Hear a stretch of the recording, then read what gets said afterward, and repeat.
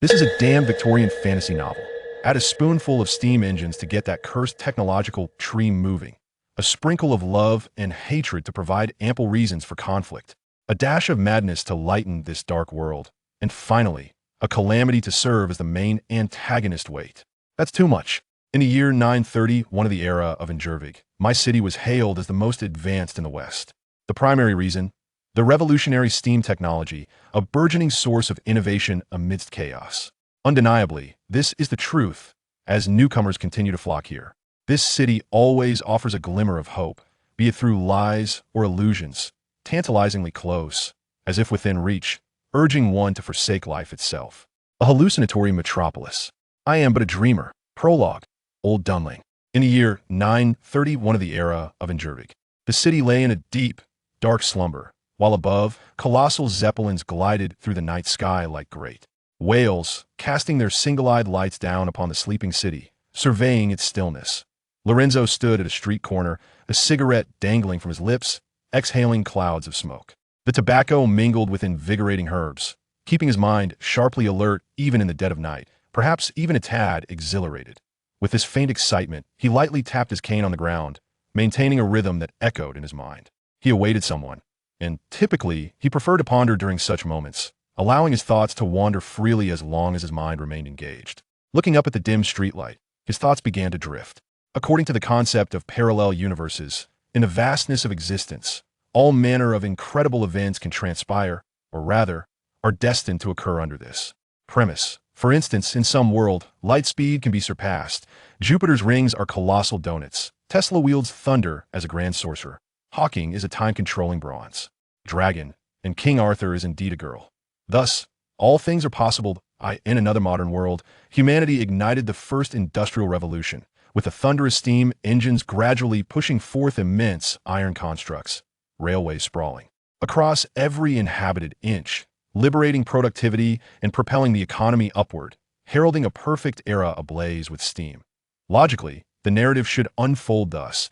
Yet like the concept of parallel universes, there are always occurrences that defy reason. The Second Industrial Revolution commenced thereafter, but damn be it, the world did not transition into the electrical age akin to Newton lying beneath a tree.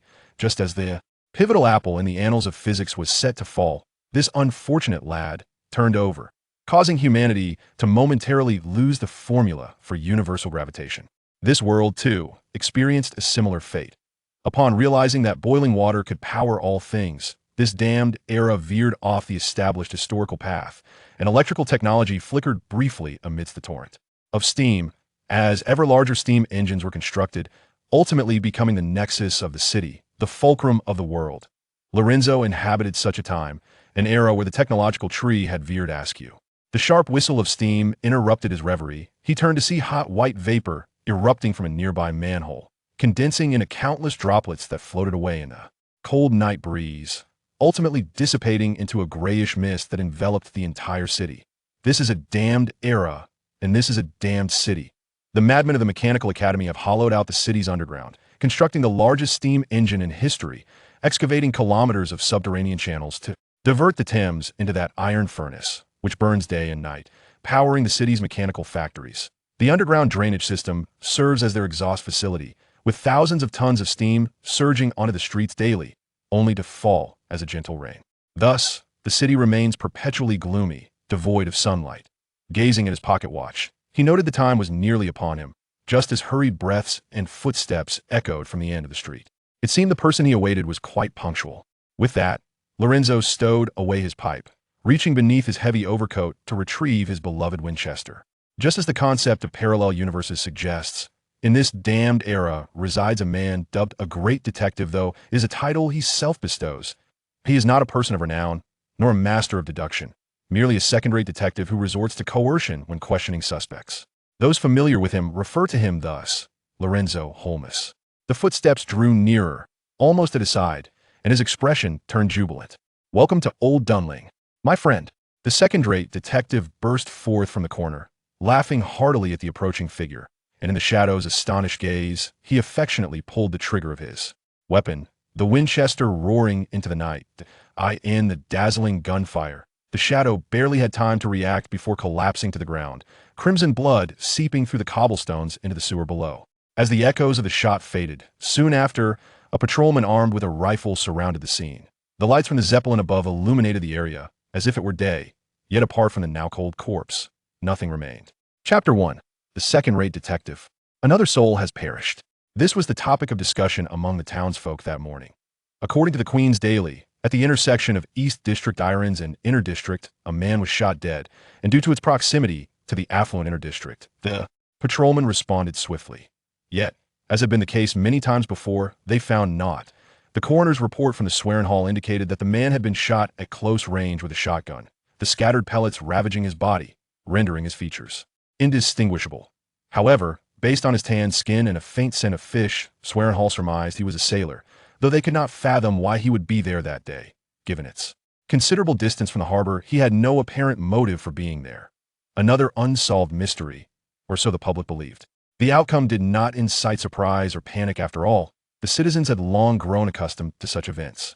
This is O.L. the deceased sailor hails from the lower district, a place where the residents of Engervig regard its inhabitants as less than human, merely a contingent of filth, tarnishing the beauty of their city. Consequently, the sailor's demise became a topic of conversation for many, yet only one individual truly cared, the very man who took his life. Lorenzo traversed the lower district, where the infrastructure diminished as it extended outward from the city. Now, at the edge of this area, he found himself amidst a landscape devoid of any proper structure, his boots sinking into the muddy ground with each step. Were it not for the necessity of earning a living, he would never have set foot in such a place. Wearing a black-dyed hunting cap that pressed down his light golden hair, a dark red tie adorning his chest, and a voluminous gray-black overcoat that perfectly concealed the weapon beneath, he occasionally glanced at his pocket watch while gripping his cane, resembling a businessman pressed for time. Lorenzo's attire was unobtrusive, blending seamlessly with the ordinary passers-by. However, in the eyes of the lower district's denizens, he appeared as a hapless lamb wandering into the lion's den. Individuals from various regions lurked in the corners, eyeing this unsuspecting prey. This area lay beyond the jurisdiction of the patrolman. Even deaths rarely prompted accountability, for the foot traffic was immense, with countless individuals arriving daily by ship. Among them were all manner of people, each acutely aware of whom to target and whom to avoid. At a few newcomers, intrigued by Lorenzo, quietly conspired to divide his possessions. Some coveted his overcoat, while others desired his pocket watch. The rest merely turned a blind eye, since the lower district had transformed into the black market of Old Dunling. A new underworld economy had emerged. Those bold enough to rob were often gang members, whose involvement would only implicate them further. Surrounded by this unruly group, Lorenzo faced their menacing glares. "Nice clothes, friend," one of the ringleaders remarked with a smile that bore no goodwill, having noticed the true value of Lorenzo's pocket watch.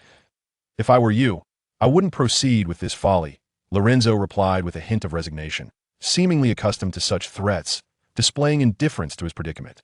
This was the nature of the lower district. Previously, he had slain a few reckless souls in front of an audience, believing it would establish his reputation, yet he found himself in similar peril each time he returned. That he initially thought someone was targeting him specifically, but eventually realized it was simply the absence of those he had dispatched. Here, in the lower district, the temporary abode of outsiders, the law of Engervig offered no protection. The inhabitants were hardly considered citizens. Beyond lay the estuary of the Thames, home to Engervig's largest harbor, where those mingling in the lower district might find themselves departing for other waters with fishing vessels the very next day.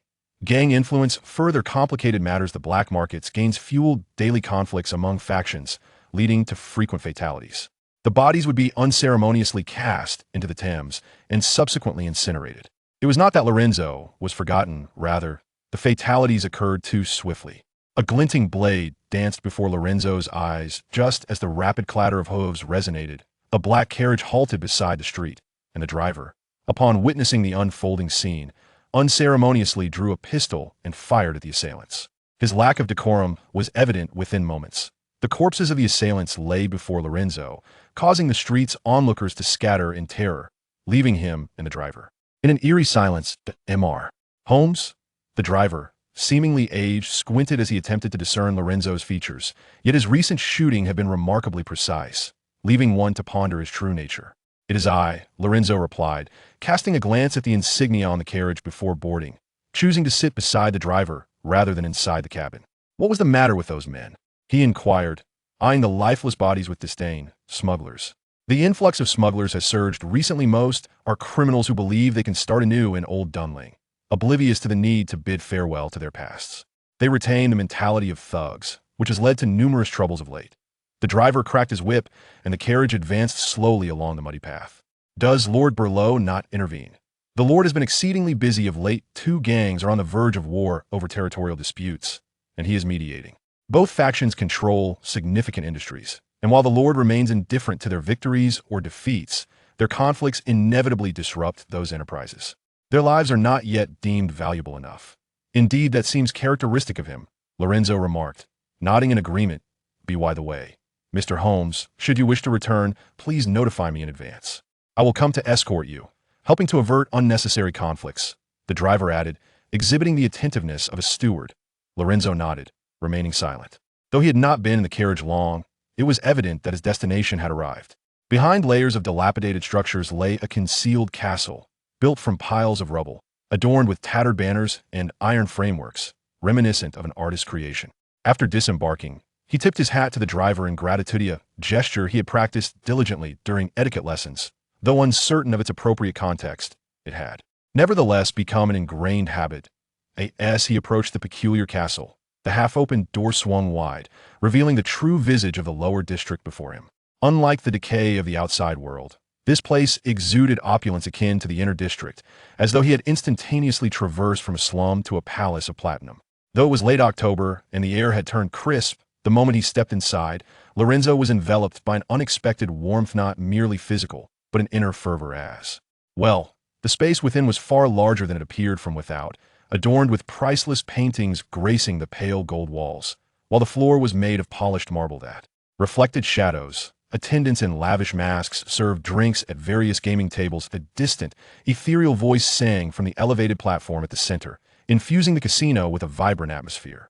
Surrounding exquisite iron cages wafted fragrant incense, its aroma pleasant yet laced with a hint of stimulant, compelling hesitant patrons to wager their entire fortunes. This was the true essence of the lower districto world of opulence and excess. Unlike the inner district, this realm was ungoverned, becoming a haven for the affluent to launder their ill-gotten gains. Though they appeared to be gambling, they were merely redirecting their wealth, with daily transactions in this hidden economy far surpassing the reach of ordinary citizens. Naturally, many thrill-seeking nobles frequented this place, becoming the esteemed guests of the lower district. Burleau had once mentioned these matters to him. According to Engervig's laws, every individual here could easily find themselves imprisoned for life. Consequently, the noble class of Old Dunling would suffer a reduction of at least one-third of its members. And one impeded Lorenzo. Unlike those transient outsiders whose lives were often cut short, the inhabitants of this domain were well aware of who he was. Pushing open iron doors, Lorenzo effortlessly descended to the lowest level of the underground, where he encountered the employer for this particular business venture. The man, adorned with an exquisite silver mask intricately carved with thorns and birds, sat behind an oak table. The room was thick with incense, and the mellifluous strains of music from a phonograph filled the air. He sat with eyes closed, gesturing like a conductor until Lorenzo's arrival shattered his reverie. "Welcome, my friend," he exclaimed, a smile illuminating his features upon spotting Lorenzo. This man was the true sovereign of the lower district, the one to whom all gangs bowed. Burleau, the butcher bird. Lorenzo took a seat opposite him without preamble, eschewing pleasantries as he delved directly into the matter at hand. The man had nothing on him before he died. He appeared utterly deranged, unable to utter a word or provide any clues. That truly the case? Burleau inquired, retrieving his favorite glass from beneath the table and pouring a generous amount of wine. "Lorenzo, you're the finest detective I have ever encountered. You must have discovered more than this, correct?" Listening to Burleau's words, Lorenzo sighed in resignation. "It is merely conjecture." "What sort of conjecture?" Burleau's interest was piqued by Lorenzo's statement. Indeed, Lorenzo Holmes had never failed to impress him. "My deductions stem from tracking the drug dealer to his whereabouts. A sailor from the lower city, he earned little but sought out various dealers daily for hallucinogens. By the time I found him, he had seemingly injected a considerable amount of the substance, his words incoherent.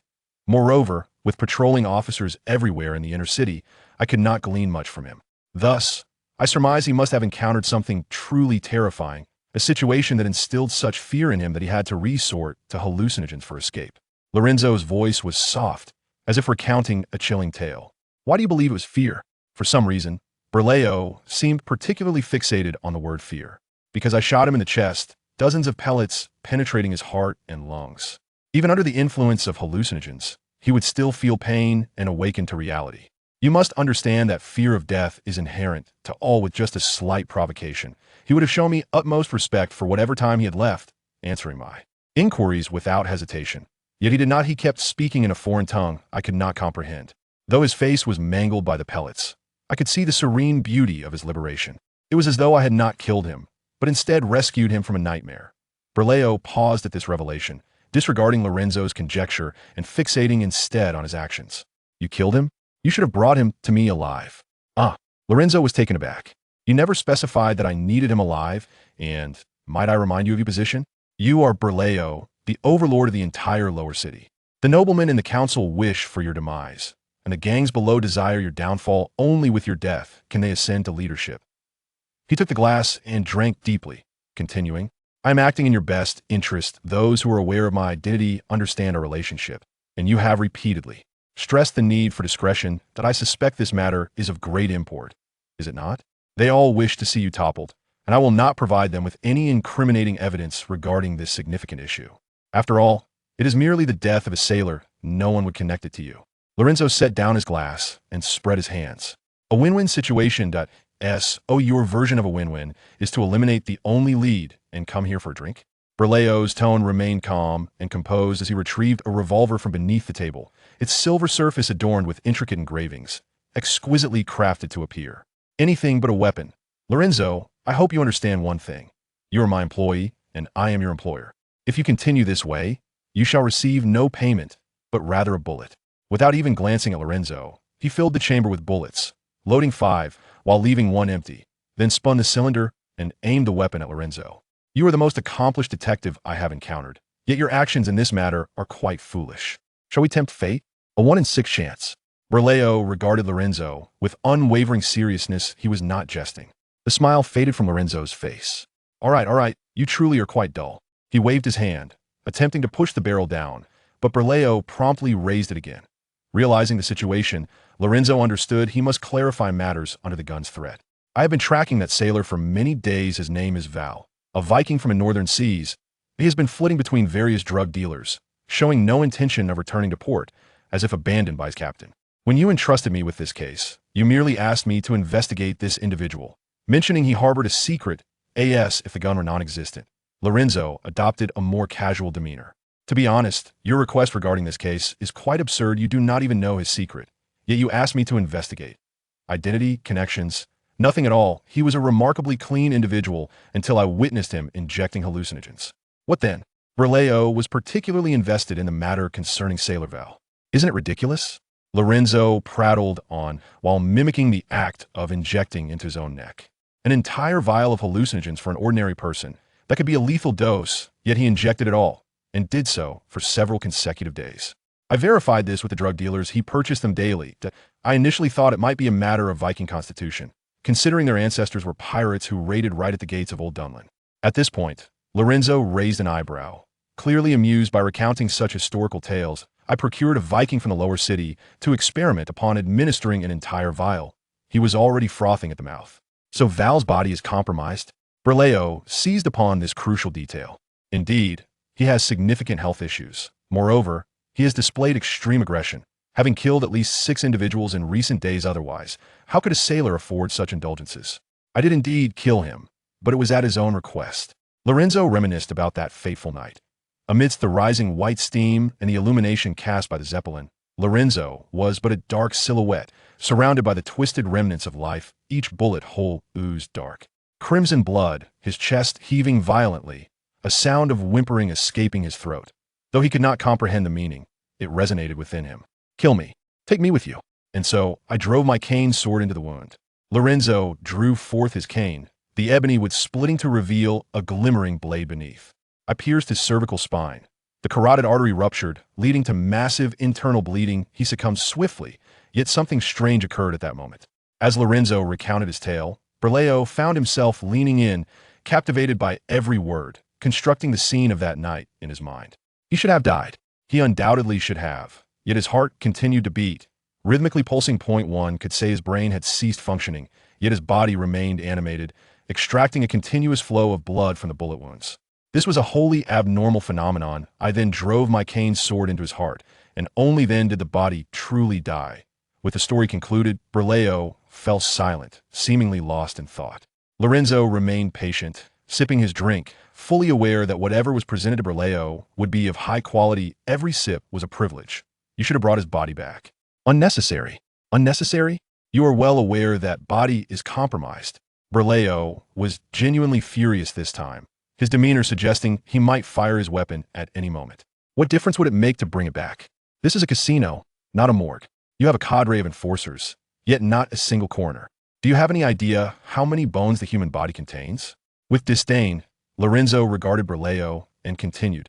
Right now, Val's corpse lies in the morgue of Victoria Central Hospital, being dissected by a group of forensic experts who took who knows how long to graduate from the Royal Medical Academy.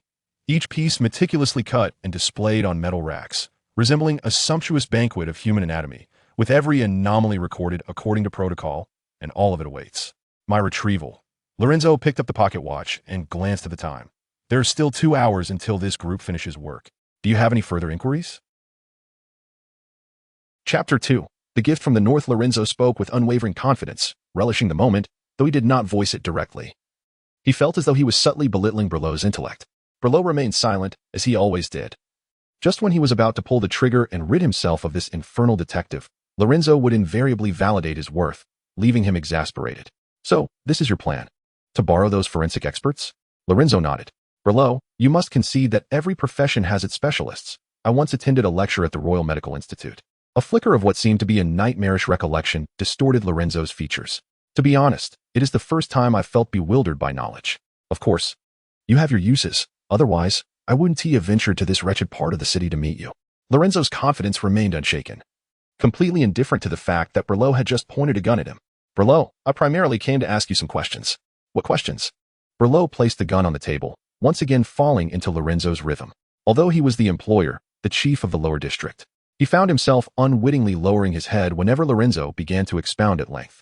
It was akin to the dynamic between a teacher and a student, with Lorenzo embodying the role of the unscrupulous educator, who teaches nothing yet manipulates their minds to showcase his superiority, as if deriving satisfaction from it. Berleo, I need to comprehend the full scope of this case. Lorenzo fixed his gaze on Berleo, his own indistinct reflection mirrored in the unique bluish-green eyes of the Engervig people. A sailor holds the secret you wish to uncover. Berleo, I am a detective, not a novelist. I require a complete understanding of the circumstances to unravel the truth, lest I return home and concoct a plausible tale for you. Gripping the edge of the table, Lorenzo drew himself closer to Berleo, and the two appeared as if they were intimate friends. So, are you inclined to share? Lorenzo inquired with a smile.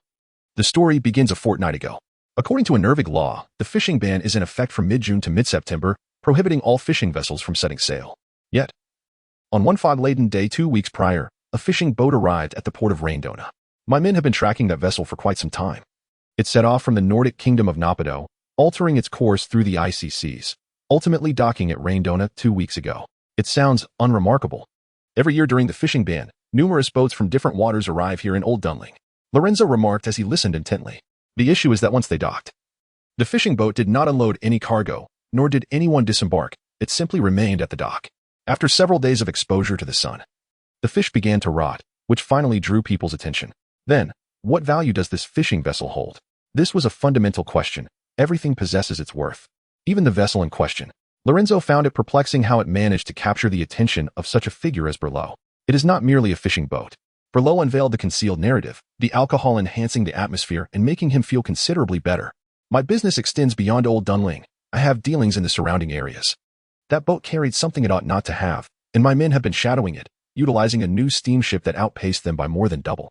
Originally, they intended to intercept it in the North Sea, ensuring that this unfortunate fishing vessel would find its eternal rest on the ocean floor, sending those Vikings back to their Valhalla.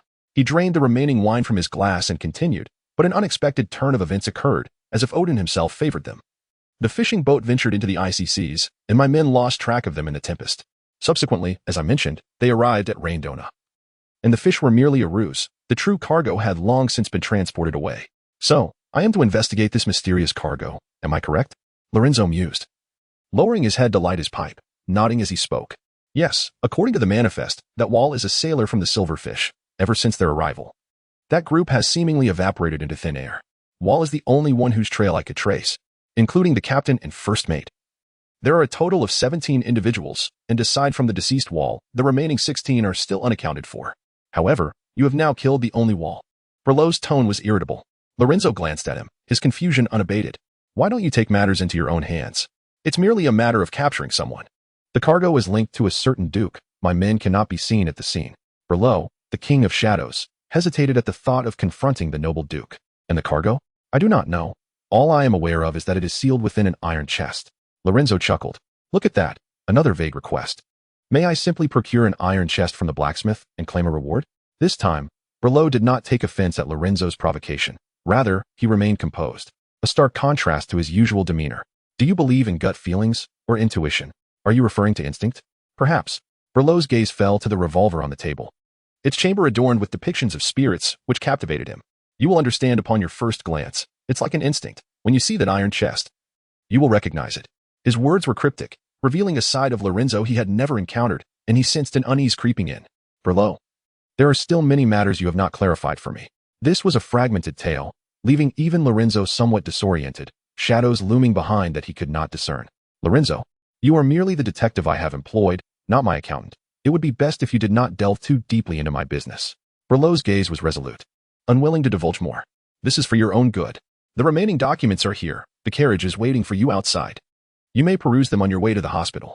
As he spoke, Berlot produced a file, rifled through a few pages, tore out the portions Lorenzo should not know, and then tossed it to him. Lorenzo, you know how much I trust you. I am the loathsome butcher bird, and you are the iron thorn that pierces my prey. Berlot regarded him. So, be off with you. If you fail in this, I shall ensure that the last bullet finds its mark. He referred to the revolver with its 1 in 6 chance. All right. Lorenzo rose, grasped the file, and turned to leave, only to pause momentarily. I will proceed as I see fit. Then, I care only for the outcome of this matter. This was likely a form of acquiescence, and with that, Lorenzo pushed open the iron door and departed without a backward glance.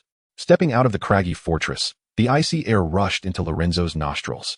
The atmosphere heavy with dampness and chill. How cold it is. This was old Dunling, perpetually shrouded in mist, where thousands of tons of water vapor lingered day and night, casting a gloom over the city. The clouds gathered above like a shroud, obscuring all. Sunlight would cast a golden hue upon the misty sky, as though the heavens themselves were ablaze. The coachman awaited Lorenzo outside, and this time Lorenzo climbed directly into the carriage, poring over the documents. The scenery outside the window transitioned slowly, and after navigating several checkpoints, they entered the outer district. In stark contrast to the desolate lower district, this area was replete with towering Gothic and Baroque architecture, grand steam towers rising between every block, billowing dark smoke from chimneys, rendering everything a shade of gray. This is the birthplace of steam technology, the most advanced city in the world, where all inhabitants live with hope amidst the evolution of innovation. The documents are secured with exquisite iron frames, adorned with tarnished brass at the edges. This decorative technique is common in the present age, where gears and pipes intertwine, resembling the very essence of steam machinery. There exists a group of individuals who venerate these seething machines, believing them to be the great power bestowed upon humanity by the divine. As Lorenzo opened the document, he began to read attentively in the swaying carriage. The contents were far more detailed than what Berlot had conveyed, predominantly derived from the personal accounts of those investigated. Words chaotic yet invariably recorded. It was only upon reaching this point that Lorenzo felt a sense of comfort. Previously, those handling cases retained only the essential, concise elements, rendering some accounts starkly cold. The meticulous recording of each statement was a recommendation from Lorenzo himself. It allowed him to perceive the paper as a representation of a living being, an individual with flesh and blood, who spoke in a meandering manner, revealing everything in gentle cadence. He reached into his coat and produced an ornately crafted iron box, neatly filled with cigarettes. Selecting one adorned with a red line, he placed it between his lips, his gaze fixed upon the document. The carriage filled with swirling smoke, rising slowly.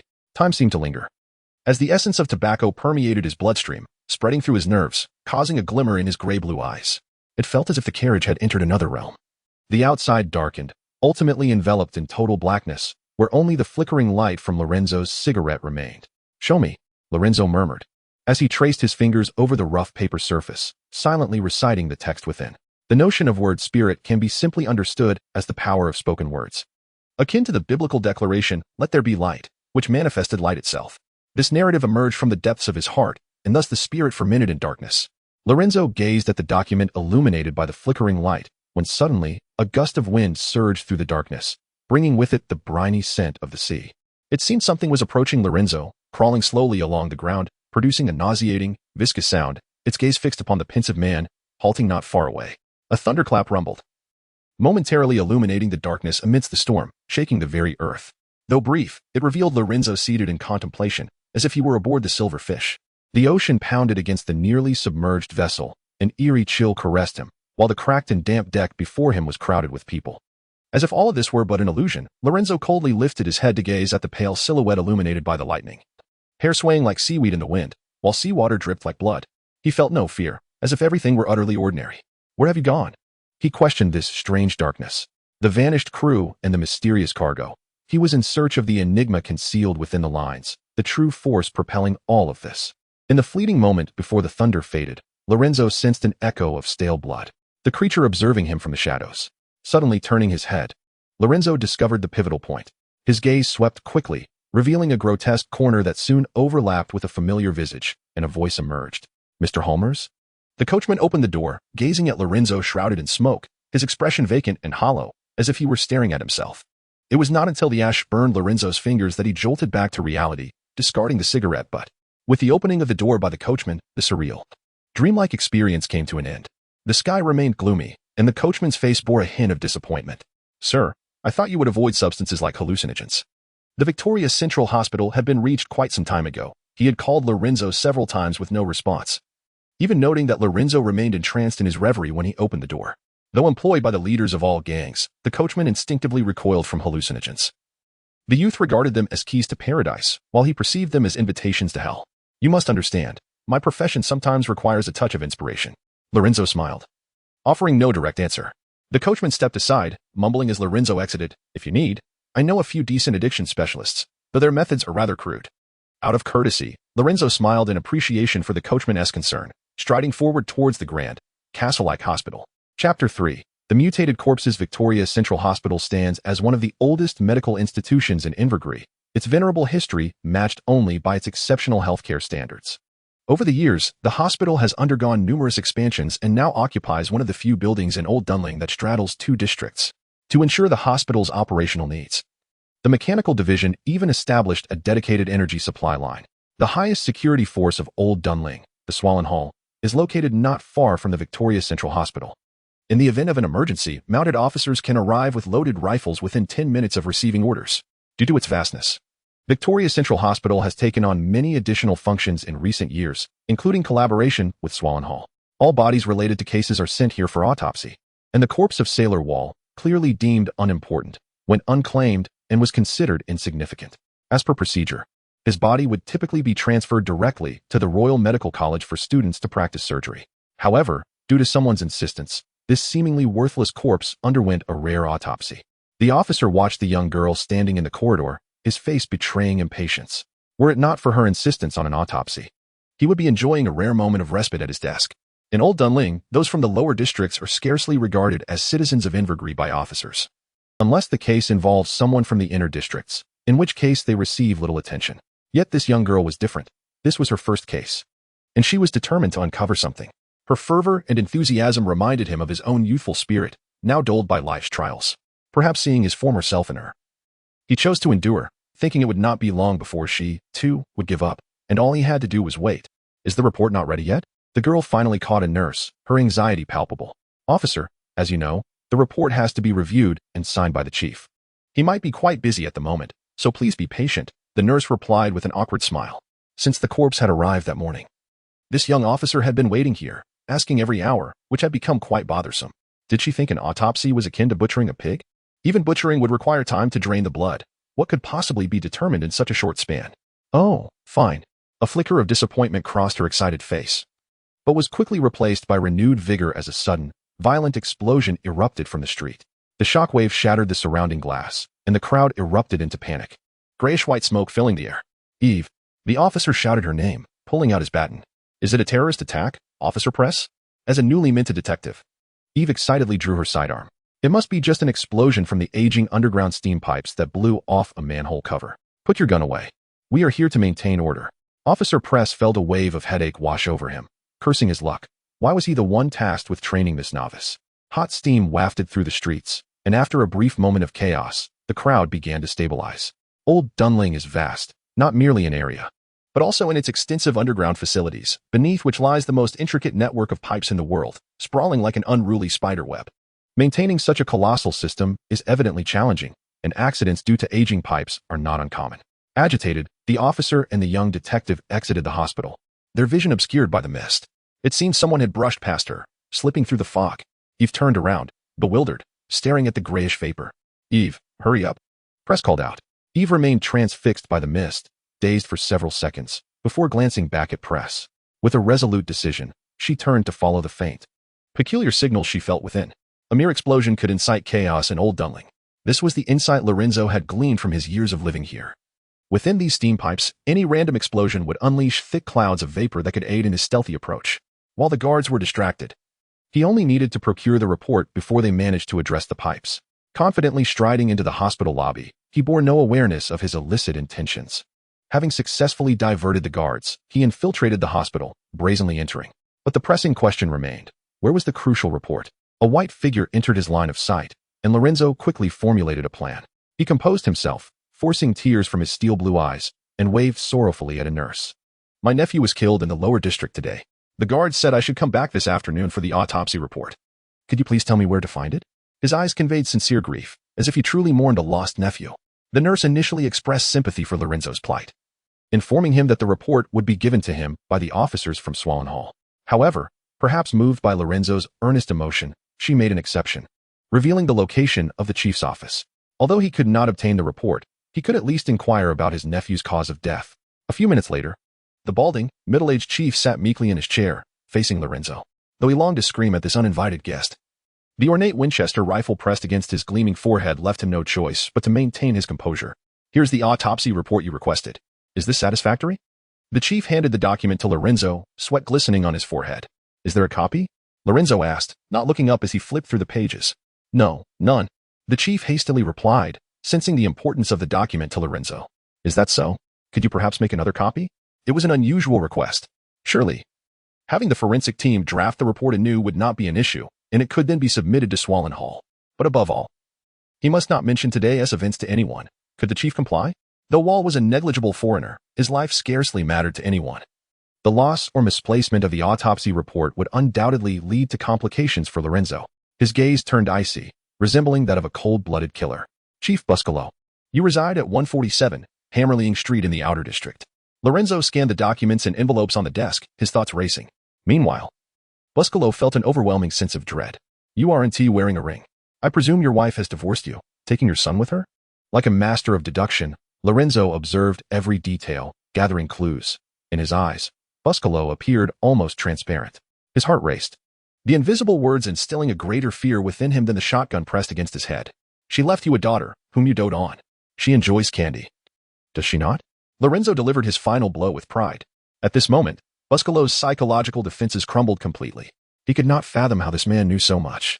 His hands trembling uncontrollably. Any lingering thoughts he had quickly dissipated as the reality of his daughter's involvement shattered him. Lorenzo emerged from Director Buscolo's office, laden with spoils, convinced that the middle-aged man would prove to be a good father.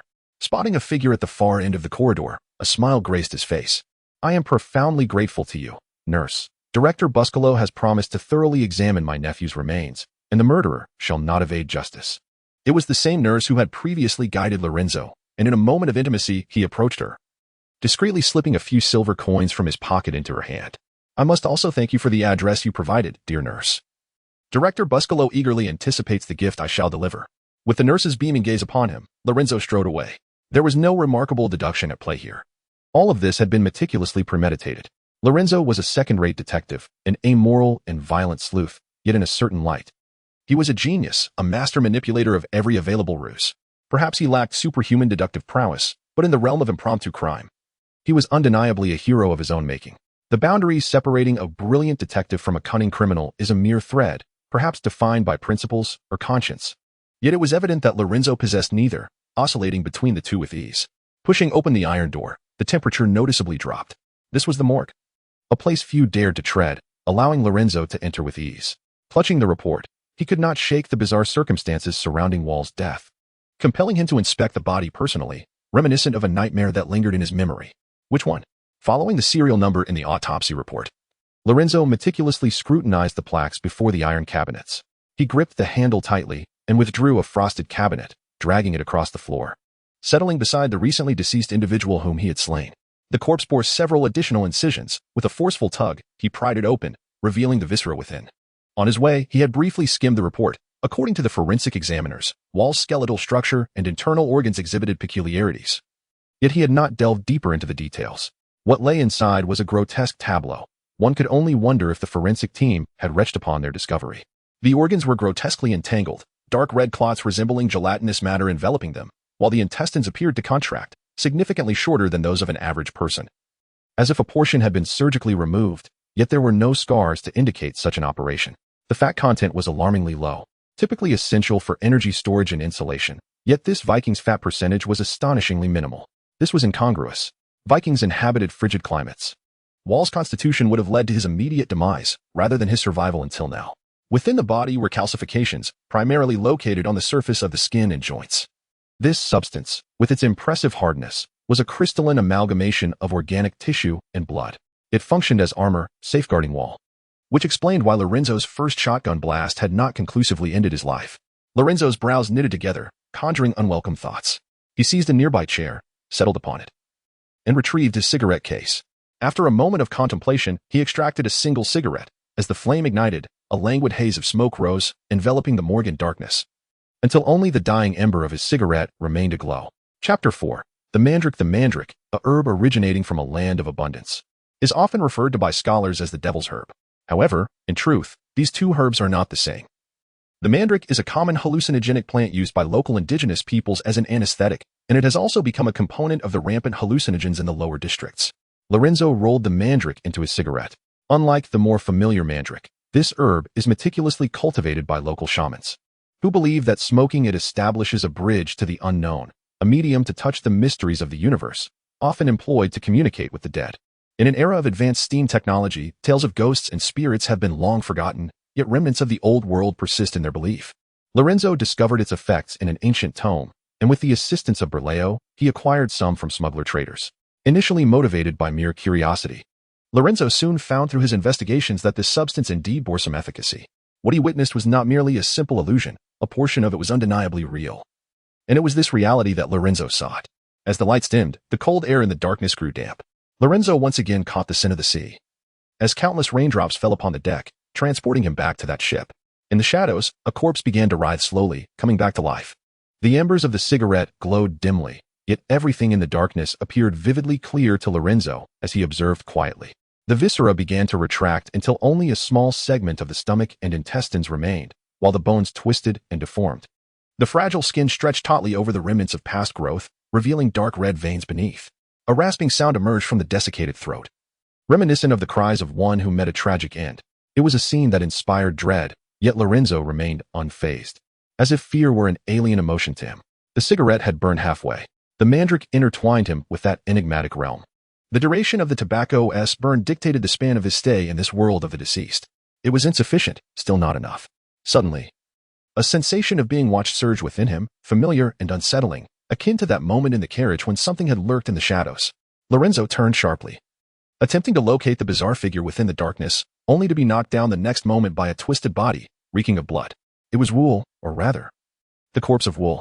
It toppled Lorenzo from his chair, pinning him down with force, its sharp claws gripping his skull tightly, while its ribs splayed open like a predator's maw, constricting him with dried blood. "Look at me." A voice seemed to echo, revealing a grotesque visage filled with immense suffering. Its eyes clouded in darkness, yet flickering with a faint green light. Pain coursed violently through Lorenzo's body, but he paid it no heed, locking his gaze onto those eyes. In the reflection of that abyss, he finally glimpsed a fragment of the truth, a lighthouse rising amidst the eerie green glow. As the cigarette finally extinguished, light returned to the world. Lorenzo felt as though he had awakened from a long slumber, his movements stiff and his expression bewildered, letting the cigarette butt fall. He sat in silence for a long moment, recovering from the experience. This was the after effect of smoking. Each time he partook, Lorenzo emerged feeling momentarily dazed. Everything felt like a dream.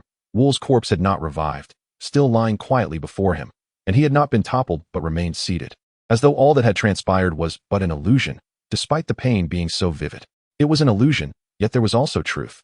Particularly in that final vision, the lighthouse. Lorenzo could not ascertain the role of the lighthouse within this case, but he now possessed a general direction. The bizarre body and the lighthouse. Rising slowly, he still felt the lingering stiffness, an uncomfortable reminder of the mandrake's side effects. Initially, this dazed state had been brief, but with repeated use, its duration had lengthened. Perhaps in a few days, he might seek out the unfortunate Director Buscolo for a physical examination. After all, as a director, he should be able to streamline the process. Having completed these thoughts, Lorenzo was about to leave when the sound of a gun being cocked rang out. "Put your hands up," Eve commanded, aiming her pistol at Lorenzo. Eve had always possessed a keen intuition, and this time was no different. Amidst the mist, she sensed someone had passed by her, compelling her to confront this lurking figure. "What has happened, detective?" Turning around, Lorenzo's expression was a perfect blend of panic and calm, resembling an innocent bystander misjudged by the authorities. The diverse underbelly of old Dunling was familiar territory for a detective of Lorenzo's caliber. He had to possess some knowledge of everything. "What are you doing?" Eve, a newcomer, found herself hesitant, her gun trained on him for the first time. Observing Lorenzo's demeanor, she momentarily questioned her assumptions. "This is my nephew. He was murdered this morning. I can hardly contain my grief," Lorenzo replied, concealing his face. Eve stepped closer, remaining cautious. "Your nephew is a Viking?" The visage of the corpse was nearly unrecognizable, yet the Viking's beloved braids still hung from the head. Lorenzo's voice faltered, and Eve's gaze fell upon the plaque atop the iron cabinet. It was the case she was responsible for. The last shred of sympathy evaporated as Eve coldly stated, "Sir, you may need to accompany me." The atmosphere turned awkward. Lorenzo had once covertly infiltrated the Royal Academy of Arts, studying in the drama department for over a year to hone his ability to deceive others. Initially perceived as a mere passerby, he soon transitioned to an auditor, then a student, until even the professors recognized this talented individual named Lorenzo and invited him to perform at the Royal Opera House. Yet, after a year, this remarkable student inexplicably vanished. The professors searched through rosters but found no trace of Lorenzo Holmes, as if he had evaporated into thin air. Everyone remembered the gifted young man, but his name was absent from attendance lists or student records, rendering him a ghost. Despite his exceptional performances and meticulous deceptions, Lorenzo could not elude the direct evidence, and thus he offered an awkward smile. Eve appeared serious on the surface, but internally she reveled in the unfolding mystery. After all, why would this man stealthily infiltrate to investigate this seemingly inconsequential corpse? "Turn around," she commanded, gun still trained on Lorenzo. Complying slowly, he pivoted, and Eve lowered her weapon to retrieve handcuffs. But in an instant, Lorenzo sprang into action. His ample black coat, reaching below his knees, swung forcefully, obscuring much of Eve's view. With one hand gripping the gun and the other holding the handcuffs she had just drawn, the young detective visibly faltered, pulling the trigger in a moment of panic. However, her slender hand struggled with the recoil, causing the bullet to veer off course. A gaping hole was blasted into the black coat, and the barrel of the gun emerged from beneath the fabric. "Detective, do not move," Lorenzo commanded, brandishing a Winchester, his hand steady on the iron lever as he chambered around.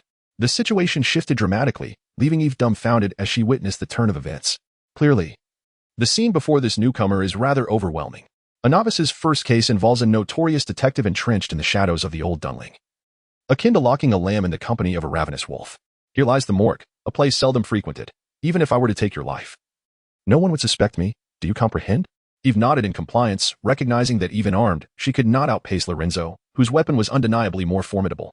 Yet, she soon realized something crucial. Did you kill him? Although she had never encountered such an exquisitely crafted shotgun before, fundamentally, it was still a shotgun, consistent with the wounds that felled Wall, coupled with the suspicious infiltration of this mysterious figure into the morgue. Eve was convinced that the man before her was indeed Wall's killer. Had she known better, she would not have ventured alone. She should have summoned press, although, under such circumstances, what could press possibly achieve? "Do not cast aspersions, detective.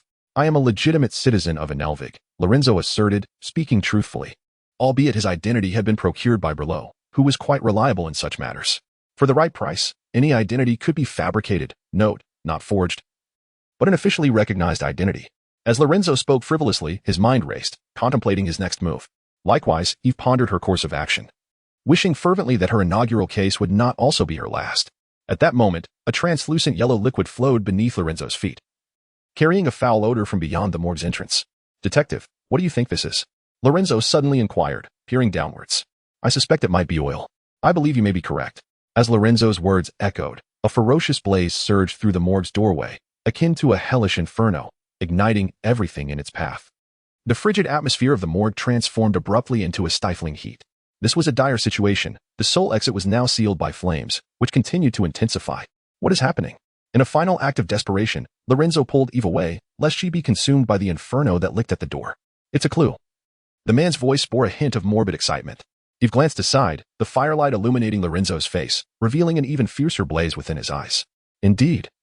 Wall's demise had drawn the attention of those who wished to keep the secrets within his corpse concealed, prompting them to set fire to the scene. Detective. If you wish to survive, come help me, Lorenzo urged as he kicked over the iron cabinets concealing the bodies, which were stacked together, ready to be dismantled. What are you doing? Eve questioned, perplexed by his actions, especially as the flames encroached upon them. Survival. Surely you do not wish to be cremated alongside these corpses? A heap for you, a heap for me, and we shall never part? Chapter 5. Dear Winchester. Eve felt herself ensnared in the rhythm of the man, as he placed the iron cabinet upon the iron rack and tested the pulley, which operated smoothly. What are you planning to do? Escape. Ripping off the white coat hanging in the corner, Lorenzo used it to secure the two together. We cannot merely run. The flames will ignite your clothing first, the heat will melt your eyes, and in a moment of panic, the searing air will rush into your lungs. Picture the detective. The sensation is akin to swallowing burning coals. Lorenzo described that chilling demise before shifting the assembled iron cart to the wall. We need this contraption. We must burst forth like riding a skateboard. I recall the route. It's a straight line. Pointing to the ominous iron cabinet, Lorenzo gestured, ladies first. Eve was taken aback. You want me to climb in there with you? She began to pray that her family would remain oblivious to the day's events. Sharing a room with a strange man, even if it was a morgue, would send her father into a frenzy, let alone being confined in such a small iron cabinet. We need momentum to burst forth, otherwise we will find ourselves halted in the inferno, like two roast pigs. Do you understand? Lorenzo was more concerned about his own survival than the thoughts swirling in Eve's mind. First, the steam pipes exploded, then the flames spread to the morgue. Though it seemed there were no injuries, it troubled Press greatly. Yet amidst this chaos, he searched for Eve, who had vanished since earlier. Despite her enthusiasm for the case, she was now missing. Press suspected this was Eve's true nature, her previous demeanor merely an act. But then another thought arose. Perhaps she was at the heart of the incident? For instance, within the morgue, that unfortunate child. Panic surged through Press, yet at that moment, the iron vehicle burst from the burning corridor, with Lorenzo emerging before it could halt. And the searing cart, along with Eve inside, crashed against the wall. Fortunately, clad in thick garments, Lorenzo only suffered minor injuries, but he had no time to linger. Scanning the crowd as if seeking something to conceal Wall's body, they set fire to the hospital, a place meticulously overseen by Swarland Hall. It was evident that their adversary was deeply invested in the matter, ensuring no one could escape alive. That individual was lurking in a corner, patiently awaiting the flames to extinguish. What will you do? The grip of the shotgun is short, allowing it to remain concealed beneath Lorenzo's trench coat. A fact that surely eludes the minds of others in this world.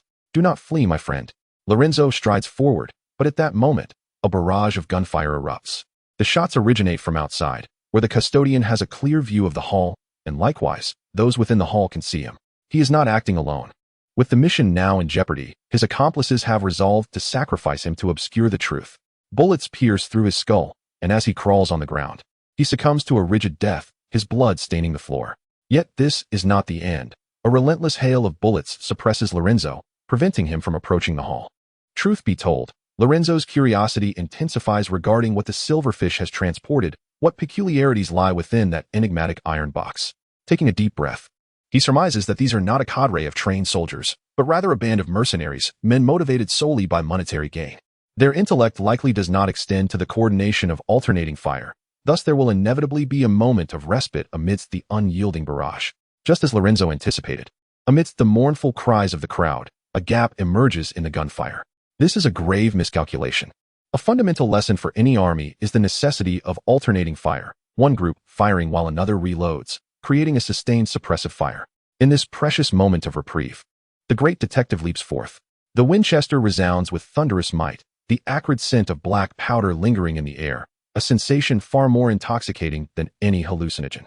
A concentrated shot obliterates a man's chest, blood erupting from his back as he is hurled backward by the force.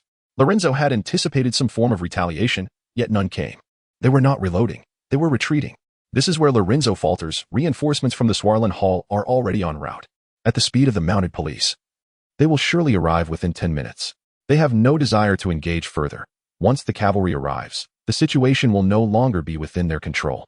Outside the hall, the sound of neighing horses echoes, followed by the hurried clatter of hooves receding into the distance. Lorenzo slows, pushing through the crowd and stepping over the fallen bodies as he pursues them, greeted by more gunfire, which serves merely to intimidate him, lacking true aim. In this moment of desperation, a resounding whistle pierces the air, as if sent by Providence itself. It races toward Lorenzo's line of sight, with traffic lights turning red to grant it passage. Thus, the iron serpent belches forth a cloud of white steam, roaring along the tracks beneath his feet. Chapter 6. The Serpent of the Atrium. Old Dunlin is vast, truly immense. As the capital of Engervig, Old Dunlin has been gradually expanding throughout its history, a process that accelerated dramatically with the advent of steam power. Its architectural footprint is astounding, encompassing nearly half of Engervig Island. However, such an expansive urban area brings with it significant drawbacks, the foremost being exorbitant transportation costs. A resident from the East District traveling to a factory in the West District would spend half a day merely walking, and the average citizen cannot afford a steam automobile, let alone the upkeep of a horse for commuting. To address this issue, the Mechanical Institute initiated a new wave of renovations in Old Dunlin over a decade ago, constructing underground tunnels and establishing a train system that spans the city. They dubbed this innovation the subway, resembling a diminutive underground train, while iron tracks, known as the Iron Serpent, weave seamlessly above ground. This transportation system was tested in Old Dunlin before being rolled out nationwide, and in recent years, they have sought to incorporate Zeppelin airships into this extensive network, leaving the skies marked by the footsteps of Engervig's inhabitants. The Mechanical Institute's engineers referred to this transport system as the Serpent of the Atrium, drawing inspiration from the colossal serpent of Norse mythology. This splendid and bountiful world mirrors the mythical atrium, where, for a modest fare, anyone can become a part of this earthly leviathan, traversing an ever-shrinking world surrounded by machinery and steam. The Victoria Central Hospital stands as a notable station, with steam trams passing by every few minutes, and this time, Lorenzo happened to catch one. My apologies, my friend. With the doors flung open, Lorenzo, armed with a dangerously potent shotgun, made a beeline for the driver's cabin. After swiftly dispatching the innocent passengers, the driver offered little resistance before being unceremoniously ejected from the tram. The Iron Serpent, exhaling steam, began to accelerate along the tracks. The law-abiding citizens of Old Dunlin had never witnessed such turmoil. Even press was momentarily taken aback. This was Old Dunlin, the heart of Engervig, where at least 3 Zeppelins patrolled the skies at any given moment, manned by cavalry clad in crimson capes, serving as a formidable line of defense for the city's order and safety. In the event of an incident, one might only see the massive shadow of these aerial behemoths, followed by red-clad soldiers descending via zip lines, swiftly executing their grim duties. First, an explosion and fire from the steam pipes, followed by a gunfight, then the hijacking of the steam tram. While the current situation was bewildering, it was evident that those responsible would soon face dire consequences. This was undoubtedly a significant event in Press's career, and he hastily grabbed his weapon, sprinting towards the tram, only to spot a figure clinging to the rear of the vehicle. Press's heart skipped a beat. This surely warrants at least a third-class commendation. Despite the tumultuous winds, the girl appeared unfazed, muttering to herself. Eve clung tightly to the handle of the steam tram, managing to leap aboard just as it lurched into motion. The unfortunate girl remained blissfully unaware of the peril she faced, her mind consumed by thoughts of the following day's Queen's Daily, featuring a headline about the new constable at Swallenhall solving a major case on their first day, receiving a third-class commendation, and being summoned to the Platinum Palace to meet the Queen, ascending to the pinnacle of her career as the police chief of Old Dunlin. The thought of achieving such heights before 30 felt rather mundane. On the Iron Serpent, Lorenzo felt nothing of Eve's ennui. He was in prime form. The whistle blared like the harbinger of death, parting the throngs of pedestrians. A diligent scholar, Lorenzo's room was filled with books. He possessed a smattering of knowledge on various subjects, including the steam tram. Although he was not entirely familiar with its intricate operations, the simplicity of the control panel suggested he could manage the basics. He had to catch up with the group, as they were the only leads amidst the fog of uncertainty. Soon, the group came into view. Old Dunlin's roads were congested, and horseback riding was futile unless one were a mounted officer blowing a whistle or a reckless Iron Serpent like Lorenzo. Under such circumstances, even the most irate citizens willingly yielded the way. With an object wedged in the control lever, Lorenzo seized the edge of the steel, vaulting onto the tram's roof. Those from the Mechanical Institute, though eccentric, had crafted their designs with meticulous precision. The steam tram had been integrated into the Serpent of the Atrium system for many years, equipped with a reliable emergency braking mechanism enabling it to halt swiftly in a crisis. His gaze shifted from the barrel of his weapon to the suspects ahead. Lorenzo didn't need to apprehend them all, merely the slowest one. With a pull of the trigger, thunder erupted. The bullet pierced the horse's leg, sending the unfortunate creature and its rider tumbling to the ground, sliding several meters. Lorenzo believed he had succeeded, but another gunshot rang out, and the suspect lay dead. A casualty in this ruthless pursuit. No prisoners would be taken. At that moment, Lorenzo grasped the gravity of the situation. He was not dealing with mere thugs. These individuals possessed an unwavering resolve. Among them lurked someone tasked with ensuring that none fell behind, a guardian of the secrets of the silverfish. This was not the work of petty street ruffians. Lorenzo found himself at an impasse, yet the solution was simple: eliminate every last one. The human spirit is resolute yet fragile, and Lorenzo wagered that when he caught the guardian, that individual would falter in their resolve to end their own life. This unfolded a rare chase through Old Dunlin, one that would be etched in memory. The suspects began to veer off course, heading towards the inner city, where patrol officers were aplenty. Their aim was to reach the lower district, a chaotic realm where even the intervention of Swallen Hall would struggle to extract them, a malignant growth thriving atop Old Dunlin, whose removal would yield mutual destruction. This was why that scoundrel Berleo could flaunt his arrogance and survive for so long. They had to be intercepted before reaching the lower district. Otherwise, Lorenzo might find himself in peril. Think, you brilliant mind. Though your moral compass may falter, your intellect is unparalleled. He racked his brain for every possible tactic. Visualizing the map of Old Dunlin, with the blue line, he represented pursuing the red line that was nearing its terminus in the lower district. The blue line stretched further. But at the next intersection, it splintered into countless threads, saturating every street in Old Dunlin, converging from all directions to corner the red line. Finally, just as the red line approached its destination, a blue line obstructed its path. Thanks to the outdated operational map of the Old Dunlin steam tram hanging in the driver's cabin, Lorenzo discovered the sole route available. Eve, exerting every ounce of energy, finally managed to enter the tram's carriage. During her police academy training, her instructor had remarked on her exceptional detective skills, albeit with a caveat regarding her physical fitness. However, that was no longer a concern. With various modes of transportation at her disposal, she no longer needed to exhaust herself in pursuit. If she were to encounter her instructor again, Eve would surely discuss this matter, but for now, her priority was to bring that wretched steam tram to a halt. Stop it. Eve raised her firearm, aiming it at Lorenzo in the cockpit, the distance between them not considerable. Despite the roaring of the machinery, the sound reached them clearly. However, Lorenzo did not falter. Instead, he turned back with a benign expression. I am not your adversary, detective. They are. Eve understood that Lorenzo referred to the fleeing individuals. Yet she remained vigilant, unwilling to lower her weapon. I am a detective, a private detective. A detective with a shotgun? Most of my colleagues carry firearms. Though mine is rather unique, consider me part of a minority. Do you realize the commotion you've caused? I possess the authority to terminate you on the spot. The latter part of her statement was a bluff. In truth, she was uncertain about when it was appropriate to fire her weapon. Such matters should ideally be navigated under the guidance of press, through practical experience. Such a commotion?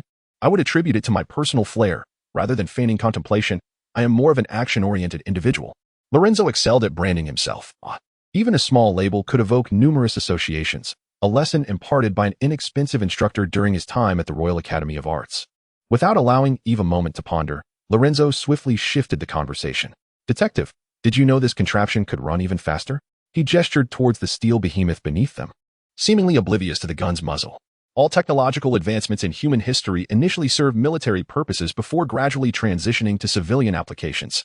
Take, for instance, the recent plans to integrate the Zeppelin airships into the Midgard Serpent system, originally military airships, impervious to ground artillery at their altitude. They would deploy troops and conduct airstrikes from the safety of the clouds. In fact, the Midgard Serpent was initially a military system, designed to unleash devastation upon distant continents at the Queen's command, with steam trains poised to transport soldiers to the battlefield at any moment. Our steam tramway is no different. It emerged during the most tumultuous period of Old Dunling. With a hand resting on the control lever, Lorenzo slowly stood, leaving his shotgun on the console to demonstrate he posed no threat, even raising his empty hand in a gesture of peace. This so-called Iron Serpent was indeed a formidable machine, its interior filled with fully armed soldiers, its exterior encased in robust armor, capable of withstanding gunfire that would merely leave a dent. Above, the Zeppelin airships commanded the scene. Wherever disorder erupted, the Iron Serpent would arrive, its armor rising in unison, gun barrels extending from the openings to unleash a barrage. At that time, Engervig had just emerged as the leader in global steam technology, with spies from various nations lurking about as Old Dunling descended into chaos. Lorenzo swallowed hard before continuing. What I mean to convey is that this machine's power far exceeds its stated specifications. For years it has relied on the What-3 steam engine, capable of transporting a full load of soldiers and tons of armor with remarkable speed, yet now it struggles to carry a few civilians. The engineers have been slack, artificially limiting its power, Cloaked in civilian guise, it remains a blood-soaked weapon. However, if you possess even a modicum of understanding of mechanics in the steam tram's design, these restrictions are easily surmountable. Eve sensed an ominous turn. Evidently, her intuition, which she had relied upon, had not forsaken her this time. No sooner had she spoken than Lorenzo forcefully pulled the control lever, and instinctively, Eve squeezed the trigger. The bullet discharged, causing the steam tram to lurch violently. As if on the verge of disintegration, the tremendous jolt hurled Eve against the iron wall, and amidst the sound of shattering glass, a fierce wind surged into the cabin. Why? Eve strained to lift her head, only to see that insufferable detective standing firmly in the cockpit, her bullet having missed its mark, merely shattering the windshield. She could not comprehend the source of this upheaval, yet she soon felt the entire carriage shaking violently, the iron serpent breaking free from its previous constraints, its speed ascending until it reached a once glorious pace. As if to answer Eve's unspoken question, amidst the tumultuous jostling, Lorenzo pointed to her side, where several cloth bags hung from the iron wall. The steam tram's journey was lengthy, and to alleviate the passengers' prolonged wait, it was typically filled with today's newspapers and other mundane literature. The engineers, for the sake of maintenance, would stow the tram's operation manual and publicly accessible schematics within. Intended for public enlightenment, though it seemed only Lorenzo ever perused those tedious tomes. Today, however, that knowledge proved invaluable. Chapter 7. The reasoning of deceit. The twilight of old Dunling was far from picturesque. The sky was shrouded in a relentless gloom, a nebulous dome of steam obscuring all, with the last vestiges of sunlight unable to penetrate the oppressive layers, leaving only a vague crimson hue, akin to a rain of fire descending upon the earth. The Zeppelin glided through the clouds like a great whale, its silhouette resembling something that had emerged from the realm of myth. Lorenzo sat comfortably in the pilot's seat. Since he had altered the route of the steam tram, the group of suspects had vanished from his sight. Detective, we could indeed collaborate, Lorenzo declared, facing the howling wind. Indifferent to Eve's circumstances behind him, our objective remains that group. Capturing them will yield precious clues. As for what comes next, we can address that later. What do you think? After a moment of contemplation amidst the turbulence, Eve chose to lower her weapon, though their interaction had been brief. Lorenzo's demeanor had left an indelible impression on her. She had never encountered someone so composed, as if all elements of the world lay within his grasp, profound and formidable. Do you now agree to this proposal? Lorenzo inquired, his enigmatic gaze suggesting a hidden scheme brewing beneath the gray-blue skies. Lorenzo Holmes. A name is the first step towards trust. Eve hesitated, extending her hand, but just as she was about to reveal her name, Lorenzo withdrew his. Eve Vaucherl, I am aware of your identity. How could you possibly know? Eve's heart quickened with alarm, regret washing over her for this fleeting alliance. I am a detective. Such matters are quite simple. Lorenzo's gaze roamed over her. Your pristine uniform and polished attire reveal you as a newcomer to the precinct. You should observe your colleagues more closely. Most are perpetually inebriated, and you stand out starkly among them. Much like viewing an object, Lorenzo assessed, you are filled with vigor, brimming with enthusiasm, and harboring a deep-seated disdain for vice. A quintessential graduate, you are infused with illusions about the world, eager to make your mark in this profession. He shook his head with a trace of melancholy. Another child misled by the glitzy facade of the news. This field is not as simple as you envision. It is not a world where merely raising your hands compels the criminal to comply. The timid will flee, and the audacious may shoot before you finish your sentence. His words were harsh yet precise, at least in Eve's ears, provoking a sense of indignation as if her secrets had been laid bare beneath the sun. You are of noble lineage, as evidenced by your necklace, Lorenzo remarked, pointing to the smooth curve of her neck where a silver chain adorned a ruby the size of a fingernail, which had slipped from concealment during the violent jolt. This is no ordinary adornment for the common aristocrat. Did you know? The precinct's newcomer list is often marked. They tend to favor the nobility to prevent these young lords from meeting untimely ends. You might want to check upon your return. That list is conveniently posted on your bulletin board. Lorenzo smiled, and in Eve's eyes, he became a figure of mystery and strength. How do you know about the precinct? Eve wondered, perplexed, for the Swarland Hall was not easily accessible to all. My poor nephew perished this morning. Reporting a case is quite permissible, is it not? Lorenzo replied with a smile. Regardless of the Swarland Hall or the City Hall, Lorenzo never feared to enter these establishments, provided he had the right justification. They were places where an ordinary person could tread. There are but a few marked young lords, and only one of them is female. I presume that individual is you. Correct? Eve Vaucherl. Eve was utterly taken aback by Lorenzo's revelations, and observing her startled expression brought him satisfaction. Lorenzo Holmes. I am merely a second-rate detective skilled in the art of deception, was his self-assessment. There was no such thing as superhuman intelligence in this world, if it existed. It ought to be confined within the Mechanical Academy's walls, rather than employed in the pursuit of crime. To harness a mind capable of propelling technological advancement in the fight against crime? Such potential was grossly underutilized. The most exquisite form of deception should intertwine with reality. He would not disclose to Eve that this unfortunate child had inadvertently revealed her badge during the recent collision, which contained detailed records of her precinct information. Nor would he mention that, to facilitate the dealings of the butcher bird in the lower district, Swarland Hall had long since concealed its informants, with any personnel movements reported to that fearsome avian predator under the cover of night. The authentic outcome, paired with cryptic reasoning, was the essence of Lorenzo's endeavor. Even with glaring flaws, before the tangible results, they could only accept it as truth. It was akin to a mathematical formula. So long as the derivation was correct, no matter how absurd the answer, it remained valid. Can you now believe I am a detective? Lorenzo flashed his signature smile, assured of victory. Where shall we go now? Despite their temporary alliance, Eve retained her vigilance. As they advanced, their destination was the lower district. Myriad routes could lead them there swiftly. Yet only one junction would grant them rapid passage. To govern the chaos of the lower district, Old Dunling's strategy was isolation. With towering edifices and walls separating the two districts, leaving only a few wide entrances for oversight. Even without utilizing the junction, access to the lower district was feasible. For the sake of profit, tunnels had long been established between the buildings, yet now their quarry rode swiftly on horseback, necessitating the use of the junction for rapid transit. They were not merely pursued by Lorenzo. The mounted police from Swarland Hall had likely already caught up with them, resulting in a fierce exchange of gunfire. How can you be certain we will catch up? Eve questioned, bewildered, as Lorenzo pointed upwards to the map hanging in the cockpit. You ought to pay attention to the daily news. For instance, the lower district will soon fall under the Iron Serpent's operational jurisdiction. Lorenzo had a habit of reading the papers, visiting the City Hall weekly to stay abreast of new regulations. This habit had stemmed from a film he had seen in a dream, wherein the Earth was obliterated for failing to timely check the municipal regulations, leading to the construction of a cosmic highway, an absurd tale steeped in dark humor. Now, let us set aside those bygone dreams and focus on the present. Months prior, Old Dunling had resolved to extend the Iron Serpent into the lower district. Lorenzo surmised that some high-ranking individual intended to take action in that area. Reminiscent of times long past, once the tracks were laid in the lower district, the antiquated armored Iron Serpent would be activated, allowing Old Dunling to cleanse the filth of the lower district at will. Alas, this initiative had faltered almost immediately. The tracks had indeed been established, but not a single Iron Serpent could navigate them. The renegades were far more united than anyone had anticipated, leading to a swift cessation of the operation. The tracks instead became conduits for the transport of goods by the gangs, resulting in a significant surge in the black market economy. Much to the delight of the butcher bird.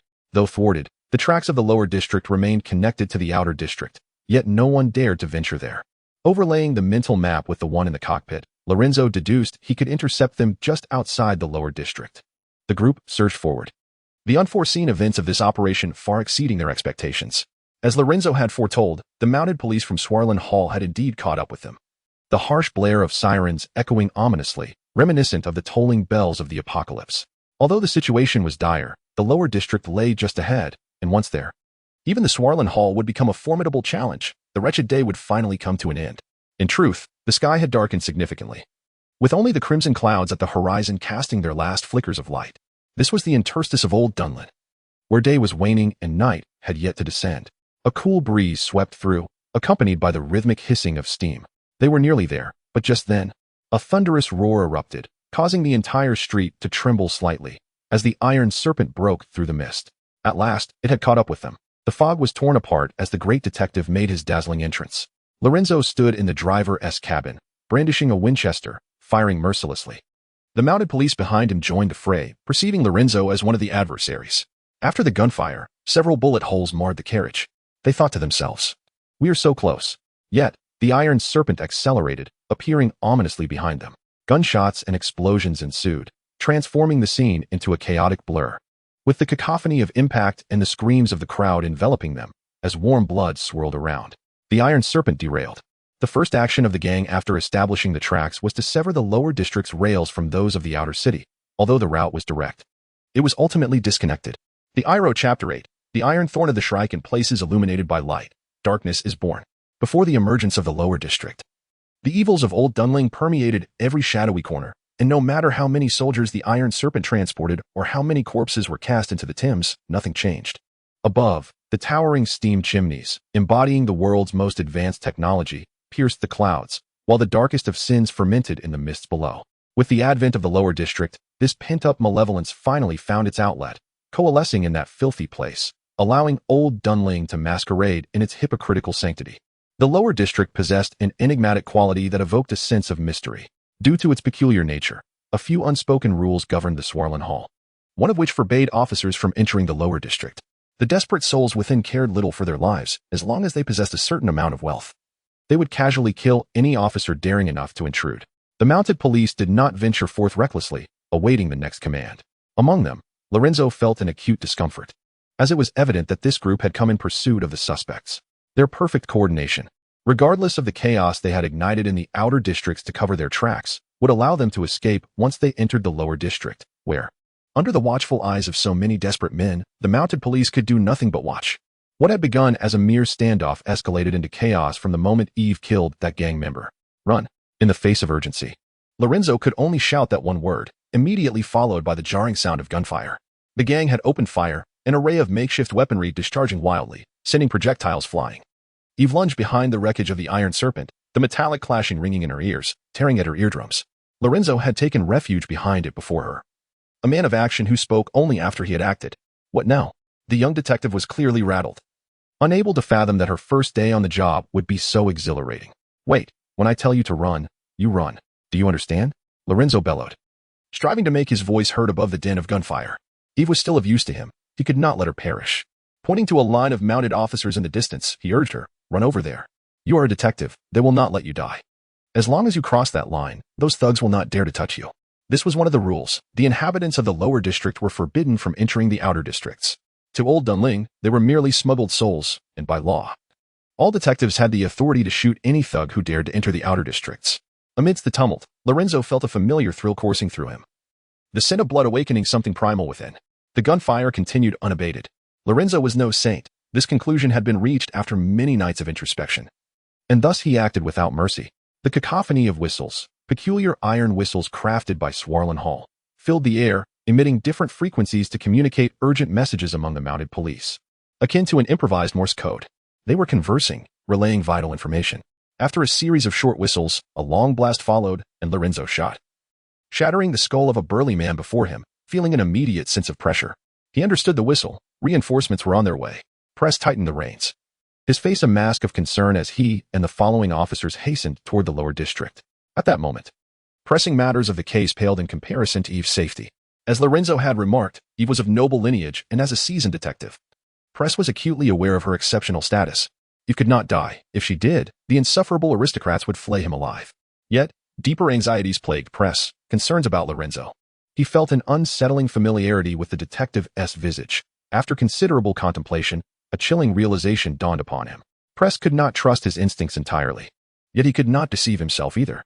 His revolver was loaded and ready at his side, as if he were preparing for battle. After all, he might soon confront one of the peculiarities of the lower district. Even now, he regarded it as the most brutal case he had ever encountered, with blood soaking the ground and corpses filling the Thames. He would never forget that figure, the Iron Thorn of the Shrike, a key player in the Red River Massacre. Gripping his revolver tightly, he could see the barricaded officers in the distance. He understood that they were nearing. Raising the iron whistle to his lips, he let out a resounding blast that pierced the crimson twilight. As the whistle's sound echoed, the mounted officers, who had been watching with cold detachment, raised their weapons, forming a wall of dark muzzles that promised death. The air was thick with the roar of bullets. Eve, not once looking back since she began to run, could not fathom why she had chosen to trust Lorenzo, but instinctively, she obeyed, and it had brought her thus far. The sun dipped below the horizon, casting everything in a gruesome hue of red. Eve could not discern the faces of the officers, silhouetted against the dying light. Following the whistle, gunfire erupted. Press wore a grave expression, gripping his rifle firmly in hand. Though he was conversing with Eve, his gaze remained fixed ahead, intensely focused on a distant point. Eve attempted to voice her thoughts, but was abruptly interrupted by Press. That individual is likely Iron Thorn, someone of whom you, as a novice, should not involve yourself. Step aside. Iron Thorn. The mention of the name seemed to stir something within Eve, though she could not immediately recall its significance. Press, meanwhile, had already bypassed her, raising his rifle and unleashing a burst of gunfire. Despite the brutality of the assailants, they were no match for the firepower of the regular army. The skirmish was short-lived, swiftly concluding with the entire area secured and the captured criminals bound together. The ramifications of this incident were far more extensive than anyone had anticipated. The Victoria Central Hospital suffered a blaze, steam trams derailed, leading to a subsequent shootout. As night fell, A colossal zeppelin floated through the sky, casting its illuminating beams to brighten the darkened region. Press, mounted on horseback, tightened his grip on his weapon as he scanned the captured ruffians. "Have you found him?" A fellow officer approached, inquiring. "No, Sheriff Donis," Press replied, a hint of disappointment and self-reproach in his eyes. "I apologize for deploying such a significant force based on my intuition. It's quite normal to mobilize such manpower during a conflict of this scale. It's unfortunate that we believed we might apprehend Ironthorn," Sheriff Donis responded slowly. "However, Press, according to our intelligence, Ironthorn has been missing since the Red River incident. Some say he perished during that event, though we have yet to locate his body, while others assert that he was smuggled out of Engervig by a certain individual. He is still here. I have an unwavering sense of his presence." Press's conviction was palpable in response to the sheriff's skepticism. After a moment of silence, the sheriff chose to trust Press's instincts. But what could his purpose be in reappearing now? Sheriff Donis questioned, perplexed. For many years, the Red River incident had cast a shadow over the Swarland Hall, obscuring their so-called honor. The Swarland Hall had never ceased its pursuit of Ironthorn, yet had consistently come up empty-handed. He was meant to be forgotten, yet now he resurfaced. "I am uncertain, Sheriff, but I have always harbored this feeling." The usual lethargy has dissipated. Press exhibited a seriousness he had never displayed before. "He has always lingered in Old Dunling, yet he is far too cunning. Even if he passed right before us, no one would be the wiser." Chapter 9. More terrifying than death in the outskirts of the city. At 121A, Cork Street in the Eastern Irons District, Old Dunling had succumbed to the night. The dark expanse of the sky was graced by the slow, languorous movements of a shadowy whale, casting colossal beams of light that scrutinized the slumbering metropolis below. Scalding steam surged forth from beneath a manhole cover, and Lorenzo emerged from the mist, moving with deliberate slowness, supported by a cane. Though he appeared relatively well, his complexion was pallid, a sign of his recent ordeal.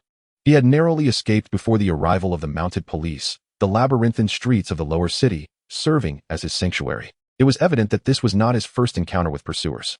However, this time, his flight was marred by misfortune. The assailants displayed an alarming proficiency, having fashioned a nail gun that unleashed a barrage of projectiles. In the chaos, a 1-inch iron nail found its mark in his side, fortunately resulting in nothing more than a superficial wound. Thanks to the pervasive humidity that enveloped Old Dunling, the citizens often found their garments damp, a fact that pleased Lorenzo, as his choice of black attire rendered it difficult to discern whether the stains on his clothing were water or blood. After what felt like an eternity, he finally reached his doorstep at 121A Cork Street.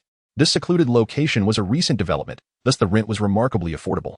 Yet, even at this price, it remained beyond the means of Lorenzo, a detective of modest means, compelling him to secure a rental through the introduction of a friend, Berlo. Lorenzo hesitated to knock, opting instead to gently push the door open and enter cautiously. The landlord, Mrs. Van Luff, resided on the ground floor. She was a formidable elderly woman, reputed to have once been a valiant aviator in the military. She often regaled Lorenzo with tales of her illustrious youth, particularly her favorite anecdote concerning how she met her husband. It was during the tumultuous final days of the Glorious War, when chaos reigned over Old Dunling. Mrs. Van Luff, having returned as a wounded soldier, found herself embroiled in the turmoil of an internal uprising. Lorenzo conjectured that she must have encountered some officer and fallen in love. But the reality was far more extraordinary.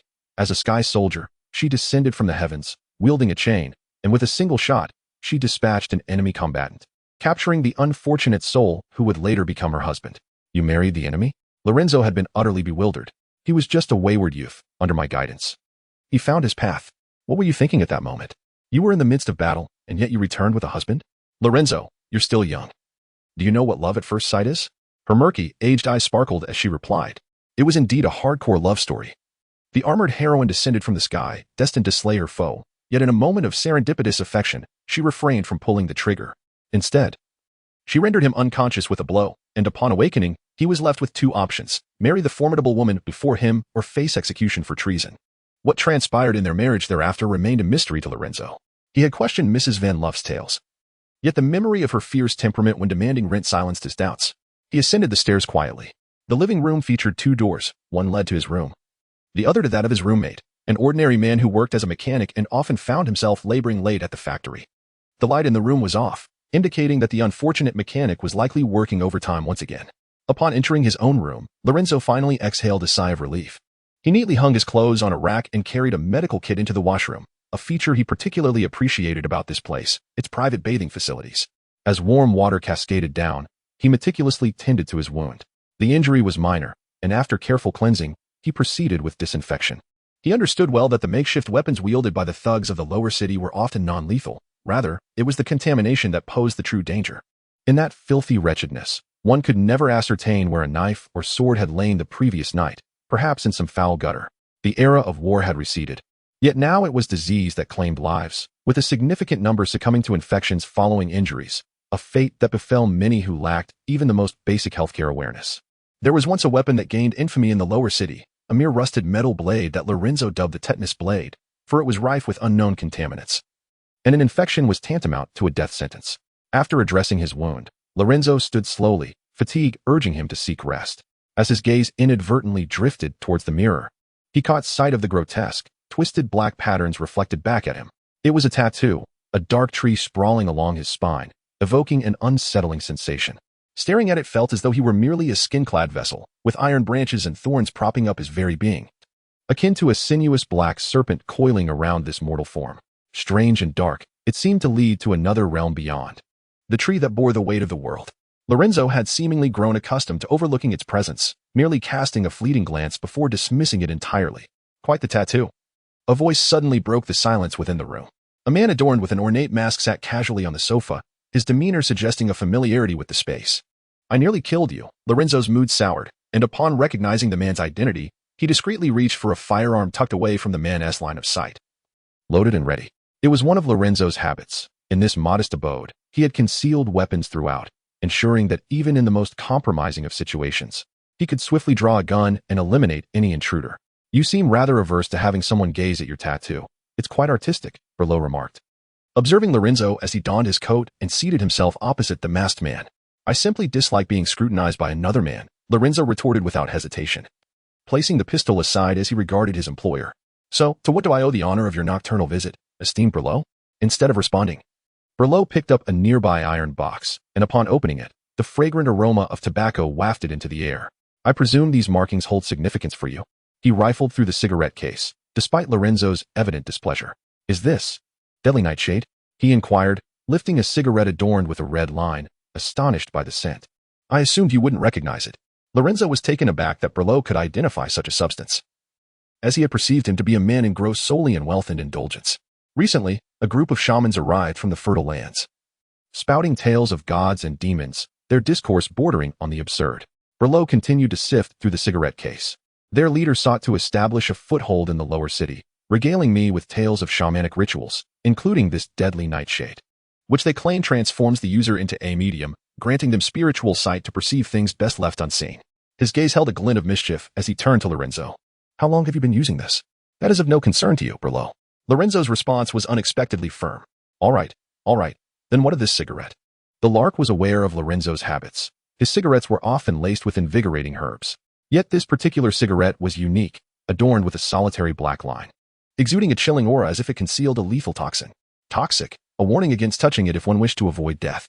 Lorenzo patiently elucidated to the Lark. I presume this is your instrument of murder? Marked for killing? Lorenzo retorted mercilessly, despite the fact that mere hours ago, this affluent patron had nearly blown his head off.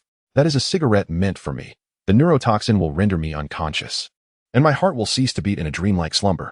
It was his means of suicide, yet Lorenzo spoke of it with such ease, as if the life extinguished was not his own. The Lark appeared momentarily stunned, seemingly unprepared for this facet of the flippant man. Observing the Lark's expression, Lorenzo leisurely continued. Having navigated the lower city for so long, you ought to understand that some things are more terrifying than death. Thus, sometimes, dying is the most prudent choice. Death is but a fleeting moment, while suffering can linger for a lifetime. Such profound life philosophy, the Lark mused in admiration. So, has Lorenzo Holmes ever encountered the notion of better to die? Like a venomous snake revealing its fangs, the Lark straightened, a smile gracing his face.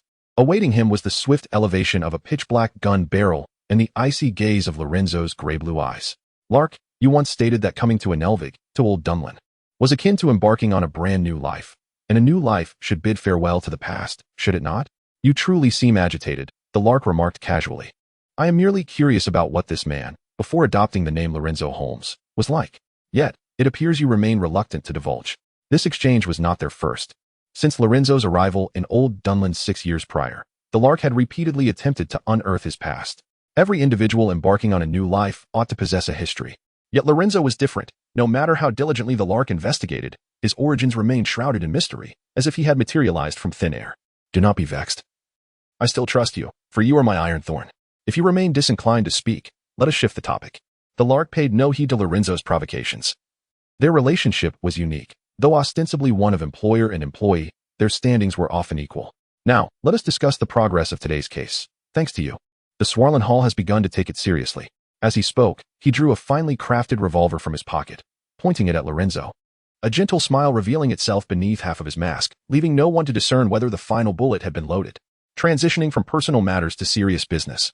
Truth be told, were it not for the absence of a suitable replacement, the Lark would have relished the opportunity to eliminate the detective before him. Chapter 10. The ember rekindled. As you are aware, I nearly apprehended them. In a cramped room, two individuals sat facing each other. Lorenzo, wrapped in his garments, elucidated the day's events. Clearly, someone wished to obstruct our investigation, attempting to obliterate all evidence, and even resorting to the execution of witnesses. I could have captured at least 3 living subjects for interrogation, yet they were all slain by those individuals. The gunman assigned to safeguard them was always at the forefront, executing every laggard. Below, this group is unlike the petty thugs we previously encountered. They possess a remarkably rigorous internal structure. This is not something a mere gang bound by self-interest could achieve. A rare hint of disquiet flickered beneath Berlow's half-mask. He indeed understood much about this matter. Most of the denizens of the lower district are like reeds swaying in the wind, bending to whoever holds power, willing to betray even their kin for survival. Berlow spoke slowly, recognizing the gravity of the situation.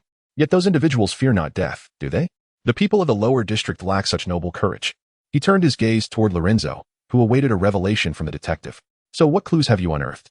I trust you have not returned empty-handed.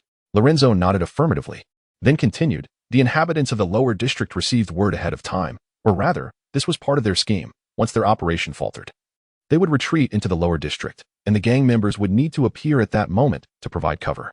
Berlow, you understand the fierce territoriality of these people. Territory in the lower district signifies wealth, thus the gang must originate locally. I need to ascertain who governs that area. Sabo. Berlow, master of the lower district, instantly recalled who inhabited that domain. Sabo, a Viking from the northern seas. Berlow's thoughts paused, aligning perfectly with Vol's origins. Do you suspect that the cargo was taken by Sabo? It cannot be him. He is merely a lackey under your employ, utterly detached from dealings of your caliber. Lorenzo outright dismissed the notion. He is merely a smokescreen. Someone is financing him to provide cover. If the price is right, I have no doubt he would comply. And how do you intend to proceed, Lorenzo Holmes? Berlow lightly tapped his jaw, beginning to find the situation amusing. Quite simply, I shall locate him. Eve's true identity was a delightful surprise. Initially, he had merely possessed the necklace to exploit Eve in the future, for it appeared to hold great significance for the girl. In order to investigate the goods, he required an informant within the Swarlen Hall, an informant exclusively his own. Lorenzo, still troubled by how to extract the desired information from Sabo, suddenly found his situation transformed. A novel scheme emerged in Lorenzo's mind. Within just a few minutes, he visualized himself navigating the lower district, having eliminated several obstacles. Every outcome pointed towards success, and Lorenzo was certain he would obtain what he sought. Meanwhile, in the distant suburbs, within the Duke's manor, the girl had just emerged from her bath, wrapped in a robe, gazing vacantly out the window. It was not a splendid day. She had endured her first case in life and, subsequently, her first reprimand. Officer Press was quite displeased with Eve's rash actions, resulting in her receiving a leave of absence on her very first day of work. Although a sense of dissatisfaction lingered in her heart, the thrill of investigation was undeniably real, stirring her previously mundane existence. It heralded a new life, new experiences, and the acquaintance of remarkable individuals. Eve endeavored to characterize her encounters with Lorenzo as a budding friendship. Her hand instinctively brushed against her neck, yet the familiar warmth was absent, leaving an emptiness in its wake. The girl's expression shifted to one of astonishment, quickly followed by panic as she realized her precious necklace was missing. Where could it be? She racked her brain in search of an answer, but ultimately, her thoughts yielded nothing but a blank slate, and she could recall nothing at all. Chapter 11. The Wind Among the Crowds. Old Dunlin, the outskirts, the Phoenix Estate. As a distinguished guardian family during the Radiant War, this territory near Old Dunlin was a gift from the Queen to the Phoenix family. Under generations of stewardship, it had transformed into a magnificent hidden castle. To facilitate travel, there existed a railway that led directly to the heart of Old Dunlin, serviced by armed trains modified by the Mechanical Institute, an express train exclusive to the Phoenix family, capable of traversing the considerable distance in merely half an hour. A man stood at the balcony's edge, gazing at the horizon with a faint sigh. He was a quintessential inhabitant of Engervig, his hair a distinguished silver, meticulously groomed, sporting a classical, yet now somewhat outdated sheriff's mustache. In his youth, he must have been a man who captivated many hearts, but time had not spared him. His once handsome visage was now etched with wrinkles. Initially, the Phoenix family acquired this land merely for retirement. The then Duke, aged and ailing from the wounds of war, sought a sanctuary away from the power center of Engervig, desiring a slice of untainted land. Indeed, this place was splendid. Unlike the sun-obscuring clouds of old Dunlin, here one could bask in rare sunlight. Free from the noxious fumes of coal burning, the air was fresh, rendering it a veritable paradise compared to the grim city of old Dunlin. Yet, over the years, as old Dunlin expanded, the man could now see the towering steam stacks rising ominously on the horizon from his balcony. This was not a good omen. In a few decades, that cursed gloom would likely envelop this land as well. The man cherished the sunlight. The longer he lingered in old Dunlin, the more precious those sunlit moments became. In his old age, he yearned for his descendants to bask in the same warmth. After all, in the Duke's eyes, the longer one stayed in old Dunlin, the more one would rot and decay, ultimately blending into the ashen cityscape. What a worry indeed. The current head of the Phoenix family, the present Duke Ever Phoenix, let out a weary lament. And Eve, has she finally calmed down? The young lady remained in her room. Perhaps the blow had truly impacted her greatly. The butler responded to the Duke's inquiry at an opportune moment. I believe the greater the impact, the better. Why abandon a promising university education to pursue a career as a detective? It would be ideal if this incident could dissuade her from that path. Clearly, the father was vehemently opposed to Eve's dream of becoming a detective. Perhaps she merely admires you and wishes to tread the same path? The butler, taken aback by the Duke's strong reaction, instinctively defended Eve, given his fondness for her over the years. My path? You mean to become a soldier? The Radiant War is over. Too many lives have been claimed for that cause, including my siblings, father, and grandfather. The living are the ones who earn glory. The dead are nothing but remnants. Ever's gaze fell, his expression solemn. War, soldiers, detectives. All matters related to weaponry are far from commendable. She ought to embrace her role as a princess of Phoenix, find someone who loves her, marry, and live a full life. I have even set aside money to buy her an island as a dowry, where she could peacefully slumber by the seaside at sunset, devoid of the rumble of steam engines and the scourge of disease, in an air untainted by smoke. Such a place would be akin to paradise. Though he opposed his daughter's aspirations, his words revealed a palpable tenderness. This is Eve's destined path, not mingling with the riffraff of old Dunlin. Ever spoke with fervor. Do you understand why we Phoenixes are called the family of the immortal bird? It is because we survived the Radiant War. Only those who endure may bask in honor. The departed are but shadows. The Radiant War claimed too many lives, and it is upon the remains of the Phoenix family that we have built our legacy. Each recollection of this stirs an uncontrollable rage within me. Inform the Swarlen Hall. I will grant them 1 month to extinguish her notion of becoming a detective. Now, old Dunlin had entered autumn, and the cold winter was on the horizon. Yellowing leaves carpeted the roads, glimmering like gold under the sun's rays. This was a sight rarely seen in old Dunlin, and upon witnessing it, Eve's spirits lifted momentarily. Dressed in a pale yellow gown adorned with lace, she frolicked among the leaves like a child, urging them to dance with the wind. She was the ruby of the Phoenix family, the brightest red feather on the wings of the immortal bird, illuminating the shadows of old Dunlin. Yet, this princess was not entirely content. Despite the beauty of the golden leaves, her joy was fleeting. Touching her bare neck, she felt an unshakable restlessness within. The lost necklace held immense significance, especially for Eve. It had belonged to her mother, a gift from Duke Evra upon their marriage. After her mother's passing, Evra had personally adorned Eve with it on her coming-of-age day. Fortunately, Evra disapproved of Eve's ambition to become a detective, and they had been in a cold war, avoiding each other, which meant he had yet to notice her missing necklace. The Phoenix estate was indeed vast, large enough for 2 residents to go nearly a month without encountering one another. Her thoughts were a tangled mess. After much contemplation, Eve deduced that the necklace was likely lost in the lower districts. However, once lost there, it would be nearly impossible to retrieve. Perhaps the necklace had already been dismantled and reassembled into a new adornment, displayed on some stall in the outer districts. Her sorrow reached its peak when suddenly, the sound of clanging bells broke the silence. In her line of sight, a train pulled to a gradual stop at the estate's small platform, soldiers gathering nearby for security. This was the exclusive express train of the Phoenix family, designated for transporting goods related to them. The maids typically used it for purchasing provisions, while some distant guests arrived aboard it, but their carriages were far more opulent. It served as a vital connection between the Phoenix estate and old Dunlin, capable of transporting both everyday supplies and those with ulterior motives. Hence, every time the train arrived, the guards stood on high alert. Amidst the billowing steam, a month's worth of supplies and provisions were unloaded from the platform. under the watchful eyes of the guards. The workers could only gaze in at the fabled estate, envious of its beauty while harboring a sense of reverence. The crowd bustled, transforming the once empty estate into a hive of activity, as the diligent labor of nearly 100 ordinary people sustained the grandeur of the Phoenix family. For they too needed to eat. Eve watched from afar, unaware that someone had approached her side, carrying a folding ladder, dressed in a dark green gardening outfit, with large shears at his waist. His head was bowed, his clothes adorned with leaves and twigs, sweat soaking the edges. He was an utterly commonplace figure. Eve scarcely registered him until a familiar voice broke the air. "You know, I conducted an experiment. As long as you carry a ladder, you can access most places in Old Dunlop." The gardener stood beside Eve, removing his damp hat and speaking as if to himself.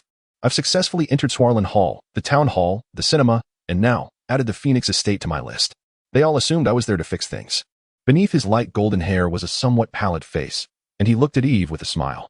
"During my time at the Royal College of Art, I learned that people often overlook those who are commonplace. For instance, if a cup falls to the ground with an open window, one instinctively assumes it was the wind that caused it, and the subconscious mind seeks to explain these anomalies. In essence, those who are familiar in life become the wind. If I merely carry a ladder and hold a pair of shears, you would readily assume I am a gardener. Requiring no further explanation, your mind would construct a narrative around my presence. As long as I am appropriately attired and the setting is fitting, there would be no flaws in perception.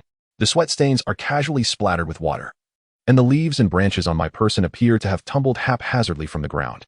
The girl's expression gradually morphed into one of terror, but she soon seemed to grasp something, striving to regain her composure. With a determined lift of her pale yellow gown, she retrieved a handgun from the tightly bound satin ribbon around her thigh, leaving the gardener in a state of bewilderment. "Did you anticipate this?" Eve maintained a serious demeanor. She was the princess of the Phoenix family, yet that did not imply she was a mere docile ornament. This was the Phoenix Manor, her domain.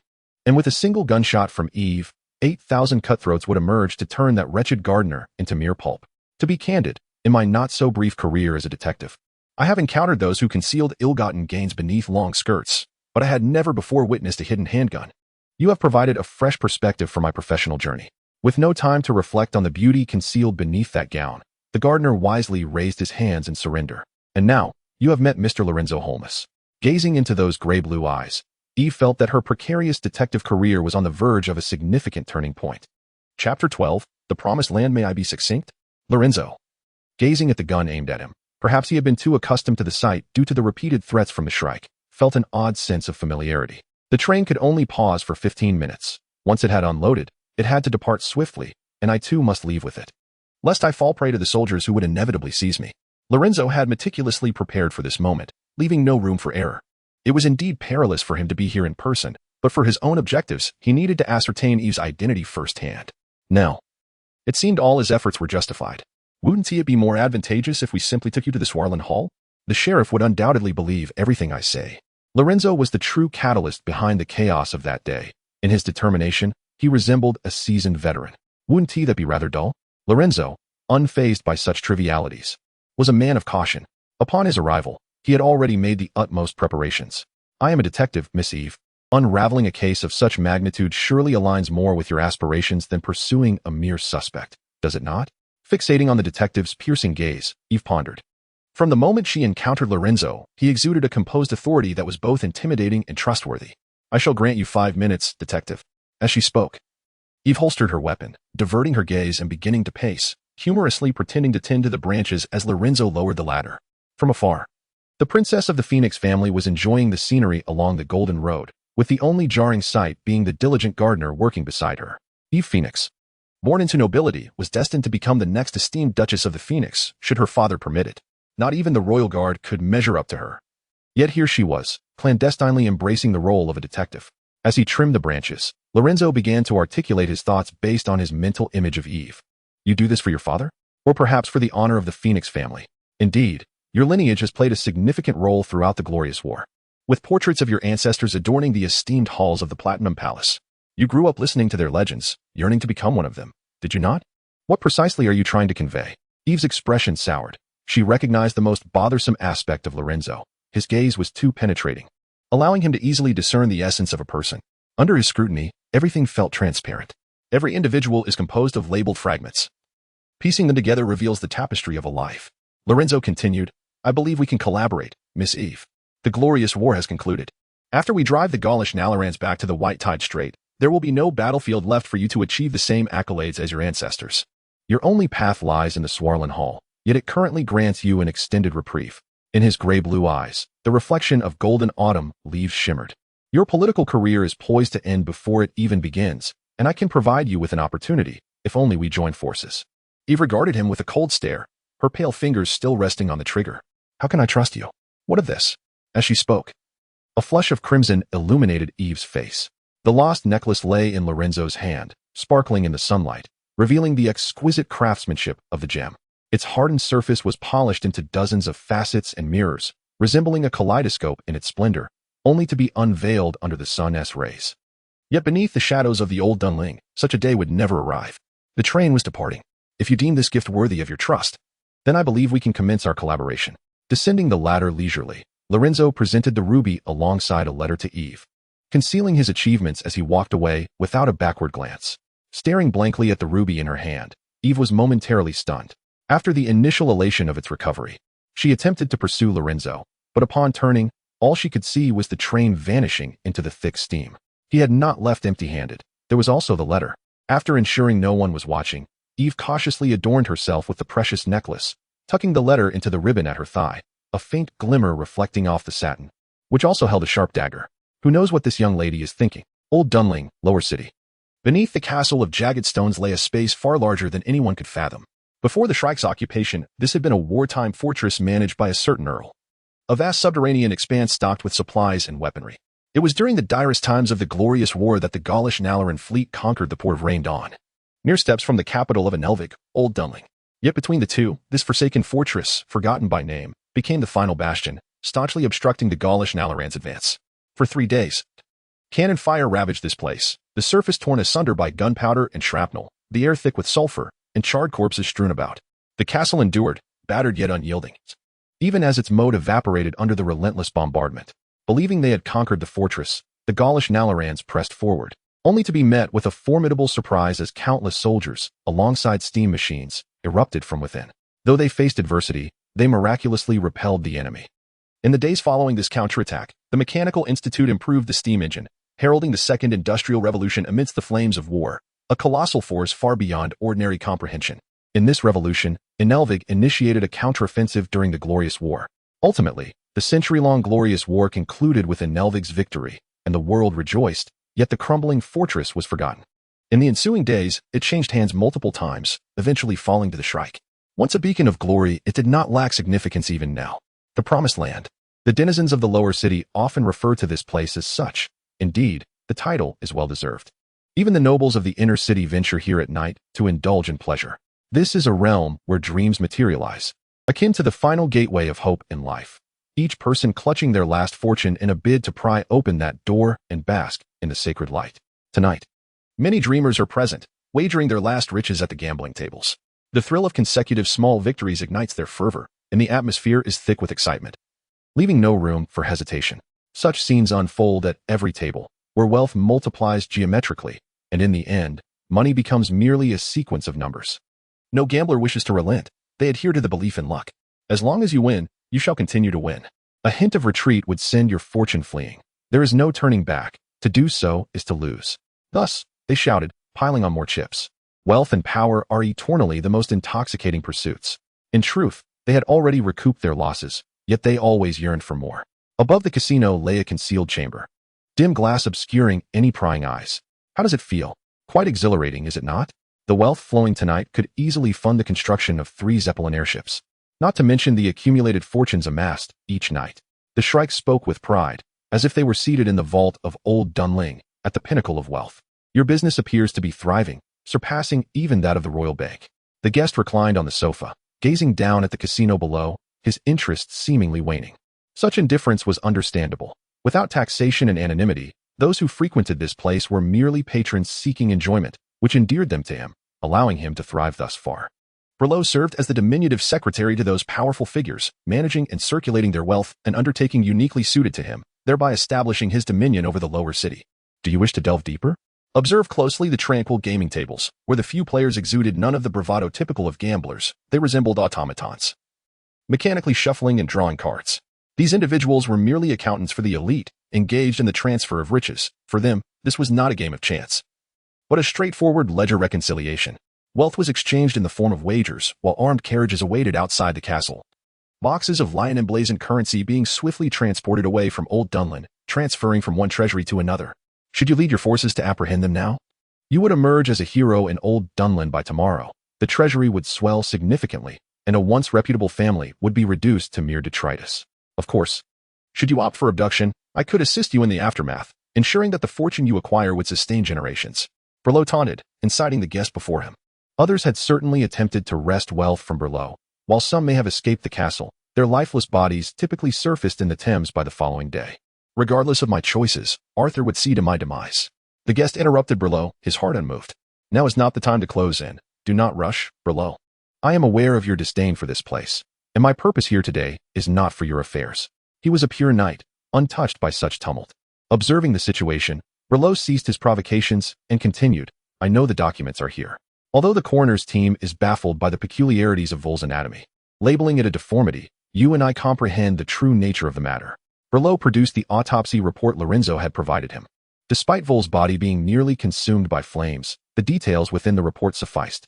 My most reliable detective is already on the case. He is exceptional. Sensing the concern in the guest's eyes, Berlot reassured him. Berlot, the thorny figure at the center of the Red River massacre, came to mind. I remember him well.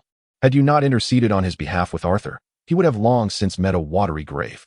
Thus, he must be the finest, mustn't he? Galahad. Chapter 13. The low-income demographic, Old Dunling. Inner city. When discussing the opulence of Old Dunling, the inner city is the first area that comes to mind for most. This region stands as the epicenter of wealth within Old Dunling, starkly contrasting with the royal enclave, which is safeguarded by the guard and high walls. Here, the affluent mingle, and the streets are aglow with electric light, illuminating the towering edifices where crowds bustle about.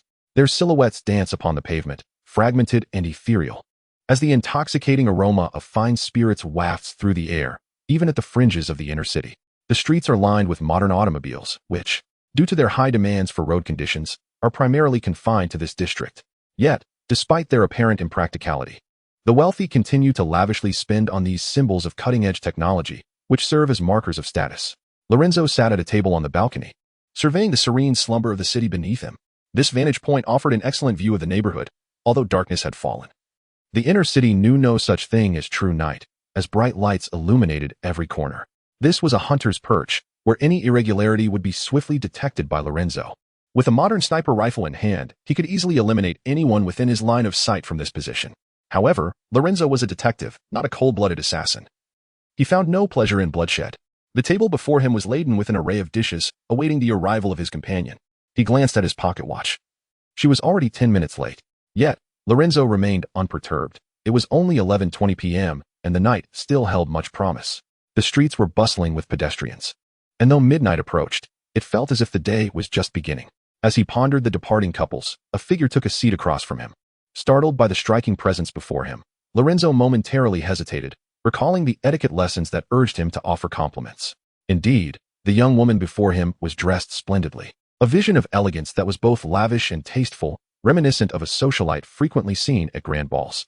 Lorenzo understood that her poise was not a mere facade, but rather a product of her upbringing. The essence of one's demeanor truly is an enigmatic quality. While Lorenzo could imitate anyone, that vital essence always eluded him. Did you invite me out merely for a meal? Eve inquired, regarding Lorenzo, whose mysterious nature was ever present, appearing and disappearing at will, leaving only a letter detailing their plans for the evening. Of course, one must be well fed to work effectively, Lorenzo replied, brandishing his knife and fork as he began to eat ravenously, akin to a famished wolf. Eve sighed, recognizing that someone like Lorenzo would not engage in meaningless activities. He undoubtedly had ulterior motives, though he was reluctant to disclose them. Have you completed the preparations I requested? She asked, her voice tinged with curiosity. Lorenzo continued to dine, his manners disregarded, as he had long since cast aside the decorum instilled in him by his etiquette lessons. This was the inner city, and this meal would consume a significant portion of his salary. He would not forego the enjoyment. Eve leaned back slightly, wary of any grease that might splatter onto her elegant dress. I have complied. What exactly do you intend to do? Lorenzo had left behind a letter filled with peculiar requests, such as dressing formally, while concealing casual attire beneath her gown, and carrying weapons and money. She had exerted considerable effort to fit a snug outfit beneath her flowing gown. and her thighs were adorned with ribbons laden with weapons. She dared not walk too briskly, fearing the clink of metal might betray her. Suddenly, she recalled the tale of the assassin queen, a beguiling woman who concealed sharp, flexible blades within her garments, drawing them forth in moments of passionate embrace, leaving a trail of crimson. In that moment, the only distinction between Eve and that figure was that she would wield a Browning M1911 pistol instead of a blade. Lorenzo dabbed his mouth with a napkin, relishing the satisfaction of a hearty meal. He knew it could be a long time before he indulged in such luxury again. For our mutual advancement, detective, he declared, raising his glass and downing its contents in one gulp. As Lorenzo adjusted his attire, Eve noticed the immaculate white ensemble beneath his dark gray overcoat, with a black top hat set aside, as if he were preparing to attend a grand ball. You require a resolution to your case to ensure your position remains intact, while I must solve it to avoid being eliminated by my employer. Lorenzo donned his hat and grasped his cane, attaching a false mustache he had procured from somewhere. You have brought the necessary funds, I presume? After confirming with an affirming nod, Eve retrieved her handbag. Lorenzo acknowledged her response and continued. I sought your company to accompany me to a ball. Attending alone would appear rather conspicuous, and I require a partner. And what does this have to do with our careers?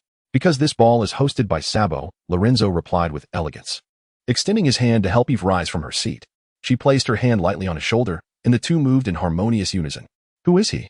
A mob boss, a Viking, who presides over a gang known as the Green Sharks, primarily handling smuggled goods from the port of Rendorna. With the beautiful lady at his side, Lorenzo felt as though he had become the center of attention, his detective attire surprisingly striking. The gang that obstructed us that day belongs to him. We can extract valuable information from him. Extract what? Intelligence. Whether it pertains to whom he serves or the cause of Wall's demise, answers await us there. If fortune favors us, we may even manage to bring him to Swearenland Hall. His cane lightly tapped against the ground. For a great detective, abduction was hardly a daunting task. Trust me, detective. As a gang leader, his worth far exceeds the case you are currently pursuing. You shall become a luminary in the police force. Kidnapping is a crime, and without evidence, how can we prosecute him? Eve's conscience, grounded in legality, stood in stark contrast to Lorenzo's reckless disregard for ethics. Sabo hails from the lower city, legally. He is not even a citizen of Engervig. Even if you were to kill him, no one would pursue the matter. Swearenland Hall had long sought to establish a foothold in the lower city. They could tolerate the existence of this urban wasteland, but it must remain under official control. Sabo's continued existence was simply due to Swearenland Hall's inability to find an opportunity. Lorenzo flashed a somewhat audacious smile as he rummaged through Eve's handbag, producing several coins stamped with a lion, official currency of Engervig, minted under the decree of Queen Victoria. As they conversed, Lorenzo handed the coins to the waiter with a smile before leading Eve out of the establishment. Eve watched in astonishment as Lorenzo rifled through her bag and took money, finally mustering the words, "What is the meaning of this? You are treating me. What of it?" Lorenzo replied, unashamed. "Stop that. It's hardly a fortune. You are the little princess of the Phoenix family. Don't act as if I have just drained you of millions." Lorenzo persisted. "According to the municipal revenue list, I am classified as low income." He was not lying. Lorenzo initially aspired to establish a respectable detective agency. Unfortunately, his unrefined demeanor led him astray. A wealthy lady entrusted him with the task of capturing her lover, and in a fervent pursuit of a fleeing carriage, he inadvertently shot out its wheel. The unfortunate husband, clutching his mistress, tumbled 3 times before coming to a halt. Subsequently, the mistress suffered a fracture and was hospitalized. Upon hearing the news, the wealthy lady visited the hospital, inadvertently causing her further injury. As for the husband, he believed Lorenzo had been sent by the lady to assassinate him. However, the lady, still harboring affections for him, spared his life, prompting him to weep and amend his ways. Thus, all ended well, but Lorenzo's brash methods deterred most potential employers, leaving only the occasional case from the Lark to sustain his livelihood. Financially strained, Lorenzo found himself in dire need of funds to pay this month's rent. Otherwise, Madame Fonloo might very well end his life with a single shot. "Do you know? I am so impoverished that I can scarcely afford bullets. Would you care to assist me?" Listening to Lorenzo's endless ramblings, Eve gained a newfound perspective on this peculiar detective. "You truly are a scoundrel. Thank you for the compliment." Chapter 14. The Midnight Tram, 11:55 p.m. With merely 5 minutes remaining until midnight, the hustle and bustle of the inner city begins to wane. The streets are sparsely populated, and mounted police patrol along designated routes, their iron whistles and rifles in hand. Although the vibrancy is on the decline, the melodic serenades that echo through the alleyways remain, and the intoxicating aroma of liquor sweetens the air. A thick fog rises slowly, emanating from the underground. Unlike the crude emissions of the outer districts, this vapor quietly seeps through the crevices of the pavement, enveloping everything beneath its shroud. Eve seldom ventured into the inner city at such late hours. Typically, she would be nestled in her soft bed, rather than wandering aimlessly alongside a deranged detective. Glancing sideways, she noticed Lorenzo, who seemed to be waiting for something, constantly checking the time on his pocket watch. Since their departure from the restaurant, he had been fixated on the time and the surroundings, as if searching for something, remaining silent while Eve was left to follow him. The fog concealed everything, transforming the scene below the airship into a white sea, with spires and clock towers emerging from the mist, their electric lights twinkling like fireflies. "We have arrived," Lorenzo suddenly declared, bringing Eve to a halt at the roadside. "Dear?" Eve queried, perplexed.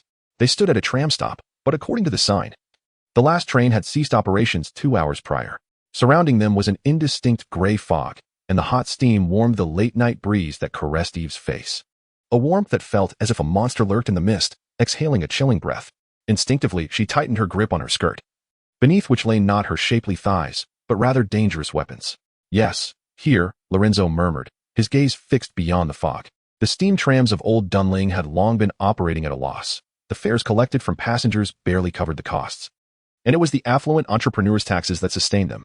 To alleviate their financial strain, the trams were also available for private rental or sale.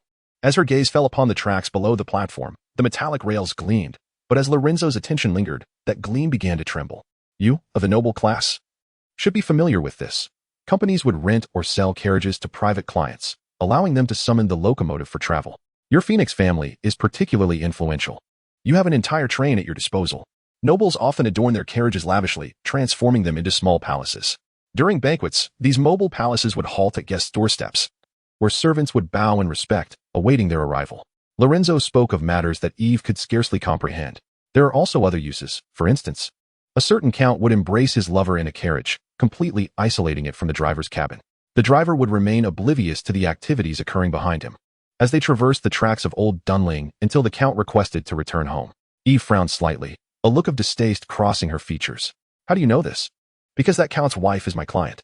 You may not believe it, but I am quite favored among wealthy women," Lorenzo replied, his eyes gleaming with enthusiasm.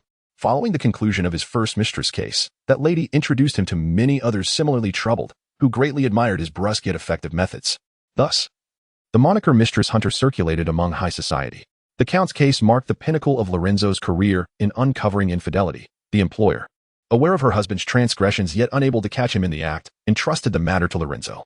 After extensive surveillance, he discovered that the Count had actually acquired a carriage as a mobile palace. Ultimately, Lorenzo provided the employer with a location where he orchestrated a tram derailment incident. You can hardly imagine the expressions of those two when they tumbled out of the carriage.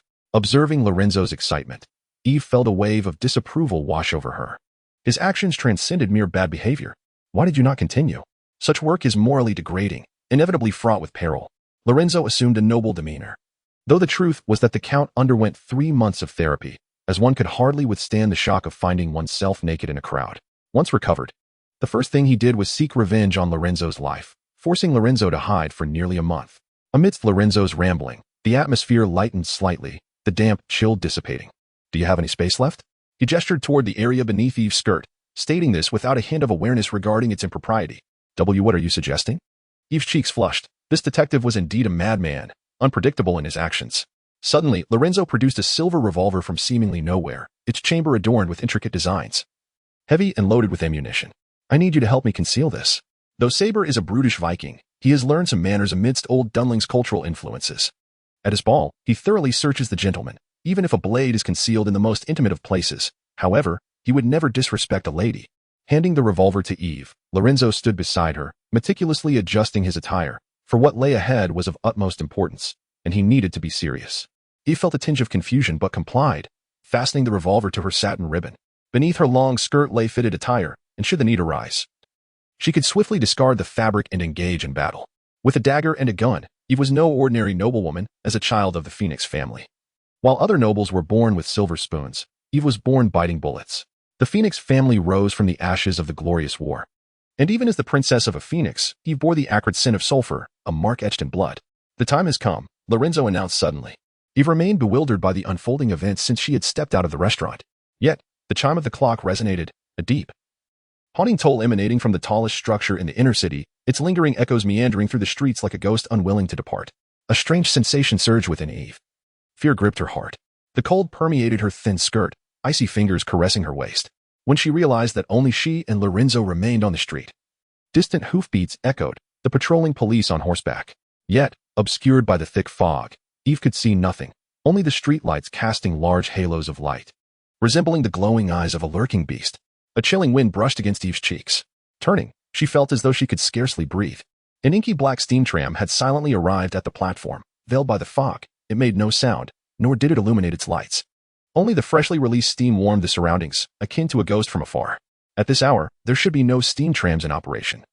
Yet before her stood this eerie vehicle, devoid of identification or markings. Even the windshield was impenetrably dark. You could not ascertain whether anyone resided within. Linking arms with me. Tonight's script casts us as a pair of lovers. Lorenzo's voice broke through, as he raised his arm in invitation to Eve. Lovers? Eve immediately contemplated drawing her gun to eliminate the detestable detective. At that moment, her emotions were in a state of heightened tension. But the sudden opening of the car door interrupted her thoughts. A servant clad in black appeared, giving a slight nod to Lorenzo, who skillfully produced 2 coins and handed them over. The coins bore the image of a shrike clutching thorns, rather than a lion, resembling some sort of pass. The servant stepped aside, granting the 2 a clear path to enter the vehicle, which was engulfed in darkness, obscuring all visibility as if leading to an endless abyss. Eve wished to utter something further. A sense of unease gnawed at her, as she had always trusted her instincts. Yet, in that moment, Lorenzo offered her no opportunity to speak, instead smiling as he took her hand and led her aboard the steam tram. The tram began to move slowly, soundlessly vanishing into the fog, as if it had never existed at all. Chapter 15. The dark side of Old Dunling. The obsidian steam tram glided silently through the fog-laden metropolis. During a time when the mists of Old Dunling were at their densest, with visibility reduced to a mere 10 meters, this spectral tram had chosen this precise hour to embark on its journey, emitting no sound as it advanced along the secluded tracks, skillfully evading all patrolling constables. It made intermittent stops along the way, collecting numerous enigmatic passengers. Within the opulent carriage, soundproof compartments isolated each seat from the others. Eve gazed out the window, met only with an impenetrable darkness. This was a veritable tin can, severed from the outside world, and the enclosed space stirred a sense of unease within her. Where on earth are you taking me? Doubt began to creep into her mind. This detective was not entirely trustworthy, and she realized she ought to remain vigilant. Inside the carriage's compartment, Lorenzo sat opposite her, his demeanor oddly familiar as he leisurely spoke. To attend Sabo's ball. With that, he produced a mask and handed it to Eve. Sabo primarily engaged in smuggling operations, collaborating with a band of Viking pirates from the northern seas who were tasked with plundering, transporting the goods to the port of Raindona, and subsequently disposing of them. These were illicit wares, beyond the reach of the common populace, save for the affluent nobility, which is why he hosted such balls. Though termed a ball, it functioned more as a marketplace, where money exchanged hands for goods. Listening to Lorenzo, Eve felt her heart steady slightly. The threshold to attend this ball is quite high. I too had to rely on connections to secure an invitation. That coin? Eve recalled the coin vividly. It was a currency from the heart of the nation, yet one she had never seen in circulation before, prompting her to remain wary. Yes, they typically refer to it as the butcher's coin, minted by the lord of the lower city, the Shrike. It bears the image of the Shrike. Lorenzo elucidated the complexities of the lower city, where there are people, rules and hierarchies inevitably emerge, even in the chaotic filth of the lower city. To govern a territory, one must unify the currency. It is common knowledge that coins and notes emblazoned with lions are considered hard currency internationally, while those featuring the Shrike are the norm in the lower city.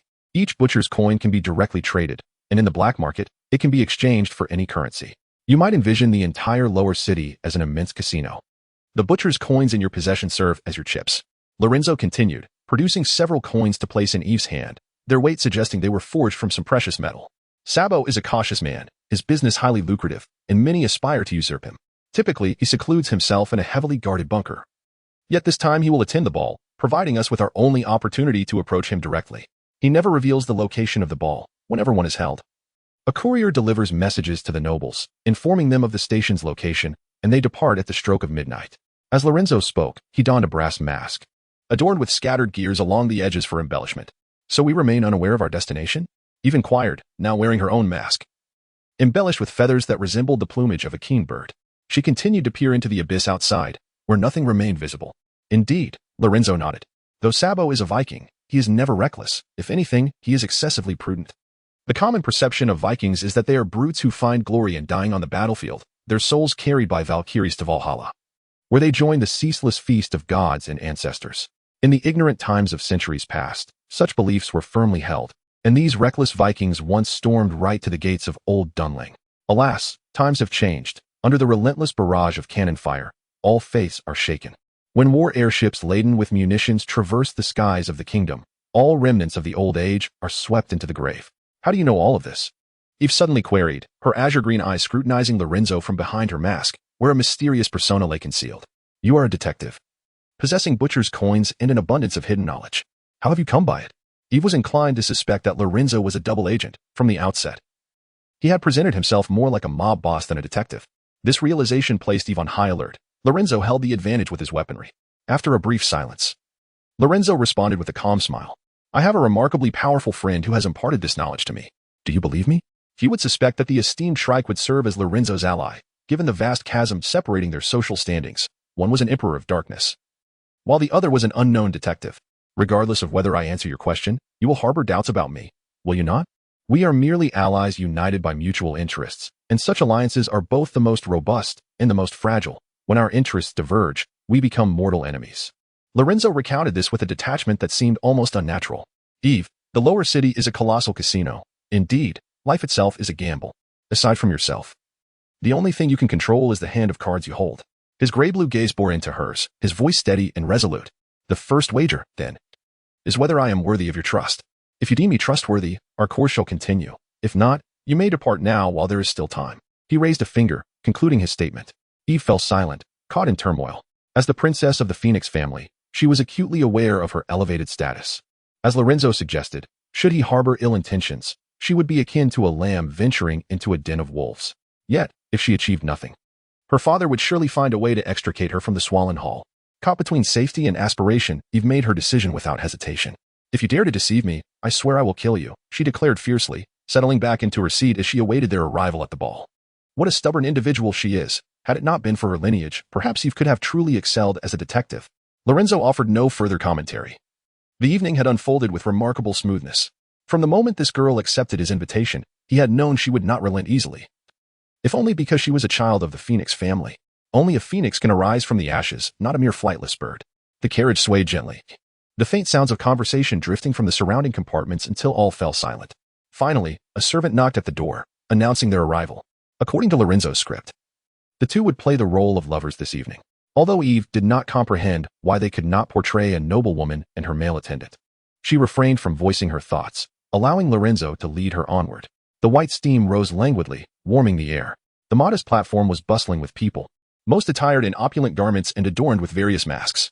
These individuals were the buyers for the evening's ball. Concealed behind their masks, no one could identify anyone else. But even if they could, silence would prevail. This ball resembled a beautiful dream, and upon waking, nothing should be remembered. In the dim light, Eve surveyed her surroundings, perceiving only the gray mist and darkness. She knew she was in the lower city, yet the precise location eluded her. Looking to the sky, she spotted a familiar shadow still traversing the clouds, providing her with a modicum of reassurance. If you do not comprehend, please remain silent. Tonight, we shall assume the roles of newly joined lovers. Sabo will be wary of newcomers, so we must not reveal our true identities. Eve nodded in silence. At that moment, a servant emerged, bowing gracefully to lead everyone to the ball. The path was winding and treacherous, illuminated only by dim lights, devoid of anything else. Armed guards trailed behind, ensuring that no one strayed from the group. As they progressed, Eve suddenly caught a whiff of a peculiar scent, soon followed by a surge of light. Beneath their feet lay a welcoming red carpet, yet in the feeble glow, the surroundings appeared dilapidated, resembling ruins. Flickering candles cast a faint light upon the aged, withered faces nearby, akin to the dead drawn to illumination. Lorenzo tightened his grip on her, and Eve soon perceived more. A foul odor wafted from the darkness, as if something were oozing slowly, accompanied by distant, mournful wails. Suddenly, the tightly shut door swung open. It resembled the gates of paradise. An endless brilliance pouring forth from the entrance, mingled with the aroma of wine and the melodious strains of song. The clinking of coins created a captivating sound, while languid sighs filled the air, infused with an atmosphere of restless excitement. The guests gasped in unison and hurried towards that celestial haven, fervent as devout worshippers. Honeyed wine and cheese, treasures and beauties, the forbidden delights that could satisfy all, should one be willing to surrender oneself to the experience. Lorenzo, what is this? Eve stood before the grand entrance, her spirit seemingly struck by a profound shock, rendering her momentarily motionless. Yet Lorenzo offered no words of comfort. Instead, he whispered in her ear, "Welcome to the dark side of old Dunling, Miss Eve Phoenix." Chapter 16. The feast of bliss Lorenzo guided even to the chaotic banquet. And everything became clear before their eyes. The long corridor led directly to the depths, branching off into numerous paths like a spider's web. In the corners where these paths converged, individuals lay scattered, their gazes vacant and entranced, seemingly lost in an unending dream. What is this? Eve gasped, struggling to articulate her thoughts. The feast of bliss, Lorenzo replied in a flat tone. The electrifying atmosphere failed to stir any excitement within him. As if his blood ran cold, his gaze fell upon the revelers sprawled on the ground, embracing one another passionately, lost in their shared reverie. This was merely the periphery. None could fathom how many more were ensnared in this labyrinthine underworld below. Yet, Lorenzo remained indifferent, pulling Eve along as they stepped over the contorted bodies. What are they doing? She inquired. Dreaming. It is their means of escape, Lorenzo explained, his arm around Eve. Are you aware of the hallucinogens ravaging the outer districts? They inject precisely that. A mere drop allows them to evade reality for an extended period. This gathering is one of the spectacles of the Sabo Ball, and the denizens of the lower city often refer to such assemblies as the Feast of Bliss. To them, it resembles a journey to paradise. His gaze turned slightly cold, for he harbored no fondness for this method of evasion. However, it can only last for so long. Dreams inevitably come to an end. One might plummet from their heavenly escape, awakening in the filth of the lower city to weep uncontrollably. Eve was momentarily stunned. The world's cruelty had merely unveiled a sliver to her, and she felt an overwhelming sense of oppression. Why? Why did they do this? It was as if she were questioning why they did not strive for their work or embrace life. This is the age of steam technology, Lorenzo stated. The rumbling engines propelled the world's technology forward, yet the beauty brought forth by this advancement did not grace everyone, even within the old Dunling of Engervig. The entire Dunling lay in a morbid deformity. Dark clouds loomed overhead, and zeppelins never descended. The pinnacle of technology thrived in this industrial cradle, progressing toward the most splendid of futures. Yet, the price for such advancement was grievous. The air, tainted with exhaust, echoed in the lungs of every Engervig citizen. To keep the furnace ablaze, the ancient forests had long been reduced to ashes, leaving only barren land awaiting development. The apex of technology perpetually prioritized military needs. Thus, Engervig emerged victorious in the century-long glorious war, its military prowess and unique technologies facilitating a rapid ascent. Beneath this distorted development, the serpent of the central court nearly enveloped all of Engervig, a silent torrent of steel capable of obliterating any nation that dared to resist submission. Yet, the darkest shadows lay hidden beneath the light of day. The nascent public infrastructure could only cater to the demands of the nobility and a select few. The Mechanical Academy had the capability to launch hundreds of tons of war machines into the sky, yet could not illuminate the homes of the destitute with electric light. Following the liberation of productivity came an unfathomable wave of unemployment, as countless individuals were cast aside by their own nation, surviving like wild dogs in the damp sewers, ultimately succumbing to madness. The entirety of Old Dunling resembled a pyramid, with class structures pressing down upon one another, ultimately supported by those powerless individuals at the base. Machines require no wages, no rest, yet humans do. Thus, they are discarded, left to scrape by in this manner, Lorenzo remarked coldly. Eve remained silent, unable to voice her thoughts as a member of the aristocracy. After traversing a lengthy path, their senses were bombarded by the chaotic stimuli, and upon entering the grand ballroom, Eve finally exhaled in relief. As they stepped inside, all the guests had assembled, the grand doors slowly closing behind them. The melodies began to rise, and men and women swirled in the dance floor, as if the door had severed them from the rest of the world, isolating them in a realm of warmth and confusion. Countless crystals adorned the enormous chandelier, reflecting the light and bathing the dome in a luminous glow. The hall's expanse far exceeded what they had encountered in the corridor, ascending in tiered layers reminiscent of an ancient Roman arena. This place exuded unimaginable opulence. Eve had never envisioned such a venue existing within the impoverished lower city, as if all its wealth coalesced here to forge this magnificent establishment. Can you dance? Lorenzo inquired, leading Eve in a bow, not waiting for her response before sweeping her into the dance floor. I'm not very skilled, she replied. Yet it felt too late as they began to move through the crowd. The band above played passionately, their music stirring the emotions of everyone present. As a noble, you ought to learn. Perhaps your future husband will be found at a ball like this, no? Lorenzo demonstrated an astonishing proficiency, and Eve felt like a marionette, swaying under his command. How do you know? Does a detective need to learn to dance? She retorted. You see, most of the time, catching a cheat occurs after the ball. Lorenzo's tone was somewhat dry, and he realized it was inappropriate to dwell on his past misdeeds. Eve smiled mischievously, her mood lightening considerably. If she could forget her origins and intentions, this could easily pass for an ordinary ball. Cautiously surveying their surroundings, she said, Next, we must find Sabo. As Lorenzo twirled her around, Eve felt lighter than he had anticipated. Her gown blossomed like a blooming lotus with each spin. You don't know what he looks like? She asked. I'm merely a detective. How could I have seen him? We must devise a plan to locate him before the evening concludes. Though conversing with Eve, Lorenzo's gaze darted around the room. He is a tall Viking. He should stand out, Eve suggested, but Lorenzo shook his head. He won't appear on the dance floor. He is the master of this event. And this is merely the prelude. The host has no need to arrive so early. His eyes roamed the opulent hall, and if it weren't for their masks, Lorenzo would resemble a thief in search of a prize. This was his kingdom, and the king should gaze down from the highest point, witnessing all that transpired. The slenderness of Eve's waist felt like a willow branch in his hands as they swayed and spun, weaving through the throng to the rhythm of the music. Like the zeppelins, they soared above the clouds, observing everything below with clarity. Eventually, Lorenzo's gaze fixed upon a higher platform, and he whispered in Eve's ear, I believe I have found him. It was a raised dais where the most esteemed guests had gathered, conversing amongst themselves, savoring fine wines and delicacies, discussing matters they wished to keep concealed. Do you believe he is among them? Eve asked, catching sight of the gathering during a spin.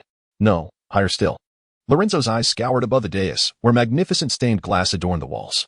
Despite being underground, the walls were embellished with vibrant glass, depicting myths akin to those found in a chapel. Yet here, in the depths, sacred light could never grace this place to illuminate it.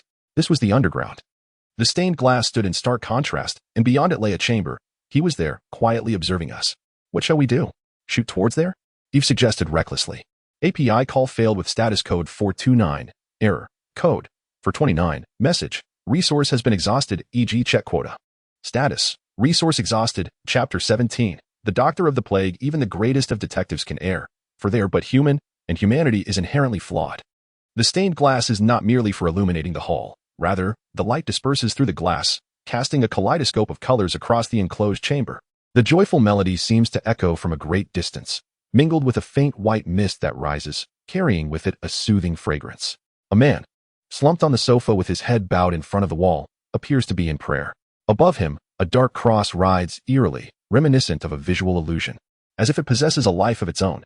The room is tastefully arranged, resembling a chapel. A visitor, clad in black attire, adorned with a top hat and a beaked mask, has arrived. This garb harks back to centuries past, when the Black Death ravaged Engervig and its neighboring realms. The physicians of that era donned such attire. The beaked mask served as a primitive gas mask, its elongated snout filled with herbs to filter out disease. Though that dark age has long passed, the clothing remains a source of dread. Those doctors wielded immense power. Should they declare you afflicted, you would be isolated. Your home set ablaze by nights, ultimately to be interred in a mass grave with fellow victims, doused in fish oil and firewood, consumed by flames along with the disease itself, and buried beneath the earth. This figure seemed less a healer, more a harbinger of death, exuding an aura of foreboding. Indeed, the design of this space reflects the church of my memories, modest in size, capable of accommodating but a few dozen individuals. Sabo slowly lifted his head, the light filtering through the stained glass behind him, casting his silhouette in darkness. I believe the Vikings revered Odin, he remarked. The Doctor of the Plague took a seat opposite Sabo, his dark lenses concealing a penetrating gaze. Nay, when the iron ships and cannons entered the northern seas, the so-called gods perished. We charged forth, believing we would find a place in Valhalla, yet in truth, there is nothing. Death is merely death, adrift upon the frigid sea, devoid of meaning. Sabo's tone was flat, as if recounting a tale detached from his own existence. That was my final voyage. I lay upon the remnants of the deck, drifting to Engervig, where a priest from the church rescued me. The church I awoke in resembled this one. His eyes wandered through the dimness, as if unable to forget. Sabo had encountered a most eccentric Engervigian, truly mad, who upon seeing him awake, asked if he was interested in learning about the gospel. Sabo chuckled at the absurdity. I am a Viking, and he dares inquire about my interest in the church. His laughter was boisterous, yet no matter how loud it rang, it was ultimately drowned beneath the distant melody, leaving the air eerily still. And what of that story's conclusion? The doctor's voice was unnaturally neutral, tinged with a metallic resonance, likely due to the plague mask. When my end approached, the Valkyries did not descend. Valhalla shut its gates to me, and so I contemplated betrayal. Perhaps the noble Odin might deign to notice an insignificant creature such as I. I accepted baptism and yet lingered here, unscathed, devoid of retribution, even nightmares. I thrived, far surpassing my days as a pirate. Sabo found the entire notion laughable, a mere illusion. I believe I understand, the plague doctor mused after a moment of silence. Do you find the divine useful? Are you referring to the salvation of mankind? Perhaps, yet I too often find myself lost. I have dissected many corpses. Humanity is a complex and exquisite tapestry, each organ serving its distinct purpose. Beneath the rhythm of the heart, blood courses. Even the brain is a genuine marvel. The doctor gazed at his hands, savoring his own breath. Each individual seeks a miracle, yet seldom acknowledges that their very existence is a miraculous occurrence. I ponder. Is humanity so enigmatic and intricate that a god could truly create us? And if such a god does not exist, how then do we come to be? Sabo contemplated this, raising a finger. A silver lion coin. The so-called god is worth no more than that. I presume you have encountered those outside, the drunken ones. His tone was dismissive yet tinged with sorrow. For just one silver coin, they may procure a hallucinogen, allowing them to enter paradise for 3 days. With a single coin, they bid farewell to this wretched world, lost in their own dreams until the next dose is needed. Thus, the notion of entering paradise is rendered trivial, is it not? The doctor reflected, appreciating the depth of thought, though he recognized that sometimes contemplation is futile, uninteresting, and of little benefit. The distant melody surged, accompanied by faint laughter. Separated only by a wall of glass, yet the chasm between the two was vast. Now is the time for sacrifice, Sabo. The doctor finally articulated these words. Not seeking idle conversation, but uncertain of how to broach the subject, for death is a sorrowful affair. I am aware. Sabo seemed unsurprised by the notion of sacrifice. His gaze calm and unwavering. Doctor of the plague, you have come to declare my death, have you not? Just as the physicians of the Black Death, who possessed no true ability to heal, could only identify the afflicted, then lead them to their doom, isolating the contagion within that circle. According to your doctrine, you shall ascend to heaven after death. The doctor attempted to console him. Yet to Sabo, it was akin to hearing the most absurd jest. His laughter erupted, as if he had encountered the grandest of jokes. Valhalla is absurd, and heaven even more so. You know I do not believe in such things. He had accepted baptism, yet his faith remained absent. The doctor was taken aback by Sabo's response. Here was a man on the brink of death, exuding an unimaginable calm. After a pause, the doctor continued, the Holy Ark has departed from Old Dunling. It now resides in a secure location. However, the pursuit by the purification mechanism has not ceased. Intelligence suggests that 10 days ago, the Dawn vessel ascended, and now its whereabouts are unknown. It could be hovering over the coast or directly above us, with its thunderous cannons aimed squarely at this place. What must I do? Sabo inquired. Divert attention. We must buy more time to relocate the Holy Arkansas. Meaning chaos? The greater, the better? The doctor nodded affirmatively. Indeed, as long as disorder erupts, the purification mechanism will undoubtedly seek a resolution. Their numbers are limited. Any delay is advantageous. If we can extricate the Holy Ark from Engervig, all sacrifices will be rendered worthwhile. With that, the doctor revealed his briefcase, opening it to unveil a row of syringes, each filled with a seething crimson liquid. It resembled Pandora's box. Upon its opening, Sabo's breath quickened, his gaze fixed with rare disarray upon the contents. It was an indescribable sensation. People exist within the air yet seldom feel its presence. But as the briefcase opened, a fervent restlessness filled the room, as if something had escaped, omnipresent, originating from the cult's technology. The purified secret blood could lead to hell or open the gates of heaven. The doctrine was never a sharp blade. The cult had, in essence, bred a cadre of monsters, thus winning the war of faith. The physician's voice was unexpectedly calm, as if he had grown accustomed to this bizarre sensation through prolonged exposure. Gazing intently, Saber's voice trembled slightly. Is this all prepared for me? Only one, replied the doctor. Saber, this is a pivotal opportunity to alter your fate. If you possess true strength, one chance suffices. If you are merely average, then granting you additional opportunities would be an exercise in futility. The doctor's words were unusually harsh as he rose and approached the stained glass, through which the opulence of the hall was vividly reflected. I have heard that this was once a dueling arena. Indeed, Old Dunling was established by the Romans, and such traditions inevitably trickled down through the cracks of history. During the era of the Glorious War, the lower city did not exist. It was merely a wasteland where hardship prevailed, leading people to congregate for underground gambling. Saber remained seated on the sofa, quietly reflecting on the past. In those times, the wealthy would procure useless captives, who became their slaves. The economy was dire, prompting many impoverished individuals to take up arms for survival, leading to brutal clashes between the Engervigians and the Gallianarians in the Roman arena. Typically, the Engervigians emerged victorious. Although these were clandestine duels to galvanize the populace, the Gallianarians were often wounded before entering the arena, their lives ticking away from the moment the gates swung open. It was a bloody era, with foes arriving from the White Tide Strait, where the weapons of war were still grand ships and swords. However, over nearly a century of conflict, armaments evolved from flintlock pistols to long-range artillery and from steamships to zeppelins. Yet such dueling has vanished as civilization has taken hold, with society now favoring balls for social engagement. Saber chuckled. Whether in a dueling arena or a ballroom, both serve merely as venues for social interaction, where noble families convene to deliberate over the distribution of their interests, young women selecting their husbands, while young men choose their wives. The doctor remained silent, merely observing the massed crowd below, where no one recognized another. This anonymity among the nobility was a tradition akin to an unspoken understanding, preserving the last vestiges of hypocritical deception. It seems you were well prepared, he noted. Those esteemed nobles ought not to venture into this sordid lower city, especially not while masked. Regardless of their identities, both their families and official entities would deny their demise here, branding it a disgrace. From the outset, tonight's ball was a trap. They would serve as Saber's sacrificial companions in pursuit of grand ambitions. I shall satisfy you, Doctor. It is my destiny since the moment of my birth. Saber retrieved a syringe from the case, marking his first ascent to his feet. His figure appeared hunched and diminutive, yet the shadow he cast was menacingly fierce. Chapter 18, 1/6 at last, a moment to rest, Eve uttered wearily. From the very beginning, she had been dancing with Lorenzo, and during the transition of the music, she finally had the chance to pause. Thus far, their covert operation had been relatively successful. No one had detected their peculiarities, nor had anyone approached them for conversation. Instead, curious glances scrutinized their presence, causing Eve to feel a touch anxious. Do not fret, they are merely inquisitive. Lorenzo's words arrived just in time. This clandestine ball had been held countless times before, and even among masked guests, there existed a semblance of familiarity. Today, with our presence, they must be eager to discern our origins. Shall we engage in conversation? Unnecessary. The more one speaks, the easier it is to expose oneself. Lorenzo's performance was indeed remarkable. He appeared so at ease, as if he had attended such gatherings on numerous occasions. His gray-blue eyes scanned the room, though he too felt a tinge of unease, which he withheld from Eve. The moment he glimpsed the stained-glass windows, an unsettling sensation surged within him. Those had once adorned a church, now bizarrely situated in this underground realm, as though beyond the glass lay the gates of hell. Eve, have you seen any guards? Lorenzo suddenly inquired. Guards? The girl glanced around, everything enveloped in a sea of merriment. There were no guards in sight.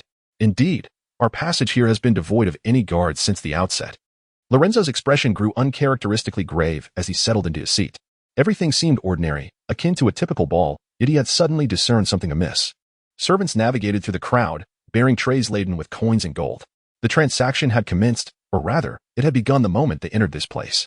Lorenzo had anticipated a formal address, followed by a grand entrance amidst a throng of lovely women. Yet now, goods were being exchanged like refreshments, circulating among the guests. Damn it, that means Sabo may not appear after all. This evening unfolded like a meticulously crafted script. Lorenzo had anticipated everything, yet this had eluded him. Just as he wrestled with his thoughts, a servant approached, offering a tray adorned with butcher coins and golden jewelry. Lorenzo feigned familiarity, preparing to offer the last few butcher coins he possessed to dismiss the servant when the latter spoke.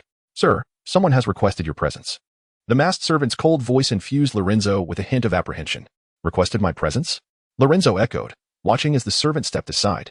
There, upon a raised platform, a man donned in a bull mask waved at him.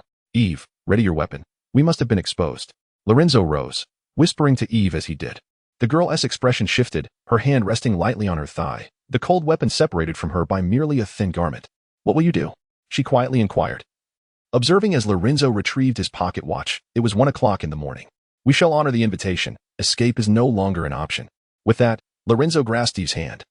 Striding forward, they stood at the highest point of the hall, beneath the stained glass windows. Lorenzo recalled the platform being populated, yet upon his arrival, only the man beckoning him and a distant servant remained. Despite the festive atmosphere, a vast expanse of desolation enveloped this space. Welcome, my new friend, the man proclaimed. Arms outstretched, his robust physique harmonizing with his mask, reminiscent of the mask of the Shrike. It appears I have been unmasked. I am curious to know how you discerned my identity, Mr. Sabo. Lorenzo and Eve took their seats opposite Sabo, who displayed no pretense, speaking candidly, maintaining his composed demeanor. There is no need for subterfuge. That would be rather ludicrous. In truth, Mr. Sabo could have effortlessly eliminated us rather than extend an invitation. Sabo smiled faintly. He was the master of this domain. Everything lay within his control. Since the moment you alighted from your carriage, sir, you must understand that the life here is not meant to see the light of day. Guests typically become reclusive after a time, and even when bringing new guests, it requires the old patrons to petition me. Yet in such a place who would dare to speak of it? Every guest wore a mask, dancing gracefully in the ballroom. Here lay a paradise, yet human greed prevails. No one would share this sanctuary. Thus, the number of guests could only dwindle, never increase, let alone your butcher coins. The Shrike's coin flipped on the table, ultimately revealing the Shrike's side. Sabo's gaze bore into Lorenzo's, his eyes glinting beneath the bull mask. Did you know, sir, that a butcher coin can be exchanged for 3 golden lion coins? Enough to sustain a family in the lower district for several months. Moreover, It remains impervious to fluctuations in price. As long as you present it at the exchange point, it will always procure money. Sabo spoke with an eerie calm. The lower district resembled a refuse heap. To safeguard their butcher coins, the impoverished would hide them in their most intimate spaces, incessantly rubbing them to ensure their presence. This was their existence. Yet look at your butcher coins, as pristine as if they had just emerged from the mint. Such new coins are the privilege of that esteemed shrike. The details unraveled Lorenzo's disguise, and he nodded slightly. However, as the truth laid bare, there was no need for further concealment. He swiftly drew forth his silver revolver, aimed at Sabo, an audacious maneuver, yet the distant servant seemed oblivious. I trust you recognize this weapon. The shrike's gun, of course I do. Sabo appeared entirely unfazed by the gun's revelation, even nonchalant, lifting a nearby goblet to pour a wine as red as blood. It is named the death knell, for the shrike claimed its sound resembles the tolling of a funeral bell when fired. The bell tolls, the bullet flies, and thus the dead rest beneath the earth. Lorenzo beheld the engravings of demons upon the chamber, spirits waging war against the divine, ultimately reduced to ashes in a conflagration. I merely wish to inquire a few questions. Bloodshed is unnecessary. Yet, when you arrive armed, have you not prepared for bloodshed? They exchanged glances, both reflecting a mutual understanding, akin to hunters converging on a narrow path. Fully aware of the impending outcome, it was merely a conversation, yet an uncanny pressure constricted Eve's throat. Since their seating, she had been rendered speechless, unable to move. Even as Lorenzo lifted her skirt to seize the gun named the death knell, she offered no resistance. The joyous ball continued unabated by Lorenzo's draw. Yet both were acutely aware of the undercurrents brewing beneath the surface. Perhaps we might seek a compromise? Lorenzo suddenly lowered his weapon, relinquishing his aggressive stance. A confident smile hidden beneath the brass mask. You appear to grasp the situation well. Sabo scrutinized the man before him, a flicker of intrigue igniting within him. Indeed. Even if I were to kill you, what then? I would surely not live to escape this place. Your dealings are clandestine. You must protect not only yourself but also satisfy those guests. After all, here they are patrons. Beneath their masks, they are the very hands of power in Old Dunlin. Your survival is their blemish. United, they would ensure your demise. Lorenzo surveyed the opulent hall, struggling to fathom the fortune Sabo had invested in this establishment. With but a mere command from you, a legion of guards would undoubtedly emerge to usher the guests away, subsequently transforming this place into an impenetrable fortress where neither escape nor entry would be possible, much like the thermal springs at the passageway.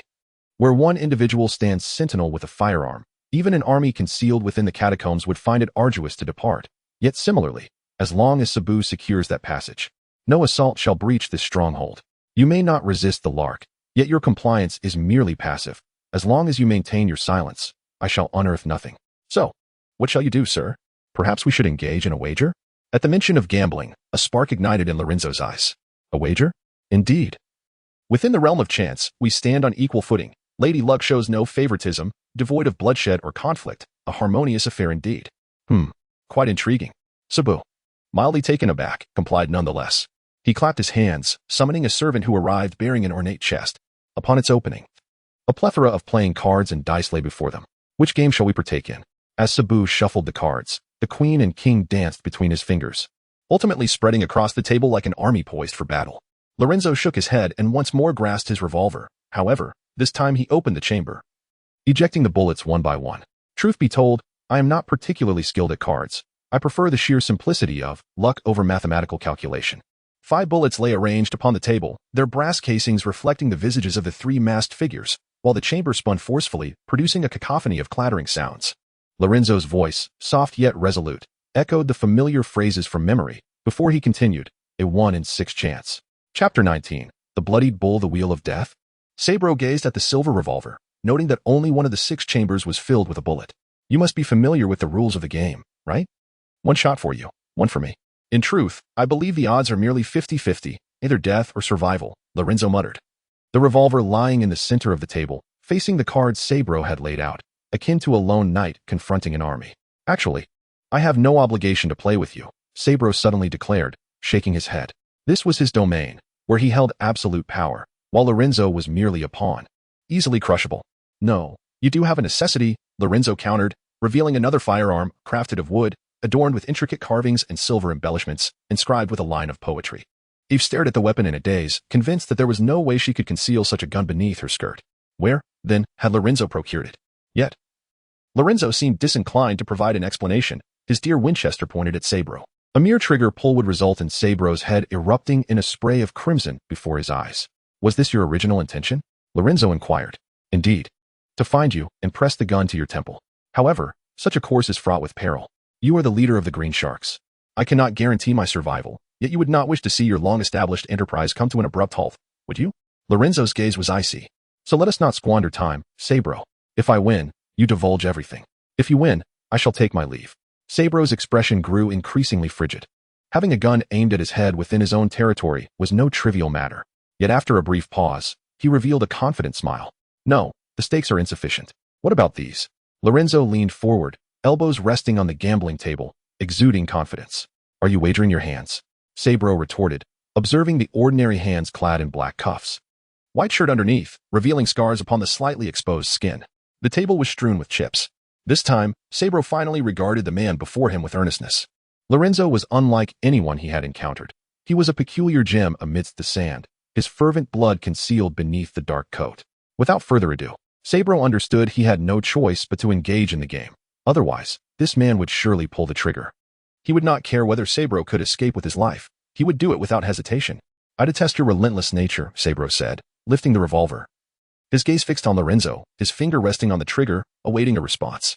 Yet the gaze behind the brass mask remained unwavering, reminiscent of the northern seas, where the water lay perpetually still, yet the chilling cold upon contact was more daunting than any storm. I have played this game numerous times. Its essence lies not in luck, but in the degree of fear one harbors towards death. If you succumb to fear, you have already lost. As Sabro pulled the trigger, nothing transpired.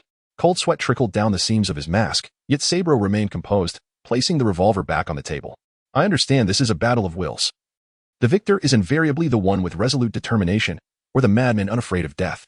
Lorenzo seized the revolver, without hesitation, pressing it to his own temple. What sort of person do you believe yourself to be? A resolute individual, or a madman? Sabro queried. You shall find out. He pulled the trigger. It was an empty chamber. Lorenzo tossed the gun back onto the table. At this moment, 2 shots had been fired, and the lethal bullet lay concealed among the next 4. The atmosphere had inexplicably grown heated. The music became fervent, akin to the martial tunes of war, igniting waves of passion as the carvings upon the chamber seemed to come alive, battling and roaring, ultimately reducing to ashes amidst the flames. You possess remarkable courage, Sabro acknowledged, raising the revolver once more. This time, however, the weapon felt significantly heavier, demanding all his strength to hold it. At that moment, Lorenzo's voice resonated. Do you realize that all gamblers are desperate souls? We rely on our audacity, never revealing any hint of fear. The instant you do, even a flicker of trepidation, you have already lost, much like a swordsman whose hesitation may lead to his head being severed by the enemy. Do you think I am afraid? Sabro retorted, angered as though he had been mocked. He attempted to pull the trigger, yet under the chilling touch, no matter the force he exerted, the trigger remained immovable. He ought to be fearless, yet at this moment, an overwhelming tide of emotions surged within him. Across the table, Lorenzo's gray-blue gaze remained as frigid as the familiar northern seas. Another empty chamber. Ultimately, Sabro pulled the trigger once more, fortunate that the bullet was not among them. It is your turn, he feigned calmness. With 3 chambers remaining, the next round would be decisive. Even if there were no bullets, the third shot would be Lorenzo's, sealing his fate. Slowly lifting the gun, Lorenzo seemed to grasp the gravity of the situation, hesitating to pull the trigger. Are you afraid? It is not too late to back down. I shall take your hands, yet you will remain alive. Sabro urged, as he had initially stated, this was a psychological battle. If he could fracture Lorenzo's resolve, he would be defeated. He envisioned Lorenzo's subsequent plea for mercy, his other hand gripping the gun firmly beneath the table. Desperate souls are invariably reckless. Sabro had to prepare for the possibility that Lorenzo might refuse to honor the wager and instead open fire. Eve, beside them, had gone pale, gripping Lorenzo's arm, hoping he would cease this mad endeavor. The stakes of death grew infinitely larger, and she was acutely aware that the so-called 50-50 chance was mere folly. Have you lost your mind? Lorenzo turned to her, his gaze upon the beautiful girl, the Princess of Phoenix. Even the mask could not conceal her radiance, reminiscent of the serene green fields and blue skies at the edge of the city. Devoid of steam towers and dark clouds, a paradise that brought comfort, much like this girl. Today is my lucky day. Today, and henceforth, it shall remain so, he proclaimed, the anticipated plea for mercy non-existent. Lorenzo's expression had morphed into one of frenzied excitement. Even through the mask, the intensity of his madness was palpable. The visage of a gambler driven to the brink of despair. He seized the girl's fair cheek, turning back to Sabro.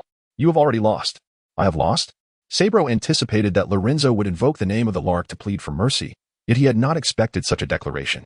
Indeed, this is a psychological war, as you stated.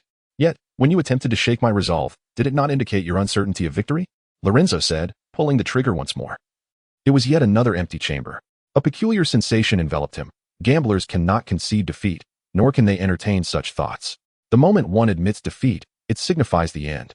A sudden chill coursed through Sabro. This man had come prepared from the very beginning, a being of pure will, unrestrained in his pursuit of goals. Sabro, I have one. He issued a triumphant declaration, pulling the trigger once more. The magazine violently rotated forward, intricate mechanisms interlocking with a faint spark, yet ultimately, nothing transpired. The fatal bullet remained lodged within the chamber, and fortune had not abandoned him. What should have been a fatal situation seemed to defy expectation. As Lorenzo appeared to intuitively know the bullet's location, bypassing the two empty chambers and reserving the final death for Sabo, the last opportunity held a bullet. The muzzle directed at Sabo. Beneath the bull mask, cold sweat cascaded down. Throughout this wretched game, the control lay firmly in this man's hands. This was precisely why he had chosen such a game. Those with unwavering resolve could not prevail. No one had conceived of the prospect of pulling the trigger repeatedly. Only a madman could emerge as the ultimate victor in this game. Honor the wager, Sabo. With the gun aimed at him, Lorenzo remained unfazed, as if he had grown accustomed to the precipice of death. Are you not afraid I might retract my word? Sabo retorted coldly. As long as you relinquish your dignity. You may indeed retract, Lorenzo replied. This was the price, a dignity that varied from person to person. For some, it was worth dying for. For others, it had never existed. Sabo, a Viking, still clung to the ancient beliefs despite the advancements of technology. Forsaking dignity would forever bar him from Valhalla. Their gazes locked. Akin to swordsmen grasping their blades, they encountered one another on this narrow path, where only one could emerge alive. Eve observed the bull mask. Large beads of sweat dripping from its edges like blood, staining the tablecloth. A profoundly difficult decision lay before her. Dignity or revealing everything to Lorenzo. Damn it. Sabo cursed as he drew the gun from beneath the table, yet Lorenzo was swifter. The silver bell tolled, poised above Sabo's head, but he hesitated. Once the trigger was pulled, he would gain no intel and would perish here. In that instant, a swifter blade cut through the air. An arm, raised in defiance, clutched a yet-to-be-fired handgun, blood splattered, painting the entire tabletop crimson. Before Sabo could even utter a cry, the blade severed his throat.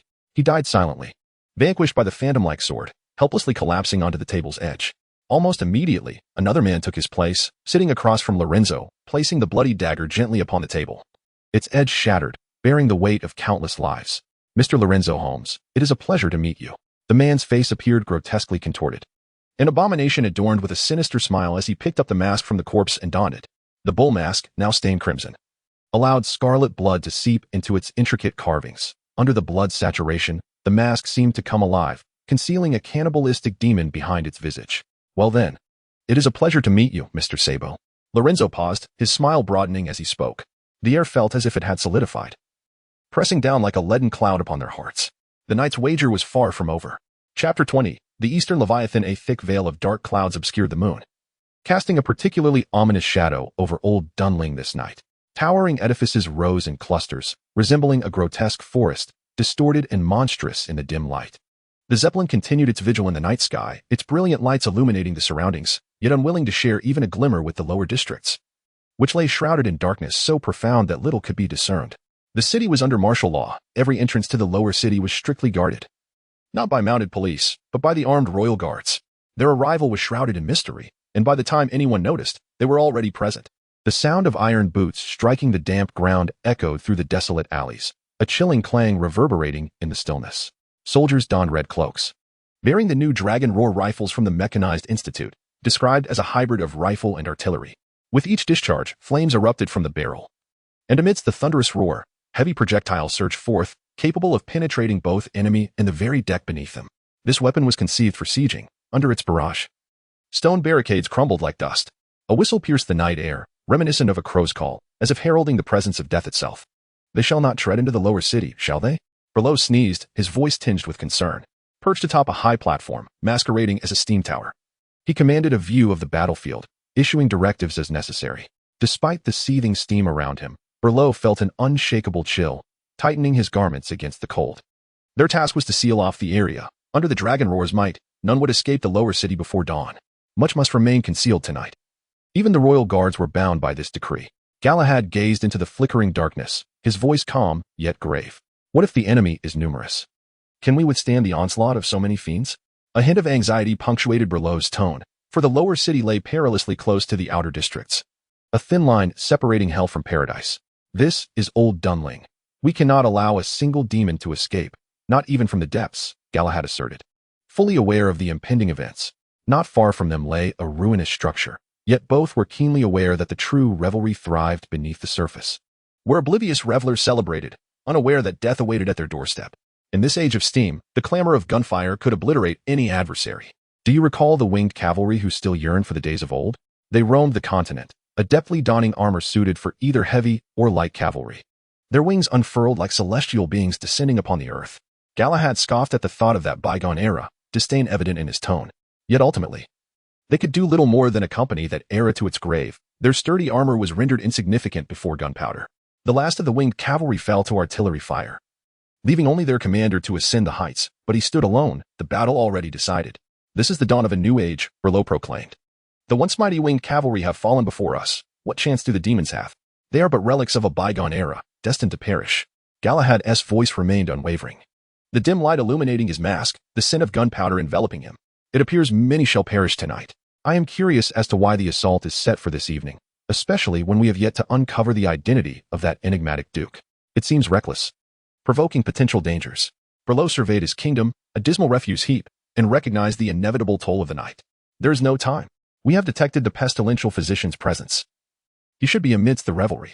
You know well what he is capable of, and once he acts, the situation will spiral beyond recovery.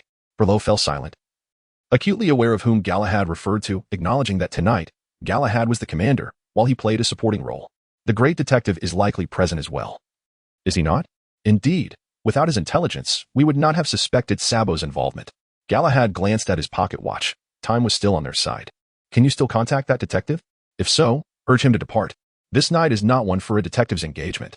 You intend to purge the entire underworld? Berlot's expression hardened. This would surely become a massacre. No one knows what the pestilential physician will unleash. Arthur's intent is to eradicate the roots. After a prolonged pause, Berlot sighed heavily, unable to reach Lorenzo. The modern era's swiftest communication relied on a technology called radio, a method only available within the purging agencies.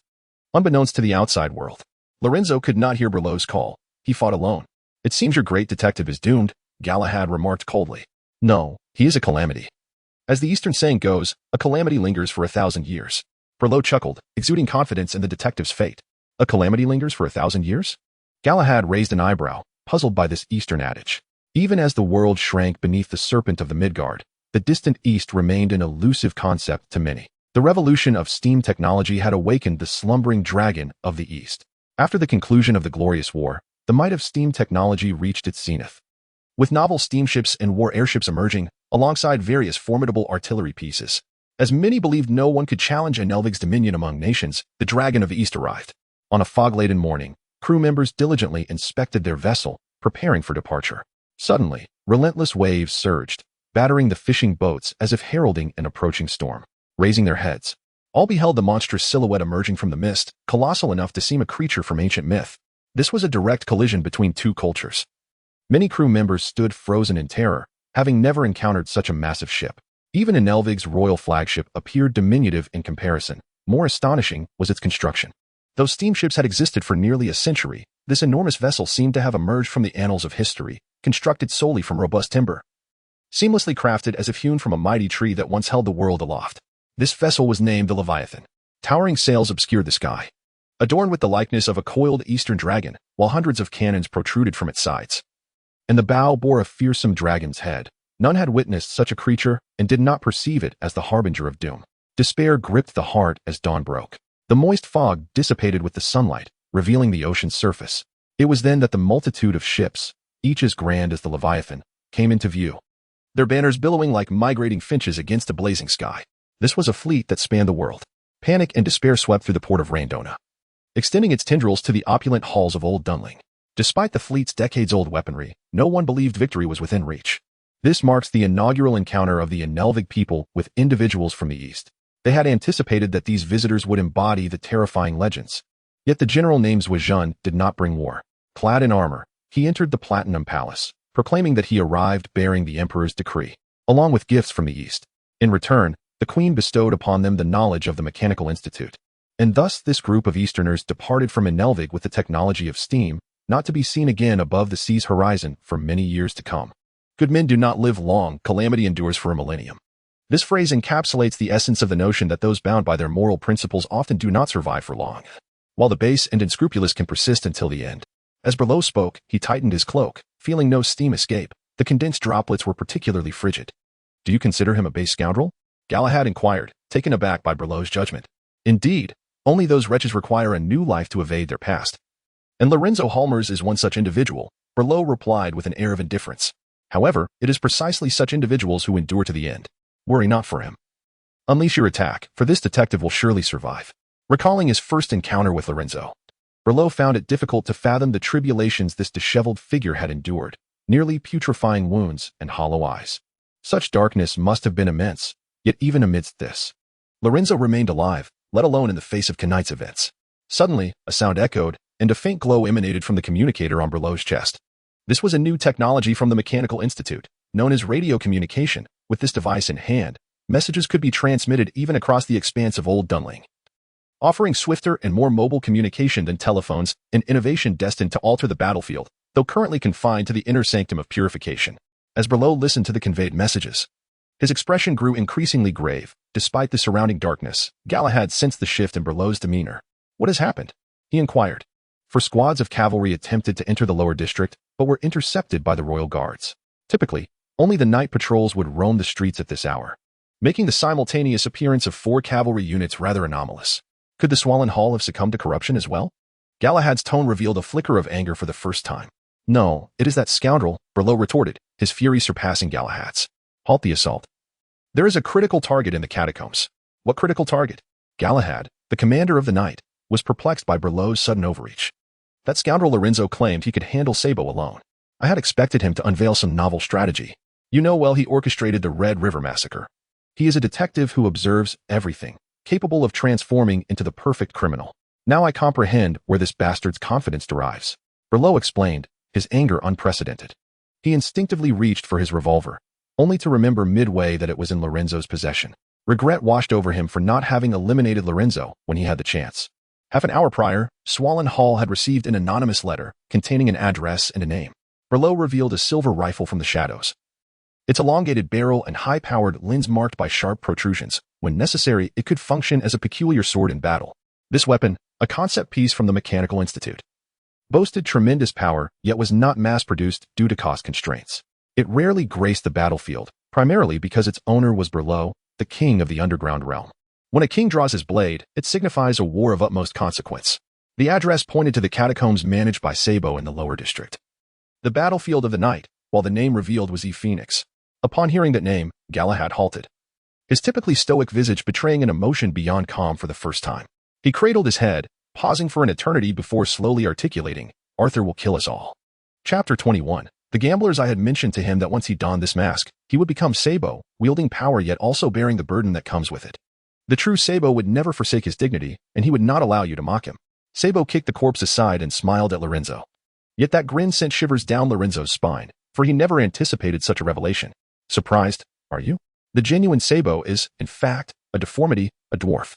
Sabo appeared unfazed by the astonishment reflected in Lorenzo's eyes, or perhaps he had encountered such gazes countless times in his life and had grown accustomed to them. Extending his short arms, the accumulation of flesh and fragile bones distorted his physique, his insides crammed into this tiny body. After his recent sword swing, he panted slightly, his thick fingers straining to grasp the blood-soaked cards. He looked grotesquely bloated, yet indifferent. "I hope you are not displeased by my proxy, for I am the master of the Green Shark, striving to dominate a band of outlaws." A dwarf's body is not particularly imposing, making it challenging to intimidate subordinates, especially considering I am a Viking. A Viking dwarf is quite the absurdity, is it not? Sabo remarked, the sadness of his situation contrasting with his detached tone. "Rather than absurd, I find it quite magnificent to lead a band of outlaws in such a form. It is rather impressive," Lorenzo replied earnestly. Sabo did not seem pleased by Lorenzo's praise. Instead, he responded calmly, "What about you, Mr. Halmers? I am intrigued as to why you are so confident in defeating him. With a mere shift in the whims of Lady Luck, your head could explode. This is not merely a game of luck and bravery. The stakes are akin to dancing on the edge of death. Only pure madness can navigate such peril." His eyes, those piercing eyes. Lorenzo pointed to his own. The gray-blue irises shimmering with intensity, mirroring the bloody gaming table. "That man is desperate to win, so desperate that he has lost his wits. As a leader, he ought to command respect, yet his bravado is too feeble. I have studied performance. He is neither a competent actor nor a skilled gambler. A true gambler never retreats. The chips in hand represent their very existence. Lorenzo had long seen through that proxy, believing him merely a minor player, but evidently, with the genuine Sabo now present, the situation had become far more intricate. You seem to have a penchant for gambling, yet I have never encountered you in a casino, Sabo observed, seemingly devoid of hostility. Shuffling the cards while the music in the hall continued, and the patrons reveled in the warmth of luxury, the death of the proxy unnoticed by anyone. Gambling is a fine pursuit. It can turn the tide. Even a single coin might win an entire kingdom. His fingers gently caressed the pristine butcher's coin. Lorenzo replied. Yet, a friend once told me that luck is a finite resource, that one's lifetime luck is predetermined. Perhaps today you were meant to be struck by a carriage. But before that fatal blow, you fortuitously stumbled, narrowly escaping death. Much like soldiers on the battlefield, they may evade countless bullets merely due to luck. But when their fortune runs dry, a single bullet can claim their life. That friend of mine was the finest gambler I have ever known, yet he rarely wagered, claiming he was saving his luck. Sabo nodded, having heard similar tales before, but today it resonated differently. And your friend? Did he conquer an entire kingdom? No. During a battle, he exhausted his luck, and a shattered fragment pierced the sole gap in his armor, striking his artery. That once indomitable armor became his tomb. Lorenzo recounted slowly, his demeanor unchanged, as if that tale were merely a forgotten chapter of his past. I too enjoy gambling. Yet I relish the thrill of teetering between life and death, escaping with spoils before the reaper's blade descends. Sabo licked his parched lips, revealing a crimson tongue. As if he bore blood in his mouth, his disarrayed teeth resembling those of a shark. Eve sat quietly beside him, too intimidated to speak. The events of the night had far exceeded her understanding of the world. You see, it is challenging for someone like me, a deformity, to find a sense of existence in life. Everyone perceives you as an omen of misfortune, and no one truly cares. Yet at the precipice of death, it is different. You have faced the reaper head-on, perhaps even brushed against his dark cloak, and yet you have survived. The exhilaration is extraordinary, blood racing. And a heart once extinguished beats anew. Sabo exclaimed with fervor, his cumbersome hands pounding on the table, resembling a grotesque giant child in a bizarre display. So, is that what you lost? Lorenzo inquired. Are you referring to this? Sabo ceased his pounding and extended his hands, revealing his mutilated palms. Each hand bore various degrees of mutilation, bones severed. Only a few fingers remained. Yet even so, he displayed remarkable dexterity, the dazzling shuffling emerging from those imperfections. Indeed, no gambler escapes loss. However, my opponents have been kind, leaving me my thumb and index finger so I may still wield a sword. But it's no worry. I always manage to win back in the end. With his remaining fingers, he picked up the slender and lightweight stiletto, devoid of embellishment, lacking even a guard, consisting solely of blade and hilt. This design significantly reduced the weight of the stiletto, allowing Sabo to wield it with his few fingers, delivering swift and lethal strikes. Today has been splendid. Shall we play another round? But I have already won. That was my proxy. Yet he is still Sabo, is he not? The conversation grew icy. Neither party yielding, the fine blade against the gun, all chips laid bare upon the bloodstained table. After a brief silence, Sabo spoke again. Regarding the events of a few days past, a figure known as the mentor orchestrated them, aiming to facilitate the escape of those individuals from pursuit. Who is this mentor? I cannot say. I only know he holds many identities, all of high standing, whether in Engervig or elsewhere. What are those individuals? That is the second question, Mr. Holmers. Beneath the half-mask, Sabo revealed a sinister grin, spreading the cards neatly before Lorenzo, the blood still fresh, exuding an uncanny aura. So, shall we play another round? A suffocating silence enveloped them. Despite the warm air and rousing music, the atmosphere atop this platform felt as though it had descended into a frozen abyss. Sabo had reclaimed his dignity, but that was all. To garner further intelligence, he would need to re-engage in the game. Lorenzo's gaze fell, deep in contemplation. Clearly aware that this encounter was unlike any before, he now faced the true Sabo, a genuine gambler. Isn't that enough? Eve whispered. The princess of the Phoenix family, only ever acquainted with the darkness of the world through her family's recounting of war, feeling an unprecedented unease. Yet Lorenzo paid her no heed, equally unsettled, albeit his anxiety stemmed from a genuine concern for the entirety of the situation. The mysterious cargo from the north has captivated the attention of Burla, Sabo, and those lurking in the deeper shadows. However, most importantly, it is Lorenzo's vision that unveils the bizarre transformation of bodies, the towering lighthouse, and the grotesque horrors clawing their way out from ancient memories, attempting to pull him back to that fateful rainy night. He yearns to uncover the truth. What are the stakes? Beneath the brass mask, the voice resonates with a steadiness akin to iron. Thus, from beneath the bull mask emerges a genuine smile, as Sabo claps his hands vigorously, his laughter piercing and frenzied. Reminiscent of the final revelry before the apocalypse, he leaps from his chair, his diminutive form unsteadily approaching the edge of the platform, surveying the grand gala like a sovereign. Ladies and gentlemen, he bellows, causing the dancing crowd to cease their movements, their gazes fixated on the small man atop the platform, who starkly contrasts with their perception of Sabo. Yet, they remain indifferent. Within this banquet, only the mask holds significance. Whoever dons the bull mask is the master. Sabo is elated. For any joy experienced by those on the brink of death becomes magnified. Let the ball commence. As his voice reverberates, the orchestra shifts its tune, diverging from the previous elegance to a melody rife with eeriness and mourning. The musicians, lost in their fervor, pull at the strings as if they were sawing through flesh, the music echoing the anguished wails of humanity. Servants emerge from the shadows, their trays no longer adorned with gold and jewels but filled with hallucinogens. Guests casually pick them up, revealing the insides of their wrists, which should be smooth skin but are now riddled with pinpricks, skillfully injecting the substances, thus opening the gates of paradise to the fallen mortals. It is a frenzied celebration before the end, discarding all ethics and virtue, unleashing the dark side of humanity. Eve watches in a daze, perceiving this as the onset of a nightmare, the air thick with the scent of blood, which begins to stir, yearning to join the debauched revelry. Calm down, detective. This is merely the beginning. A cold hand clasped hers, awakening Eve from her stupor as if thawing a block of ice. Stay alert. You wouldn't you wish to become like them, would you? Lorenzo's voice cuts through her haze, and she awakens with a start, her breath quickening and sweat soaking her mask. What is happening to me? She questions in fear, the uncanny sensation causing her to feel as though the world is fracturing before her eyes and reforming into a grotesque visage. Hallucinogens, there should be plenty of its vapors in the air. The effects are not yet severe. A sharp dagger, extracted from beneath Eve's garment, is thrust into her hand by Lorenzo, urging her to grip the weapon, perhaps providing her with some semblance of comfort. So, is this the true nature of the ball? A grand orgy of pleasure? Lorenzo's gray-blue eyes remain clear, untouched by the hallucinogenic atmosphere. Indeed, those who gather here are the affluent. Wealth no longer satiates their desires. Sabo descends from the platform, returning to the gambling table, producing a coin from his mutilated hand and placing it at the center between them. Win once, and I shall answer one of your inquiries. He raises his right hand, extending his index finger. And if I lose, you shall answer one of my questions. Sabo's unexpected leniency surprises Lorenzo. He had anticipated Sabo would demand a more severe consequence. After all, you are Burla Esthorn, Mr. Halmers, in a sense. It is because of you that I have become Sabo, the leader of the Green Shark. You could be considered my benefactor. Sabo's eyes bear no deceit. His achievements are, to a significant extent, attributed to Lorenzo. To be honest, I find this somewhat astonishing, Lorenzo admits, incredulous. This is only natural in the East. We refer to this concept as cause and effect. I was present during the Red River Massacre 6 years ago, but as you know, my unremarkable stature made me inconspicuous, allowing me to survive. I owe my rise to the reshuffling of the Undercity that you instigated, though it occurred long ago.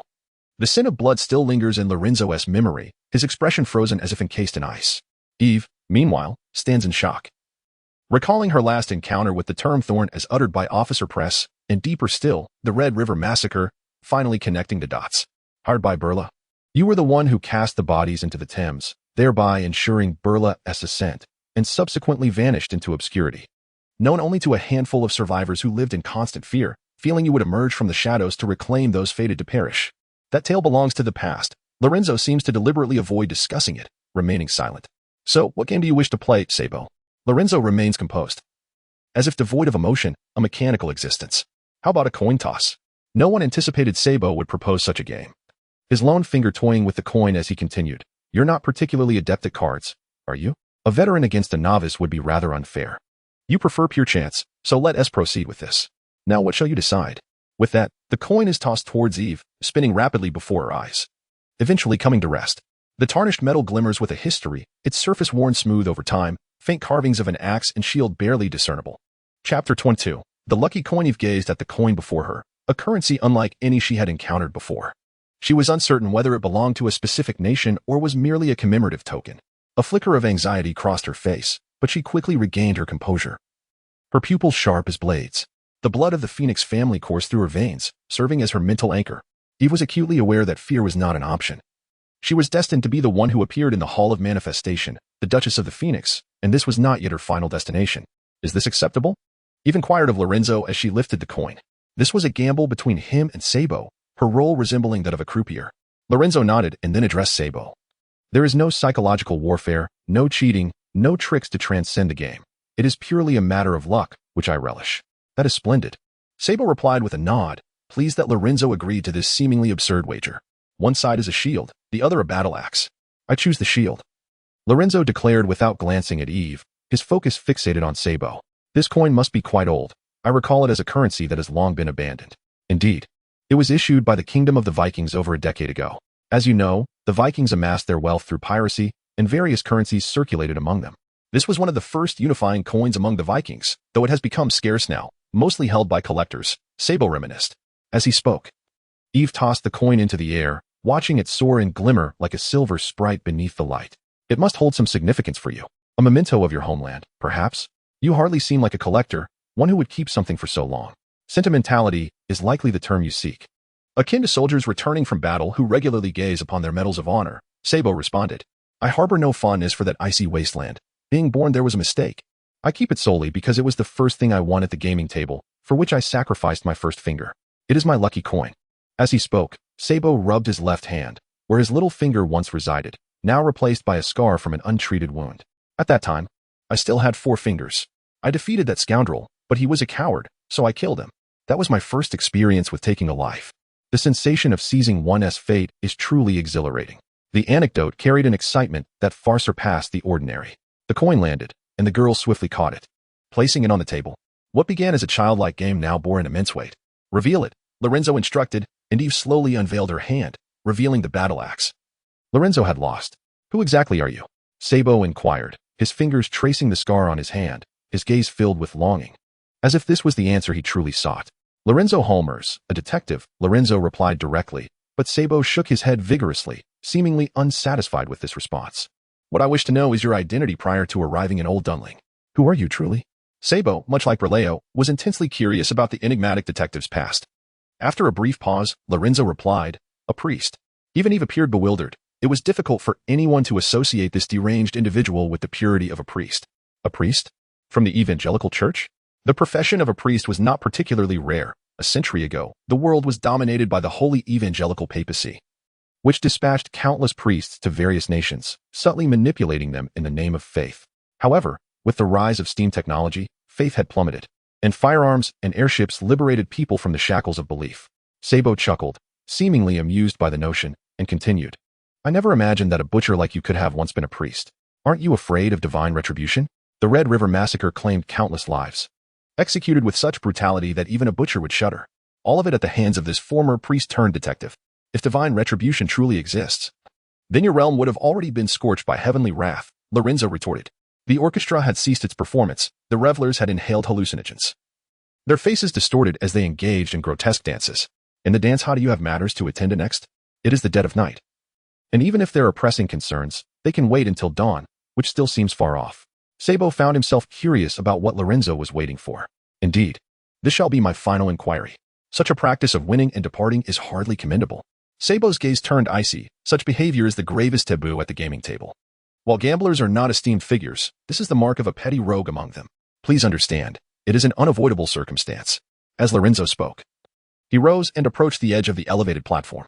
The view from this vantage point was splendid, encompassing all that lay beneath. The initial grandeur had faded, revealing a scene of disarray below, where bodies lay in disgrace. The hallucinogens had thoroughly numbed their senses, robbing them even of the strength to stand, leaving them sprawled on the carpet, their eyes clouded with confusion. The once noble aristocrats now resembled wretched beggars, stripped of honor and dignity, akin to pitiful livestock within a pen.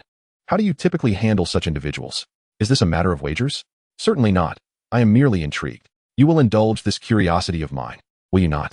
Lorenzo flashed a benign smile at Sabo, feigning genuine interest. It is quite simple. We return them whence they came. We escort our guests to opulent hotels in the inner city, where they awaken on soft, clean beds, having shed their weariness. Outside awaits the splendid world of Old Dunland, and all that transpired the previous night will seem but a fleeting dream. A rather beautiful conclusion, wouldn't you agree? That does sound rather pleasant. Lorenzo nodded in agreement before posing his final question. And what of those individuals? The crew of the Silverfish who transported the sacred coffin. And those who obstructed me that day, where are they now? This was Lorenzo's last inquiry, and he sought an answer. As before, Sabo offered no concealment, his candor almost suggesting a kinship with Lorenzo. They are all dead. Even those who remain are as good as gone, Sabo replied directly. All dead. Lorenzo struggled to comprehend. And then, as if a realization struck him, his pupils constricted. Did you kill them? Chapter 23. The blood feast. It was you who slaughtered them.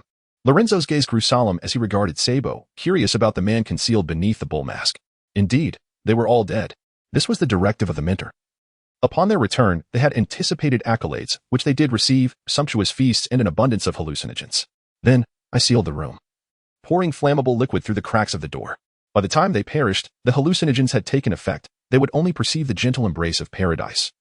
Surrendering to eternal slumber, Sabo spoke nonchalantly, devoid of any remorse for his heinous act. Why kill him? Lorenzo began to voice, but then he comprehended everything, his expression shifting as he tightened his grip on the Winchester. This is why you were willing to reveal all of this to me, is it not? The great detective finally recognized the peculiarities at play. There was never nameless benevolence. This held true for Lorenzo as it did for Sabo. Yes, Sabo nodded, his tone betraying neither joy nor sorrow. Lorenzo had witnessed such a demeanor before, in the dying patients at Victoria's Central Hospital, those who, upon facing the end, became impervious to the world around them, neither elated nor despondent, merely resigned to their fate.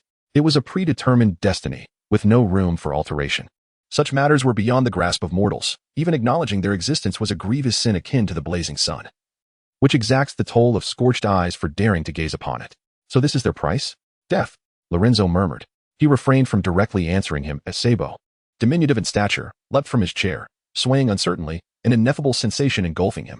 Death is a liberation, far superior to existence, dear detective. You cannot fathom what it truly is. Is this, then, the reason for your apparent benevolence? Those who are aware of such truths must perish. Be they the crew of the Silverfish or ourselves in this very moment. All who step into this revelry tonight shall meet their demise, correct? This was why Sabo was so forthright. Lorenzo's arrival was merely a delightful surprise. All who entered this frenzy tonight must die, a sacrifice for transgressing the taboo. For only blood and flesh could provide solace. With a deadly shotgun aimed at Sabo, Lorenzo's focus was entirely on him. Should he pull the trigger, the shotgun would unleash a hail of deadly projectiles, and Sabo's slight form could not evade them. And you? You too are aware of all this. Does that mean your death is also tonight? Lorenzo demanded. If that sacred coffin indeed contains something ineffable and untouchable, then Sabo too should be subject to reckoning. Sabo replied calmly, yes, I shall also die tonight. From the outset, Sabo had no intention of allowing anyone to leave alive.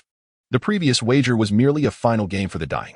A few fingers grasped the dagger, and a slight tremor produced a sound that cleaved the air, followed by blood raining down upon it. Stop. Eve seized the revolver from the gaming table, its chamber containing only a single live round, and at that moment, two guns were pointed at Sabo. They were assured of victory. Wait, Eve. Lorenzo suddenly halted her action, his icy gaze betraying a flicker of confusion. He sensed the impending peril, his expression darkening. So this was your intent. This is why you entertained us with your coin games, correct? Sabo nodded, the dagger in his fingers poised, sharp and lethal. You are Lorenzo Holmes, the notorious figure from the Blood River Massacre, where you dispatched hundreds of gang members with gun and blade. Compared to you, detective, you are nothing short of a skilled murderer. While I am but a deformity, in a direct confrontation, I would surely falter. Thankfully, you require information, which has afforded me ample time for the hallucinogens to take effect. The hallucinogens, lingering in the air, were already at a low concentration. But under Sabo's deliberate manipulation and delay, Lorenzo had inhaled a significant amount. Hallucinations now danced before his eyes. The bull mask appeared to come alive, blood coursing down that grotesque visage. At that moment, Lorenzo suddenly realized that the mask bore no resemblance to a bull. It was merely a monster with horns. A misinterpretation of his own knowledge leading him to instinctively perceive it as a bull. Get back, Eve, Lorenzo bellowed, simultaneously pulling the trigger. He was engulfed in hallucinations. Unable to ascertain the reality before him, all he could do was urge Eve to distance herself to avoid collateral harm. Yet Eve did not respond. Her eyes reflected a hint of terror, her desire to remain calm evident, yet her hand trembled around the gun. She too was ensnared by hallucinations. Beneath the dome, thunder roared. There was no time for Lorenzo's hesitation. The scattered bullets shattered the gaming table, yet failed to hit Sabo, whose slight form was far swifter than Lorenzo had anticipated. The dagger traced a silver arc through the air, akin to a gliding ribbon fish, then viciously slashed toward Lorenzo. In that moment of crisis, Lorenzo could only raise his cane to defend himself. The dagger's shattered edge resembled a saw, slicing through the wooden exterior and erupting in dazzling sparks. A sword akin to mine, Sabo cried, then continued his onslaught along the cane's length, shattering the wooden casing completely, revealing a brilliant metallic sheen beneath. Lorenzo was forced back several paces by the strike, unable to fathom that such strength could emanate from such a frame. In the struggle, the Winchester became less significant. He hung it behind him and tightened his grip on the sword cane. Sabo was correct. This was indeed a weapon identical to the dagger, lacking only the guard that typically protects the swordsman. The guard, designed to shield the hand from sliding blades, was absent from both weapons, mirroring their wielder's disregard for self-preservation. Or perhaps their confidence in eliminating the opponent before suffering harm themselves. You too must be affected by the hallucinogens, due to their influence. The world before Lorenzo began to distort. He could no longer trust his perception. Firearms could not detect the enemy, but a sword differed, akin to a blind man's cane. The sword encountered the tangible, offering no deception to Lorenzo. I have grown accustomed to wielding my sword amidst hallucinations. Such matters become second nature. I am a born weakling. Thus my methods must be somewhat unscrupulous. I hope you can understand. Sabo brandished his sword, his own vision similarly warped. Yet he had dwelled here long enough for it to have little effect on him. He was a natural deformity, unable to run swiftly or jump high. And having lost a significant portion of his fingers in the wager, he yearned to win. He desired victory more than anything. From the day of his birth, he was a failure, possessing nothing, thus he would seize everything he could take. Long ago, I became accustomed to hiding sand in my pocket, to be thrown in the enemy's face before swiftly slashing their throats. Sabo declared, one hand retreating behind him, his body bending like a bow, and in the next instant, he lunged forth like a released arrow. The blades clashed, sparks flying, igniting a fire in the realm of hallucinations, and from that inferno, the horned monster emerged ferociously. Sabo's strength lay solely in those few fingers. In direct combat, he lacked the force Lorenzo possessed. Thus, the dagger moved like a serpent, striking with the momentum from the collision, darting in another direction with the grace of a dragonfly skimming the water's surface, never lingering. The sword cane followed closely behind Sabo, but then Sabo leaped and spun, his hidden hand suddenly shooting forth. Lorenzo had long awaited this opportunity. As Saber unleashed what appeared to be sand from his hand, Lorenzo swiftly lifted his coat to obscure Saber's line of sight. To his astonishment, what flew forth was not sand but a cloud of fine dust. Instantly, the confined battlefield was engulfed in a crimson haze, and with the first inhalation, Lorenzo recognized the imminent peril. This was a hallucinogenic substance, a potent dose indeed. Holding his breath, Lorenzo rolled away from the swirling dust, while behind him, Saber stood motionless within it, breathing steadily, oblivious to his own actions. As the invaders infiltrated his senses, Lorenzo distanced himself, his trembling hand retrieving a cigarette, his cherished indulgence filled with invigorating herbs. Though uncertain of its efficacy against the hallucinogen, it was preferable to nothing. Yet, before he could ignite the cigarette, a hellish vision consumed him. The ground beneath his feet softened, and a searing heat enveloped his skin, as the chandelier above blazed like the sun. You will witness such visions after consuming it. This is no paradise. It had been ages since Lorenzo beheld such sights, reminiscent of a blasphemous rite in hell. Beneath the dance floor, bodies decayed and rotted, grotesque creatures gestated within them, and joyous moans morphed into endless wails. Amidst this chaos, Saber emerged slowly from the haze, his metallic mask seemingly fused with his skull, iron, and flesh intertwined. With AS Chapter 24, Death and Madness like a resurgence of hell. The atmosphere is saturated with distortion and chaos. Under the influence of hallucinations, everything seems to come alive, countless faces emerging with myriad expressions, screaming in agony. The diminutive figure resembles a gaunt specter, the straight sword becoming contorted in the illusion, akin to a living white serpent. This place once served as an arena for duels, where gladiators stood in the dim underground, listening to the cheers from above, bathing in the first ray of light as the chains of the lift tightened. Now, everything here mirrors that time, the two men embodying the iron-willed warriors, where only one shall survive. Without warning, the thrusting sword lunges forward, its technique as flawed as Sabo himself, barely revealing a semblance of form, but seemingly infused with personal flair. The blades collide, producing a crisp sound that reverberates through the eardrums. Lorenzo grips the hilt tightly, then deftly slides his sword to the side. This maneuver, known as deflection in swordsmanship, alters the blade's angle at the moment of impact, allowing for a redirection of force, thereby shifting the opponent's blade's power. This technique is not merely defensive, it builds momentum, leading to a delay in the opponent's counterattack, creating a fatal opening. Lorenzo perceives that fatal opening as the thrusting sword grazes by him. He swiftly raises his sword and strikes down with ferocity, as deadly and powerful as the guillotine's blade. Sabo, caught off guard, twists his diminutive body to pull back his sword, resulting in a dazzling shower of sparks. He leaps back nimbly, astonished by Lorenzo's might, his arm numb from the impact, struggling to fathom how this detective possesses such strength. This assault concludes with Lorenzo's victory. Sabo glances down at his sword, which bears a distinct chip, an imprint left by Lorenzo. Had Lorenzo's sword been heavier, akin to a proper blade, that strike would have cleaved both Sabo and his sword asunder. Must even a priest learn the art of swordsmanship? Such skills are hardly the domain of a detective, let alone a priest. In Florence, the priesthood merely represents a social class, much like the Knights of the Holy Order, most of whom were priests before their elevation to knighthood. Slowly lifting his sword, its tip pointed downward, he assumes one of the stances of swordsmanship: courage, strength, skill, and cunning. You know, these are the four cardinal principles of swordplay: the courage to wield the blade, the strength to sever steel, the lethal technique, and the treacherous cunning. Ultimately, this is the art of killing. The so-called glory merely serves as a fade for self-justification after the act. With a sudden forward stride, the sword descends like thunder. The sound of air being cleaved fills the space, a wailing reminiscent of souls lost beneath the blade. Sabo's small figure elongates. He realizes he cannot withstand this blow, yet as he contemplates, the white light descends. A cloud of red dust erupts as the blade strikes down, amidst which the treacherous thrusting sword attacks. The staff sword barely intercepts the assault, yet the thrusting sword, like a serpent, twists bizarrely after the failed strike, piercing Lorenzo. The two become entwined in a frenzied struggle under the chaotic hallucinations, growling like beasts. The black suit is torn open, blood gushing forth, and after this strike, Lorenzo unexpectedly advances rather than retreats. In the distorted vision, he extends his hand, gripping the white serpent with force. The swift thrusting sword is seized by Lorenzo, startling Sabo, who did not anticipate Lorenzo could match his speed. Yet, this is merely the beginning. The blade is shattered and serrated, and if Sabo withdraws quickly, he could sever Lorenzo's hand.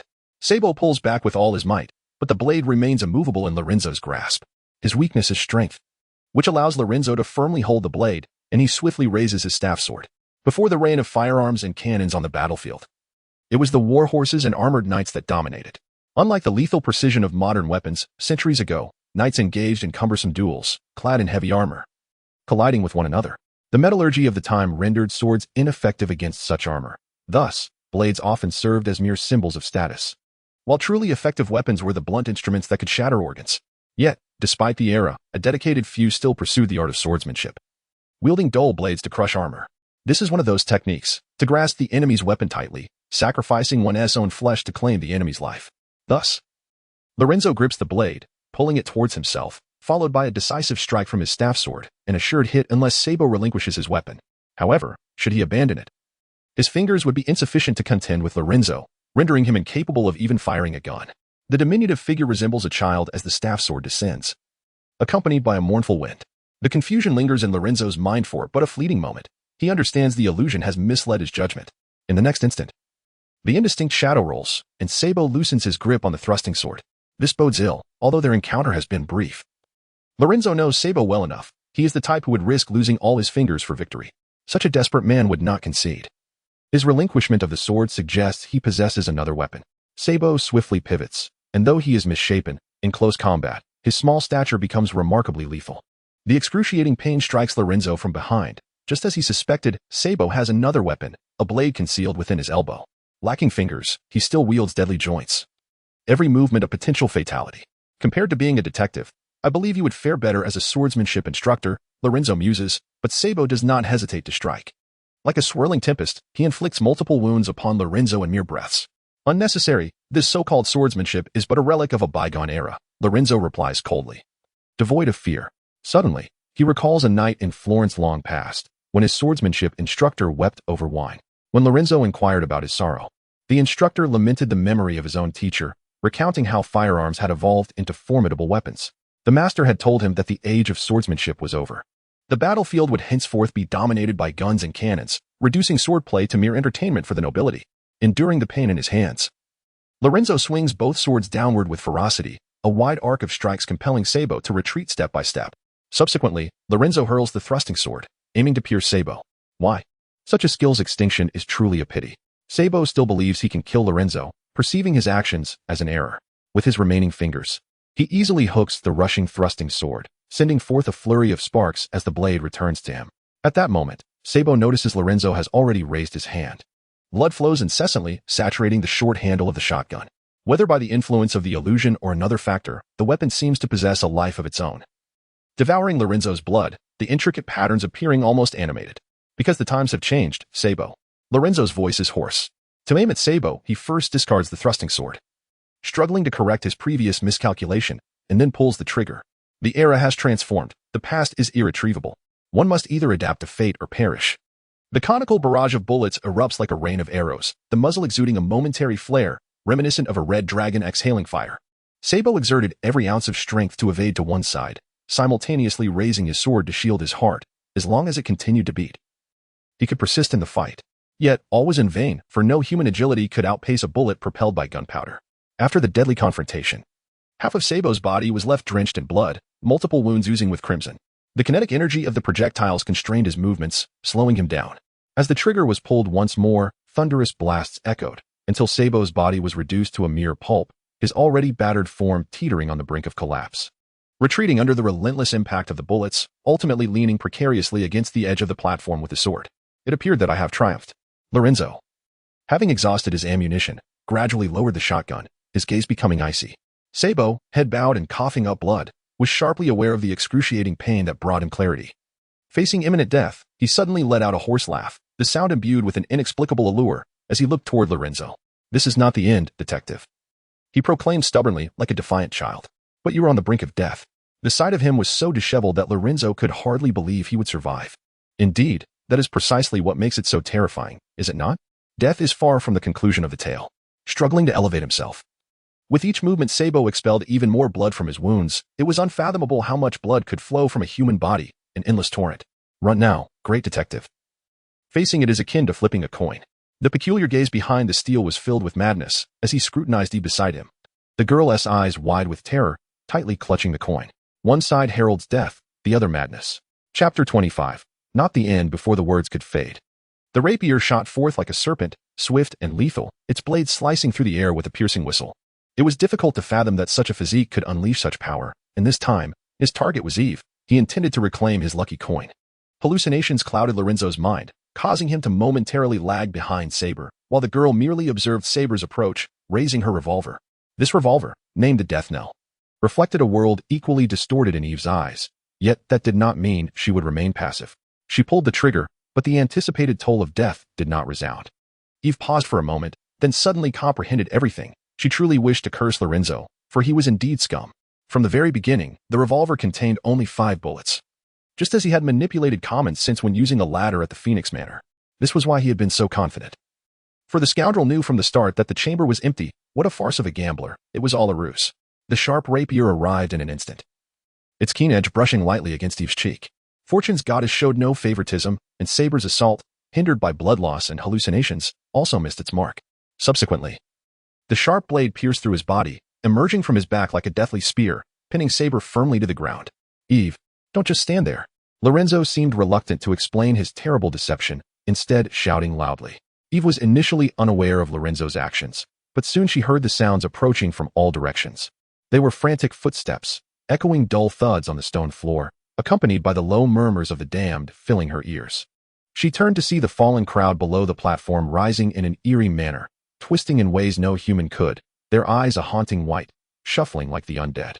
"Is this a hallucination?" Eve's steely resolve nearly shattered. Under the influence of the hallucinogen, she was losing her grip on reality. "I don't know. I only know we must leave." Lorenzo took a drag from a cigarette, the invigorating herb beginning to take effect, clarifying his vision. That person. Lorenzo. Eve intended to inquire about dealing with Saber, as the clues acquired thus far were scant, but just as she shifted her gaze to Saber, the seemingly lifeless body stirred once more. This was no ordinary vitality. It was a grotesque spectacle worthy of a bizarre legend. She witnessed him grasping the blade, slowly raising himself from the ground, the blood drained from his wounds revealing only stark white bone. There were no cries of pain, only a whimpering laughter. "Death is not the end," Lorenzo murmured, recalling Saber's earlier words. "It's the coin," Eve suddenly realized, exclaiming. Saber's uncanny body gradually stood, clutching his lucky coin in his mangled hand. And then the grotesque iron mask split open, its dark maw swallowing the coin along with his palm, the disordered fangs gnashing at blood and bone, emitting a chilling sound.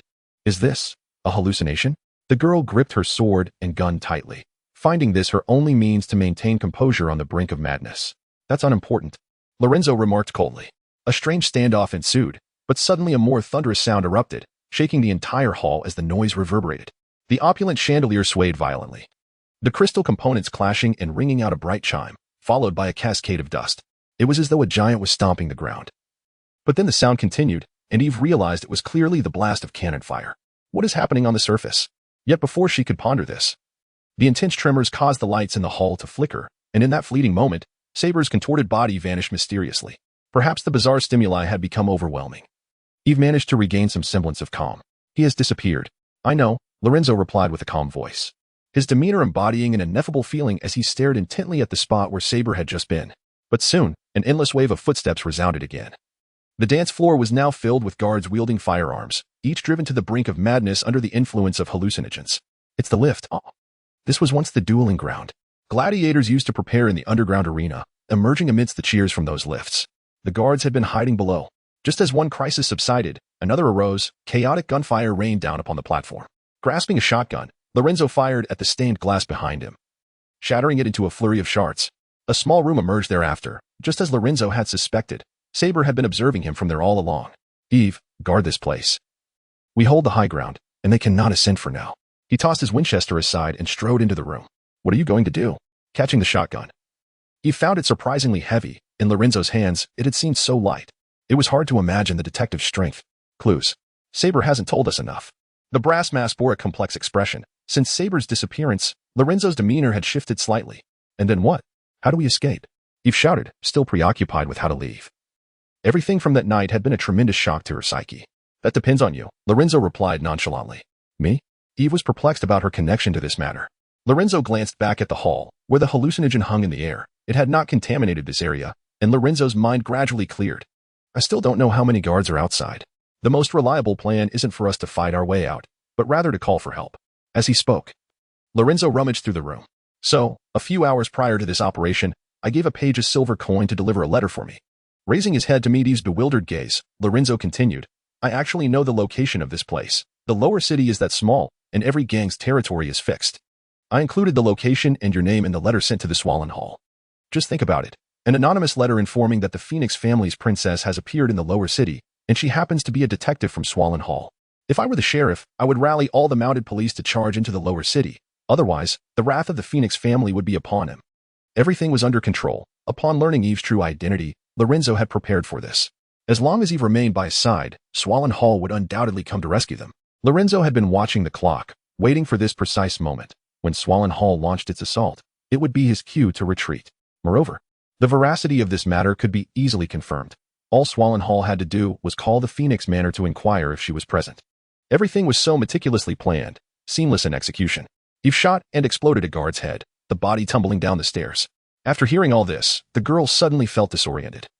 And then she cursed, You used me. This is a win-win. Lorenzo, you are truly scum. Only I, this wretched creature, can lead you out alive.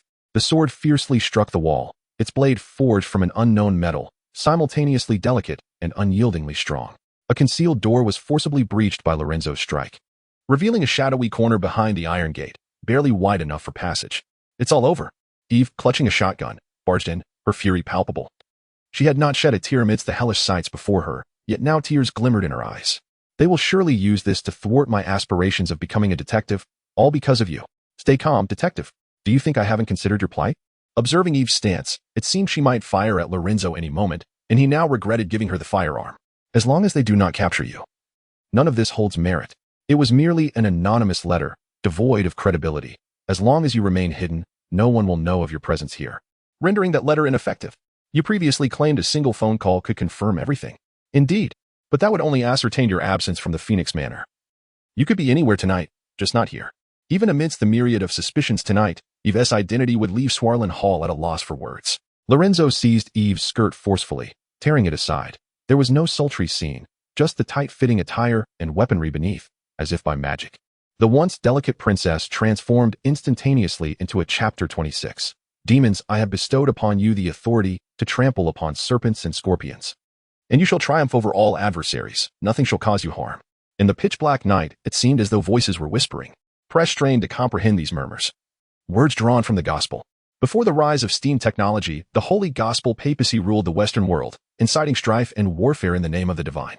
Under the strength of faith, the Crusaders traversed islands and continents, leaving ruin in their wake wherever their iron steeds galloped. In accordance with divine will, they executed their sacred authority until Engervig emerged victorious in the glorious war, shattering all beliefs with the steam engine. The rapid advancement of technology created a profound military chasm between the antiquated holy gospel papacy and the nations endowed with steam technology, rendering faith incapable of ruling over anyone henceforth. Nevertheless, the influence of the gospel church persisted, for Old Dunling was originally founded by the Romans, and many continued to harbor reverence and faith. They whispered together, their prayers coalescing into a torrent. Officer Press knelt upon the ground, struggling to grasp the events of this night. Mere hours ago, the sheriff had summoned all available personnel, uncertain of the unfolding circumstances. Only aware that this was the first substantial police mobilization in years at the Swarland Hall. He initially believed it to be a covert operation and had even prepared himself for death. Yet, when a multitude of cavalrymen arrived, they were met with the Royal Guard. Press had seldom encountered these soldiers clad in crimson cloaks. During the glorious war, they were the elite of Engervig. Rumor had it that their cloaks were originally black, stained red by the blood of enemies, who referred to them in fear as the Redcoats. The sound of iron boots striking the ground echoed in every ear, and a resident from the nearby lower district opened his window to curse those who had disturbed his slumber, only to find an unprecedented darkness enveloping the scene. The Red Guards sealed off the entire palace and its surroundings, raising their firearms like a cannon-wrought wall to prevent any onlookers from glimpsing the area.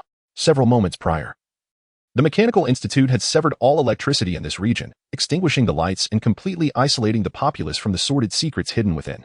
There was no resistance, nor was there any need for it. Before the cavalrymen could comprehend the situation, the Royal Guard had already subdued them. Thus, a group of Swarland Hall cavalrymen found themselves disarmed, kneeling beneath the frigid night of Old Dunling. Something significant was unfolding this night. An eerie silence enveloped the area, broken only by the sound of iron boots and the whispers of breath and prayer. Suddenly, one of the cavalrymen rose to his feet, prompting several guards to level their weapons at him, devices Press had never seen before, likely secret creations of the Mechanical Institute.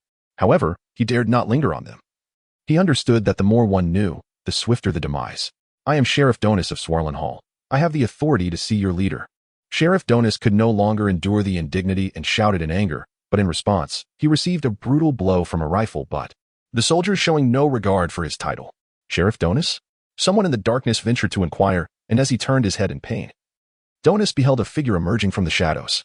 The man bore an unfamiliar garb, his dark cloak adorned with exquisite patterns, wielding weapons of unknown design but evidently crafted for lethality.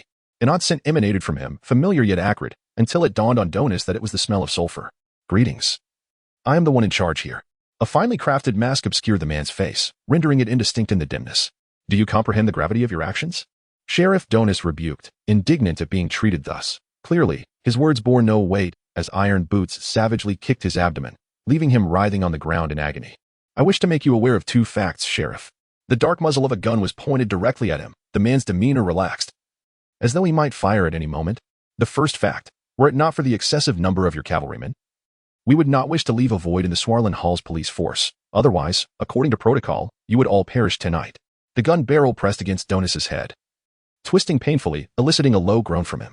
The other cavalrymen, witnessing the sheriff's treatment, were inclined to retaliate, but the guards swiftly redirected their firearms toward them.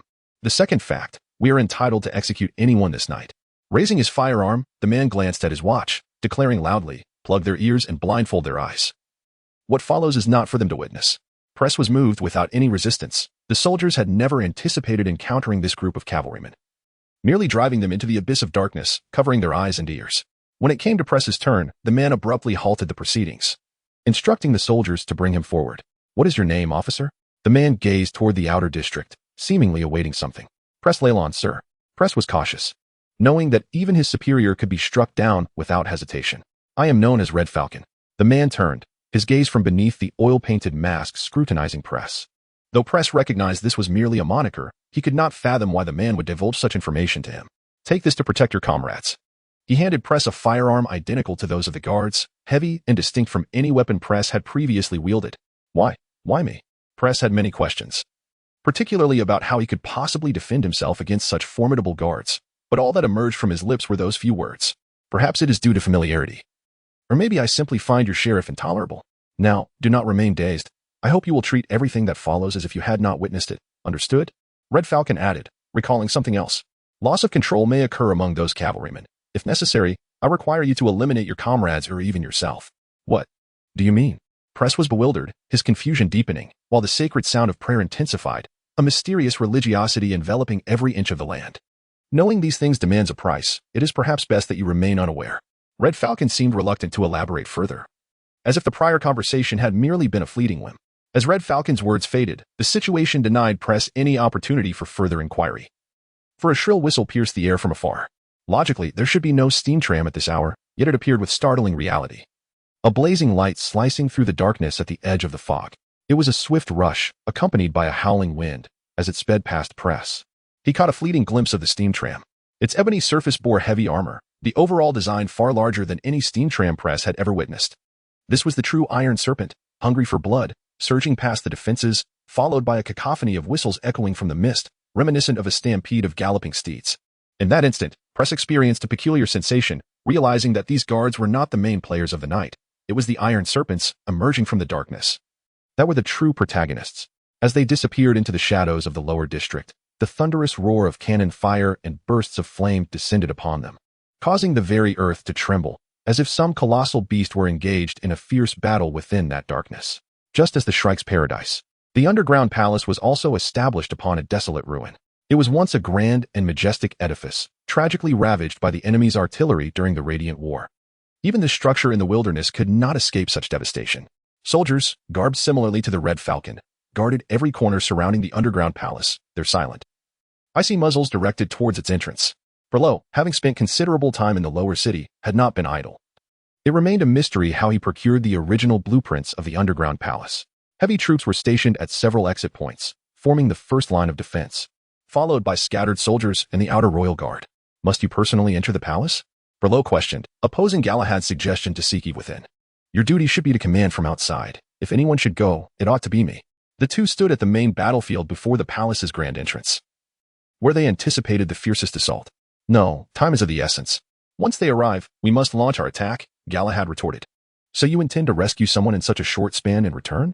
You are well aware of our protocol. You would perish at our hands. And to ensure complete eradication, you might not even leave behind a corpse. Berlo's words dripped with skepticism. What do you suggest we do then? Galahad exclaimed in frustration. Silence met him. Even Berlo was uncertain of the next move. Lorenzo, that wretched scoundrel, was an exceptionally effective weapon, capable of eliminating a target cleanly upon receiving the order. However, this weapon was also prone to uncontrollable chaos, and one could never predict the mischief it might conjure in the next moment, much like the present situation. Fortunately, the dreadful night was not inclined to let the two remain in turmoil, as it directly provided its answer.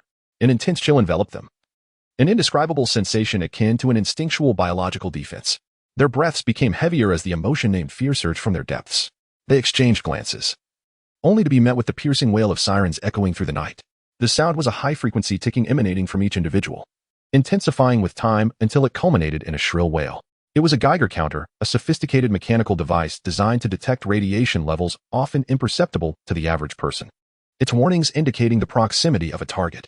At that moment, the reading soared, ultimately surpassing a critical threshold, as blood-red lights illuminated everything around them. Everyone understood the implications of this. There was no room for excessive debate. Bullets were chambered, artillery readied, and without hesitation, a deluge of shells rained down upon the surface of the underground palace. This was an extermination operation, one that required no witnesses. As for Eve, in their eyes, her life had ended the moment the alarm sounded. This was the ironclad rule of the extermination unit. The very reason they had managed to withstand the onslaught of those monstrous beings until this day. All units, be advised, reality distortion anomalies have emerged. Commence operations. Tonight. No one shall leave alive but us. As Galahad's furious roar reverberated through the channel, divine light descended upon the ruins, illuminating everything, vanquishing all darkness, as if the land itself were graced by the gods. From the night sky came support. A colossal iron leviathan glided gracefully through the clouds, its radiance akin to a sword cast down by a deity. The stench of blood and foreboding wafted from the nearby exit as Galahad raised his arm. Countless bursts of flame erupted from the flamethrowers, manned by soldiers clad in heavy fireproof suits, their bodies entirely encased, save for lenses to observe the outside world. The sounds of labored breaths emanating from their gas masks. These were the arsonists, the most dreadful nightmares in assaults against underground facilities. Equipped with modified flamethrowers and large fuel packs capable of sustaining high-temperature flames for minutes on end, the searing fire would consume all air in the subterranean space, effectively roasting enemies alive within. More soldiers stood behind them, brandishing long rifles. The arsonists' only vulnerabilities lay in their cumbersome mobility and fragile protection. Their heavy fireproof suits necessitated the shield of these soldiers to ensure they were not dispatched by lurking threats. This was the tightly woven wall of cooperation. Even the slightest breach could lead to the collapse of the entire structure. Did you hear that, Galahad? Berlo had readied his peculiar silver-white long rifle, his finger poised on the trigger, his expression grave and cautious. The sound emanated from the dark entrance ahead, rapid footsteps and hoarse whispers, as if a crowd were frantically fleeing towards them, desperate to escape the underground darkness. Yet, Awaiting them was not a chance at redemption, but the annihilating flames of destruction. Remember our plan. Tonight, an explosion of fuel in the lower city will cause the palace to collapse. No one shall survive. Galahad's voice was cold, executing the command with mechanical precision, starkly contrasting with his earlier valor in attempting to save Eve. Thus, countless distorted figures, reeking of decay, burst forth from the shadows, no longer resembling humans. Their grotesque, twisted visages mirrored the bizarre entities chronicled in ancient tomes, as they had been so aptly named by the people of that time, demons. The obsidian iron serpent, propelled by a ferocious wind, barreled forth. The immense inertia ignited blinding sparks where its wheels met the tracks as its heavy armor lifted one after another. The profound, distant sound of prayers echoed within everyone's communicators. Remain vigilant, for your adversary, the demon, prowls like a roaring lion, seeking whom it may devour. You must fortify your resolve against it. The iron gate swung open with a clang, and scalding steam surged forth as men whispered amongst themselves and stepped into the battlefield amidst the endless tide of white. Chapter 27. The norm it was as though countless insects buzzed incessantly around Eve's ears, that jarring and restless sound gnawing at her composure, while a myriad of negative emotions, unease, panic, terror, sought to engulf her reason. Eve yearned to scream, yet she was tethered to Lorenzo, this deranged individual exuding an inexplicable sense of reliability at that moment. His hand clutching hers, preserving the last vestiges of her sanity. They sprinted desperately through the dark passage, seemingly without end, the destination ever elusive. Though the deathly red tide behind them had receded, the whispers reverberating in the darkness served as a reminder that it was still in relentless pursuit. Do not be afraid. It cannot catch us, Lorenzo declared suddenly, as if to soothe the girl. A grotesque amalgamation of human forms. It adhered to the laws of reality to some extent, too corpulent to run swiftly, too large to squeeze through. With that, he hoisted Eve into his arms. Her mind rendered utterly numb with fear, like a doll in his careless grasp. The path soared above the average man's height, concealed in the shadows. Yet in crisis her senses sharpened. Without a moment's hesitation, Lorenzo tossed her upward, following suit into the darkness. This was the labyrinthine passage of the catacombs. With Sabo's vigilance, it must intersect a myriad ways, perhaps leading to a hidden exit. If not for those peculiar monstrosities, Lorenzo would have had ample time to explore each route. Now, he was left to gamble on fortune. He fervently hoped Lady Luck still smiled upon him. Fear and death trailed closely behind them. He could not fathom why this detective maintained his composure in such dire circumstances. Why was he devoid of fear? Upon reflection, aside from his abhorrent disposition, he was nothing short of a genius, his cunning strategies and martial prowess eclipsing the ordinary. Just as Eve was about to inquire, she sensed Lorenzo's grip trembling slightly. Though faint, she perceived his fear. This maddening detective, too, was afraid, yet she understood he was unlike her. He was forcing himself to remain calm, for only in doing so could they escape alive. As for death, Lorenzo was indifferent to such a fate. He was the type who would fire a Winchester at the door even if the Grim Reaper was knocking.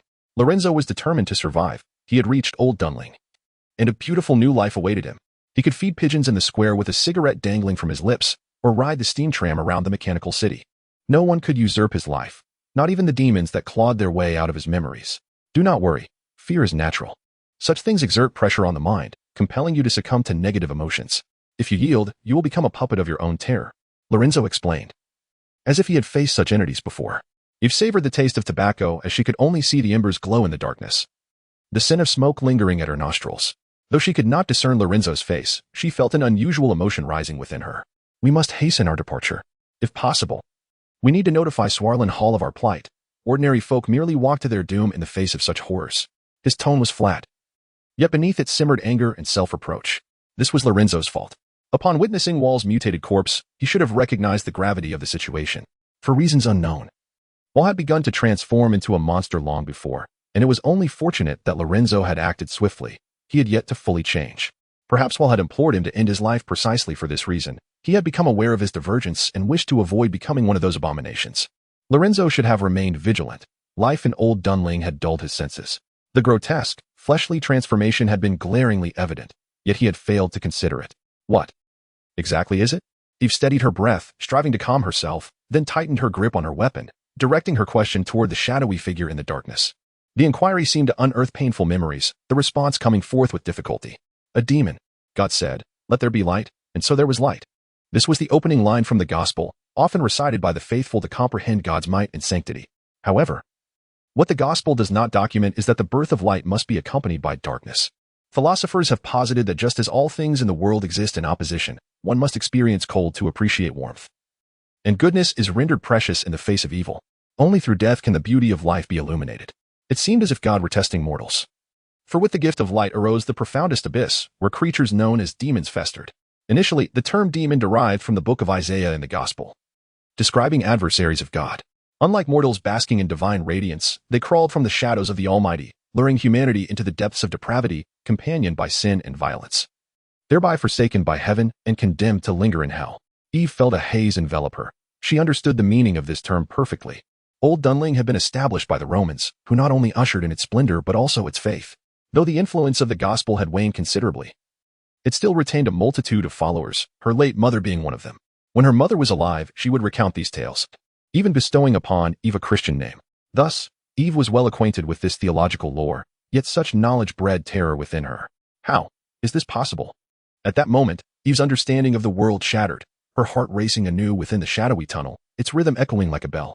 She had always scoffed at the so-called mythological beliefs, regarding them as mere fabrications concocted by those in power to consolidate their dominion and plunder resources.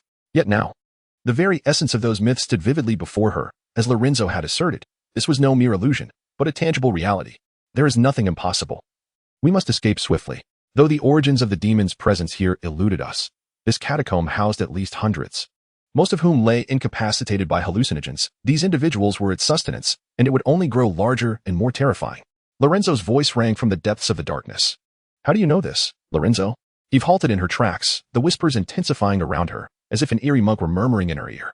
The effects of the hallucinogen, compounded by the demon's mental onslaught, left her in a precarious state, rendering her unable to trust anyone. Her gun pointed at the shadowy figure, her own weapon, fully loaded with bullets. Do not yield, Eve. You are already under its influence. Lorenzo's voice remained calm, utterly unfazed by the gun aimed at him. Cold sweat trickled down Eve's cheek, her breathing growing heavier, thoughts swirling chaotically in her mind. The suspicions surrounding Lorenzo expanded under the weight of her negative emotions. Why did this detective possess so much knowledge? Why had he chosen her to accompany him? Was it truly for the sake of the rescue plan?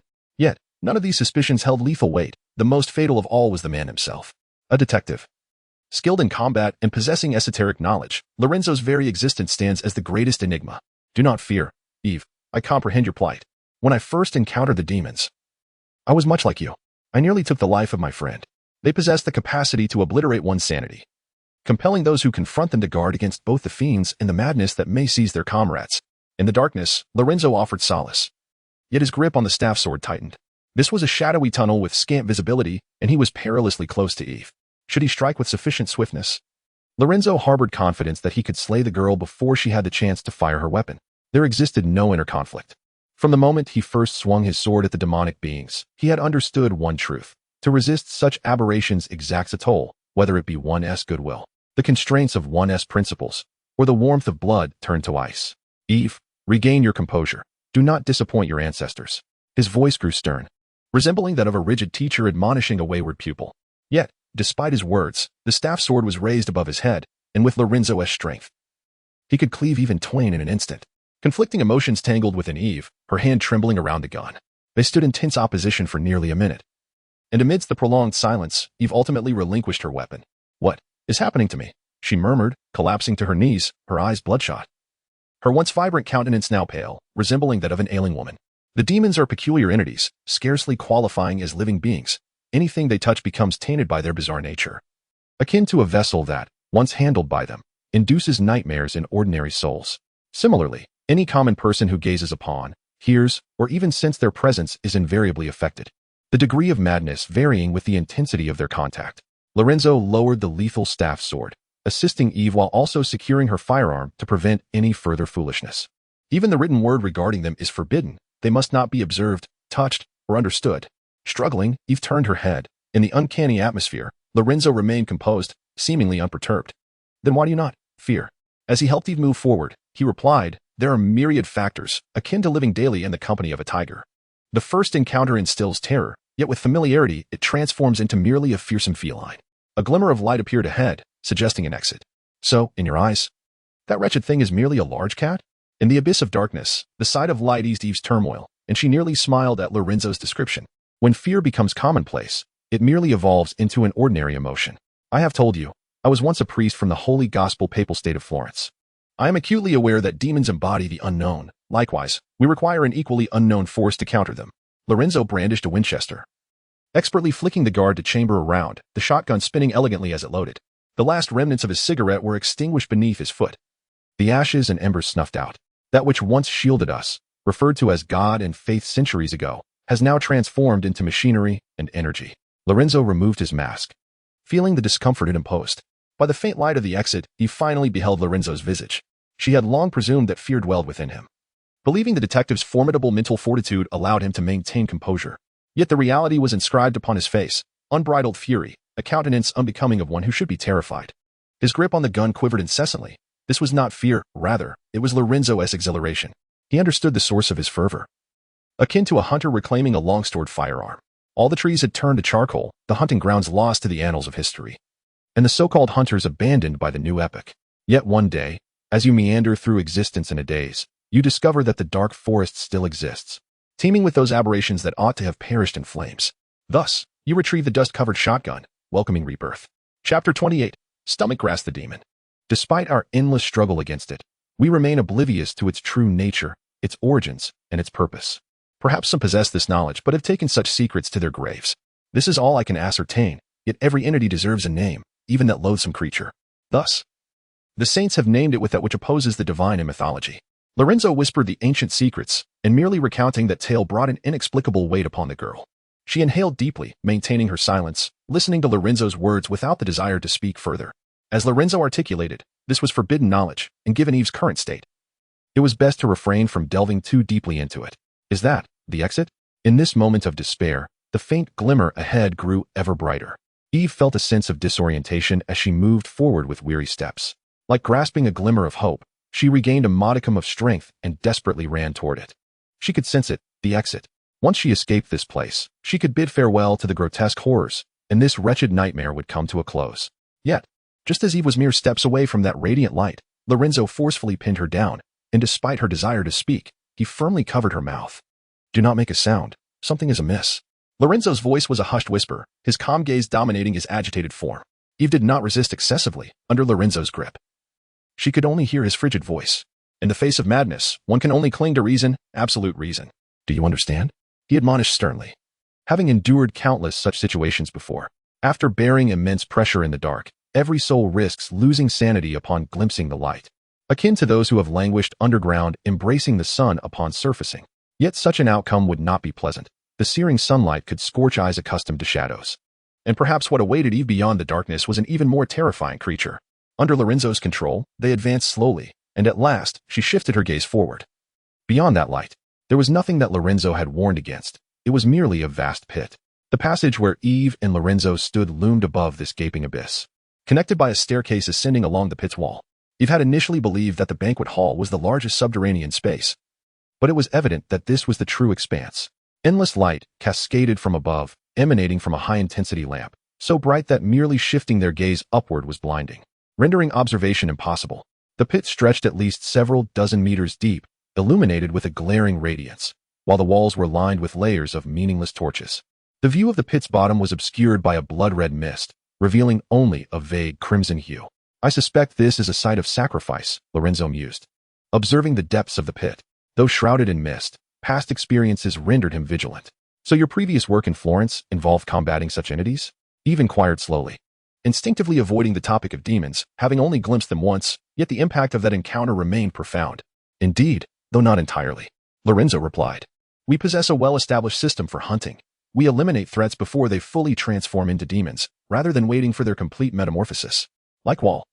As long as one has not entirely become a demon, they remain fundamentally human, easily dispatched with sword and gun. However, once the transformation is complete, they become inhuman, necessitating inhuman methods to confront them. Is this why you, a priest, are skilled in swordsmanship? Eve pondered, finding Lorenzo's life experiences almost legendary. Bolognese swordsmanship is a prerequisite for every Templar knight, and becoming a priest is a prerequisite for becoming a Templar knight. His tone was matter-of-fact. Yet the brevity of his words conveyed his former identity, leaving Eve somewhat bewildered. She recalled the descriptions of Templar knights as those favored by the divine. Noble souls clad in white armor, wielding swords ignited by holy flames to uphold order and peace. Though puzzled by how such a surly individual could align with nobility, her curiosity persisted. That must be a prestigious position. Why then come to Engervig as a detective? She queried. Even if the influence of the gospel church was no longer as formidable as before, Within the Holy Gospel papacy, a Templar knight still held immense esteem, viewed by the faithful as celestial beings descended to earth, guarding the seven hills. Quite simply, I lacked purpose, or rather, I am unemployed. Lorenzo was reluctant to dwell on the past, but under Eve's inquiry, he divulged. Demons were eradicated long ago. I had no reason to remain there. You may find it hard to believe, but I, Lorenzo Holmers, have a dream. He laughed unexpectedly. To be a detective?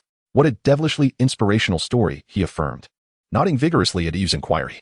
Truthfully, Florence is no place for humans. Unlike the progress and openness of old Dunlin, it feels like a dying saint, replete with rules and dogma.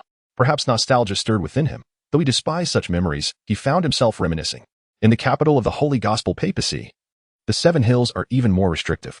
Only the most devout are permitted entry, claiming it to be the holiest place on earth, where demons cannot tread. Yet, the reality is that Templar crusaders are stationed there. Even if Engervig were to attack, it would take days. A heavy stench wafted from below as something fell from above during their conversation. A shadow plummeted rapidly, crashing heavily onto the staircase before the exit, a corpse. The violent impact shattered the body into fragments, dark red blood oozing forth. Of course, if given the chance to return, my greatest wish would be to douse the streets of the Seven Hills with cow dung. You know, those faithful take pride in dying there. A mere splash of water could unearth a few cardinals buried beneath. As Lorenzo continued speaking, he strode forward decisively. Yet that is a matter for another time. What I must do now is investigate why the demons, thought to be extinct, still exist. His words culminated in a low growl. As he kicked the corpse into the abyss, as the corpse fell, the flesh and blood appeared to come alive, with crimson tendrils entwining the body as if spun from silk. Accompanied by faint gnawing sounds, in mere moments, all that remained of the corpse were scattered white bones. This was the gastric maw grass, a demon resembling a plant, devoid of mobility yet perilous in its predatory nature. Once ensnared by its filament-like appendages, it would penetrate the skin and consume the flesh. Lorenzo stood at the edge of the staircase. The sensation of reverting to old habits was decidedly unsettling. Be cautious. This creature cannot move. It has evolved alongside symbiotic entities like other mobile demons that do the hunting, while the gastric maw grass provides them with shelter due to its lethal properties. Eve summoned her courage. Fear gripped her, yet she understood, as Lorenzo had said, that to survive, she must compel herself to be strong. What should they do?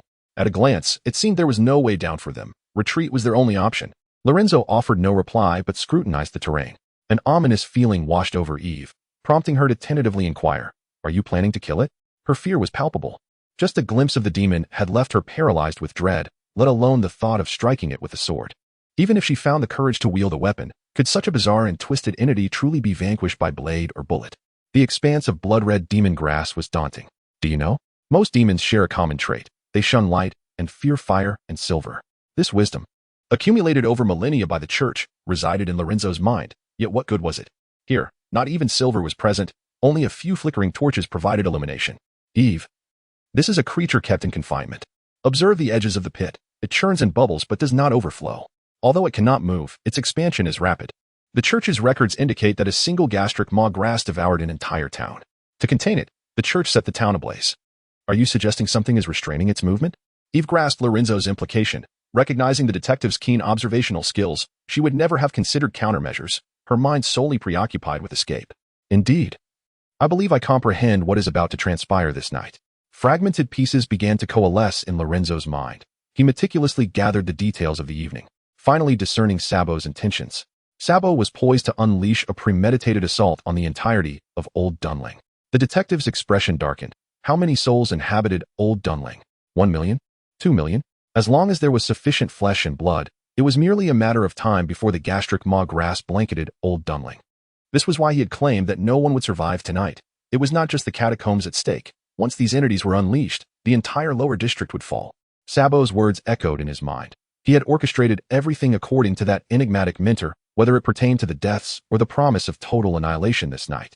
All tied to the mysterious sacred coffin, as those who perished had come into contact with it. Lorenzo seemed to grasp a critical point. It meant that the sacred coffin had once lingered here. Sabo had eradicated those connected to it and now sought to obliterate this place as well, solely due to its association with the sacred coffin. Bailao, what have you conjured? Lorenzo murmured, contemplating a serious discussion with Bailao should he survive the night. In the eerie silence, another sound emerged, metallic grinding, as if rusted gears dragged chains. The sound was piercing. Eve lifted her gaze. From above, the once bright lights had dimmed, granting her the opportunity to observe. At the pinnacle of the pit was a funnel-shaped iron mesh, with closely arranged fluorescent lights. Though the illumination had waned, against its glow, she could discern a twisted silhouette, its edges adorned with countless hands, seemingly formed by hundreds of individuals. Suddenly, droplets fell from the shadow above, landing on Eve's face. The liquid was warm. As she wiped it away, she discovered her palm, stained crimson. I believe I know what that is, Lorenzo interjected suddenly.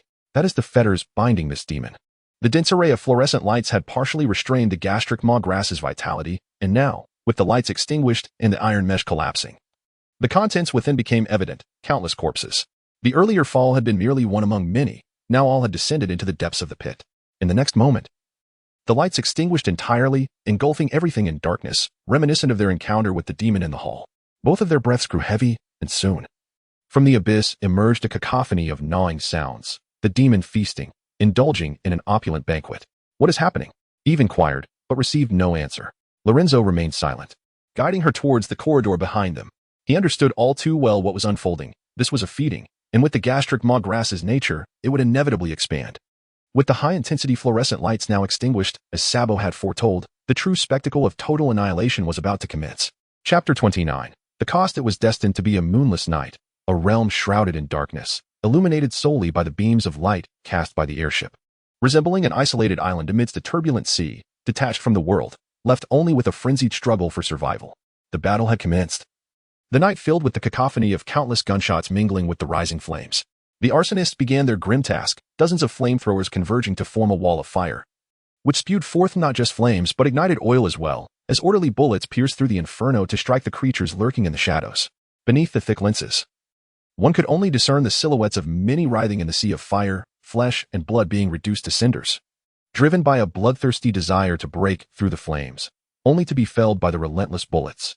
The soldiers donned disinfectant masks, the heavy breaths from the filters echoing as they instinctively avoided the fallen figures, while black ash was lifted by the night breeze, settling on their fireproof gear as dark specks. Inform the cleaners, after tonight, we shall require a thorough purification. Galahad glanced at the warm ashes in his hand. His emotions momentarily stirred before quickly dissipating, and he waved his hand to brush them away. The operation was already underway, prior to action. The Mechanical Institute had poured 50 tons of neutralizing liquid into the furnace column. After a day of steam discharge, those agents should now be accumulating in the clouds. And in a few hours, a localized artificial rain would fall here, the rainwater mingling with the agents to cleanse and neutralize all remnants. As Berlot spoke, he took a few steps back, not wishing to be tainted by the residue. Such was the peculiar nature of the demons, anything related to them. Even the ashes of the deceased bore adverse effects. After every mission involving the demons, Berlot would endure several nights plagued by nightmares. The Geiger counter's readings indicated that this was merely an appetizer before the main course. The fiercest battles were yet to unfold, shells clattering and ashes swirling in the air. Turning his gaze aside, Berlot observed with interest as the man approached, seemingly surprised by his presence. You are late, Robin. As the iron serpent came to a complete halt, Galahad spoke bluntly, watching the man emerge from the thick steam. It has been a long time since we dealt with anomalies within Old Dunling. To ensure our firepower was sufficient, it took considerable time to load that contraption.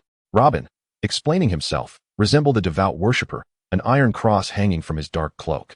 Following his, Galahad's gaze shifted toward the direction enveloped in steam. There stood another iron serpent, entirely shrouded in vapor, revealing only a sharp edge as the evening breeze caressed it. Urgently requisitioned from the armory, it was said to have been processed by the Mechanical Institute, suitable for use against those inhuman beings.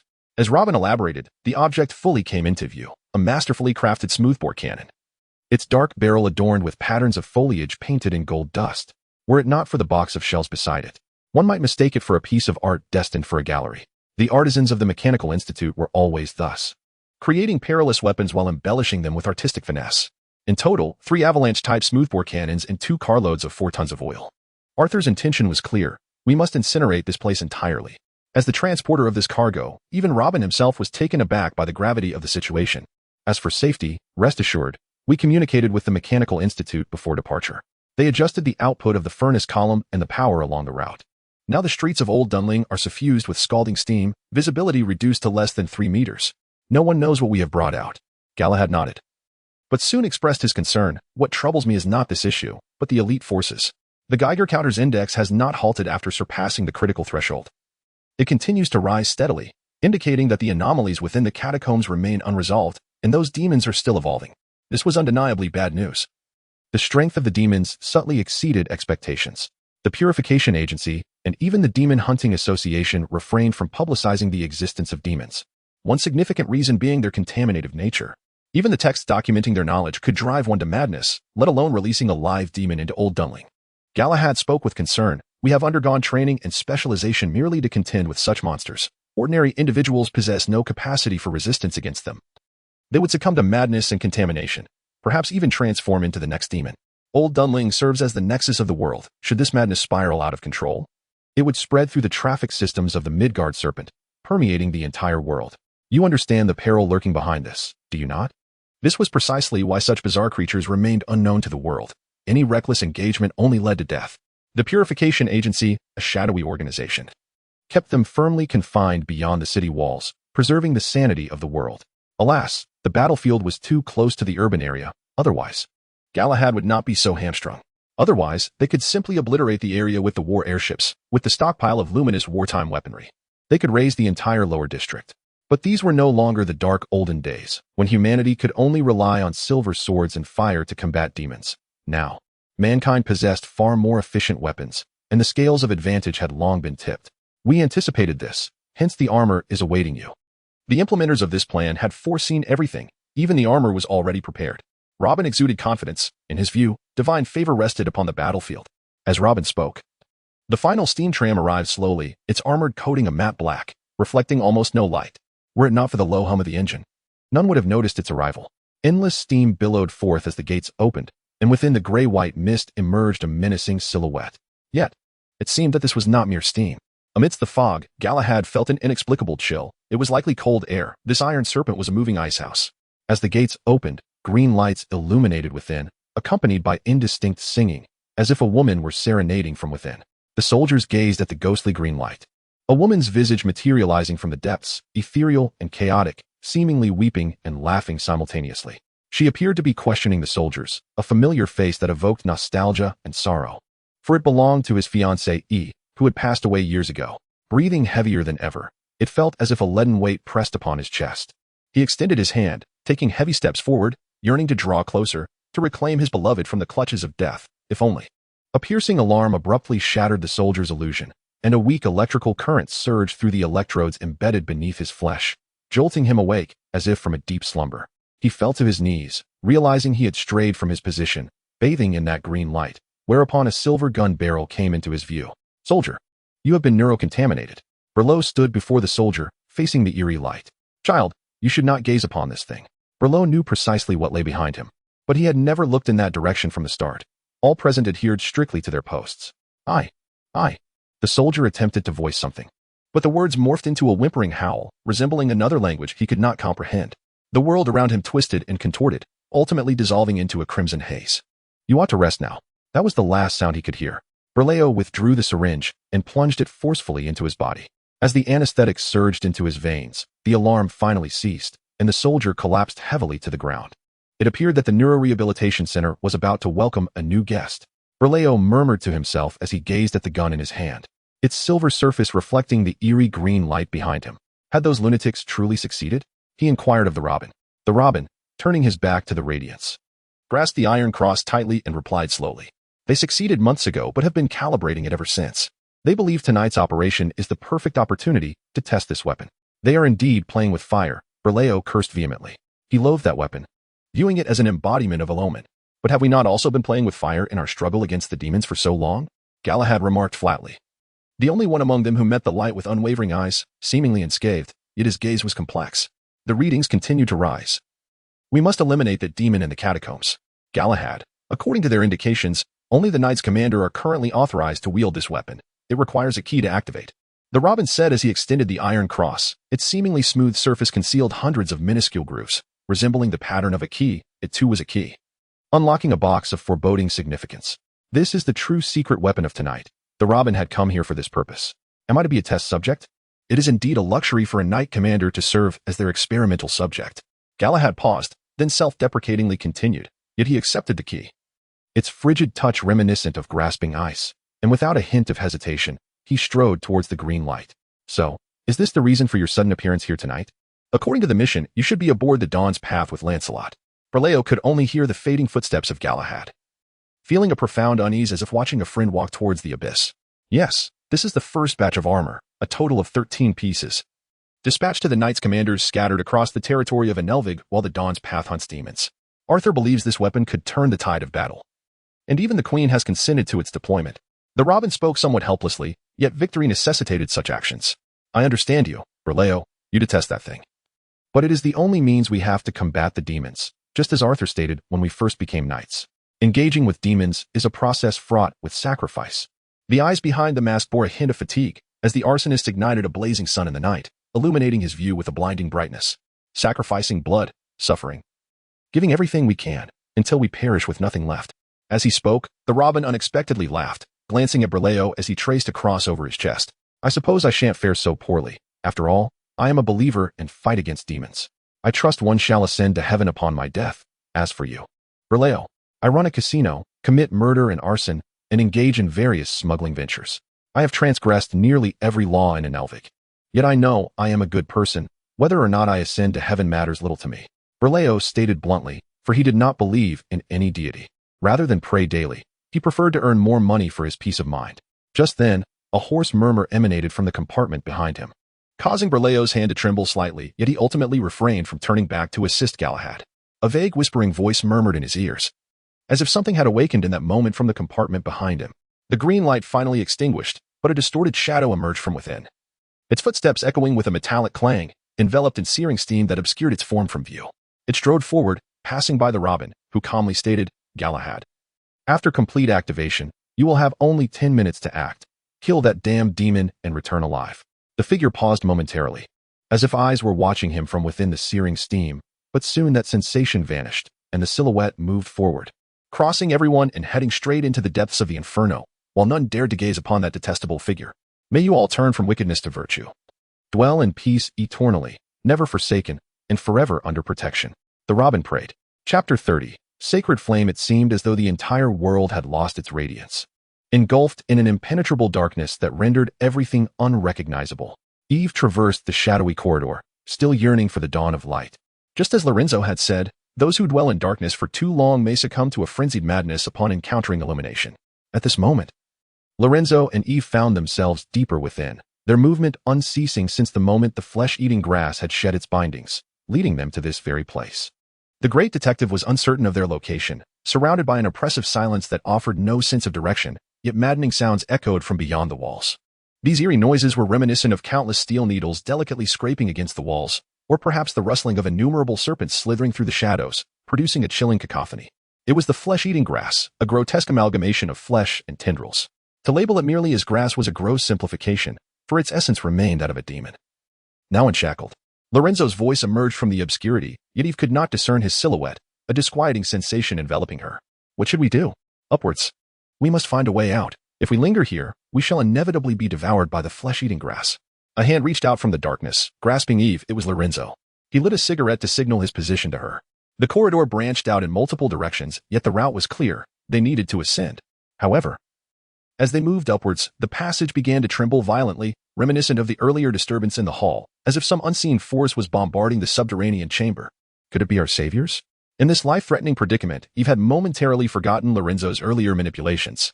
All she desired now was to escape this nightmarish realm. It shouldn't be. The Swarlen Hall wouldn't possess such heavy artillery. But tonight, only the Swarlen Hall knows we are here. To mobilize such firepower, he would need to petition the military. And even if he did, it is implausible they could arrive so swiftly.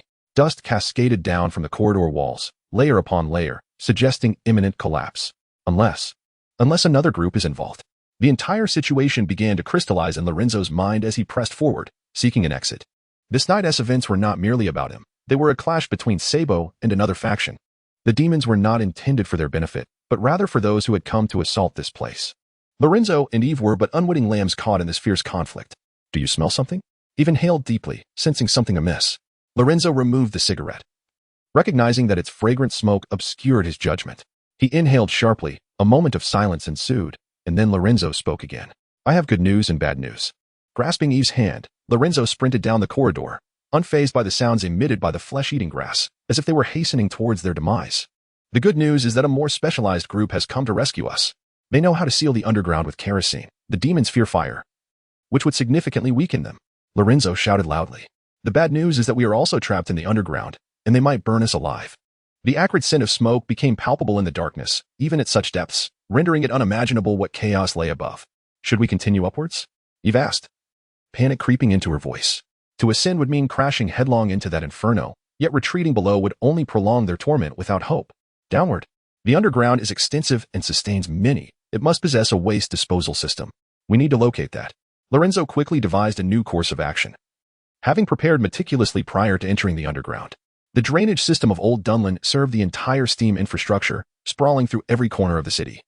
With immense steam surging from subterranean engines, while rainwater would eventually return to the Thames, having mingled within Old Dunlin for so long. Lorenzo had absorbed all knowledge pertaining to it. There must be a concealed channel for discharging waste within this underground. Once located, they could follow it back to the Thames. In this desperate bid for survival, the detective exhibited an incredible reliability.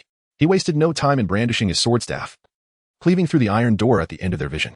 After running for so long, this was the first door Lorenzo had encountered, and regardless of what lay beyond, he felt compelled to investigate. The iron door shattered, and dense smoke billowed into the corridor. As they stepped inside, a wave of scorching heat enveloped them.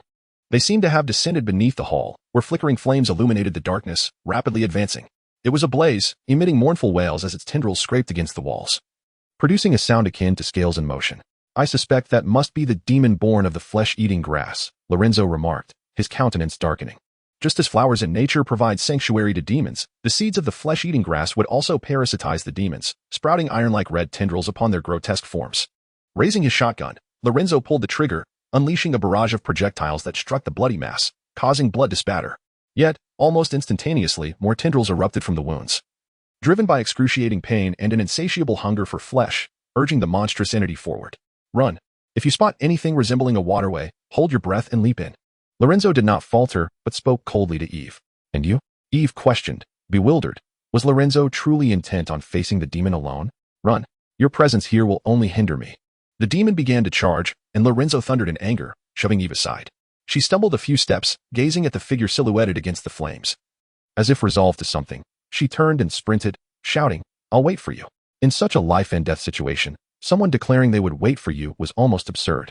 Had it been any other time, Lorenzo might have been moved to tears, but this was no ordinary circumstance. The urgency of their plight left no room for distractions. Essentially, hunting demons was an exceedingly perilous endeavor. Everything about the demons eroded one's psyche, let alone engaging them in close combat while drenched in their blood. Even Lorenzo could not guarantee his sanity under such conditions. Thus, Eve had to escape, alongside other considerations that must remain undisclosed.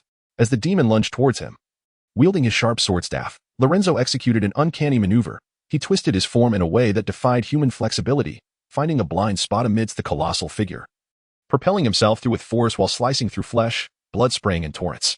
The demon emitted a raspy scream, and its tendrils awakened, twisting and writhing like a swarm of serpents, surging towards Lorenzo, who met them with a blade of sharp white light, leaning against his sword staff. A faint vapor rose from beneath his garments, reminiscent of steam. His gray-blue eyes narrowed, transforming into feral slits, as something writhed beneath his skin, barely visible through the fabric. Slowly raising his sword, the tip pointed downward, he teetered on the edge of rationality. In the next moment, the demon advanced with a ferocious roar, its appendages slicing through the air like wielded swords. A mere brush against flesh would unleash the tiny mandibles that consumed everything in their path. Yet, the brilliance of the sword descended like thunder, cleaving through all obstacles. The figure rolled swiftly, and upon entering that bizarre state, Lorenzo's bodily functions were continuously enhanced. He moved swifter and struck with greater alacrity, even managing to leap from a standstill over the massive form of the demon. Shortly thereafter, a shotgun launched an assault from above, the dense pellets striking the demon's head with precision, creating a gaping wound the size of a bowl. Lorenzo discarded the shotgun, allowing it to fall unceremoniously. This deadly spectacle unfolded in mere seconds, with Lorenzo suspended in midair, his legs propelling him forcefully against the wall. Utilizing this momentum, he grasped his sword and delivered a swift, ferocious thrust, akin to a bolt of lightning descending to deliver judgment upon the demon. The sharp blade pierced through the opening created by the shotgun, driving deep into the demon's skull. However, at that moment, the voracious maw grass detected Lorenzo. Countless mandibles clamped onto him like a pack of ravenous wolves, intent on devouring him at the pace observed in the depths of a pit. In mere moments, Lorenzo would be consumed entirely, and even if he managed to escape now, he would still be infested with maw grass, awaiting only death. A torrent of blood surged forth from his body, leaving behind only a skeletal frame upon the demon. This was the sequence expected to follow, yet it did not transpire. The maw grass found the blood distasteful. Its mandibles pierced Lorenzo's skin, greedily siphoning the warmth of his life essence. Yet, the demon's limited intellect soon grasped a perplexing truth. The blood was repugnant to it, and Lorenzo emanated a scent akin to that of the demons, as if, in that fleeting moment, he had transformed into one of them. It was a source of confusion, soon overshadowed by waves of excruciating pain. Crimson appendages enveloped Lorenzo, but from the crevices of those limbs, an endless white flame erupted, incinerating every inch of the demon. A piercing pain, indeed. Within the embrace of the white fire, Lorenzo's expression was one of madness, his blood ignited. Akin to a volatile chemical reaction, ineffective when flowing externally, yet igniting with ferocity upon contact with the demon's flesh. Clinging desperately to his sword, blood coursed along the blade's grooves, igniting an even more intense blaze. The demon's flesh was reduced to ashes beneath the purifying flames, yet Lorenzo remained unscathed. The massive creature thrashed violently, attempting to dislodge Lorenzo, who remained steadfast, as if nailed to its skull. The maw grass surged forth, but was consumed by the overwhelming fire. The cacophony of their struggle persisted, resembling a desperate clash of beasts, until the demon gradually came to a halt. It was dead. The sacred white flame had pierced its form, leaving behind only unburned flesh and ashes. Lorenzo paused for a considerable time, leaning on his sword to rise slowly, his complexion pale and unsteady. In battles against demons, he would typically prepare extensively, yet the life in Old Dunling had caused him to forget all. He had believed the demons had been eradicated, yet they had returned today. Lorenzo had incinerated the demon with his own blood, yet the loss of blood rendered him somewhat disoriented. He picked up the shotgun, using his sword as a makeshift cane as he moved forward slowly. His hand brushed against his back. It was Lorenzo's spine, yet it bore noticeable protrusions unlike that of a normal human. The binding silver clasp remained intact. He sighed deeply, uncertain of the source of his relief. Just as he prepared to lower his guard, an instinctual warning surged within him, emanating from ahead, the direction in which Eve had departed. Chapter 31. Courage Don't Die. Lorenzo Halmers. Eve chanted silently as she ran, the events of this night proving far more exhilarating than all the occurrences of her past combined. The monsters lurking in the shadows of the world, along with those who battled them, painted a reality far more intricate than Eve had ever imagined. Though she felt anguish and torment, she was also invigorated by Lorenzo. Perhaps he was the bravest person she had ever encountered. Despite his cantankerous nature, he wielded his sword against a creature capable of shattering the mind, casting a shadow over her own existence. Eve had been running downward for an indeterminate time when she heard the sound of rushing water, the canal Lorenzo had mentioned. She stopped abruptly, enveloped in dimness, illuminated only by the pale glow of a solitary bulb in the confined space. Lacking Lorenzo's erudition, she struggled to discern her surroundings, realizing the significance of his presence. Without the detective, she might have perished long ago. Yet, at that moment, the voice that had relentlessly pursued her returned, the sound of serpentine scales rustling, faint yet distinct. The flowing water obscured the origin of the noise, forcing Eve to grip her gun tightly, her gaze darting warily around her.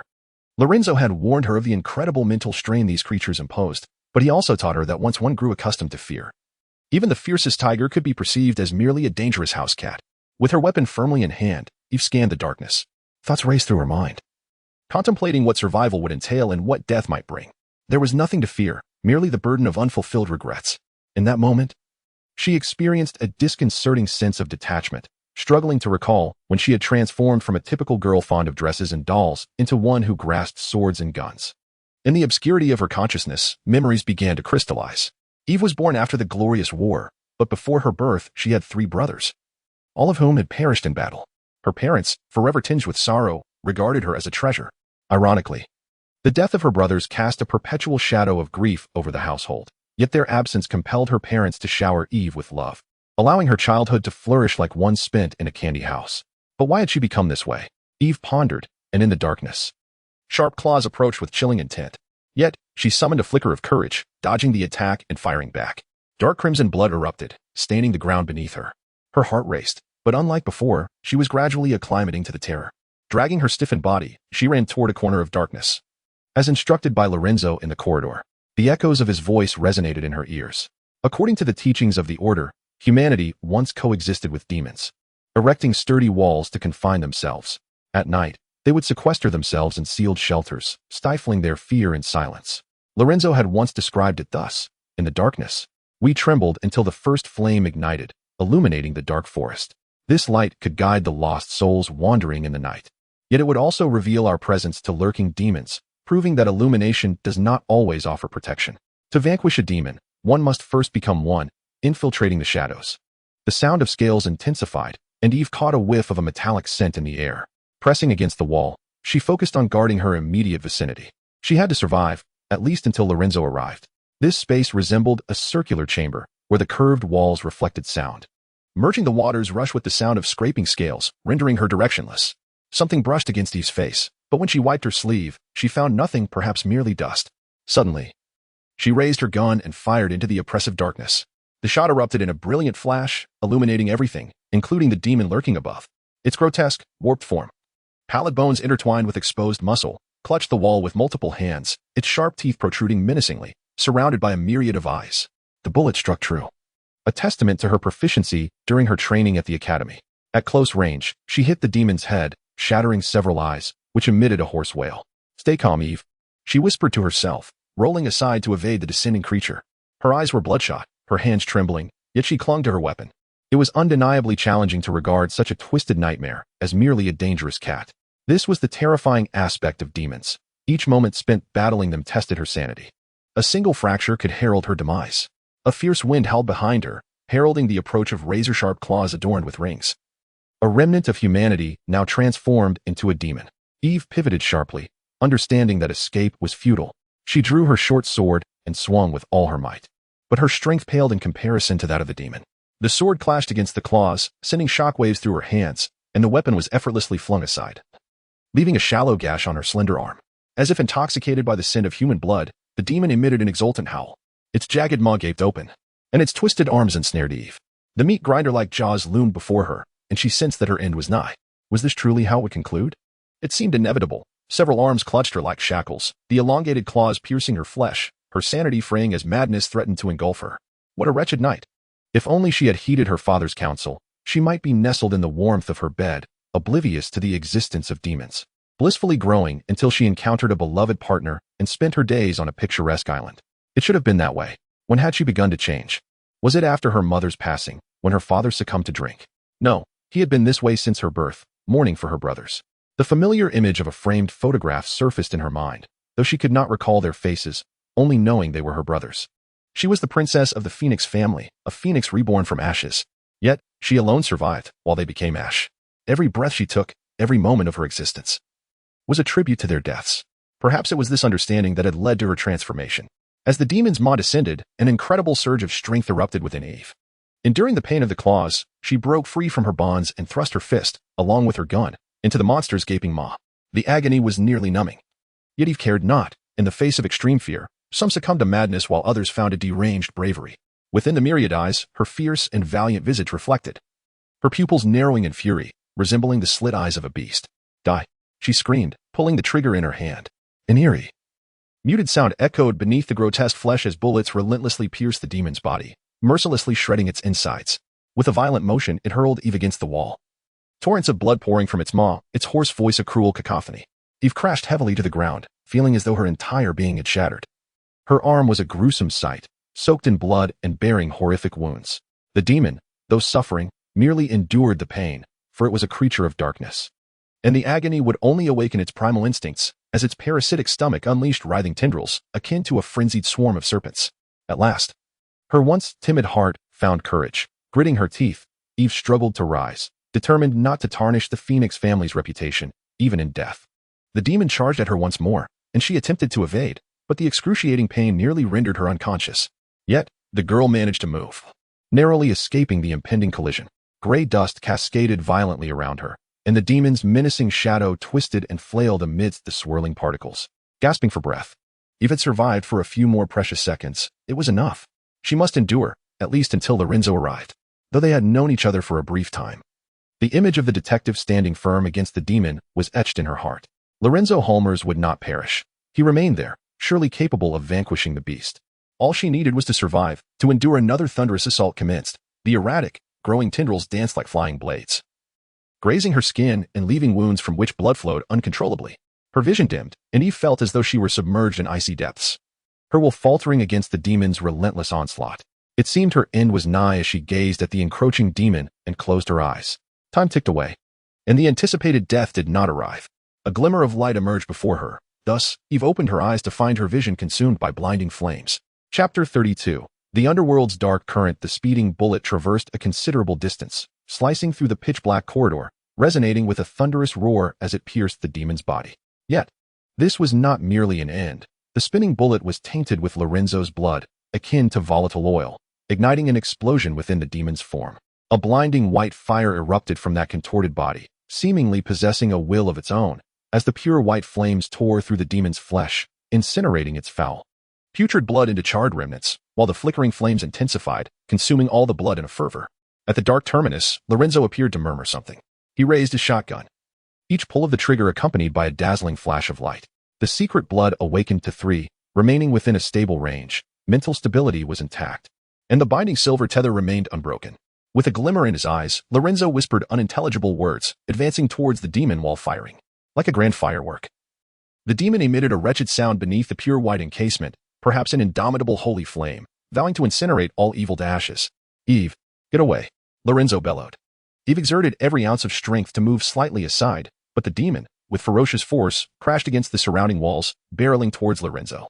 In stark contrast to Eve's space, this was a straight corridor, and a collision between the rushing demon and Lorenzo was inevitable. Yet, Lorenzo appeared utterly unperturbed. The grotesque figure, ablaze with white flames, clashed with the dark silhouette in an instant. A flash of white light illuminated the scene as Lorenzo executed a swift maneuver beneath the demon, simultaneously raising his sword staff, its bloodied edge resembling a sunlit torch, cleaving through the soft underbelly, unleashing a torrent of white flames that consumed the demon entirely. Lorenzo slowly rose. Feeling the weight of years without facing a demon, he suddenly perceived himself as significantly aged.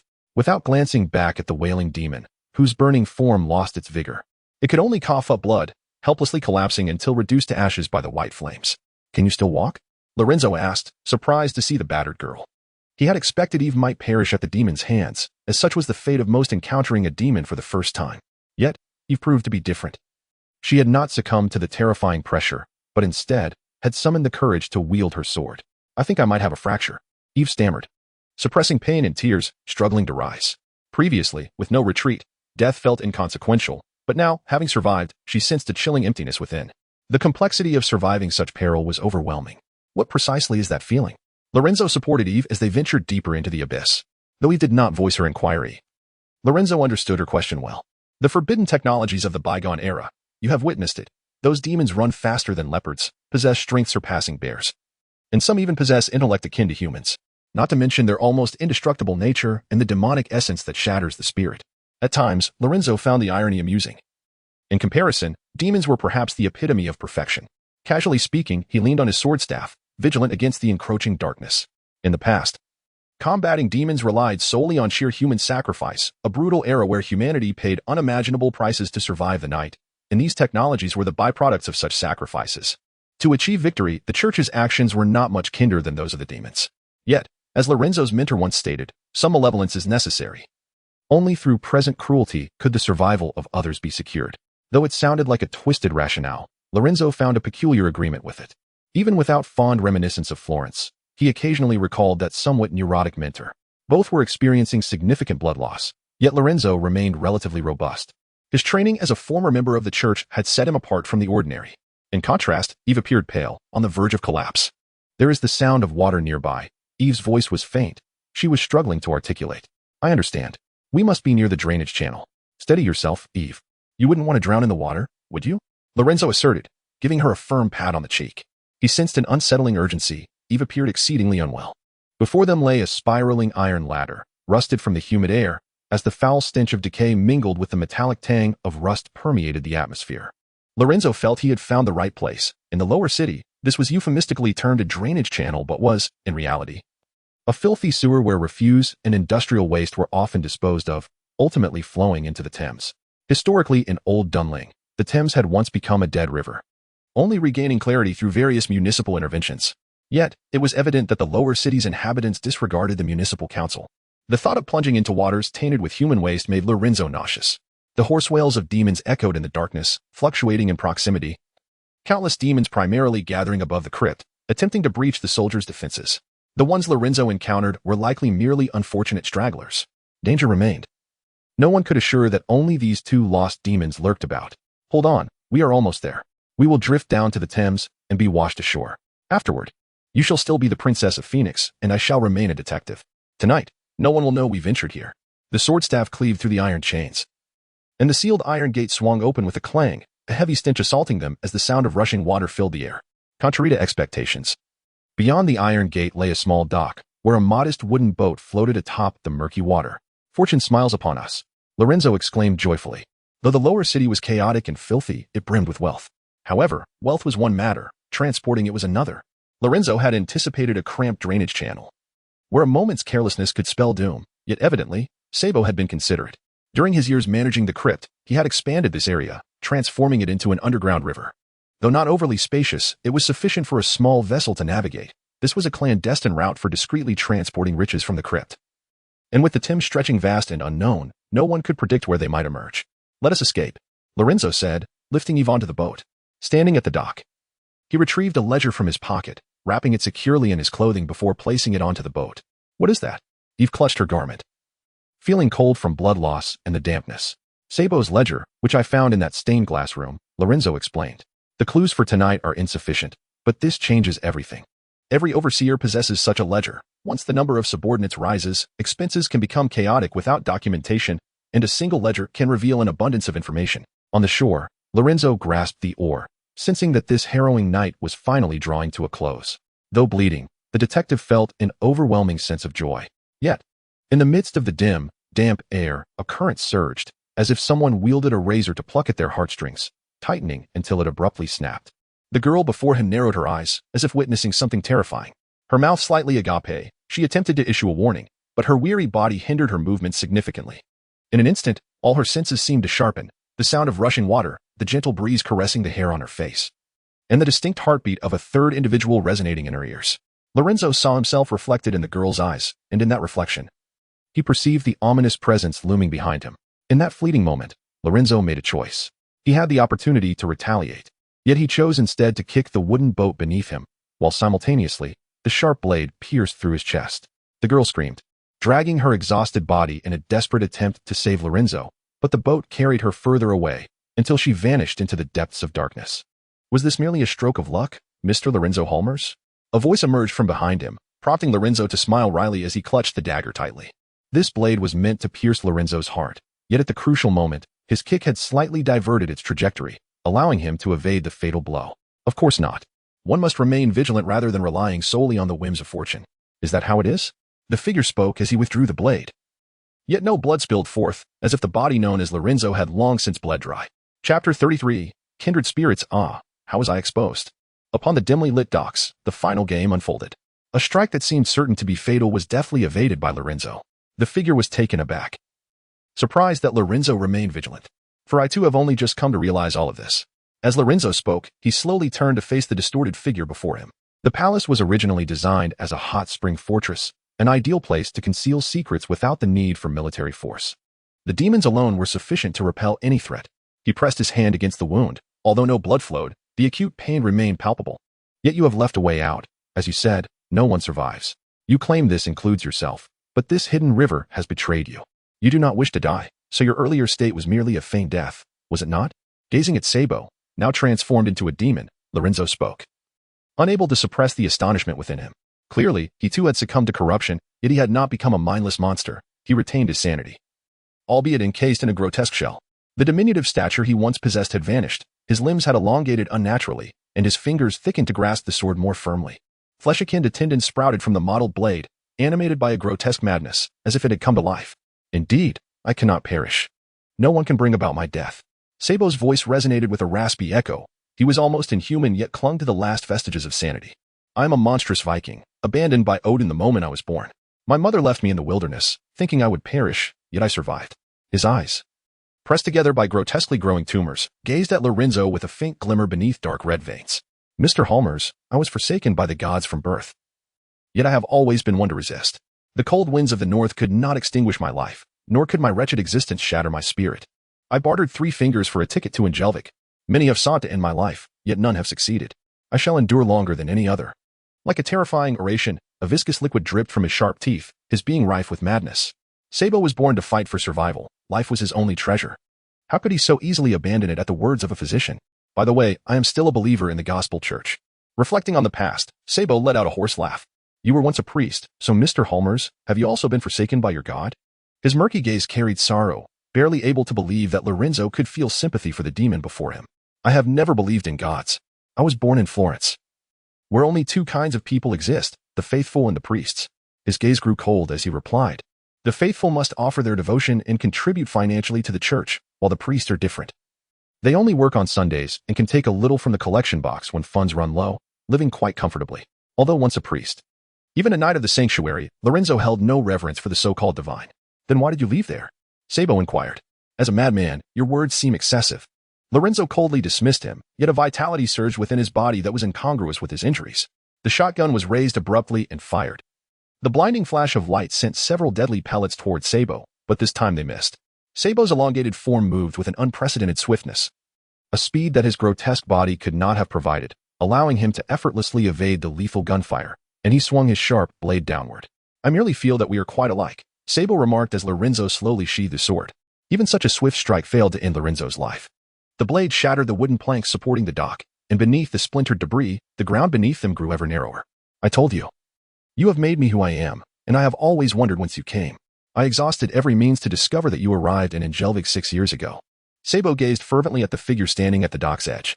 The bloodied stranger, at that time. No one believed he could survive such injuries, yet he did. You and I are alike. We fight to survive, having come to Engervig, to Old Dunling. In response to this fervent admiration, the only reply to Sabo was the sound of a gunshot. The agile figure easily dodged the bullet, its eerie claws gripping the damp rock wall. I'm not like you, Sabo. Lorenzo looked up at the suspended demon, his emotions unwavering. What makes us different? Sabo roared, his voice grating, as white sacs formed at the ends of his arms, bursting to reveal newly formed limbs. You possess the same scent as I do, Mr. Halmers. The secret blood flows within you, he screamed, then thrust his newly formed arm deep into his own abdomen, accompanied by the sound of cracking bones, extracting a pair of sharp ribs as though they were drawn swords. In an instant, the grotesque figure plummeted, 3 blades raining down from above. The fragile wooden planks, unable to withstand such force, splintering beneath them. Lorenzo easily evaded the attack. Although pierced through the chest, he moved as if unscathed, swiftly traversing the wooden stumps that jutted from the water's surface, occasionally turning to fire back in retaliation. We are the same, Mr. Halmers. We are of the same kind. Willing to go to any lengths to survive, even if it means consuming the secret blood. The demon roared as they clashed, the dock nearly obliterated, leaving only a series of wooden stumps for them to stand upon. The clash of bone blades and swords echoed as another bone blade and sword struck from opposite directions. Lorenzo attempted to evade, but Sabo's free arm seized him, and the bone blade and sword pierced the mortal body. In truth, I am quite old. I am nearing 50. Yet few recognize it due to my dwarfish physique. I have fought for survival all my life, only to be trapped in this deformed body. My insides are failing. My breathing grows laborious. I can scarcely raise a sail again. Sabo lamented as he battled, just as he claimed they were akin. 2 ravenous wolves encountering each other on a narrow path. Only Lorenzo could comprehend his plight. So is this your reason for consuming the secret blood? Lorenzo inquired, his face betraying no hint of pain despite being pierced by a blade. The twisted visage bore a touch of sorrow as Sabo replied, Indeed. It is the only way I can survive. Even transformed into something inhuman, Sabo remained alive. For him, that was sufficient. Of course. I still have one final task to complete, to kill you and that fleeing girl. Then no one will know I have survived. And I can venture to a new place, just as I did upon arriving in Old Dunling, to begin a new life. Sabo declared, laughing madly. The secret blood had corroded him deeply. He was no longer merely a physical transformation into a demon, but his very will began to spiral into madness. The cost of embarking on a new life is the complete abandonment of the past. Can you truly achieve this, Sabo? Those words seemed to mock him, resonating with a thunderous blast as the shotgun discharged at such close range, the shattered pellets piercing through the demon's body. Almost immediately, a searing pain akin to flames coursed through every fiber of his being. It was a ghostly white fire emanating from the gaping wounds, reminiscent of a heretic subjected to the flames. Lorenzo embraced Sabo, both bathed in the sanctified blaze. Amidst the chilling wails, Sabo struggled to break free from Lorenzo's grasp, the sharp blade severing the ignited flesh, leaving his crimson skin marred with blistering burns. Sabo, we may share similarities, yet from the very beginning, we have been fundamentally different beings. As the fire extinguished at the dark end, Lorenzo's voice echoed slowly, each step he took upon the wooden stakes resonating with authority. Wielding his staff and gun, it was an ineffable sensation, as if at that moment, the detective known as Lorenzo Holmes had perished, supplanted by a malevolent spirit lurking in the depths of darkness. You became a monster to survive, whereas I have endured solely to combat monsters. That was a soul-piercing roar. As his wounded body began an eerie healing process, the tattoo sprawling across his back seemed to come alive, pulsating with an unnatural vitality upon his pallid skin. Blood of Secrets awakened at 7, deviating from the stability threshold. The binding silver threads began to dissolve. A blinding radiance emanated from his slate-blue eyes. And Sabo could only perceive the sword's light being drawn into a thin white line, as the man's immense strength crushed the wooden stakes, sending droplets cascading in all directions. It transpired in the blink of an eye. By the time Sabo comprehended the unfolding chaos, the ghastly man had already thrust his staff sword into Sabo's chest, the brilliant flames igniting fiercely upon the blade. Chapter 34. The Black Angel. A new era has dawned, mercilessly crushing all remnants of the old age beneath the relentless wheels of time. It is as though countless birds are shrieking, coalescing into a vast cloud, soaring and swirling above the lower district. The sharp, piercing notes of iron whistles resound as soldiers fervently blow their horns, their iron boots striking the damp ground, commanding each street and square into submission. The purification of the underground has reached its final stage, with tons of incendiary oil pouring in from various entrances, igniting a tremendous blaze that rages fiercely. Beneath this inferno, the firelocks emit a continuous, jarring thunder.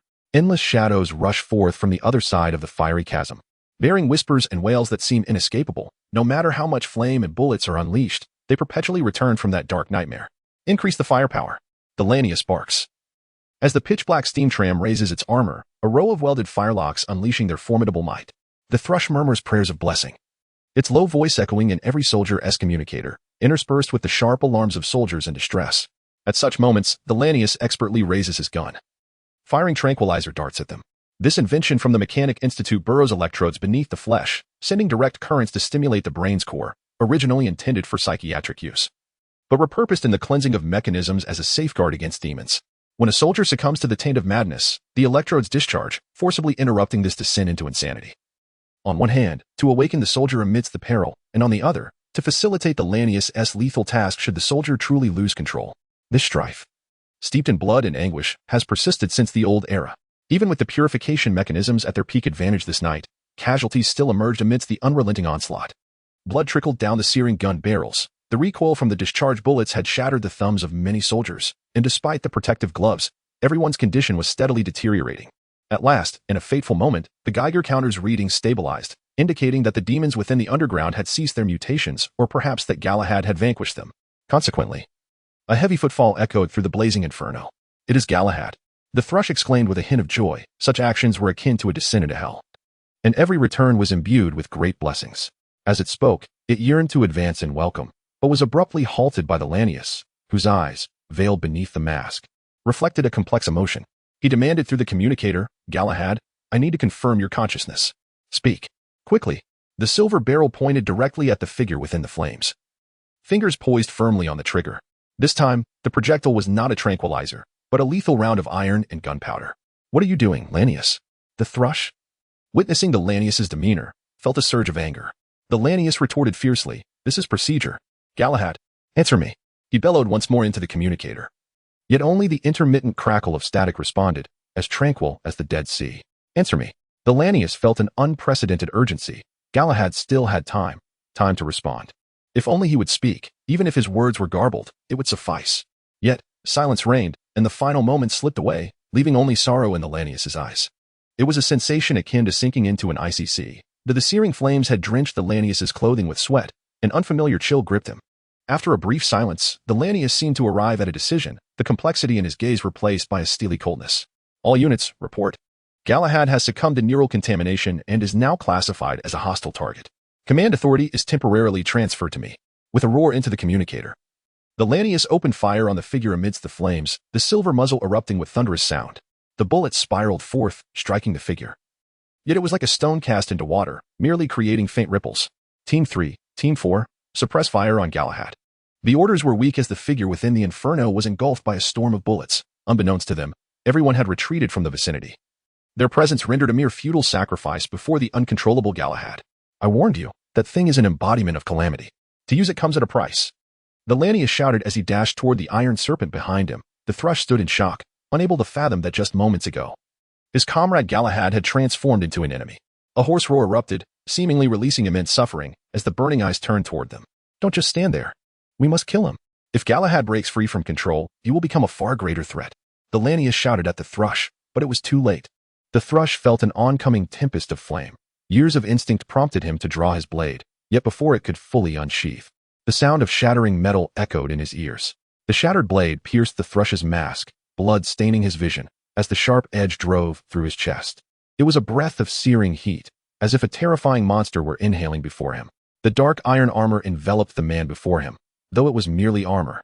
It pulsated with life, the crimson muscles weaving through the gaps like fabric, sharp plates undulating as if they were breathing plants, sprouting from Galahad's very being. His body was drenched in incendiary oil, flames ascending like a demon from myth. Galahad. The thrush attempted to call forth the humanity that had been lost. Yet only boundless darkness resided within those eyes, devoid of any glimmer of light, akin to an abyss. This moment evoked a phrase the thrush had encountered in his studies. Widely quoted, "When you gaze long into the abyss also gazes back into you." A grimace formed on the thrush's face as he recalled this line, often recited by his peers in a bid to appear erudite. Unaware that it had a preceding caution, those who battle with monsters must take care lest they themselves become monsters. The blade was violently yanked back, and the thrush's body soared like a kite severed from its string, only to fall helplessly. "I told you that thing is utterly unreliable." The furious words were laced with self-reproach. Had he only intervened more decisively, none of this would have come to pass. The sound of metal fracturing resonated, and without needing to look, the Lanius understood the thrush's fate. In the struggle against demons, humanity had unearthed too many forbidden truths, akin to Pandora's box. An ominous embodiment from its inception, yielding only endless calamity and a sliver of hope. Humanity, clinging to that slender hope, had fought against demons until now. And Galahad was undoubtedly a product of that calamity. "Let the Imperial Guard take over the defense. Everyone, restrain Galahad," the Lanius shouted as he sprinted forward. Leaping over obstacles to land upon the Iron Serpent, a reinforced vehicle from the Mechanic Institute, sturdier than one could imagine to transport such weaponry. The roaring wind rushed past his ears as the Lanius slid beneath the vehicle with all his might, just as a sharp black sword thrust through the solid chassis, embedding deeply into the earth below. "Galahad, API call failed with status code 429. Error. Code 429. Message. Resource has been exhausted, e.g. check quota. Status. Resource exhausted. Chapter 35. Recovery. The uncontrollable will gazed upon the figure within the carriage, a gift from the abyss, impervious to the feeble strength of mortals." The odds were utterly against the Robins, and just as Galahad prepared to rend it asunder, a tremendous gust of wind enveloped him, followed by the slow arrival of a sound reminiscent of mountains crumbling. A distant impact, imbued with the force of 1,000 pounds, erupted, sending ripples through the air. It was a 30-kilogram projectile that struck the now unhinged Galahad at an astonishing velocity. This level of assault was akin to being struck head-on by the latest heavy armored train. Even that ominous power faltered before such colossal momentum. Galahad's form twisted in an unnatural manner, before he was violently hurled away. The projectile dragged him downwards, crashing him into the ground, and upon impact, the tip detonated, unleashing a fierce wave of heat from the explosive powder. The embedded inner projectile detonated as well, vaporizing the flowing mercury in an instant, enveloping the explosion site in a lethal cloud of mercury vapor. The heart of the Robin raced. This baiting tactic was fraught with peril. A single misstep could see him sliced to pieces by Galahad's wings. Nearby, smoke billowed from the muzzle of a smoothbore cannon, the immense recoil causing the vehicle's frame to tilt precariously. Soldiers hurriedly loaded the weapon, which had been intended for the annihilation of large targets. Now turned upon their own. Load the ammunition. Do not allow him to recover. Without a shred of pity, the moment Galahad lost control, the Robin ceased to regard him as the person he once knew. Another thunderous shot rang out, the heavy projectile once more toppling the figure that was about to rise. A milky cloud of mercury vapor ascended amidst the roaring flames. Ultimately, demons are merely a collection of enigmatic beings. Regardless of their terrifying nature, they retain biological traits, rendering conventional physical means effective. Galahad's body convulsed under the impact. Under such a blow, a human's innards would have been reduced to pulp. Yet, an uncanny vitality reigned over this form, as shattered bones were realigned by sinewy muscle. He gradually stood, bracing for the next assault. The roar returned, and blinding flames cleaved through the pallid mercury vapor. The noxious gas had no effect on Galahad, for the armor both commanded and shielded him. The cacophony of explosions intensified. It was not only Galahad enduring the onslaught, but the very subterranean structure trembled under the relentless barrage, its once solid form nearing collapse. After decades of steadfastness, its internal architecture began to crumble, akin to a coffin, entombing all that was foul beneath the earth. Lifting a silver spear, the Robin loaded a specially crafted bullet, then trained his gaze through the lens at the crater of explosions. Beneath the lens lay a godlike vitality, shielded by armor that rendered this being no longer human. The Dark Angel extended its wings, and despite the weight of the blows, it merely fractured a few feathers. With the sound of flesh writhing, new blades emerged from its elbows, once again plumping its wings. Beneath the steel feathers, a fabric resembling biological muscle split open, revealing dark red seams, and soon, like a release of steam, grayish-white vapor poured forth. The rising vapor quickly enveloped the blast site, obscuring Galahad from view. "Maintain the pressure," the Robin shouted amidst the chaos. Yet his voice was drowned by the booming artillery. What unfolded was beyond human perception, yet in this life-and-death moment, every sense of the Robin sharpened. He saw it. The Dark Angel, bearing 1,000 swords, illuminated by white light and gray vapor, glided forward with a piercing shriek from its steel feathers, achieving a gliding motion over the ground. Fatal projectiles spiraled towards him, and with a twist of its body, the angel nonchalantly swung its hand, resulting in 1,000 swords striking the projectiles. The explosion was blinding. The shockwave knocked the Robin off his feet. In his last vision, the Dark Angel spread its wings. Emerging from the inferno, the milky mercury vapor trailing from its sharp edges, its eyes as dark as the void, resembling a harbinger of death. In the next moment, the Dark Angel descended beside him, its sharp steel feathers descending like a cage, sealing off all avenues of escape for the Robin. The silver barrel pressed against his chest. The Robin, under immense psychological strain, lifted his head, only to see Galahad's face now adorned with tiny scales, his eyes devoid of light, and his pallid visage marred by an unfathomable sorrow. "Wake up, Galahad!" The Robin silently screamed, his spirit tormented, rendered mute. As the blade descended, it pierced through him like a nail, warm blood seeping away from his body. It seemed that Galahad sensed the Robin's grief, recognizing this former friend. He gently bent down, embracing him. And then, 1,000 swords plunged in. The sharp screech of metal grinding echoed in his ears, incessantly slicing through his eardrums. It appeared the Robin was destined to die, to perish at Galahad's hands. Strangely, rather than fear, he felt profound sorrow. Galahad had slain the Robin, and now he sought to extinguish his own life. Once a friend, a warrior against monstrosities, he had ultimately transformed into one himself. How ironic. The blades in his vision magnified, but just then, a circuitry-laden spear pierced through the steel cage, striking Galahad's form. It failed to breach the sturdy armor. Yet the sharp barbs sprang forth, ensnaring Galahad's body. "Little bird, take flight." A cursed voice resounded in his ears, reminiscent of a certain madman. Yet, before he could recall the visage of that lunatic, more spears struck Galahad. Although they did not inflict fatal harm, the protruding barbs constrained him like shackles.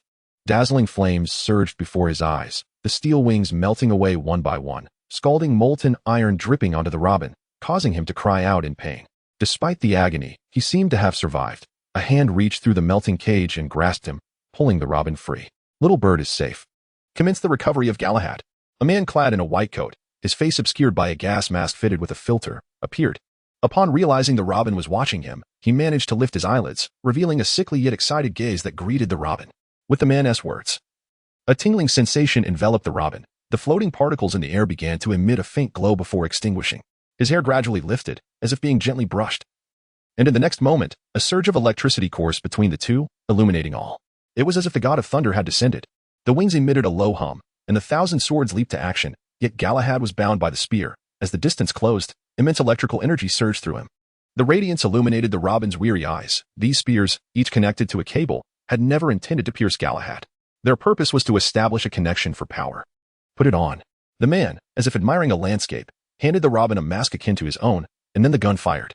The electricity completely stifled Galahad's movements, while canister after canister fell at his side, releasing a pale yellow anesthetic that engulfed the monstrous form.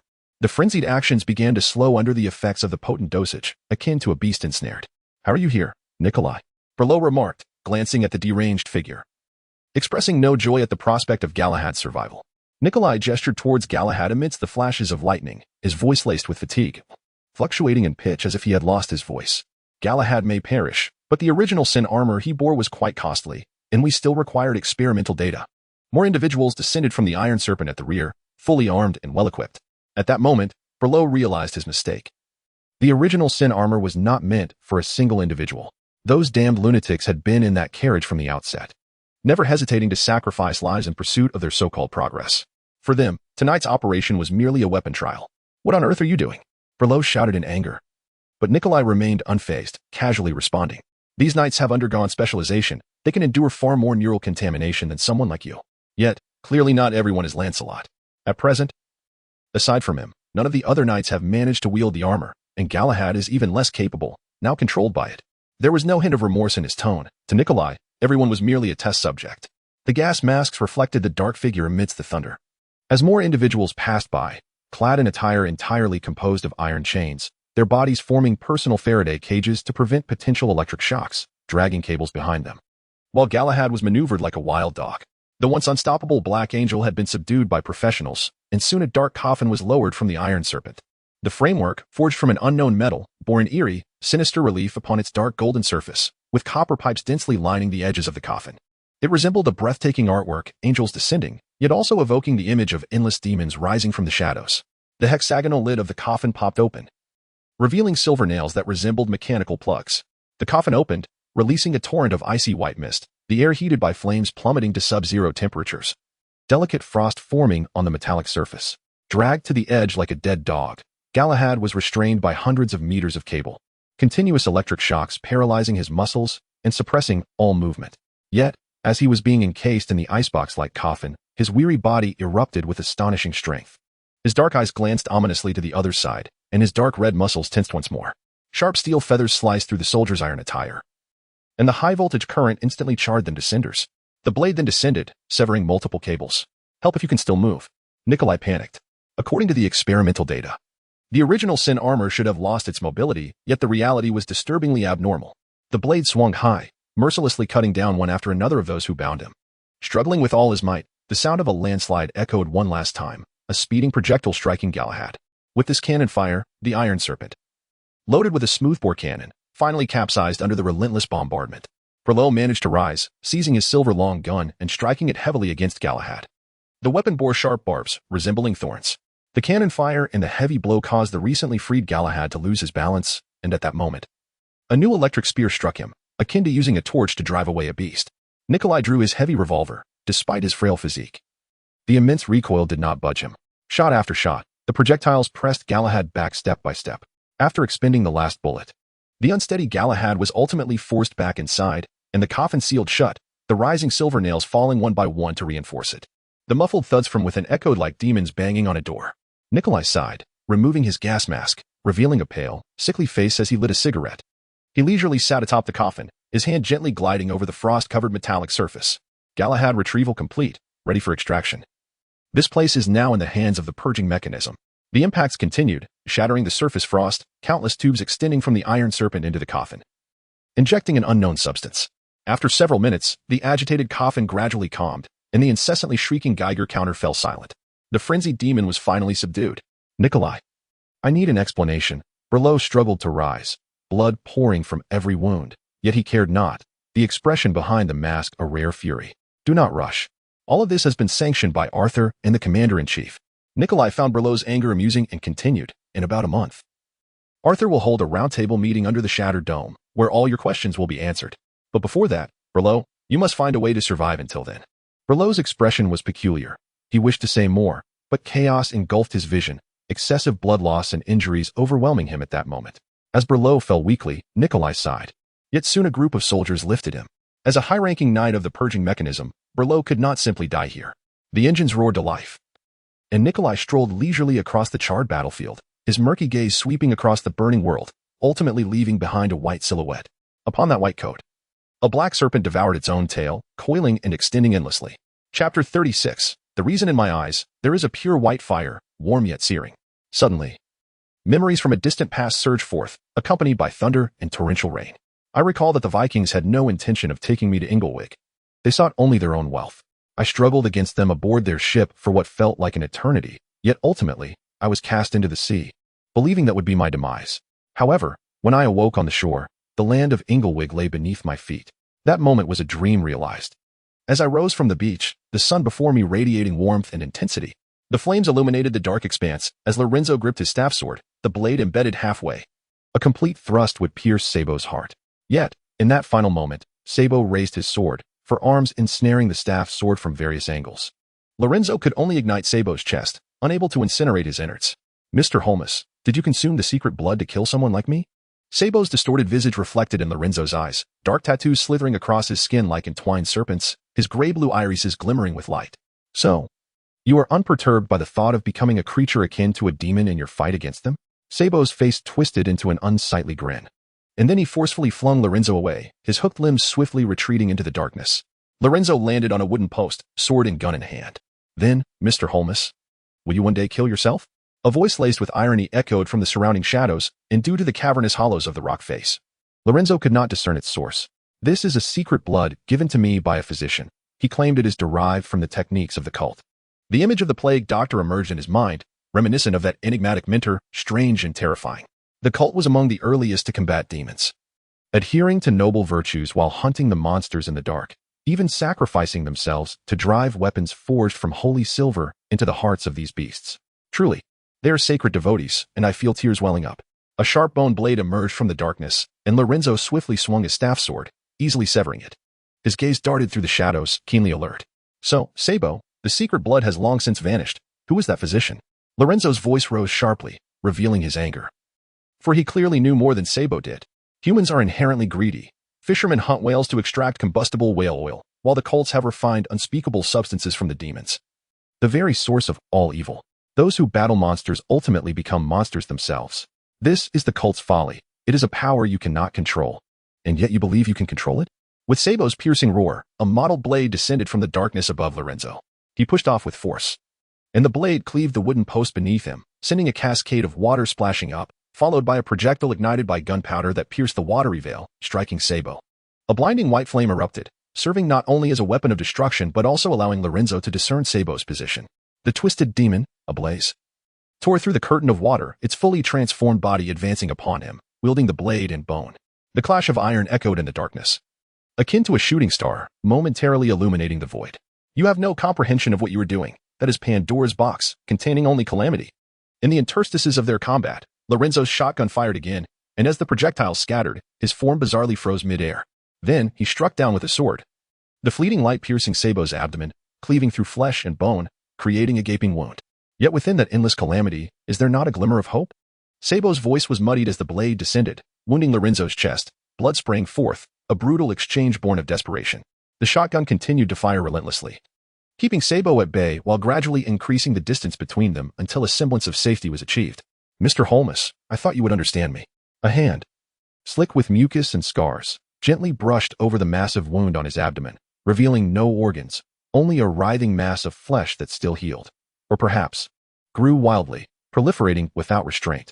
Sabo gazed mournfully at Lorenzo from afar, his voice distorted and rasping.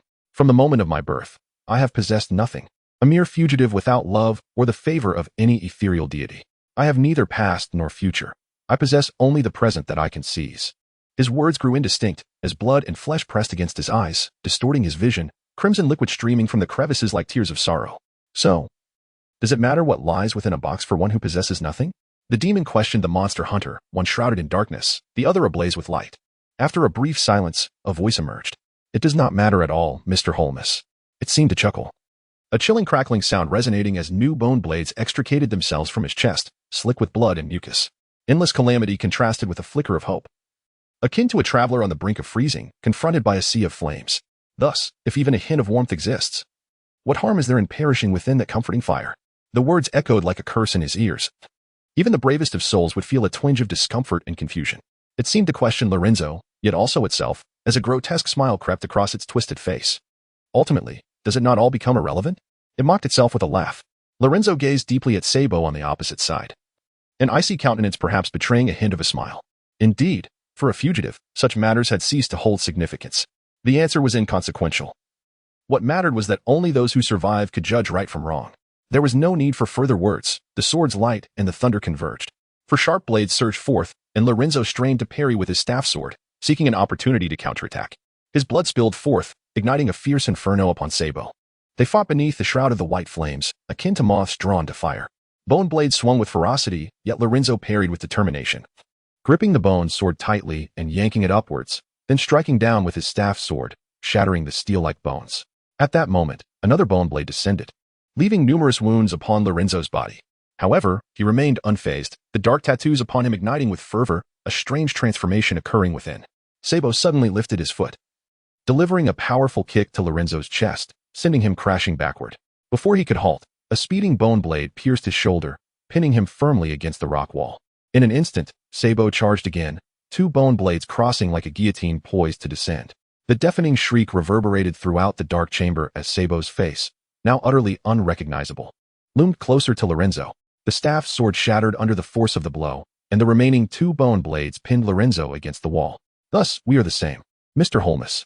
The final piercing blade descended slowly, penetrating Lorenzo's chest before carving downwards, leaving an astonishing wound. Beneath it lay silver bones, soaked in blood. Yet under the fiery glow, one could discern the surface inscribed with sacred words, as flesh writhed within, simultaneously wounded and healing. You too are a fugitive. If not a fugitive, why would you consume the secret blood? It is this so-called secret blood that protects Lorenzo, loathed yet becoming part of him. Sabo let out a triumphant laugh, asserting that in essence, Lorenzo was merely a reflection of himself, laughing heartily. Surely, there must be a reason. Lorenzo maintained his icy demeanor, seemingly impervious to any disturbance. Sabo blinked in surprise, yet as if to validate something, the sharp blade descended.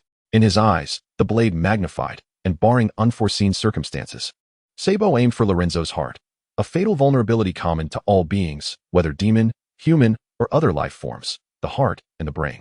With a forceful lift of his shotgun, the bone blade locked his joints. Reluctantly, Lorenzo pulled the trigger, yet he could not halt the demon's might. Thus, the blade fell, piercing through his chest, through his heart.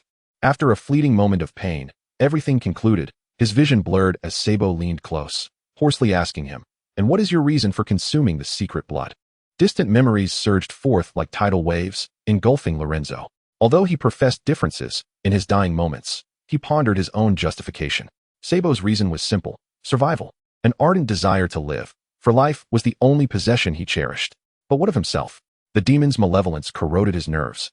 As if thousands wept and wailed in his ears, an illusory pain gnawed at his psyche, and countless maggots feasted on his flesh, transforming him into a pile of bones. His will was crumbling, yet amidst this chaos, Lorenzo suddenly recalled. He had dwelled in Old Dunland for 6 years, neither long nor short. Just sufficient to forge a new existence and to forget the old one. He remembered. Secret blood awakening 9. 7. Deviating from the stability threshold. The binding silver chain begins to dissolve. His gaze was cloaked in frost, as if fury brewed within, breaking through barriers. The cacophony of wails dissipated, and all maggots were reduced to ashes by the fierce flames. Muscles strained against bones in a grotesque manner, violently tearing free from the blade, drenched in blood and fire. Lorenzo seized the piercing sword, gripping it fiercely. He was alive. Lorenzo snarled at Sabo, and then, freeing himself from the blade's grip, his body tore apart, yet began to mend. The demon's power released from that blood, twisted and loathsome, transforming him into something akin to Sabo. I live for others, Sabo. The blazing light in his gray-blue eyes intensified, as dark tattoos enveloped his form like iron armor, layers of dense plating emerging from beneath his skin, clanking with a sharp, resonant sound as they overlapped. Secret blood awakening 9. 9. Deviating from the stability threshold, the binding silver chain begins to dissolve. Initiating connection to the stagnation sanctuary.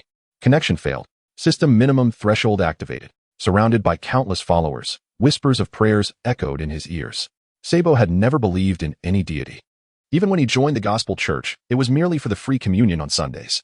Yet, in this subterranean abyss, where light could not reach, he witnessed a miracle. Thus, the so-called iron began to be reforged. The shattered staff sword sprouted a substance known as metal, burning like the fiery sword guarding the kingdom of heaven from the gospel. The fire sword descended upon the mortal realm, cleansing all evil. Chapter 37. The fugitive. The armor, reminiscent of a black angel, enveloped Lorenzo, yet rather than mere armor. It resembled a writhing mass of serpents entwined upon him, intricately interlaced to form this bizarre protective shell.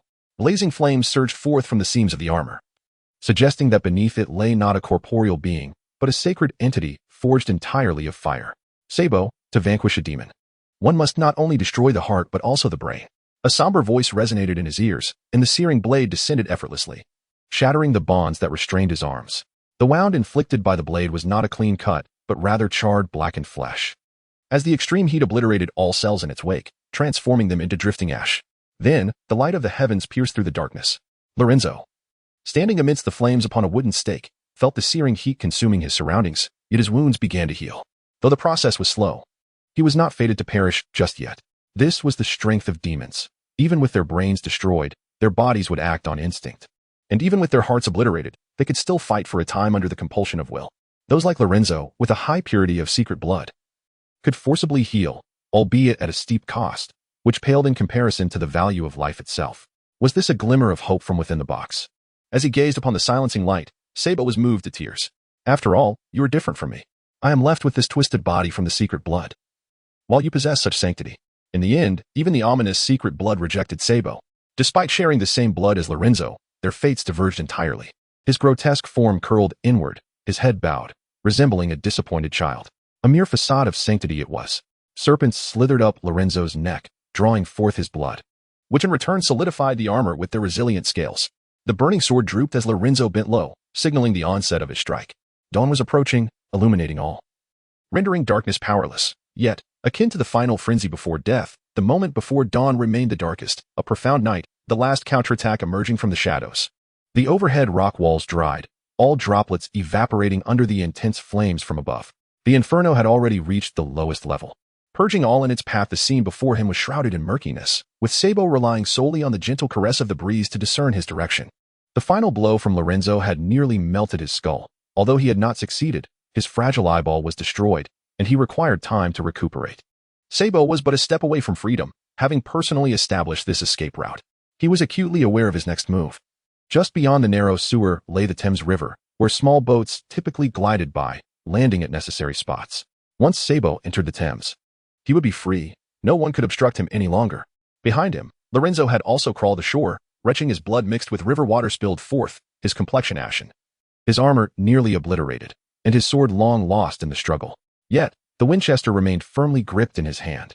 Sabo, you have nowhere left to flee, Lorenzo taunted, leaning against the wall, observing the struggling figure before him. There are far more precious things than life, yet you remain oblivious to them. He struck the shotgun forcefully, only to find it soaked with debris and water, rendering it useless. With a deep sigh, he pressed his hand against his wound, attempting to rise.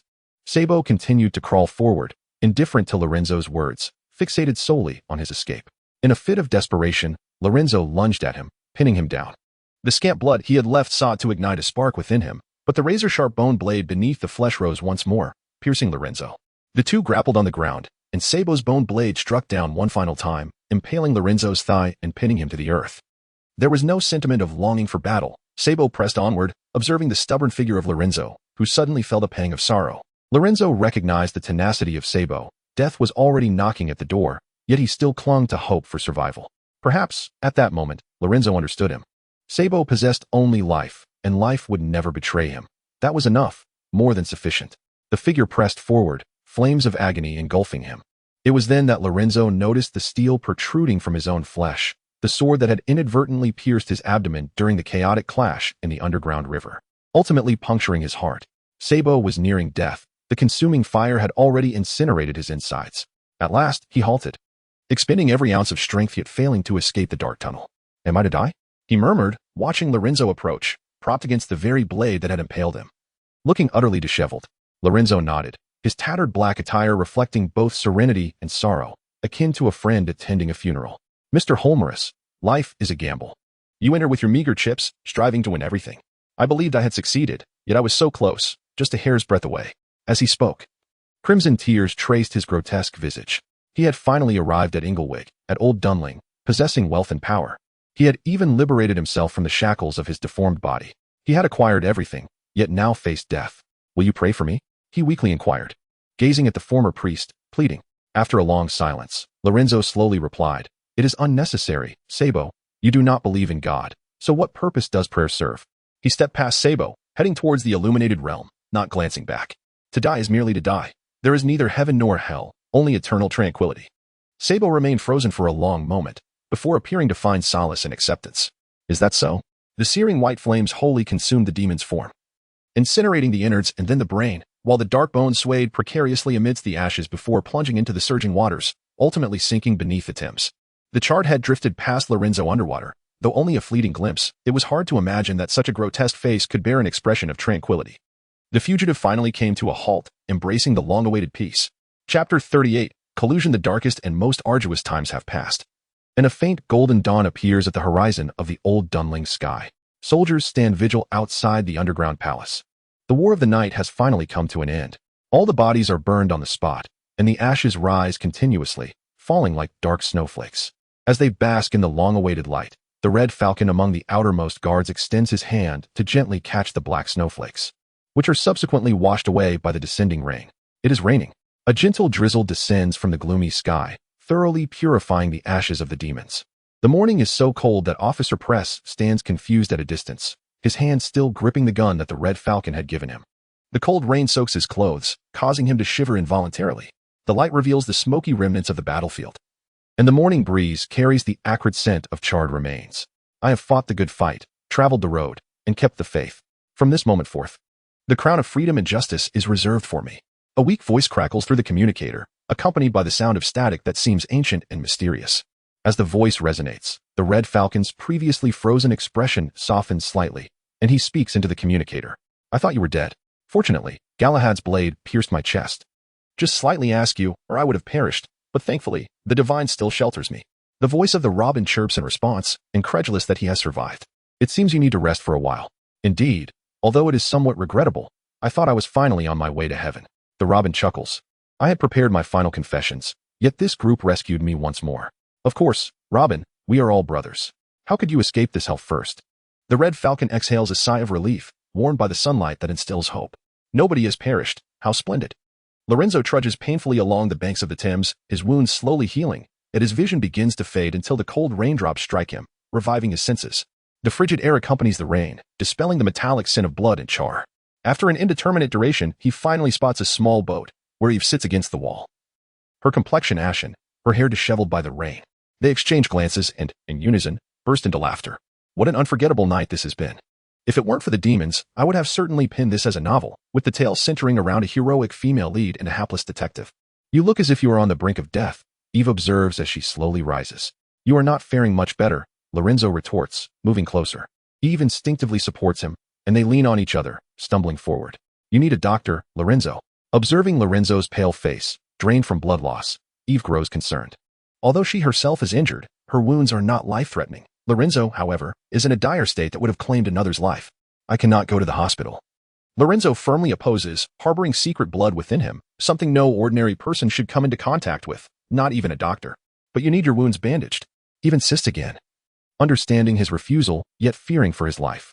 Lorenzo is acutely aware of his condition, yet he stands firm. The secrets he bears are more critical than anyone can imagine. He is a walking prison, keeping these secrets locked away within his body. However, he cannot afford to die if the jailer perishes. The contents of the prison will inevitably escape. His gaze wanders erratically along the street, seemingly shielded by fortune. And he catches sight of something that draws a grim smile from him. Amid Eve's confusion, Lorenzo musters his strength and raises the Winchester. The firearm may serve little purpose, yet it offers a semblance of intimidation. He halts before a door marked with the shining numeral 147 on Hamelin Street. A loud knock soon awakens the occupant of the house. Director Buscolo descends the stairs in a furious state. Ever since that strange individual had threatened him with a shotgun days prior, he had been haunted by nightmares. Rarely had he managed to sleep soundly, only to be disturbed at dawn. Furiously flinging open the door, Director Buscolo prepares to vent his anger, yet upon seeing the familiar face and the equally familiar shotgun, his ire dissipates. Good morning, Director Buscolo. Lorenzo greets, expertly pressing the shotgun against his head, his sickly visage betraying a warmth akin to that of a long-lost relative. So, shall we consider this a home invasion? No, it is merely a stay at a friend's residence. Do you truly believe that threatening someone with a gun and barging in constitutes staying over? This only reflects the closeness of the friendship between myself and Director Buscolo. Within a minute, Director Buscolo recognizes the absurdity of the situation. Thus, Lorenzo finds himself comfortably seated on the couch, bare-chested, stitching up his wounds. The director's home, equipped with various medical supplies, may not be as comprehensive as a hospital, but it suffices. He trembles slightly, watching Lorenzo extract piece after piece of metal from his wounds with tweezers. His worldview seems on the verge of shattering. This man has removed at least 2 pounds of metal from his body, and logically, he should be dead, yet here he is, brimming with vitality. Even managing to bicker with Eve as he performs surgery on himself. Miss, are you his friend? He glances at Eve, who sits nearby, bandaging her own minor injuries. Compared to Lorenzo, her wounds are superficial, the most severe being merely her arm, which requires only a simple stitch. Upon hearing Director Buscolo's inquiry, Eve regards the unfortunate man, uncertain of his intentions. I suppose so, she replies after some contemplation. Miss, you must choose your friends more wisely. This is unacceptable. Director Buscolo recalls Eve, who had relentlessly bothered him during the autopsy of Wall's corpse. How could this detective possibly associate with a madman like Lorenzo? Is she an undercover agent from the Swarlen Hall? As this thought crosses his mind, Buscolo's emotions spiral further into chaos. The more one knows, the quicker one meets their demise. His thoughts race uncontrollably, memories of corpses he has dealt with flashing before him, despite Lorenzo's innocence. He feels as if he has died countless times in his mind. Just as he contemplates leaving a will, Lorenzo suddenly speaks. Director Buscolo, could you assist me in stitching this up? He reveals his back, where he cannot reach, relying on the doctor for help. Can Buscolo comply? He is terrified, perceiving Lorenzo as a haunting specter. Yet, at that moment, Eve seizes the shotgun, her gaze cold yet cunning. This girl is no longer merely a poor judge of character. She is a co-conspirator. Where has the eager detective, who would leave no clue unexamined, disappeared to? Why has she changed so drastically after just a few days? Ignoring Director Buscolo's rapidly shifting thoughts, Lorenzo presents his back, revealing a deep wound.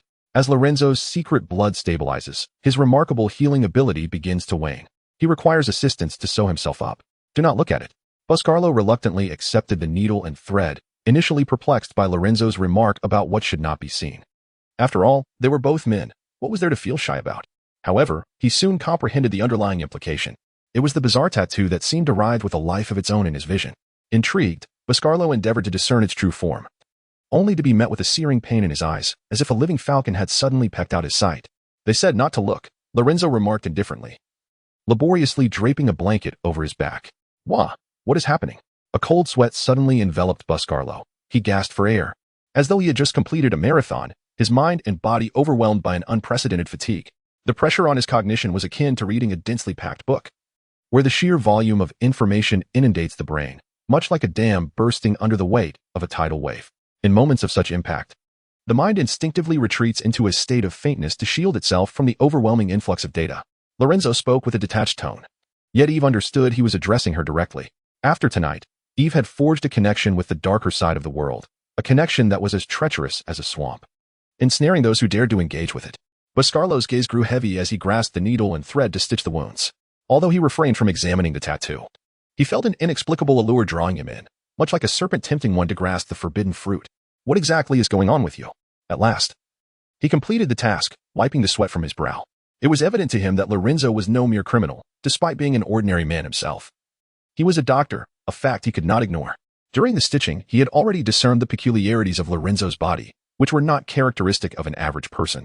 Doctor, it would be wise for you to remain unaware of too much, Lorenzo advised, picking up a piece of paper, a list he had written upon entering. The handwriting slightly distorted due to his injuries. Considering the time, you should be at work. As the director, you ought to have access to these. I hope you can deliver them shortly. It was a list of medications. Buscolo scrutinized it and inquired, aren't you afraid I might alert the authorities once I leave? Lorenzo shook his head and replied, you can sense the peculiar, ineffable nature of this situation, cannot you? The ones who will handle my case are not the police, but another group entirely. From what I understand, their method of dealing with the strange is to eliminate anyone connected to it. We are now aligned on the same side. It was a simple yet effective threat. Buscolo shot Lorenzo a fierce glare before storming out, leaving only him and Eve in the room. I recall he has a daughter, but it seems his wife has taken her away. Life is indeed difficult, Lorenzo remarked casually, glancing at a family photo on the cabinet, while Eve sat opposite him. Mr. Lorenzo Holmos, I believe we can have a proper conversation now, can we not? What shall we discuss? The girl's expression was complex. She gazed at Lorenzo, contemplating for a long moment before speaking. About why you saved me and these. Eve extended her hand and tore off the bandage, revealing that her wounds had nearly healed. Her eyes were filled with terror and confusion. Chapter 39, The Dark Door. Eve revealed her pale wrist, where several wounds were slowly healing at a visible pace, an eerie recovery akin to Lorenzo's. Her expression bore terror, though she did not understand how Lorenzo accomplished this. She was acutely aware of its ominous implications. Am I contaminated? The girl trembled, realizing she should not disclose this to Lorenzo. If he discovered she had been tainted by a demon, his character would compel him to eliminate her without hesitation. Yet, Eve also recognized the peril demons posed, leading her to choose honesty. It is not. Lorenzo gazed at her, and after a lengthy pause, he spoke slowly. Contamination by a demon requires numerous conditions. Moreover, those who are tainted typically undergo grotesque distortions, much like Sabo, yet you have not. Your condition is stable, akin to mine. Akin to you? Eve inquired tentatively. Lorenzo remained silent, rising to approach her, his eyes igniting with flames as the power known as the secret blood awakened within him. After a considerable time, the flames extinguished, and Lorenzo resumed his seat, though this time his gaze was filled with confusion. The outcomes of encounters with demons are limited. Thus your condition can be assessed rather straightforwardly, but, upon hearing the but, Eve stiffened, sitting upright like a diligent student. Eve, you must understand that certain things, once encountered, cannot be escaped. Take demons, for instance. In my knowledge, there exists a criterion known as a medium. Most individuals lack the capacity to serve as mediums. Hence, even if dark entities draw near, they remain largely unharmed. This can be aptly illustrated using two realms. You may envision that we coexist in the same world and city as the demons, yet they typically cannot perceive us. In their eyes, we are merely an indistinct fog. Similarly, I cannot see them. Lorenzo's voice took on an enchanting quality, as if something intangible filled the room. Omnipresent yet indistinguishable. However, should you acquire excessive knowledge of the darkness, it will deepen your connection with it, rendering you increasingly discernible in the eyes of those monsters. And likewise, you will begin to perceive them. At this juncture, Lorenzo chuckled. For instance, I am a humanoid medium, with just a modicum of herbal assistance. I can activate my spiritual sight to witness that which is invisible to ordinary mortals. Eve, if you wish to comprehend your own state, you will inevitably delve into that knowledge, gradually ensnaring yourself in darkness. The demons within that fog will become clearer to you, and you will evolve into a medium, perpetually pursued by shadows. Lorenzo regarded her with solemnity. Thus, the decision lies with you. Should you desire to unravel all of this, you will undoubtedly strengthen your bond with the darkness. Perhaps, many years hence, your connection may sever, but no one can guarantee what may transpire thereafter. I require your decision. The dark door stands before you, and whether you step through it is entirely contingent upon you. Listening to Lorenzo, Eve fell into silence. Fully aware of his implication, this was forbidden knowledge, and to comprehend it would condemn her to the abyss. I have several questions. Will I become one of those things? Eve queried. Without engaging with demons, the likelihood is minimal, especially given your stable condition. Did this anomaly occur tonight? No, tonight's catalyst was likely a potion of low purity, which instigated the ensuing chaos, while your body's irregularities stem from long ago. Long ago? This suggested she had intersected with that which was deemed demonic long before now. Eve instinctively clenched her fists, her knuckles whitening. The girl fixed her gaze on Lorenzo, who had somehow reverted to his previous demeanor, the cold-blooded killer now absent. Nestled comfortably in the sofa like a societal outcast, the decision lay before her, a quintessential crossroads in life. In a moment of contemplation, she finally replied earnestly, "Tell me." Her eyes shone with unwavering resolve, imbued with a seriousness she had never displayed before. Lorenzo paused, taken aback. He had not seen such determination in a long time. He recalled the last time he encountered this fervor while serving as a priest in Florence, as children expressed their future aspirations, filled with passion, stubbornness, and innocence. May I inquire what compels you? If not for the inability to choose one's origins, I would prefer not to engage with such monsters. At this, Lorenzo involuntarily recalled Sabo, who had perished at his hands not long ago. No one can determine their origins. Eve's expression dimmed slightly, yet after a moment's reflection, she spoke with unsettling calmness. I have been plagued by nightmares since childhood, though I remain uncertain of their nature. A recurring scene haunts me. A woman lies asleep in bed, her face obscured. Yet I always feel an inexplicable intimacy. Suddenly, something emerges from her abdomen. Much like the demon I encountered, it crawls forth from her body.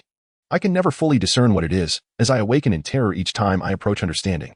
In truth, I ceased dreaming of such things long ago. Yet on the eve of my mother's death, it returned to me. I was young and uncertain, whether out of curiosity or something else. I found her lying in a coffin adorned with flowers. When no one was watching, I lifted her garment. Eve curled up on the sofa, cradling her head, murmuring to herself. As if compelled by some unseen force, I lifted a corner of the fabric, revealing a gruesome scar upon my mother's abdomen. As if a creature had once crawled from within her. I had nearly forgotten these memories, yet as you mentioned, connections deepen, and those long-buried thoughts resurface. I believe that if I delve deeper, I may uncover truths. This nightmare had long surrounded Eve. She thought she had forgotten it, yet at times, it would resurface unexpectedly, becoming clearer with age, as if death itself crawled from that scar, stealing her mother's soul. Eve had always presumed this to be mere figments of her imagination. Yet after tonight, the strange occurrences were now shrouded in the shadow of demons. Lorenzo gazed deeply at Eve. Everyone believed they possessed a choice. In truth, the enigmatic darkness was akin to a swamp, unwilling to relinquish any who ventured near.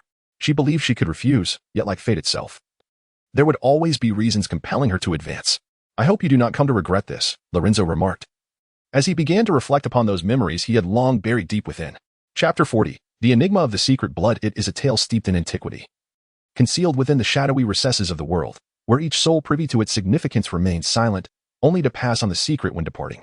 The initial combatants against the demons were the Evangelical Church, more precisely, the clandestine organization known as the Demon Hunters under its aegis. Lorenzo began to recount a history that ought to have been forgotten, his gaze distant, faintly perceiving those who brandished torches, exposing themselves to the night. In the beginning, humanity was powerless against the demons, The sole means of conquering them was through the sacrifice of lives, a time marked by darkness and hardship, where we could only cower behind fortifications or offer our kin as tributes to quell the demon's onslaught. It was a blood-soaked era until one day, a figure emerged, claiming to be the bearer of divine will. Eve found herself captivated by Lorenzo's narrative. Divine will? Lorenzo nodded, continuing, as with all myths and grotesqueries, there always exists a singular individual who forges the path. He proclaimed to have received a divine directive, asserting that in the north lay a sanctum capable of liberating them from the demons. Thus, he summoned a cadre of believers, the earliest disciples in existence, who traversed the darkened lands, sailing away from their kingdom, enduring countless seasons, until they arrived in the frostbitten north, setting foot upon the desolate ice fields. Years later, all had forgotten them. Those who remembered believed them perished along the way. Yet, one fateful day, they returned, bearing bronze vessels sealed with gold and holy silver, their craftsmanship far surpassing the capabilities of their time. As if both gods and specters were ensnared within the metal, their visages contorted, guarding the knowledge contained within. Within those vessels lay tomes inscribed in an ancient tongue, comprehensible only to the one who had received the divine will and those faithful companions who journeyed alongside him. After many more years, they finally deciphered the text. As Lorenzo's whispers wove through the air, the connection to the uncanny deepened, and Eve experienced peculiar sensations, as though she had stepped into a new realm.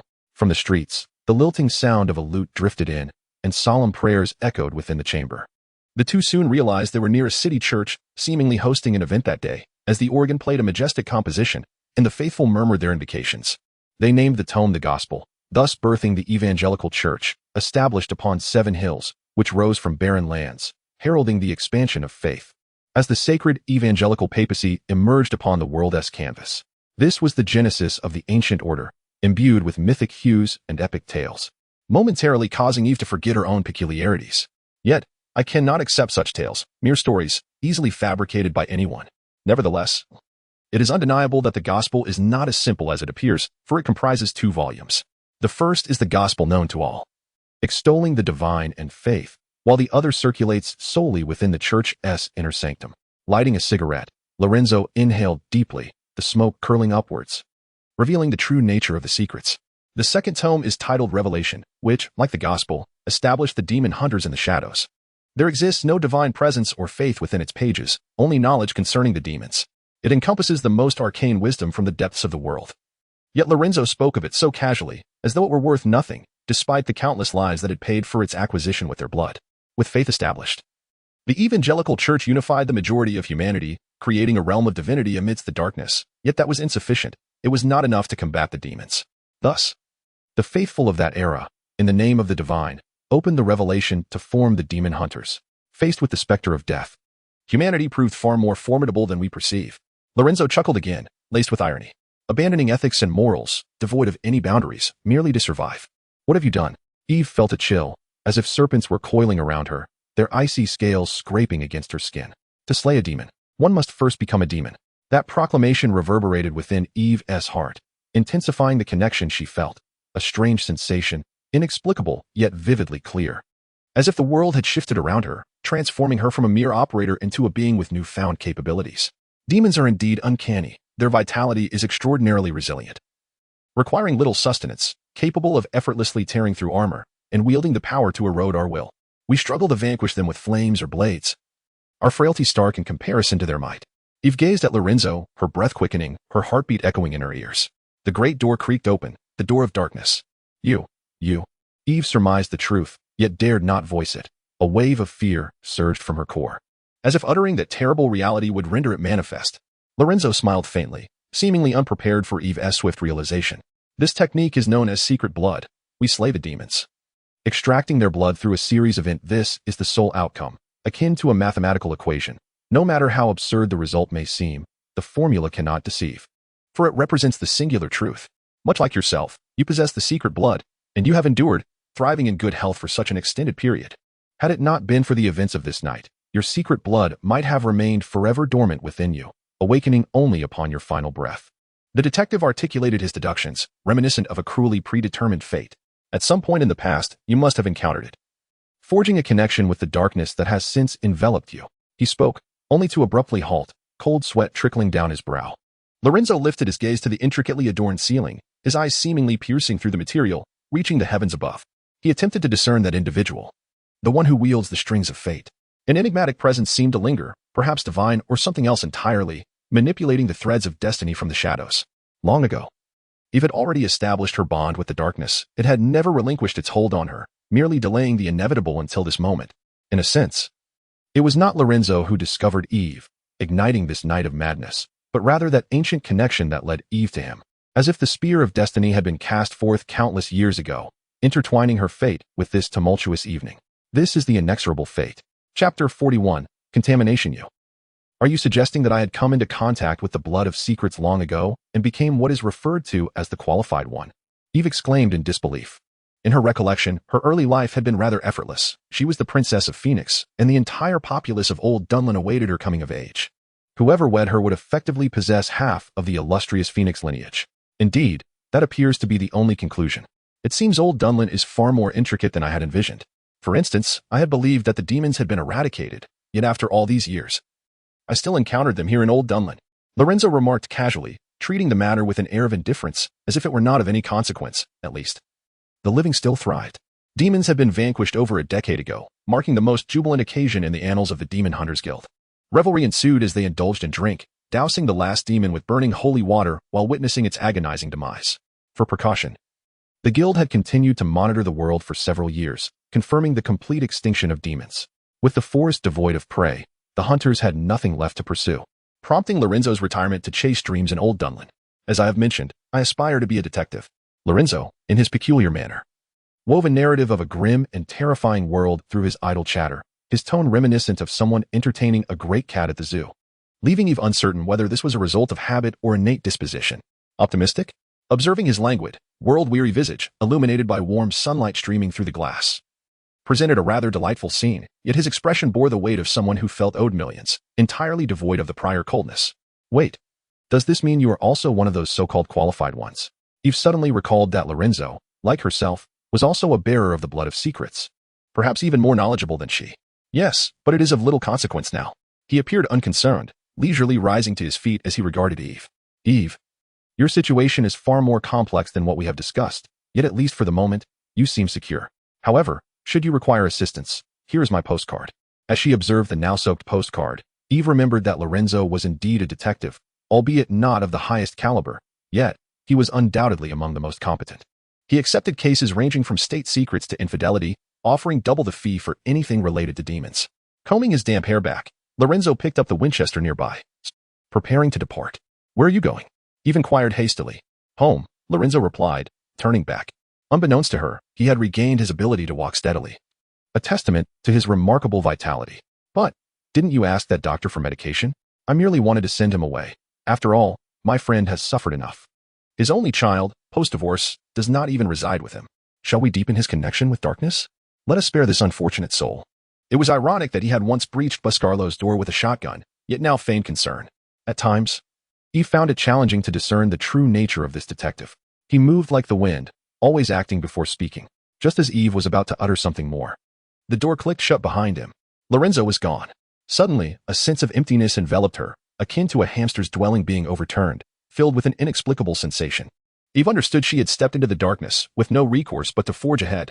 Though apprehensive, the true world before her had become clear. Her gaze fell upon the damp postcard, its cheap ink blurred, yet the words remained discernible. Outer District, East Irons, Cork Street 121A. Lorenzo Halmers. Sunlight poured through the window, dispelling the winter chill, warming her body in a most delightful manner. Berlot struggled to open his eyes, greeted by the familiar ceiling adorned with mythological frescoes, depicting deities unleashing wrathful flames to expel twisted demons from the mortal realm. As he observed, a smile crept upon his face. He mused that if anyone were to paint again, they should incorporate airships and cannons, far more practical than the ethereal gods. He recalled that this place had once been a monastery, later transformed into a hospital. Each time he sustained injuries and fell unconscious, he would awaken here, akin to a reset point in life, though each revival brought with it an unpleasant aftertaste. Berlot attempted to move, but found his hands seemingly bound, rendering him immobile. Ah, you are awake? A familiar voice resonated from the other side. Berlot turned his head, spotting the Robin lying in the adjacent bed, his chest wrapped in bloody bandages and connected to a respirator, making a sound akin to a malfunctioning fan, punctuated by raspy breaths. You are still alive? Berlot felt a mix of joy and disbelief. That sword strike should have been fatal.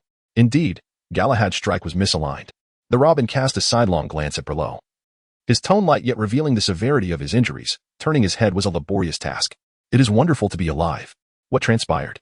It was Nicola. You know those lunatics at the Perpetual Pump possess an incomprehensible mindset. They treated the battle as an experimental trial for original sin armor, which ultimately failed. Galahad went berserk, and we exerted considerable effort to subdue him. As for his current whereabouts, I cannot say. Berlot spoke slowly, haunted by the events of the previous night, where dark angels had embraced him, their sharp wings nearly shredding him to pieces. However, one thing was certain. He must be suffering immensely now. For in the eyes of the Perpetual Pump's denizens, they were mere specimens, devoid of rights. Berlot felt an urge to curse. Yet the exertion of speaking sent waves of pain coursing through him, a sensation that felt life-threatening. I hope you can understand them. They are simply a group of great men trading ethics for knowledge. Our society requires such individuals, though in moderation.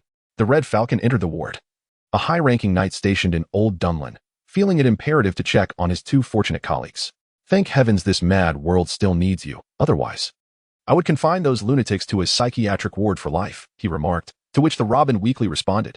The Red Falcon approached their bedsides, though their injuries were grave. At least they had awakened. At that moment, a group of nurses entered, pushing a complex machine. Upon seeing it, Berlot felt a headache coming on. He attempted to escape the bed, but the nurses offered him no opportunity. The head nurse strode forward, swiftly pulling back Berlot's blanket to reveal a white hospital gown and bandages, his limbs tightly bound in leather and linen restraints. Sir, please cooperate. This is standard procedure. We must ensure you have not been contaminated, the head nurse stated, maneuvering the machine to Berlot's bedside while two others observed with a gleeful gaze. The contamination from demons is insidious, as anything associated with them can serve as a conduit for infection. Through years of accumulated knowledge, the cleansing agency discovered that contamination initiates in the nerves, first corrupting the will, followed by the distortion of flesh and blood, ultimately transforming the victim into a new source of pollution. To prevent such viral outbreaks, the cleansing agency conducts a will evaluation for all personnel involved in battles against demons, a method devised by the lunatics at the Perpetual Pump, further fueling Berlot's desire to eliminate them. The Red Falcon stood as the outermost line of defense, while the Robin, gravely injured, could not withstand further agitation. Thus, this assessment was conducted solely for the sake of the Shrike. The nurses skillfully took scissors to trim a portion of hair from the back of the Shrike's head, subsequently inserting the needle's electrodes gently into the exposed area. You may experience some discomfort, one of the nurses remarked. I have undergone this myself. I am all too familiar with the agony it entails, the Shrike lamented. Yet, more than the physical pain, he found himself unable to endure a different kind of torment. However, before he could articulate his thoughts, the head nurse pulled the power switch. And amidst the faint sparks emitted by the apparatus, the Shrike felt as if he were being seized, his entire being plummeting downward. First, there was the soft mattress, followed by the concrete layer, and then he continued to descend into the depths, enveloped by darkness. Chapter 42. The people who changed the world. It felt akin to plummeting into a profound, icy abyss, where the relentless cold and darkness enveloped one's warm body. No matter how fervently one struggled, reaching upward toward the receding glimmer of light remained futile. A heavy suffocation gripped one's throat, leaving only the descent into the depths of despair. Ultimately, nothing remained but the chilling void and the thoughts that echoed in the darkness. Gradually, one lost track of time until even the last vestiges of consciousness succumbed to the shadows. The will assessment commenced. Electrodes activated, values recorded. Whispers emerged from the dark, suggesting that death was not yet at hand. Thus, one opened their eyes, returning to this frenzied world.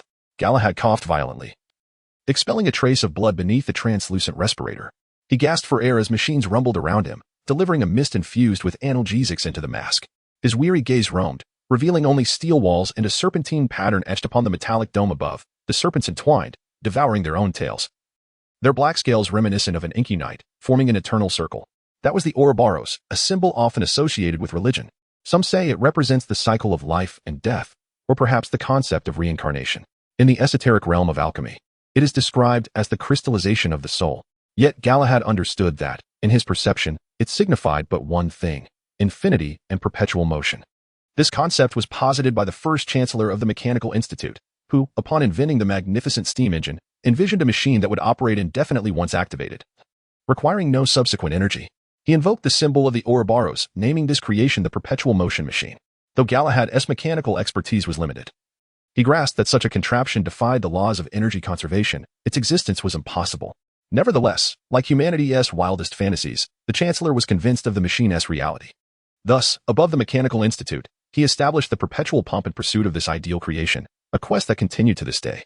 I expected you to be unconscious for at least a week. I am surprised to see you awake so soon. A voice broke through. As Nicola ambled over with a cup in hand, his pallid face shadowed by dark circles, moving with an ethereal lightness that suggested he might collapse at any moment. How do you feel? Taking a moment to move, Galahad realized he was encased in a translucent chamber, submerged in a pale green liquid. Leather and steel bound him tightly, allowing fatal wounds to heal slowly, while metallic cables were also submerged in the fluid. Like a nightmare, Galahad murmured weakly. Seemingly aware of his gaze, Nicola continued. Forgive me, but you have been tainted by the sin armor. If you were to lose control again, we scientists would be unable to restrain you. Nicola smiled slightly as he surveyed the surroundings, where individuals donned similar uniforms, moving like phantoms, silent, with no idle chatter.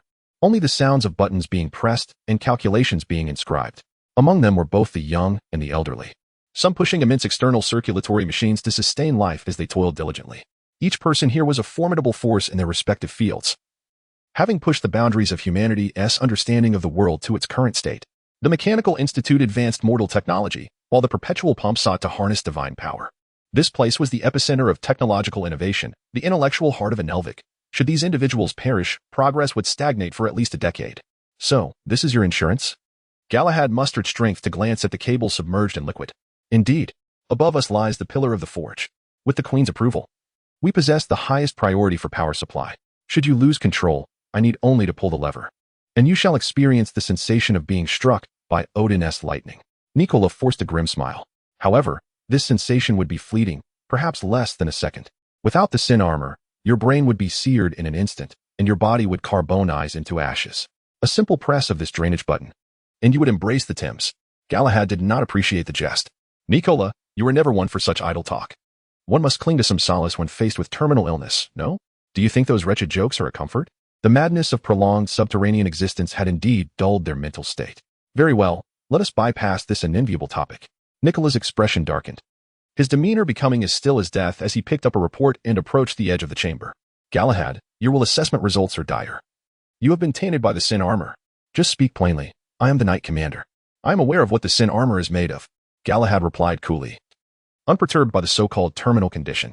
After a brief silence, Nicola began to recite the data from the report. Your nerves have been eroded by the sin armor by 47. Although it has not surpassed the critical threshold, the damage is extensive.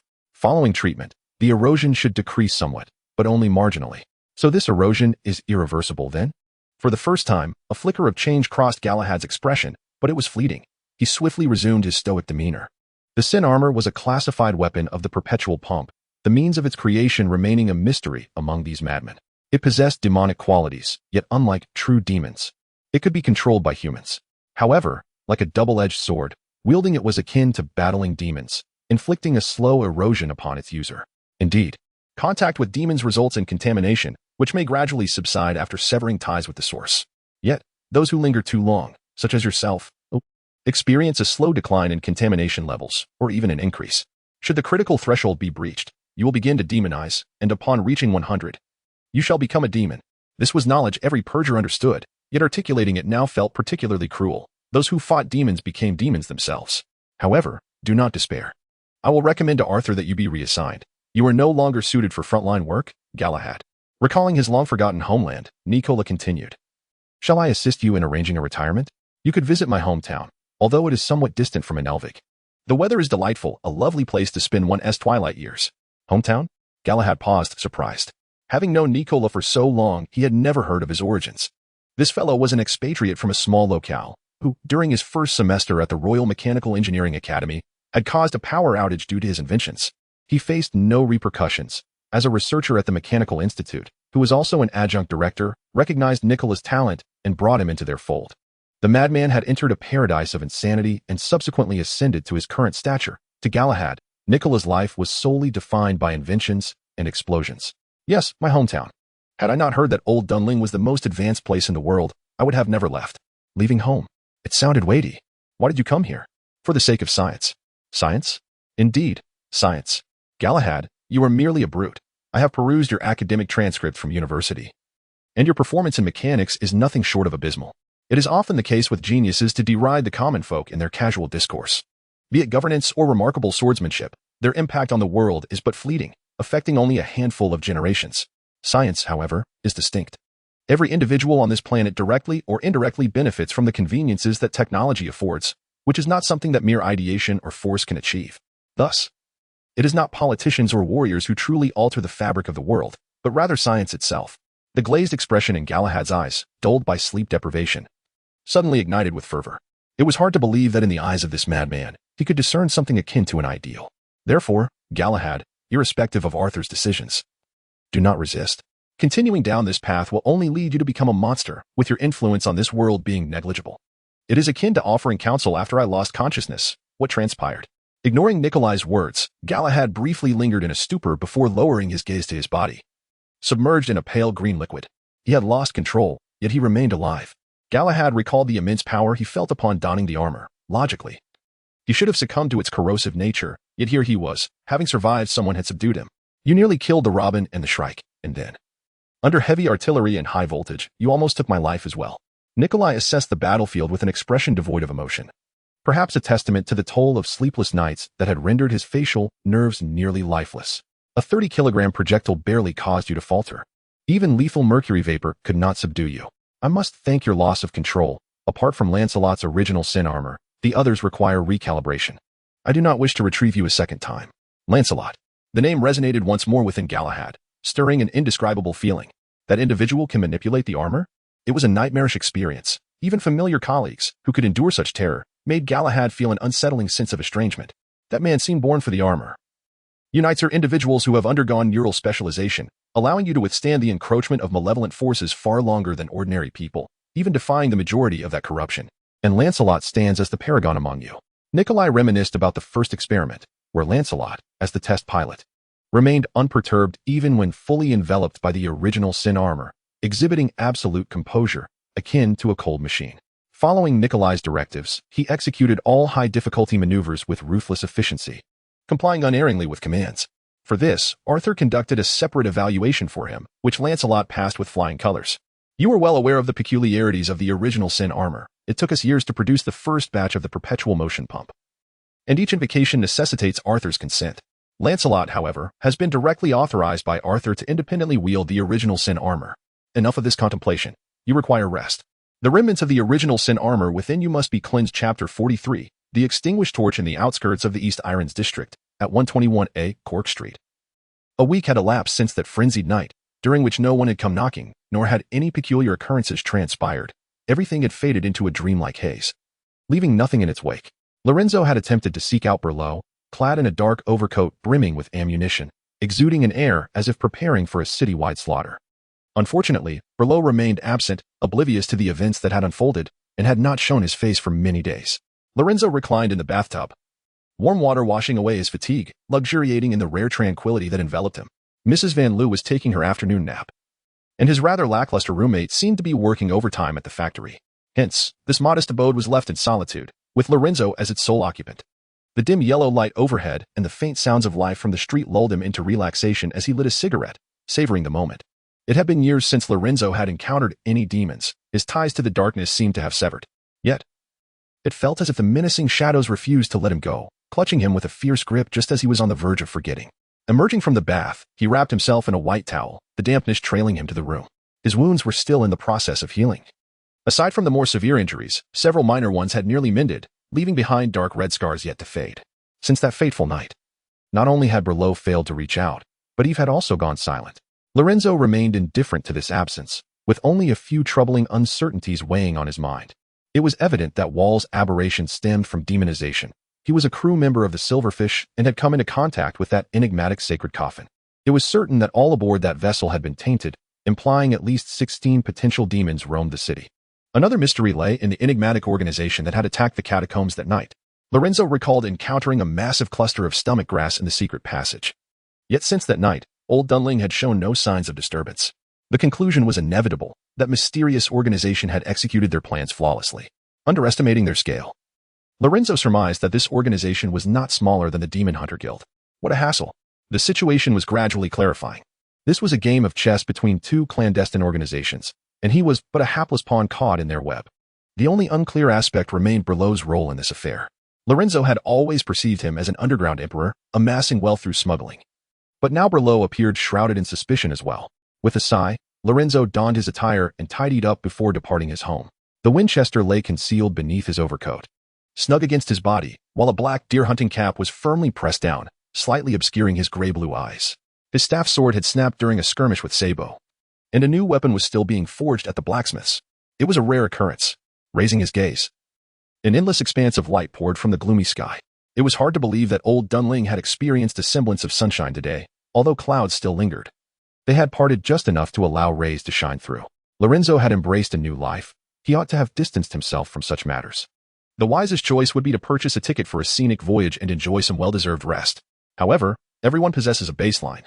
And while it might be challenging to associate Lorenzo, who was known for his dubious character, with the concept of a baseline, it was undeniable he had one.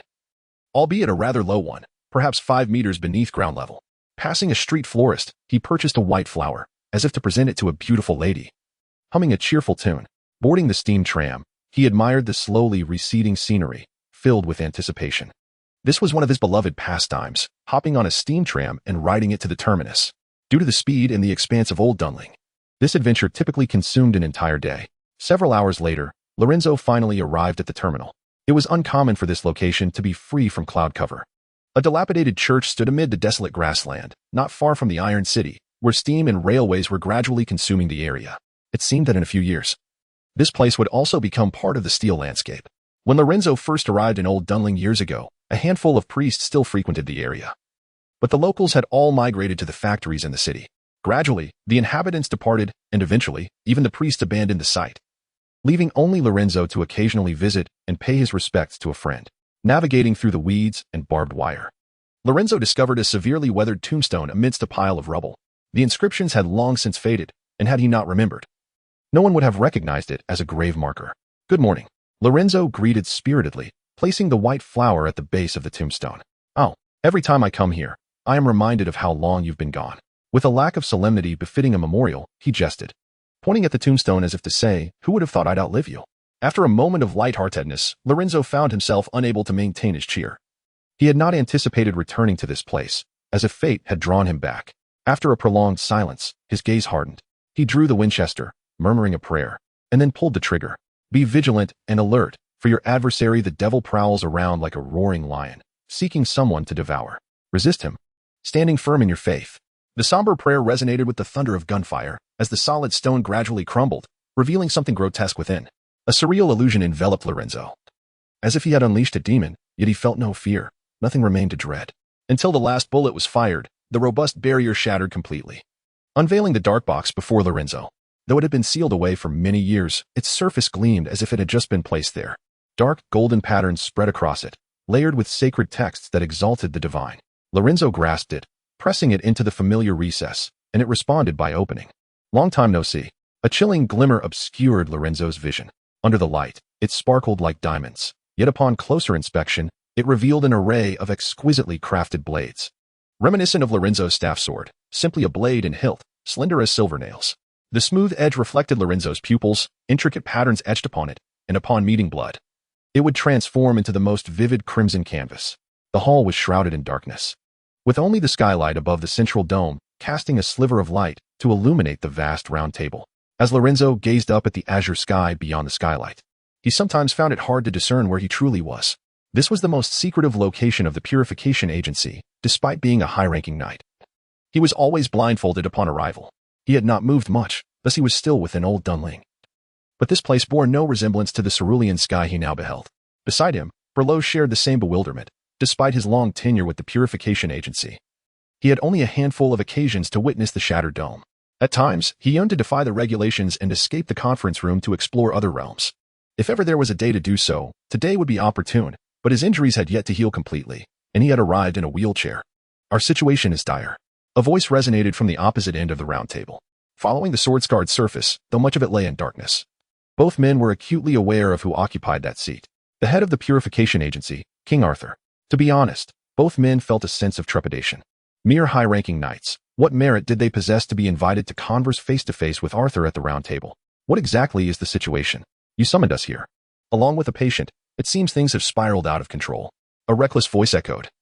And it was only when the speaker began to speak that Hong Huan realized another person was nearby. This individual made no attempt to conceal her presence. Basking in the dim light, her graceful form clad in a vibrant blue-purple gown. Had it not been for the familiar mask she wore, Hong Huan might have mistaken her for a noble lady who had inadvertently wandered into this place. Blue Emerald? Brelade was somewhat taken aback to encounter her here. Enough with the reminiscing for now, Arthur's voice interjected, cheerful yet causing the three to immediately adopt a serious demeanor. Most of the knights stationed in Old Dunling have been dispatched, leaving us quite vulnerable, and the enemy remains elusive. Since the sacred coffin was brought into Engervig, various territories have erupted with demonic anomalies to varying degrees. The knights have been tirelessly responding, which is clearly a deliberate disruption. Our hidden adversaries are attempting to protect the sacred coffin. Lancelot has already set out aboard the Dawnbound to pursue it, but despite the passage of time, we have yet to uncover any leads. According to predictions, we have roughly 1 week before the sacred coffin is likely transported out of Engervig. We must devise a way to prevent that. The eyes in the darkness seemed to blaze with intensity, the voice was calm. Yet the gravity of the situation was palpable to all three. We have no ordinary people left. I require knights who have undergone neural specialization to resist demonic corruption. Regrettably, our losses have exceeded expectations, and only the three of you are available in Old Dunling. What of Galahad? Brelade hastily inquired, recalling his friend. Under normal circumstances, Old Dunling would have 3 knight commanders, but currently, 2 have been dispatched to track the whereabouts of the sacred coffin, and since that fateful night, Galahad has also gone missing. There was a moment of silence before the voice in the darkness replied. Originally, this operation was to be led by Galahad, but he has been detained by the Perpetual Pomp. Due to his physical condition and the extent of his corruption, he is unable to act for the time being. Therefore, this mission will fall to you, Brelade. Me? Brelade was taken aback, still recovering from his injuries, and now being thrust back into action. I understand this order is burdensome, but you are currently the most informed about the situation. I need you to lead them. I will provide comprehensive support. This feels rather hasty. Hong Huan interjected, as they were still unclear about the mission's objectives. I do not wish for this either, but we are indeed out of time. According to Lancelot's report, he has tracked down leads to the approximate location of the sacred coffin. I do not require you to engage the enemy. I only need you to create a diversion, delaying them as much as possible. The subsequent conflict will be handled by Lancelot. Arthur's tone remained flat, which seemed tantamount to sending them to their deaths. Then why not let Lancelot go directly? Blue Emerald, who had remained silent until now, questioned, unable to comprehend the unnecessary complexity. A long sigh escaped from the darkness. And after a moment, Arthur spoke again. Because he cannot return in time. Recently, all the knight commanders have faced aggressive attacks from demons. The relentless onslaught has kept them occupied, and the demons show no intention of hiding their motives. They are solely after the sacred coffin.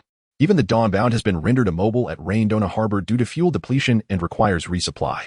For the first time in many years, the demons have launched a full-scale assault. We underestimated their numbers, and thus we can only muster your group. You understand that ordinary individuals, when faced with demons, will inevitably succumb to corruption, thereby increasing our adversaries. No, there must be more to this, Brelade pondered aloud. Not concerned for his own life, but recognizing a different crisis. Engervig is our battleground. Even mobilizing an army could easily crush them. Why resort to such convoluted measures? Is it truly fear of contamination leading to the collapse of our forces? As he spoke, he placed his hand on the edge of his wheelchair, where a storage compartment held a gun.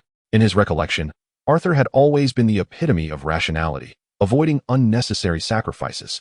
Yet today, his words were riddled with inconsistencies, raising Brelade's alarm. After all, when battling demons, it was not impossible for a leader to suddenly lose their sanity. Indeed, Arthur slowly rose from the shadows, fatigue evident in his eyes. The white hair and wrinkles made this once handsome man appear exceedingly aged, resembling a lion in its twilight, as if he had just emerged from a protracted war. I was not initially in such a rush. After all, we possess the most advanced fleet in the world. The sacred coffin has no means of escaping by sea. However, this new information has altered my perspective. With that, he tossed a document from the other end of the round table. The brown parchment bore the seal of utmost secrecy, which Brelade and the others were not authorized to access. See, this is no longer a secret.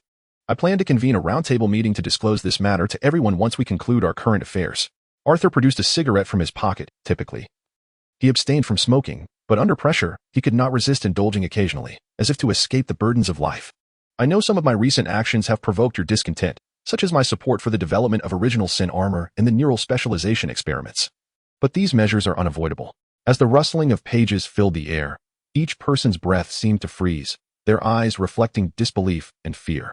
Until Arthur's voice broke the oppressive silence once more. Before the invention of the steam engine, the Gospel Church controlled the nations, not due to faith, but because they possessed the Demon Hunter Guild, the only entity capable of combating demons. although we later established the Purification Agency and severed ties with the Gospel Church. They remain experts in demon combat, the brightest torch in the darkness. Arthur's voice trembled slightly. Yes, as stated in the report. Intelligence confirms that the Demon Hunter Guild was officially disbanded 6 years ago. The brightest torch in the night extinguished 6 years ago. Chapter 44. Hardcore military quarters bearing the ominous black box on his back. Lorenzo returned home slowly after sunset.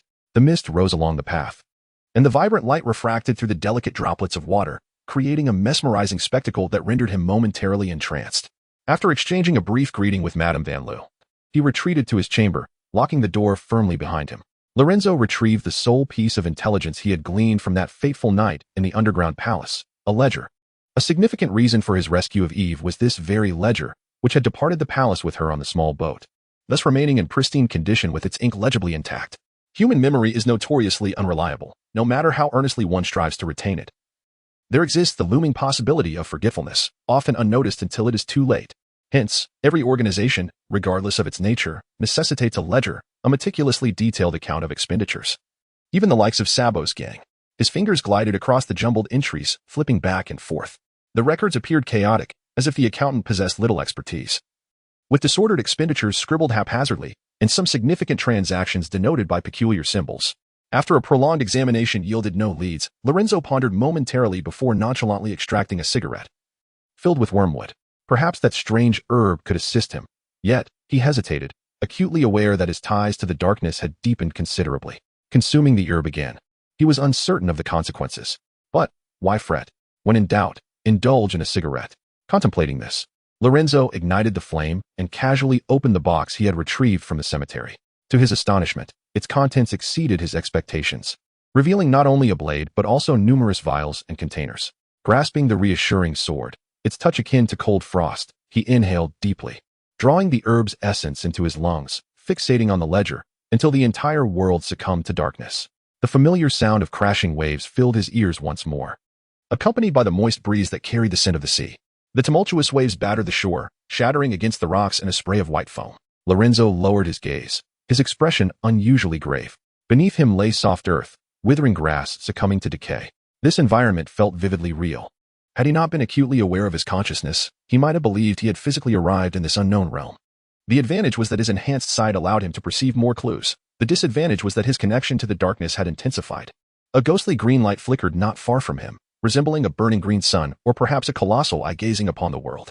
Raising his eyes, he beheld the lighthouse he had often seen, now standing before him, its damp surface cloaked in moss and vines, emanating an ominous glow from its peak. If all went as anticipated, the mysterious sacred coffin should be housed within. After a fleeting moment of surprise, Lorenzo regained his composure. He required further clues.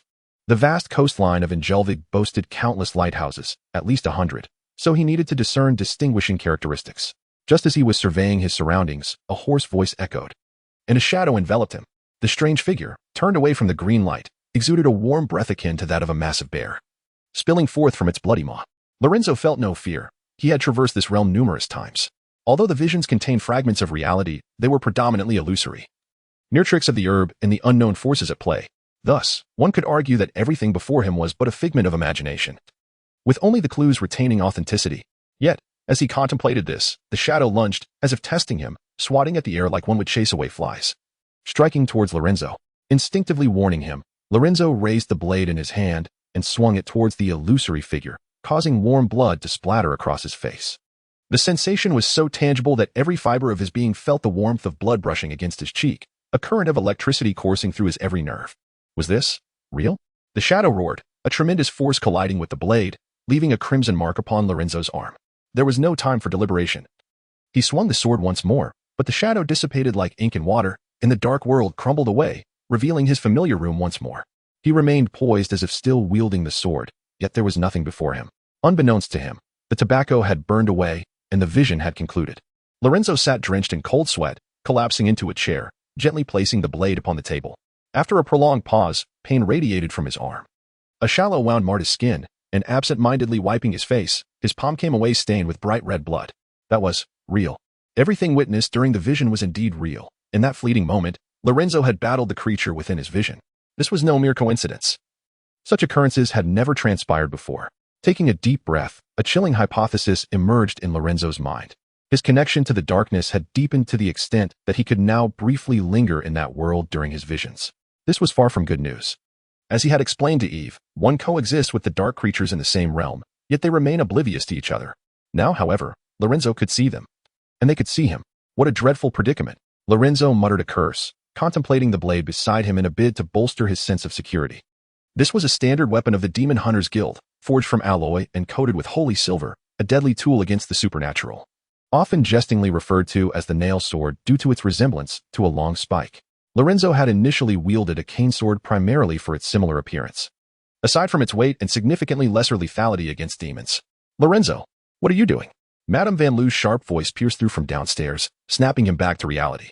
It dawned on him that his earlier outburst had toppled the bookshelf, drawing her attention. I tripped, I'm fine. Lorenzo responded loudly. Given Madame Van Loo's advanced age, it was best to keep her uninformed of any dealings with demons. He set the bookshelf upright, surveying the scattered books on the floor, but lacked the motivation to tidy up. Returning to his seat, his gaze inadvertently fell upon the ledger, its thick pages flipping to a new leaf. Stained with fresh red blood. It seemed a revelation struck him. The blood had marked a particular transaction. That was an address. Lorenzo swiftly retrieved his map. Yet after a prolonged search, he could not locate the transaction's address. Momentarily perplexed, he recalled that due to Engervig's astonishing rate of expansion, the city-states on his map evolved daily, rendering his map outdated. As a thought occurred to him, Lorenzo dashed out of his room and descended the stairs, where Madame Van Loo sat on the sofa perusing the newspaper. Noticing Lorenzo's frantic demeanor, she removed her thick reading glasses. Have you lost your wits? No. I need to find something, Lorenzo replied, standing in the center of the living room. Before him lay a vast map. Its yellowed parchment inscribed with ink depicting mountains and cities, detailing all information concerning the territory of Engervig, even marking some hidden elements with symbols. This was a military map from the Glorious War, more detailed than Lorenzo's own, and in terms of relevance, it even recorded the resources buried underground by the Engervig army, including cities that had long since vanished. This object was originally meant to remain sealed within the military's confines, yet upon her retirement, Madame Van Loo managed, through some unknown means, to smuggle out this grand map, which she brazenly hung in her living room. She proclaimed that, rather than any honorable medal, this artifact more aptly commemorated her military career.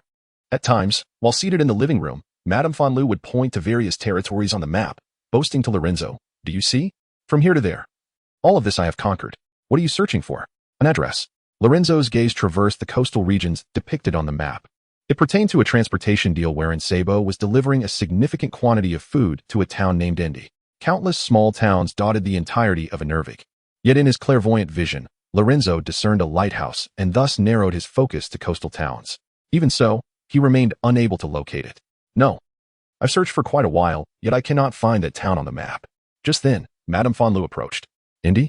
She inquired, peering over her thick reading glasses. Are you looking for this town? Yes, a coastal town, but it's not on the map. Coastal? Of course, it wouldn't be. Upon hearing the term coastal, Madame Van Loo immediately provided her explanation. Why not? Lorenzo turned his head, bewildered by her assertion. Due to the Glorious War, we are separated from Golnalo by the Straits of White Tide. Over the course of a century-long conflict, both fleets engaged in innumerable battles, and coastal towns were transformed into military bases or relocated inland long ago. It was only a decade or so after the Glorious War concluded that populations began to return to the coastal areas. Madame Van Loo, having lived through the war, possessed far greater understanding of this matter than Lorenzo. Her withered fingers glided over the map as she continued, military maps must be interpreted with a symbol book. We typically employ symbols and numbers to denote locations. Thus, even if the map falls into enemy hands, they would be unable to decipher it without the symbol book. Those triangular symbols represent places that were once towns. There were no city names, only rows of triangular symbols adorned with numbers lined the coast.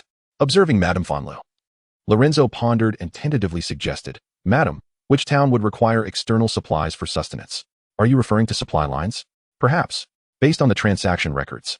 Sabo had invested a substantial sum to transport food to the enigmatic town of Indy, directly mobilizing from the port of Raindona, yet its precise destination remained uncertain. Ah, it is likely here. Madame Van Loo pointed to the far edge of the map, the western side of Engervig, an area yet to be developed, with scarcely any railroads. Due to wartime concerns, Engervig maintained strict control over interactions with neighboring countries, with the exception of the north and west. To the north lay the Northern Sea, where any enemy assault would necessitate a lengthy detour, enduring both the icy seas and Viking marauders. The west, however, was an expanse of ocean, and with the primary cities concentrated in the center, Any landing there would yield nothing but hay. Thus, only this direction remained, distant from the major cities, devoid of ports. And even fishing boats would seldom traverse these waters, rendering food supply insufficient without external assistance. Why not the north? Lorenzo still questioned, uncertain. Madame Fonloo shot him a glance, then remarked, "You truly are a child of the new era, unacquainted with hardship. The northern regions are perpetually cloaked in ice and snow. Before the advent of the new steam engines, the permafrost there was utterly undevelopable, let alone the establishment of towns. In recent years, the expansion of the port of Raindona rendered the north devoid of any development potential." Listening to Madame Fonloo's words, Lorenzo nodded, his gaze fixed on the western expanse of Engervig. There, the triangular symbols were sparse, just as Madame Fonloo had indicated. The development of the western part of Engervig was minimal, with symbols gradually diminishing until they vanished altogether. Suddenly, a symbol caught Lorenzo's eye, one that appeared beyond the land. A town established within the sea. "Madam, do you know what this is?" Despite bearing a triangular symbol denoting a town, it was situated in the ocean. Lorenzo found it improbable that this was a mere cartographic error. Ah, it is likely a town that has been swallowed by the sea. This occurrence is not uncommon. At times, coastal water levels rise and inundate lower lands. Yet when the tide recedes, they become visible once more, which is why that symbol appears there. Is that so? A peculiar sensation enveloped Lorenzo, although he had previously been unable to ascertain the location of Indy. After hearing Madame Fonloo's explanation, he felt certain that this was indeed it. He suddenly recalled the words that the Oriole had spoken to him at the outset. Intuition. That sacred coffin was beckoning him forward, tugging at his instinct to pursue it. "By the way, are you planning to travel?" Madame Fonloo inquired curiously, glancing at Lorenzo. "The West could certainly be deemed a no man's land." "One might say so," Lorenzo replied. "Well then, I recommend you take this line." Madame Fonloo gestured toward a dashed line traversing the West, a railway. "This is a military route. Initially, everyone believed we would lose the glorious war. So plans were made to retreat to the west after the southern coastal regions fell. But as you know, we drove the enemy from Old Dunling and emerged victorious. Thus the construction of that railway was halted. However, in recent years, someone has developed a tourist project in the west, reviving this route. And I believe it could be of use to you." After saying this, Madame Fonloo returned to her sofa and resumed reading the newspaper. After a moment, she added, "Lorenzo, there are still quite a few weapons in the basement. If they haven't been damaged by moisture, you might as well take them to use. They are military supplies. Undoubtedly of better quality than what those unscrupulous merchants in the lower city sell." Just as Lorenzo was about to ascend the stairs, he stumbled upon her words. "What are you saying? Do you think I would believe your nonsense?" Madame Fonloo lifted her gaze to meet Lorenzo's, her murky eyes seemingly capable of penetrating one's soul. "Travel? You intend to travel? Who would believe that? It was the Oriole who recommended you come to live here. Rather than traveling, you were likely going to kill." Lorenzo had always believed he concealed his intentions well before Madame Fonloo, yet this astute old lady had seen through him long ago. No, rather than that. Military supplies? Lorenzo was somewhat dazed, realizing he had unknowingly resided above an armory for 6 years. The atmosphere grew awkward as Madame Fonloo grumbled. "What's wrong? I have enough metals to cover an entire wall, yet my pension is merely a pittance. What is wrong with me taking a few boxes of military supplies to sell?" This old lady was no mere specter. She had witnessed the audacity of exploiting state resources. Lorenzo had never encountered anyone so brazen in their dealings. Thinking she could make quite a profit, she discovered that upon learning these were military supplies, none of the usually intimidating figures in the lower city dared to take them on, leaving them to remain as they were. Her eyes darting, Madame Fonloo concluded, "Oh, and Lorenzo, let me make this clear. If you happen to die out there, I will sell the items in that room to cover the rent." Lorenzo's expression darkened. This damned old woman. Chapter 45. The path to life. Another day has come to a close. Eve leaned against the balcony's edge, the dying rays of the sun casting a rosy hue upon her face, while some servants whispered amongst themselves at the sight. They remarked that the princess of the Phoenix family had finally matured, her eyes imbued with a melancholic longing, akin to a young girl in the throes of adolescence, yearning for an exquisite romance with charming young suitors. Nonsense. Eve slammed her fist against the balcony railing, irate, before storming back to her bedroom. She had no desire to hear the gossip of those servants below. There was undoubtedly something amiss in her life. Where were the handsome youths? The only male she had encountered was the deranged Lorenzo. Her true distress stemmed from the surging secret blood within her, as Lorenzo had mentioned. The Phoenix family must be intertwined with some dark forces. This so-called secret blood required the refinement of alchemy, a technique that, in all likelihood, only the Demon Hunters Guild would possess the knowledge of. A shroud of mystery loomed over the Phoenix family. Eve wished to discuss this with her father, but she had learned from the steward that Duke Phoenix had departed for the Platinum Palace after attending to her, and he had yet to return. Lying on her soft bed, gazing at the chandelier above, the warm light consumed her entire field of vision. It had been over a week since that frenzied night, and Eve struggled to recall how she had returned home. Though she wished to conceal the truth, she had fainted at her doorstep from sheer exhaustion. When she awoke, she found herself in her familiar bedroom, her wounds tended to, with guards stationed at the door. Through the window, she noticed an abundance of armed soldiers had suddenly appeared in the now desolate estate. According to the steward, Duke Phoenix was furious. His rage could only be described as volcanic. Following his departure, the estate security had escalated significantly, and Eve was confined to her home until her father's return. It seemed at this time, her father was genuinely angry. How vexing. Eve could already envision their conversation upon his return, which would likely involve her being married off to some cursed island, though this time his stance would be notably more forceful. Clutching her blanket, Eve turned in bed, unwilling to accept this abrupt conclusion to her story. She aspired to represent the Phoenix family in the IL. Is this not permissible? Eve murmured, gently lifting her skirts. The guards were momentarily taken aback, their thoughts completely derailed. As if they were anticipating something, both stood there in a stupor. Yet, in the next moment, a sudden gust of wind swept through, followed by a dull thud. One guard felt a wave of dizziness wash over him, his vision fading as he collapsed to the ground. He sought to utter a word, but consciousness eluded him, plunging him into darkness. The last image that registered was Eve wielding a chair leg, striking at the other guard. Deception. It was all a ruse. At this moment, the other guard's psyche was on the brink of collapse. This wretched girl had been hiding her intentions all along. No one fathomed how she had disassembled the chair leg and concealed it beneath her skirt. The chair leg loomed larger in his eyes, and he barely had time to raise his gun to defend against the assault. However, Eve relinquished the strike and delivered a powerful punch to his abdomen, causing him to retch involuntarily. Then, the girl swung the chair leg down with formidable force. What is happening? From the opposite end of the corridor, another guard approached, drawn by the muffled sound of the club. The two men exchanged awkward glances from their respective ends of the hallway. The young maiden stood barefoot in the light, her fiery red hair ablaze, a vision of beauty. If only she were not clutching that chair leg, alongside two of her comrades who lay unconscious at her feet. There was scarcely time for contemplation. The girl gripped the chair leg tightly, inhaled deeply, her body arching gracefully, then hurled it with all her might. Another dull thud resounded as the guard fell straight down. Still clutching the whistle, he had no chance to blow. Surveying the three guards who had lost consciousness, Eve tidied her disheveled hair, exhaling a long breath. From deception to assault, her movements were fluid and seamless. Confronting monsters might require some effort, but overpowering a few guards was all too simple. The frail girl from moments ago had vanished, replaced by a fierce tigress.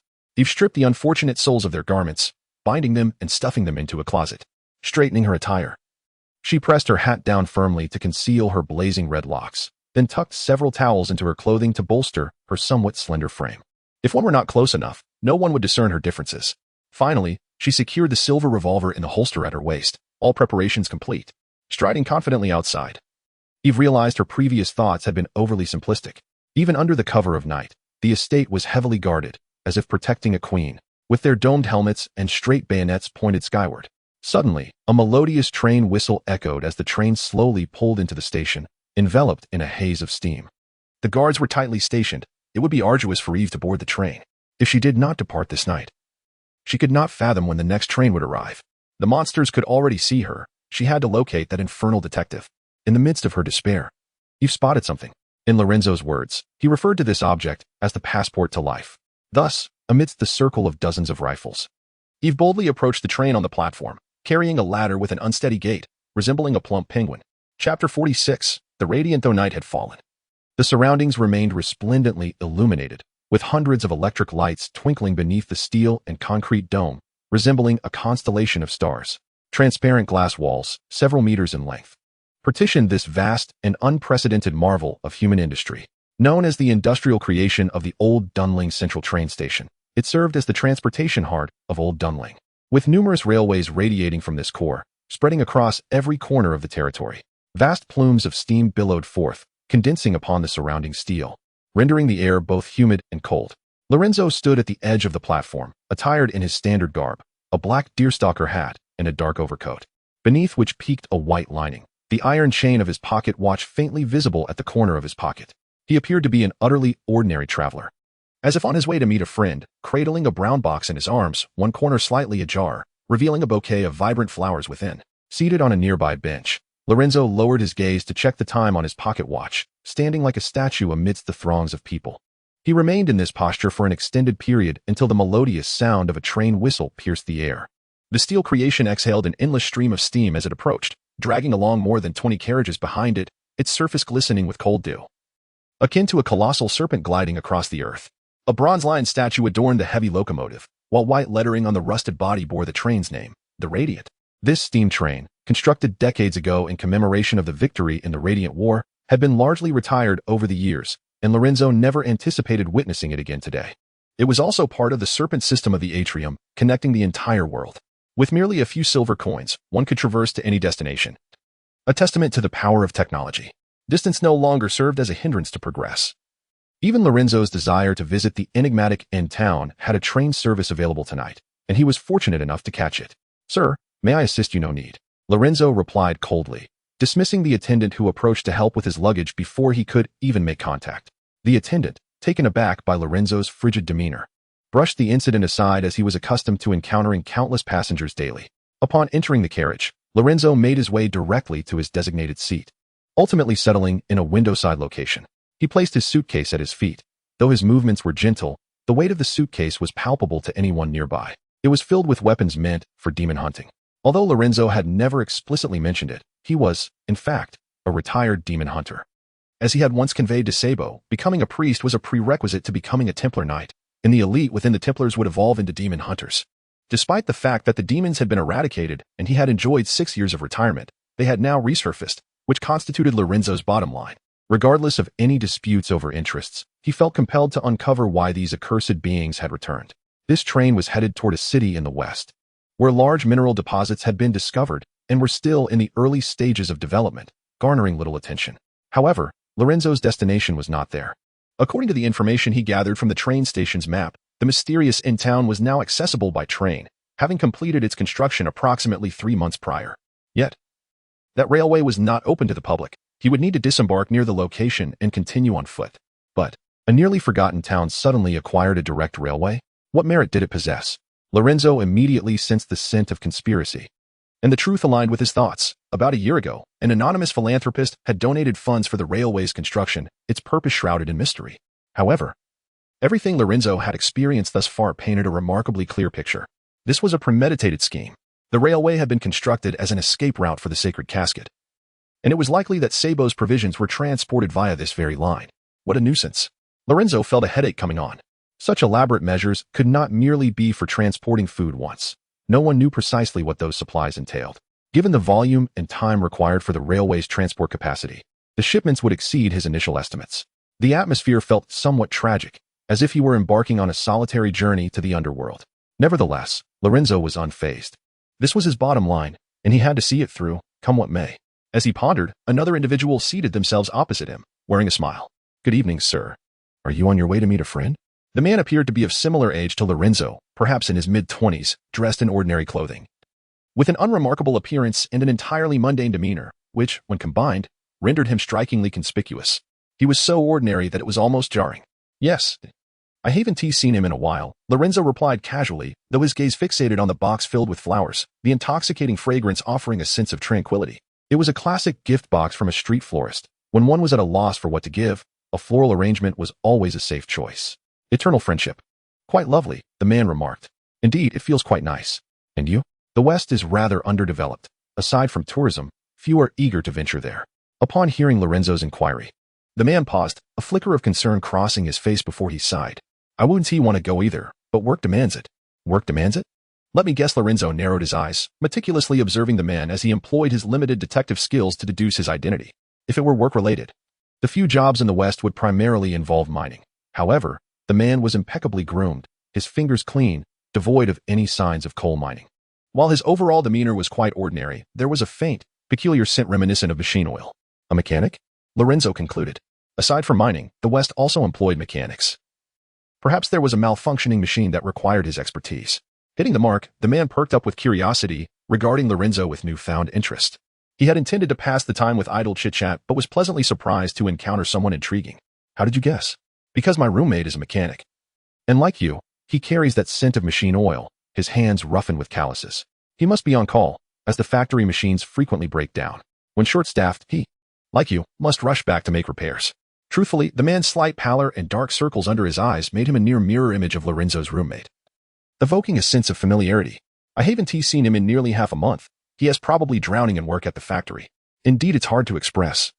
The man chuckled awkwardly, scratching his head, clearly exasperated by his vexing job. And what is your occupation?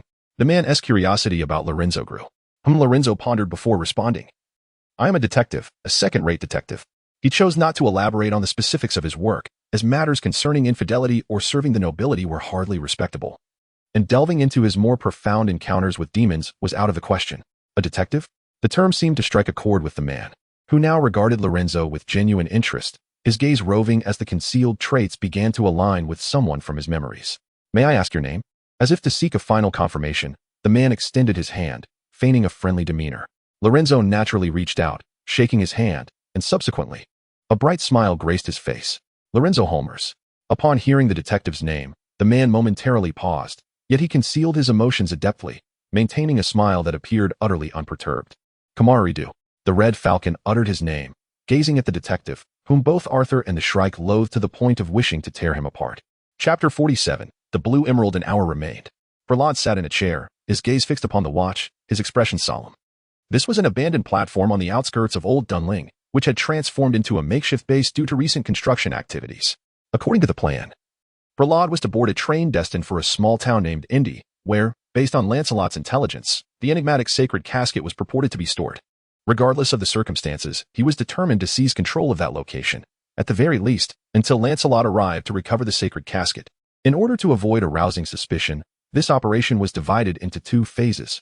Prahlad awaited here with a substantial armed force, while the Radiant train was scheduled to arrive in 1 hour.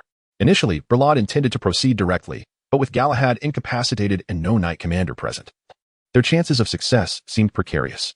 To address this, the Perpetual Pump had deployed a secret weapon for them, and the Radiant train was transporting it. Are you ready?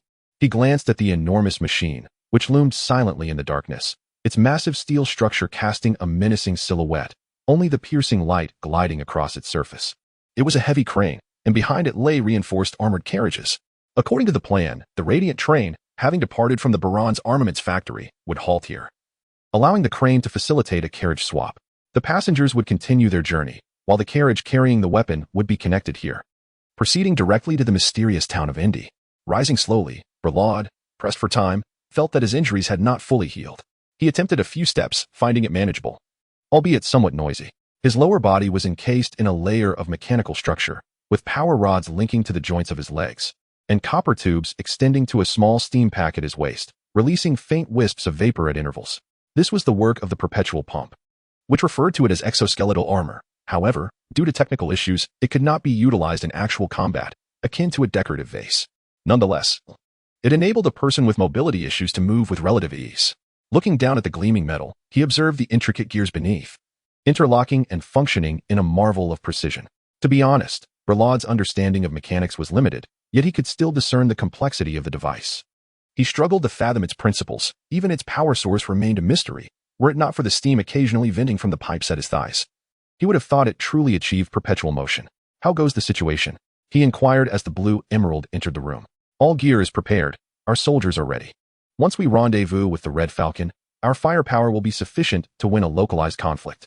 The Blue Emerald, clad in a black bodysuit and a round-topped iron helmet fitted with a light, had extinguished the illumination due to the indoor setting. A warm cloak enveloped her, deceptively light, yet lined with high-strength lightweight metal mesh, providing protection against severe impacts. The engineers at the Mechanic Academy pursued increasingly forbidden technologies, while they sought lethal firepower. Each mission seemed to devolve into a weapon testing exercise for these 2 research institutions. Prahlad felt discomfort at the thought. Most of the weapons at his disposal were experimental, and before the conclusion of any operation, one could never be certain whether the weapon would claim an enemy's life or detonate in his hands. Like that cursed original Sin armor. What have they added? Unclear, but it should be rather exceptional, considering it was directly transported from the Baron's armaments factory. The Blue Emerald had the fortune to visit the factory. Merely mentioning its name stirred a heat within her. The Baron's armaments factory, the largest military production center in Engervig, melted vast quantities of metal daily during the Radiant War, with hundreds of trains transporting deadly weapons from its depths. It was said that the scale of the steam furnaces there was second only to the Mechanic Academy, qualifying it as the industrial heart of Engervig. Prahlad contemplated this, then produced a sheet of paper and began to write. What are you writing? A will? Sort of. The place we are heading is exceedingly perilous. We might perish within. Given my peculiar position, I ought to hand over my responsibilities. You truly are devoted to your work. The blue emerald raised an eyebrow, unlike the dutiful Berlaud. She had initially been quite reluctant to embrace this role. Born in a coastal town, her father had passed away, and her mother remarried a drunken man who eagerly awaited the day the blue emerald would grow up, hoping to marry her off to a wealthy suitor for a substantial dowry. To be frank, it was not a pleasant memory. It was utterly crushing. Her drunken stepfather gazed upon the growing blue emerald with a different intent. To escape this wretched fate, one day she concealed herself in a freight car, uncertain of where it would take her, but simply wishing to distance herself from that nightmare. Surviving on the bread she had brought and the condensation from the copper pipes for several days, when the doors finally opened again, she found herself in that enchanting city, where everything felt miraculous to the girl from a remote town, akin to a legendary realm. Massive airships sailed through the sky, steam trams and automobiles sped along smooth roads. In stark contrast to this magnificent city, she felt disheveled and out of place. Raising her gaze to the station sign, she struggled to decipher the words with her scant knowledge. Welcome to Old Dunling. However, if given the choice, I would still prefer to survive. After all, I am still young, and I have grand plans for my retirement. As Berlaud wrote, he remarked, with time still before the radiant train's arrival, he could afford to engage in small talk, such as, perhaps purchasing a small island in the ocean, living with the sunrises and sunsets, or chartering a ship to sail around the world, or traveling eastward. I remain ever curious about that mysterious land.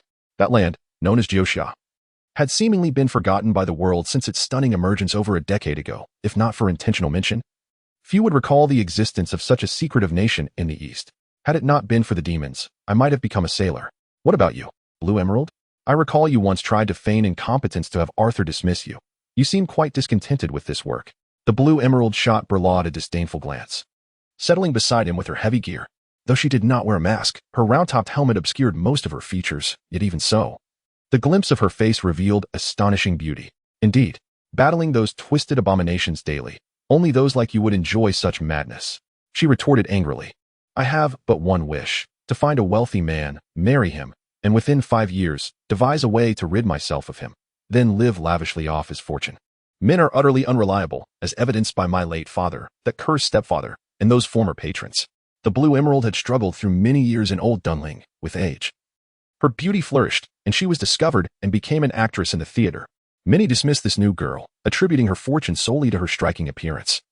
Yet her subsequent actions surpassed everyone's expectations. She is a purpose-driven girl, ascending the ranks of the theater with unwavering determination. With years of experience navigating the shadows of Old Dunling, she has deftly eliminated all who dared to impede her progress. Her fame burgeons, as her door is daily adorned with an abundance of flowers from admirers. Yet, this is not the terminus for Blue Emerald. Reliance upon others is futile, only self-dependence prevails. She begins to attend grand balls, intoxicating those in power one by one, extracting scandalous secrets in exchange for wealth. Like a snowball gathering momentum, Blue Emerald's influence expands, ensnaring even the lofty aristocrats in her web of intrigue.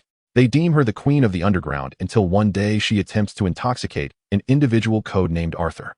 Before Blue Emerald lies a bifurcation of fate, to languish in prison until death or to join the purging mechanism, as Arthur requires a highly skilled female knight. Thus, she finds herself ensconced in a den of thieves, leading her to the present moment. The notion is indeed alarming. How can men be so untrustworthy? Do you find Galahad reliable? Blue Emerald scoffs at the thought, an embodiment of purity, the youngest knight commander, yet he nearly brought ruin upon both herself and the Robin. Had it not been for Nicola, he would have wrought havoc upon the lower city before losing his strength entirely. Therefore, self-reliance remains the only certainty, she asserts. At that moment, the melodious sound of a steam whistle pierces the air, and the headlights of the approaching train glimmer like a comet in the dark, accompanied by steam and the biting cold, along with the thrumming of countless souls within its carriages. Chapter 48, The Death Train Cameronado, or rather, the Red Falcon. Observed the detective before him with keen interest. Legends about this individual were plentiful, yet he never anticipated encountering him today. 6 years ago, this enigmatic detective arrived in Old Dunling, orchestrating the horrific Red River massacre to secure the support of the local noble, Berlaud. The Red Falcon could barely be considered a participant. He was well aware of the details of that incident. At the time, various factions rose in the lower city, with nobles colluding with gangs, and Berlaud's position teetering on the brink of collapse. With no ability to control the rampaging mobs, Berlaud tasked Lorenzo with a mission to gather evidence of the nobles and gangs' crimes. Armed with such evidence, the military could storm the lower city, resetting the power dynamics, while those nobles vying for control would face their reckoning. In return, Berlot promised Lorenzo, the foreigner, a new life, an entirely legal identity, a dream job, and a fresh start. Lorenzo succeeded, albeit through methods far beyond anyone's imagination. He located those individuals, extracted confessions through torture, and then executed them. By the time Berlot arrived, the Thames was littered with corpses, the murky waters tinged a deep crimson, accompanied by anguished cries as names were incessantly added to the list. Alas, Old Dunling was indeed a dismal place, where one might witness a clear sky only once in a century, leaving one's spirits perpetually low. Lorenzo had become quite talkative. Gazing out into the pitch darkness, his hand involuntarily crushing the petals of the flowers in the box, releasing a faint, sweet fragrance. Indeed, the West was much better. Although it was work, one could treat it as a journey. The Red Falcon replied with a smile. Initially, he had expected Lorenzo Holmes to be a cold-blooded killer. Yet as time passed, his preconceived notions were shattered. Nevertheless, he remained vigilant. Deception was a skill possessed by all. "I'll be right back," the Red Falcon said, nodding to Lorenzo as he walked toward the rear of the carriage. The moment he turned, his smile vanished, replaced by an icy demeanor. This mission was of utmost importance. To ensure that the weapons from Barons were not discovered by any inquisitive passengers, the Red Falcon had boarded the train early to guard the cargo, never anticipating encountering Lorenzo here. According to Berlot's account from his sickbed, he was the one who abducted Eve Phoenix. Although the details of his escape from the underground lair remained unclear, it was evident, however, that this mysterious detective had ties to the supernatural. The cleansing agency maintained strict protocols for such individuals. Typically, a knight would arrive at Lorenzo's doorstep with superior weaponry the day following the collapse of the lair. Yet, due to Lorenzo's notorious involvement in the Red River Massacre and the absence of higher-ranking knights, the pursuit of Lorenzo had slowed. Now, this troublemaker had appeared on the Glorious, and the Red Falcon was uncertain of his intentions. For caution's sake, he decided to inform Berlot. Pushing through heavy iron doors and passing through the cargo compartments, even the train staff remained oblivious to the additional carriage at the front of the train. Behind the thick steel plates stood soldiers, heavily armed with weapons provided by the Mechanical Institute, a cadre of cold-blooded killing machines. A radio set was positioned in the midst of the carriage, stocked with all manner of supplies. It resembled more of a mobile command center than a mere carriage. Soldiers guarded the rear, beyond which lay the forbidden door, where the weapons from Barons lay quietly in slumber. "Prepare, Berlot. We have some unwelcome guests here," the Red Falcon advised, retrieving a revolver from the weapon rack and concealing it beneath his coat. Maintaining goodwill necessitated being armed, especially in the presence of someone capable of stealthily emerging from the underground. As he contemplated this, the Red Falcon prepared to return to his seat when suddenly, the thunderous crack of gunfire erupted from the rear of the train. A few minutes earlier, watching the departing Red Falcon, Lorenzo languidly gazed out the window, yet all he saw was a void of darkness. His attention drifted to the passengers within the carriage. Initially a novice in the detective profession, Lorenzo recalled reading that the best method to train a detective's deductive skills was to observe passers-by, assessing their attire and demeanor to deduce their occupations and life experiences. This exercise proved somewhat challenging for Lorenzo at first, as his gaze was often drawn to the young women on the streets, only to be pursued by patrolling officers. However, he chose to disregard those unpleasant memories and fixated on a nearby passenger. The man appeared to be an ordinary middle-aged individual, clad in a faded gray coat, struggling with a heavy suitcase. Like the Red Falcon, he too seemed to be an unfortunate business traveler, dozing off against the seat. Lorenzo then shifted his focus to the next passenger and the next, only to realize that the entire carriage lacked women and children, even elderly individuals. It was populated solely by weary workers akin to the Red Falcon. Rising from his seat, Lorenzo sensed something amiss. This route was ostensibly a tourist line, yet it was filled with laborers heading to work. The absence of women and children struck him as peculiar. He concealed his unease and, for safety's sake, gathered his suitcase and the flower box, meandering through the carriage. Pushing through heavy iron doors, he noted the staff's discomfort. Outside, the darkness was profound, as if the train had unknowingly ventured into an abyss. Suddenly, something caught his eye, a figure seated in the corner of another carriage. "Why are you here?" Those connected to darkness often found each other.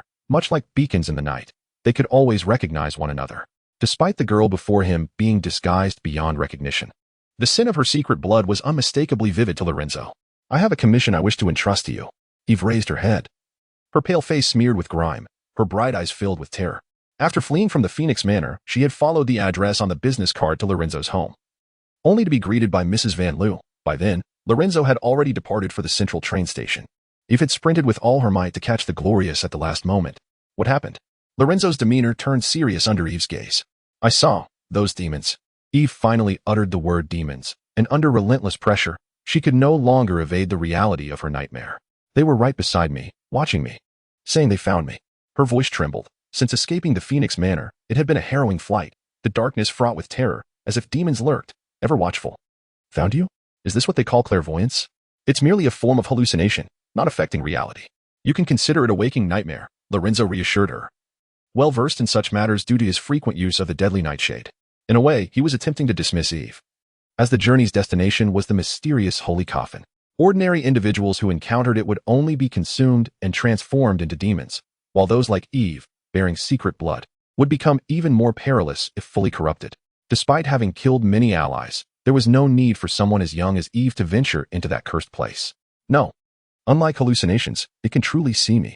Eve spoke anxiously, her lips slightly parted, as if she yearned to articulate something, yet found herself at a loss for words to convey the indescribable. It was as if two worlds had converged. Eve exclaimed, "Did you not mention that as they deepen, they can perceive us? I am certain that the demon has seen me." With all her might, Eve recounted her plight. The darkness pursuing her, attempting to engulf this flickering flame of her existence.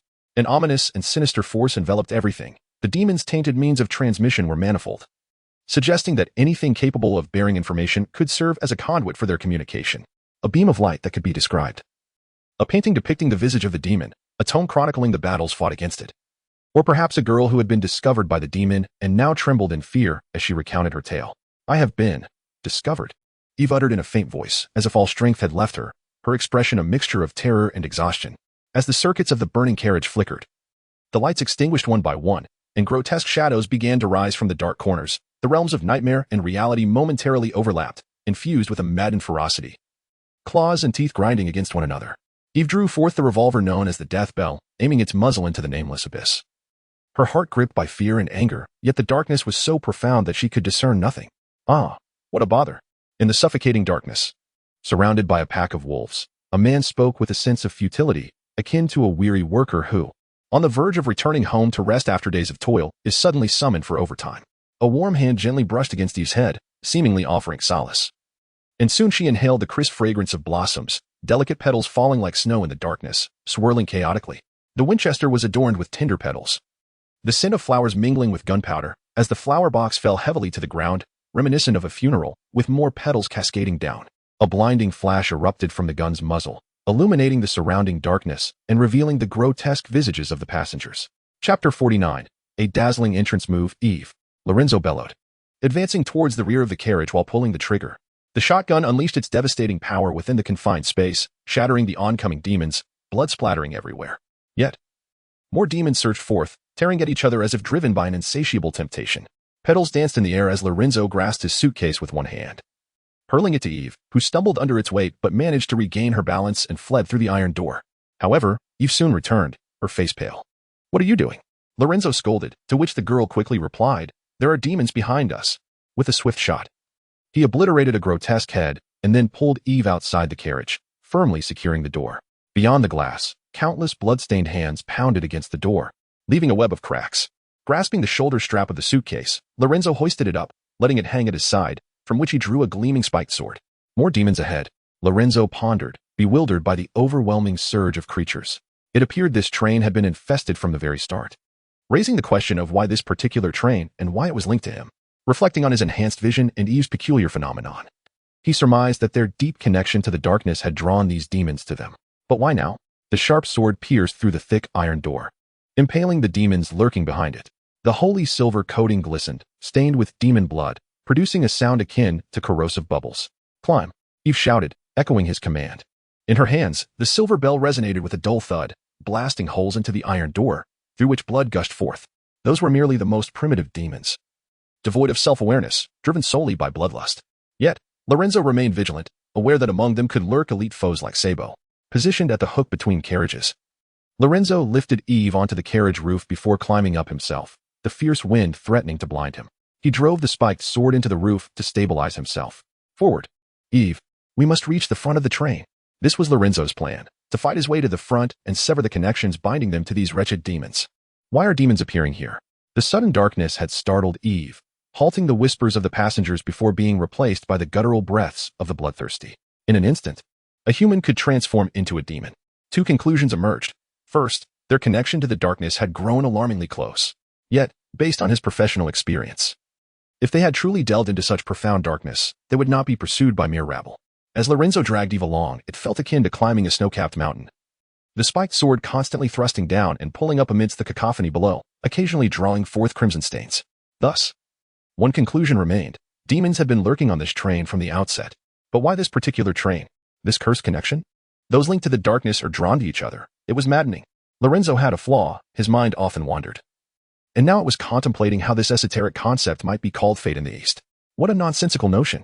The glass shattered, steel warped. As grotesque arms emerged from both sides of the carriage, a mass resembling wildly grown fleshly plants. Gunfire erupted, carving a bloody path through the chaos. And there was another problem. Clutching the panicked Eve, her slender form wedged beneath his arm, Lorenzo leapt over the writhing demons to the next carriage. This was the result of specialized training from the Demon Hunter Guild. Even without awakening their secret blood, the hunters surpassed ordinary humans in strength, senses, and instincts. Yet, they remained human, vulnerable to death. Were these demons truly after them?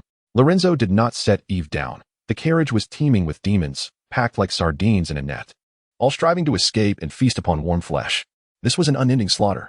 Lorenzo could potentially vanquish them all, but that would leave him unable to protect Eve. The secret blood was a technique to combat demons, allowing one to become a demon to slay demons. The secret blood coursing through Lorenzo was a perfected essence born from countless trials, and his willpower ensured he would not succumb to demonic influence. Yet Eve was different. The naive girl was unaware of how she possessed secret blood, let alone its effects. With her willpower, once she awakened her secret blood, she might last only a minute or two before being completely consumed by the demons. If we survive this, I'll have to train you properly. You're such a liability. As they ran atop the carriage, Lorenzo shouted at Eve, whose face was pale and speechless. Nevertheless, she continued to shoot towards the demons climbing the roof. Secret blood was the core technique of the Demon Hunter Guild, granting humans demonic power while exposing them to demonic corruption. Unlike ordinary corruption, this was manageable. If one stayed within the critical threshold, the secret blood acted like a caged demon, awaiting the hunter's command. However, crossing that threshold would fracture the cage. In this regard, it bore resemblance to the original sin armor of the perpetual motion pump, both battling on the edge of danger. Yet, under the secret blood technique, the hunters themselves became the ultimate weapon. Lorenzo, we're almost there. Eve strained to turn her head, the steam-belching locomotive visible just ahead. A distance of 4 or 5 carriages away. I know. He leapt high, landing securely on the next carriage, but the demons pursued, their raspy claws scraping against the steel. Like feathers caught in the wind. They were close, just 3 carriages from the locomotive, when Lorenzo finally beheld the first carriage, an unfamiliar model, entirely shrouded in black steel. It resembled a massive iron coffin, ominous and foreboding. Perhaps that was the source of the demonic turmoil? With this thought in mind, Lorenzo dashed forward with Eve until a sudden blaze erupted, separating them. What is happening? As gunfire echoed from behind, Red Falcon's nerves tightened. The piercing alarm completely enveloped the cramped carriage, each soldier's chest flashing a blinding red light. The Geiger counter, now screaming, its sound slicing through their nerves. Demons had emerged aboard the train. No words were needed. All soldiers gripped their weapons tightly. 2 of them advanced toward the first carriage to protect the weapons from burns, while the remaining soldiers, along with Red Falcon, held their ground in the mobile command center, maintaining their strategic advantage. Send a message to Berleo, instructing him to meet us at the station. Red Falcon bellowed at the soldiers. If they could just hold out until they reached that abandoned station, reinforcements would arrive. However, the soldiers quickly responded, their interference. The voice trembled with weak vibrations. They were cut off, shrouded by an inexplicable force that rendered all communication futile. The surrounding night was so profoundly dark, the only beacon being the bright headlights of the Glory train, which appeared as the solitary island amidst the sea of darkness, now threatened by rising tides that sought to engulf it. Gunfire erupted like thunder, emitting tongues of flame that stretched several feet. Metallic bullets shooting out and then pouring down like rain. The lights had already vanished. The so-called light that would arrive before the demons descended had disappeared for various reasons. The clear sky had turned overcast, the electric lights flickered and short-circuited, and ultimately, darkness reigned supreme. The lamp atop the dome-shaped helmet flickered to life, casting beams that danced and probed the corners of the darkness, in stark contrast to the gunfire. We must sever the coupling, a soldier shouted. In such dire circumstances, they would only be consumed. If they could sever the coupling, the train's speed would render the demons unable to catch up. Everyone understood this principle, yet it was also clear that such a task was almost impossible. The carriages were tightly interlinked. Attempting to cut the coupling would inevitably place anyone in the crossfire between the demons and the soldiers. If they refrained from firing, the demons would rush forward, yet pulling the trigger would mean certain death for the one attempting to sever the coupling. A sacrifice was necessary. Hold the line. I will sever the coupling. After a brief hesitation, Red Falcon declared loudly, as the only high-ranking knight here capable of resisting the demon's onslaught. He was the only one fit for this perilous task. This is a death wish, a soldier urged. I have a plan. Red Falcon appeared exceedingly confident, though whether he aimed to bolster morale or for some other reason remained unclear. Suppressive fire continued, empty shells accumulating on the ground, reflecting the bright flashes of gunfire. Clear the way. Red Falcon stepped into the deeper shadows, then shouted as he discharged his weapon. This was the weapons compartment from Baron's, practically an active armory. Even disregarding the secret weapons behind him, the firearms and ammunition it housed were lethally sufficient. As he unleashed the weapons, fiery trails slid through the air, leaving behind a blazing arc before striking into the eerie darkness. In an instant, a more significant explosion erupted, illuminating everything like a burning sun. The shape of the demon twisting within, akin to a sinner struggling in the rivers of hellfire. The white phosphorus incendiary rounds from Baron's munitions factory burned brightly, and the hand gripping the launcher trembled slightly. Had Red Falcon misfired even a fraction, the entire compartment would have been engulfed in flames. But there was no time for hesitation now. He growled and sprinted forward, meeting the scorching air head-on. The ongoing inferno could temporarily restrict the demon's movements. He had to sever the coupling at this moment. However, as Red Falcon dashed out of the carriage, the heavy coupling was cloaked in flames, utterly immovable. Damn it! Damn it! Red Falcon cursed, yet without a hint of hesitation, he thrust his hands into the flames. No matter what, he had to sever this link. Just then, a rush of wind seemed to sweep by, prompting Red Falcon to look up and behold a sword light cleaving through the sea of fire. How unfortunate!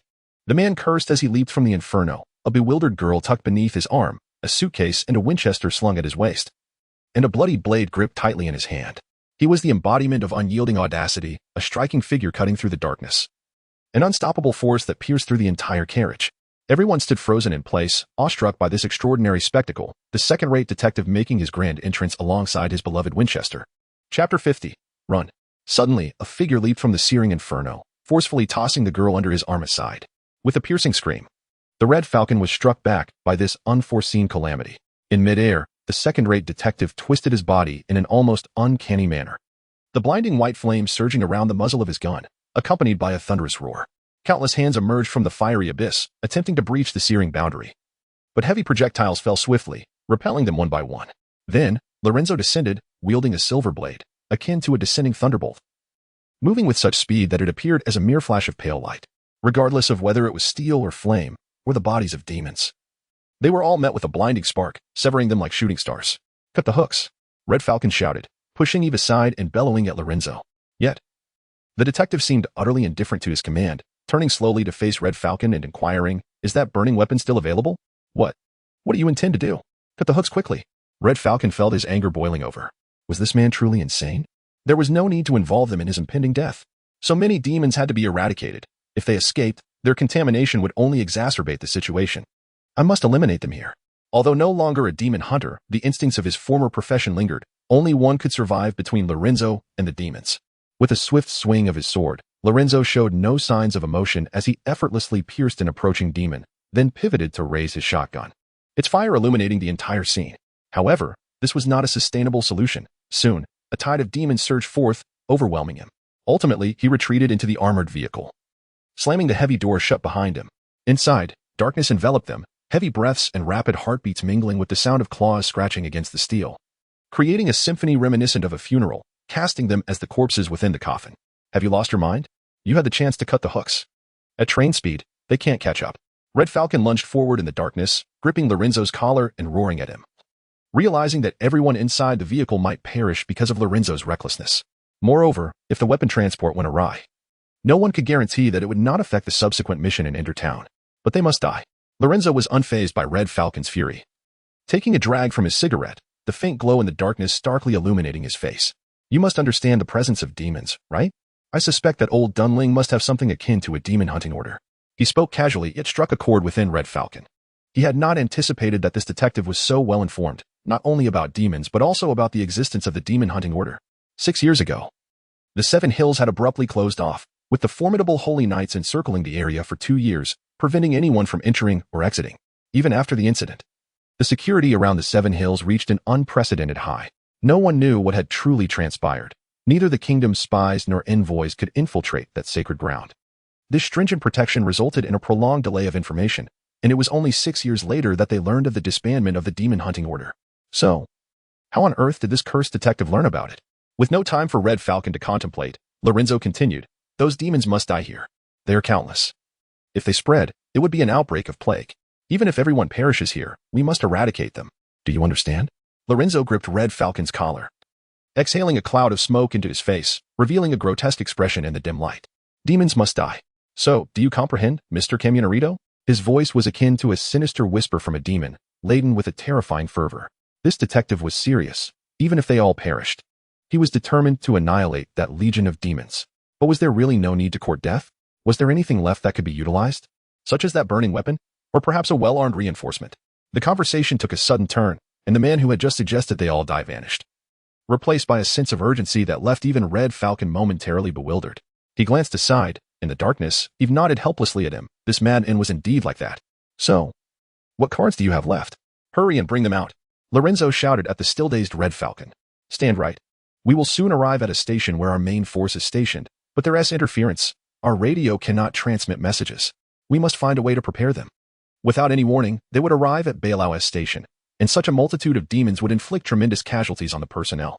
They might not even get a chance to act before the mission regarding the sacred coffin was declared a failure. "How far are we from that station?" Lorenzo asked calmly. "It should be soon. Bring that burning weapon." Suddenly, Lorenzo seemed to have an epiphany as he yanked Red Falcon closer. "What are you doing?" Red Falcon was perplexed. Although Lorenzo might be formidable, he was utterly powerless against the throngs of demons. "What else?"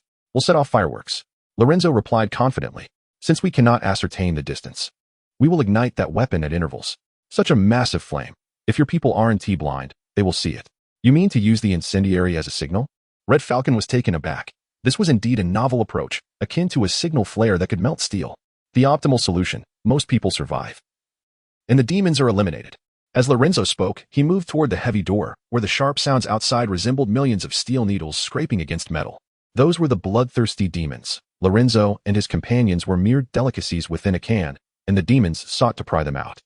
Soldiers produced more incendiary devices, large firearms with deadly white phosphorus rounds at the forefront. Although Red Falcon was in charge in this dire situation, Lorenzo's commanding presence utterly overshadowed their confidence.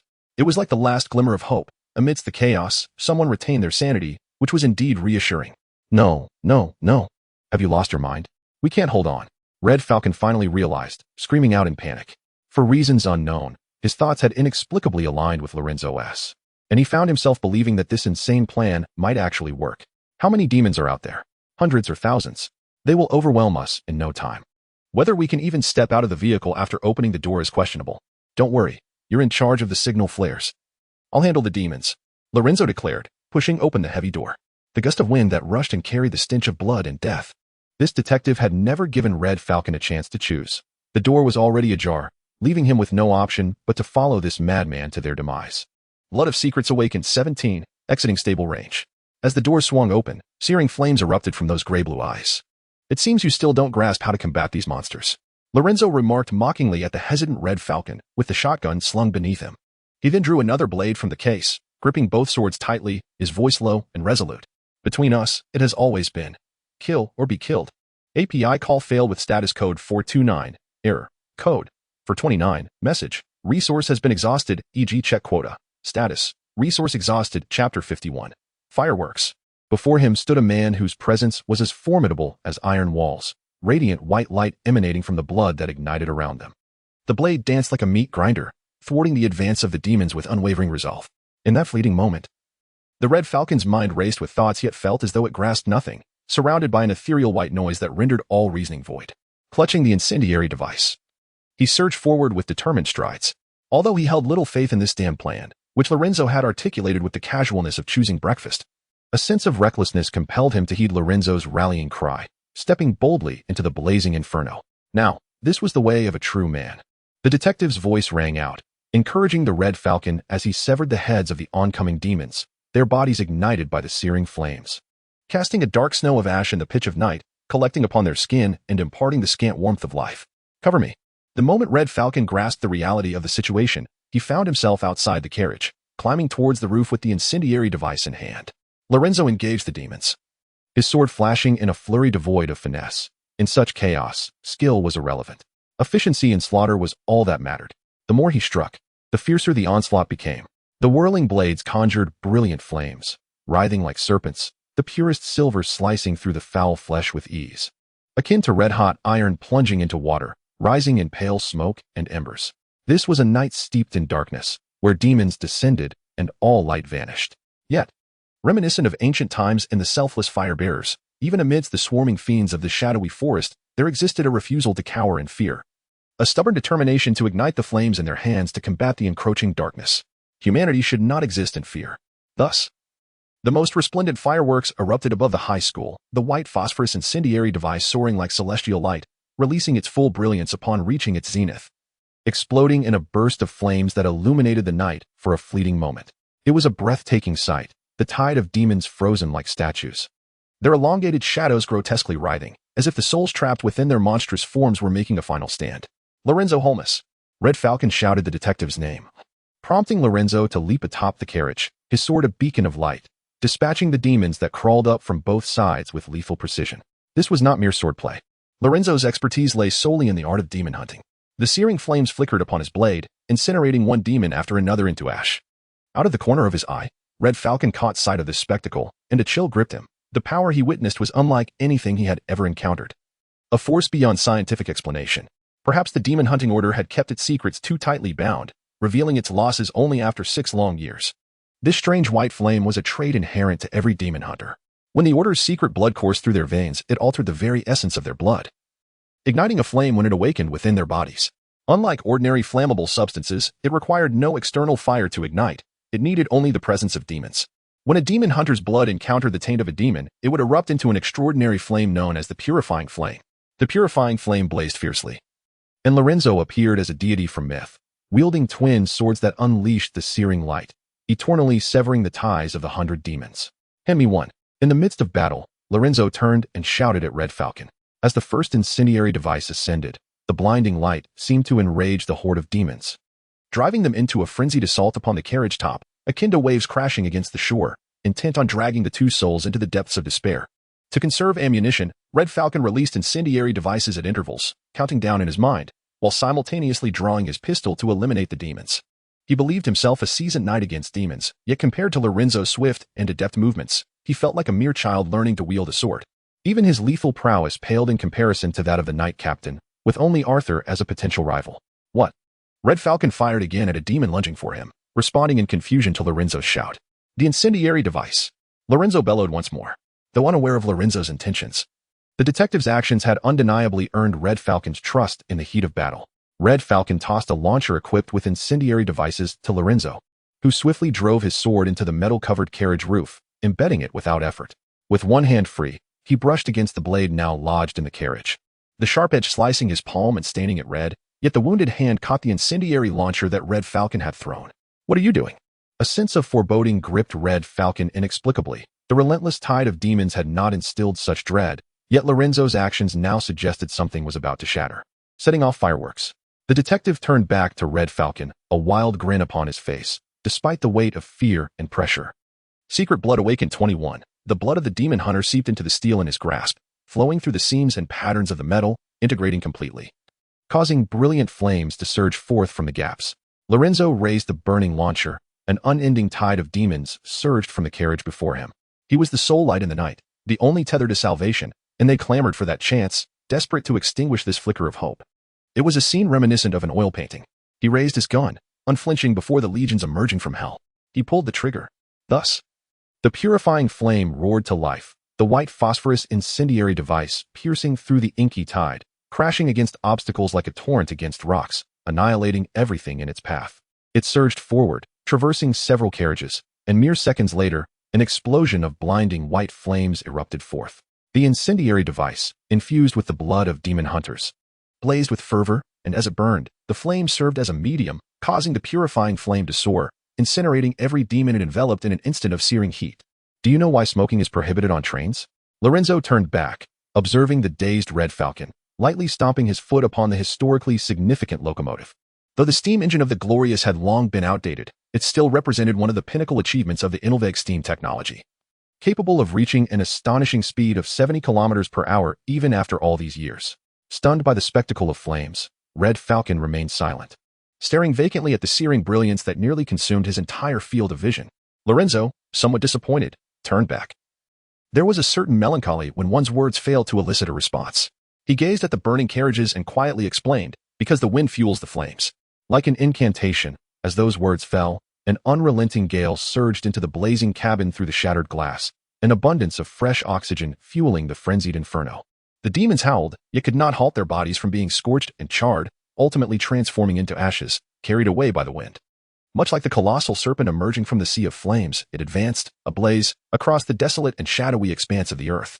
Chapter 52. Thermite. The melodious sound of a whistle interrupted the conversation between Berleo and Blue Emerald.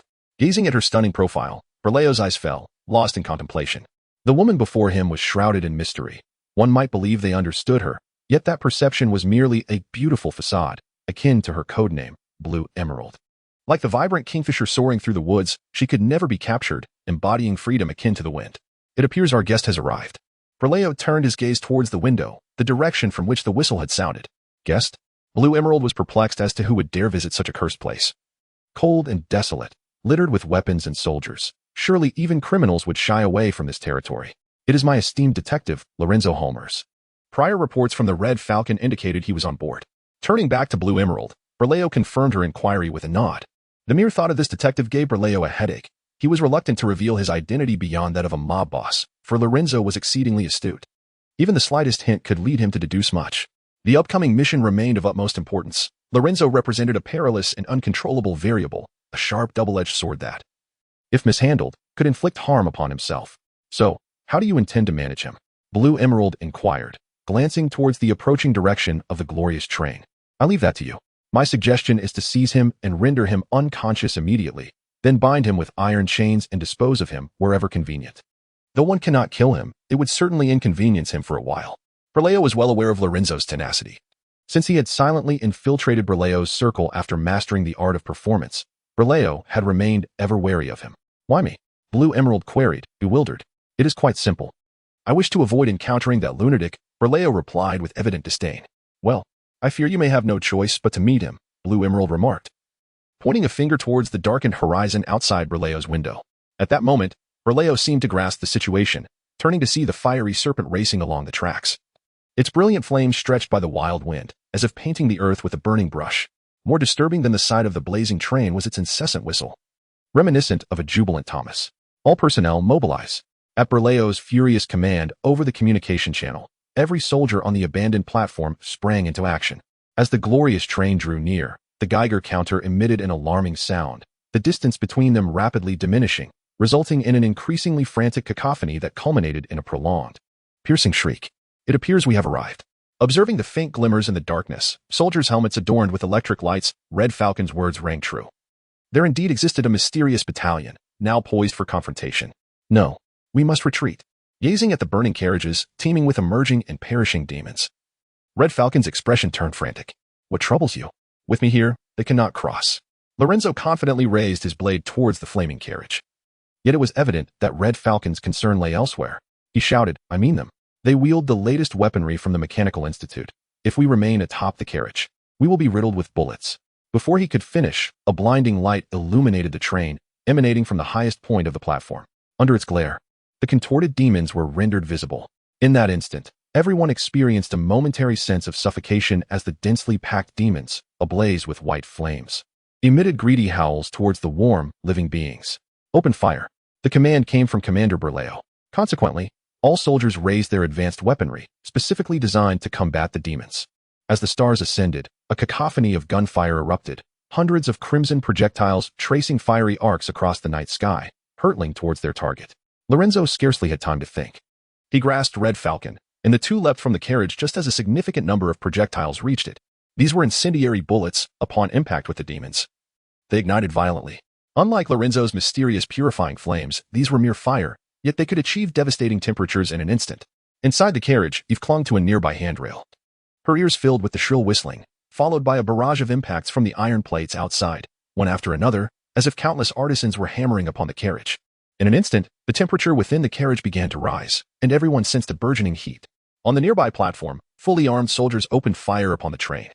When their attacks proved futile against the carriages, the demons redirected their assault towards the soldiers on the platform, surging along the railway. Yet, under the relentless hail of bullets, they fell along the way.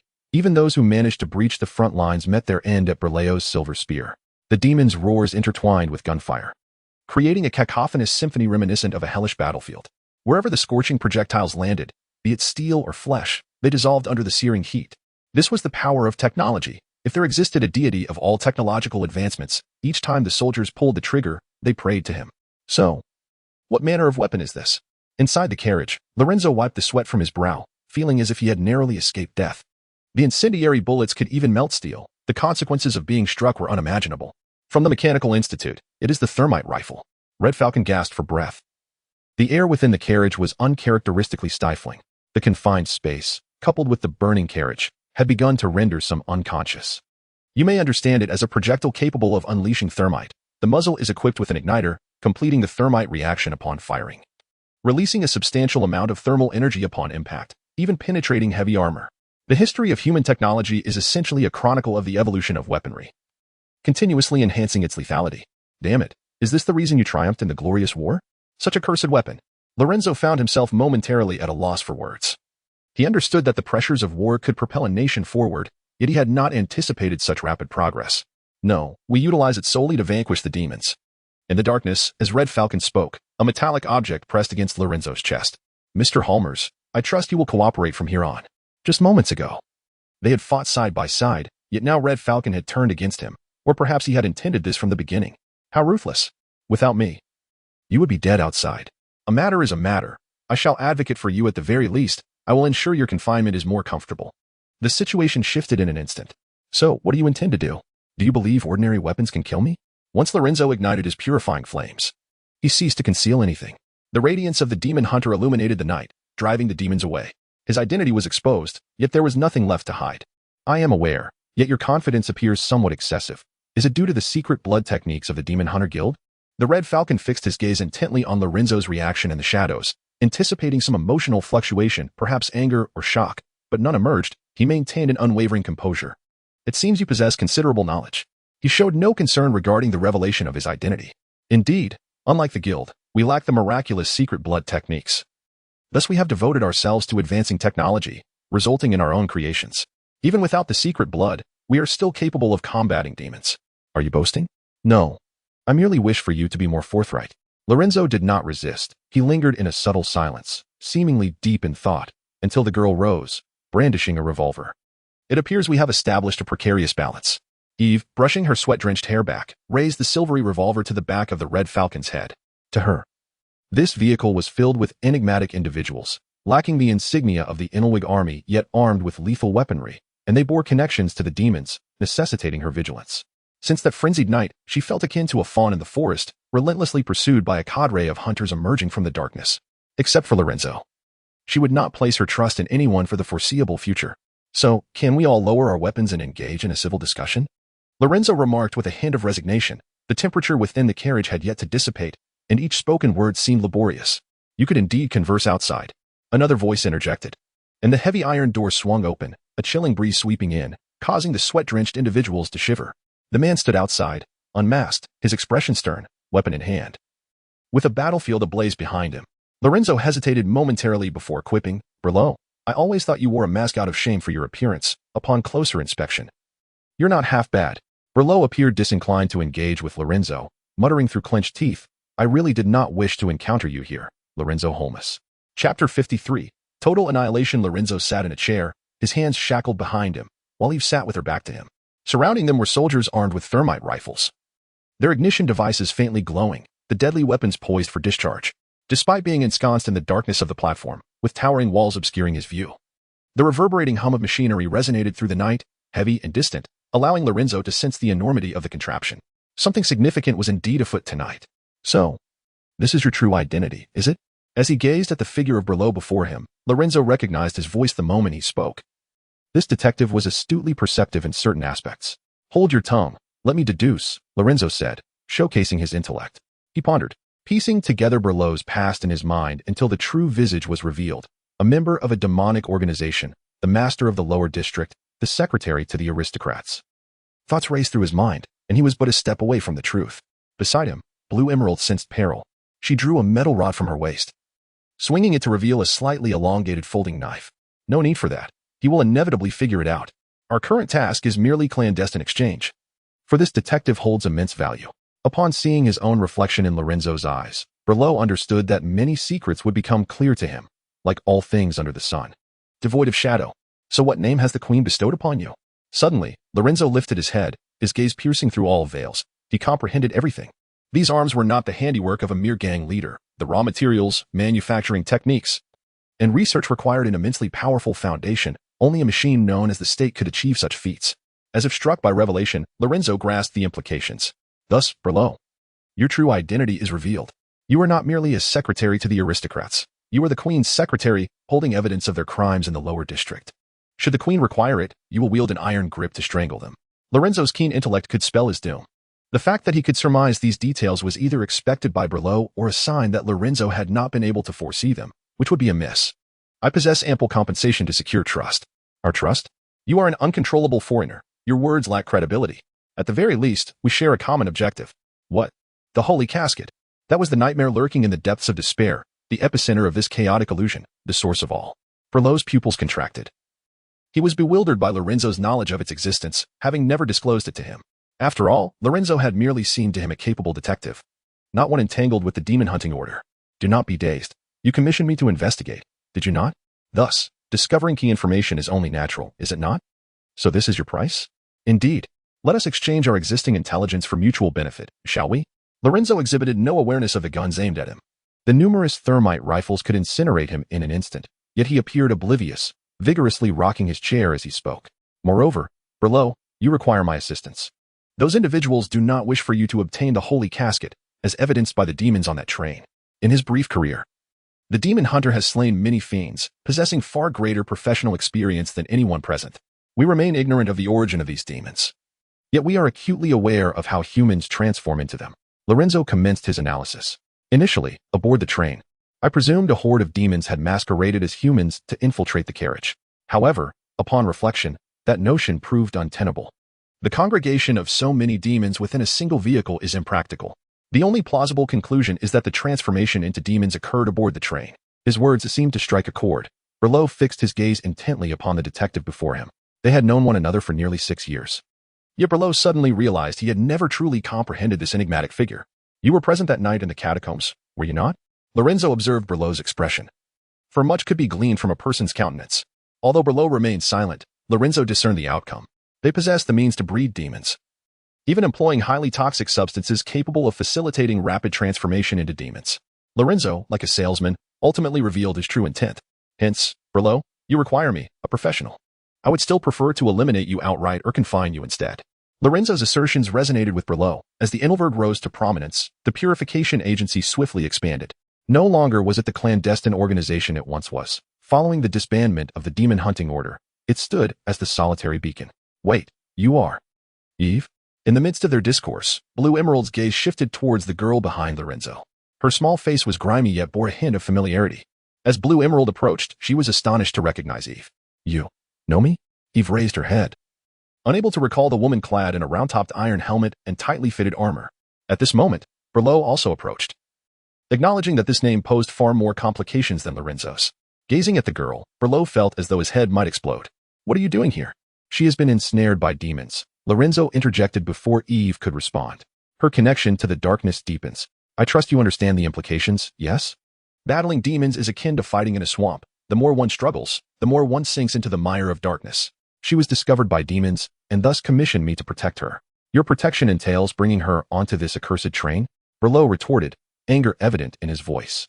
It was she who sought me out. The two exchanged glances, their eyes fraught with unspoken meaning, akin to lions roaring at one another, destined to clash.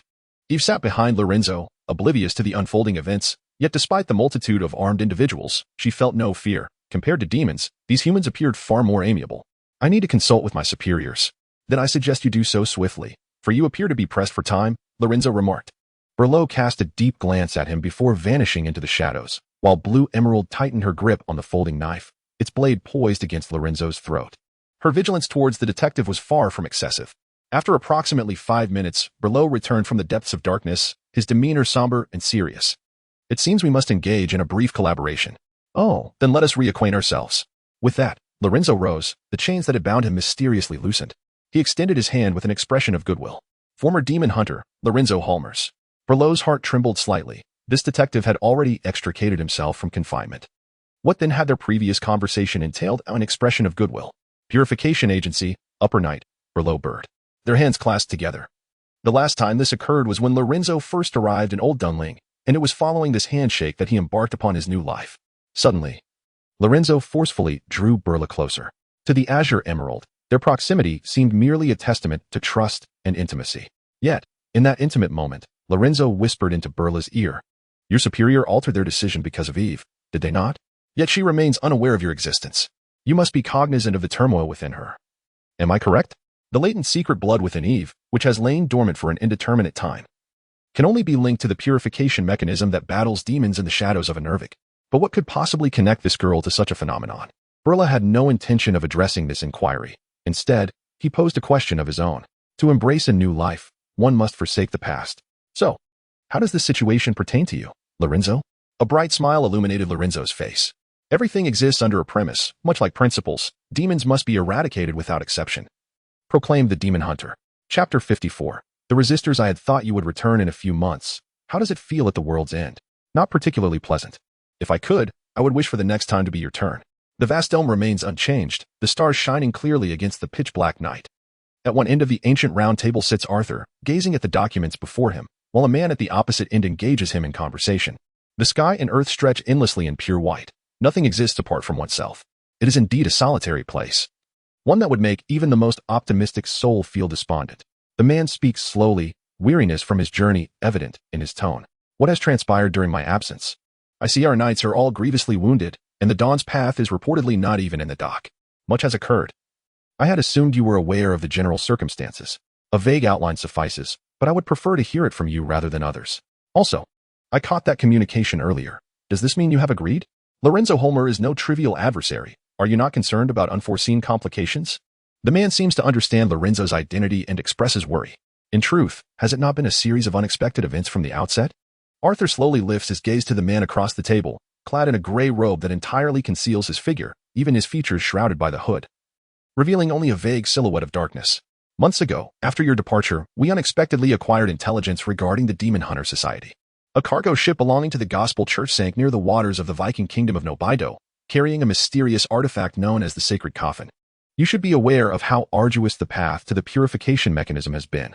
By the end of the Glorious War, we had established dominance with steam power. Yet in the shadows, demons remain a lethal threat. The Gospel Church has threatened us to exchange our steam technology for the protection of the Demon Hunter Society.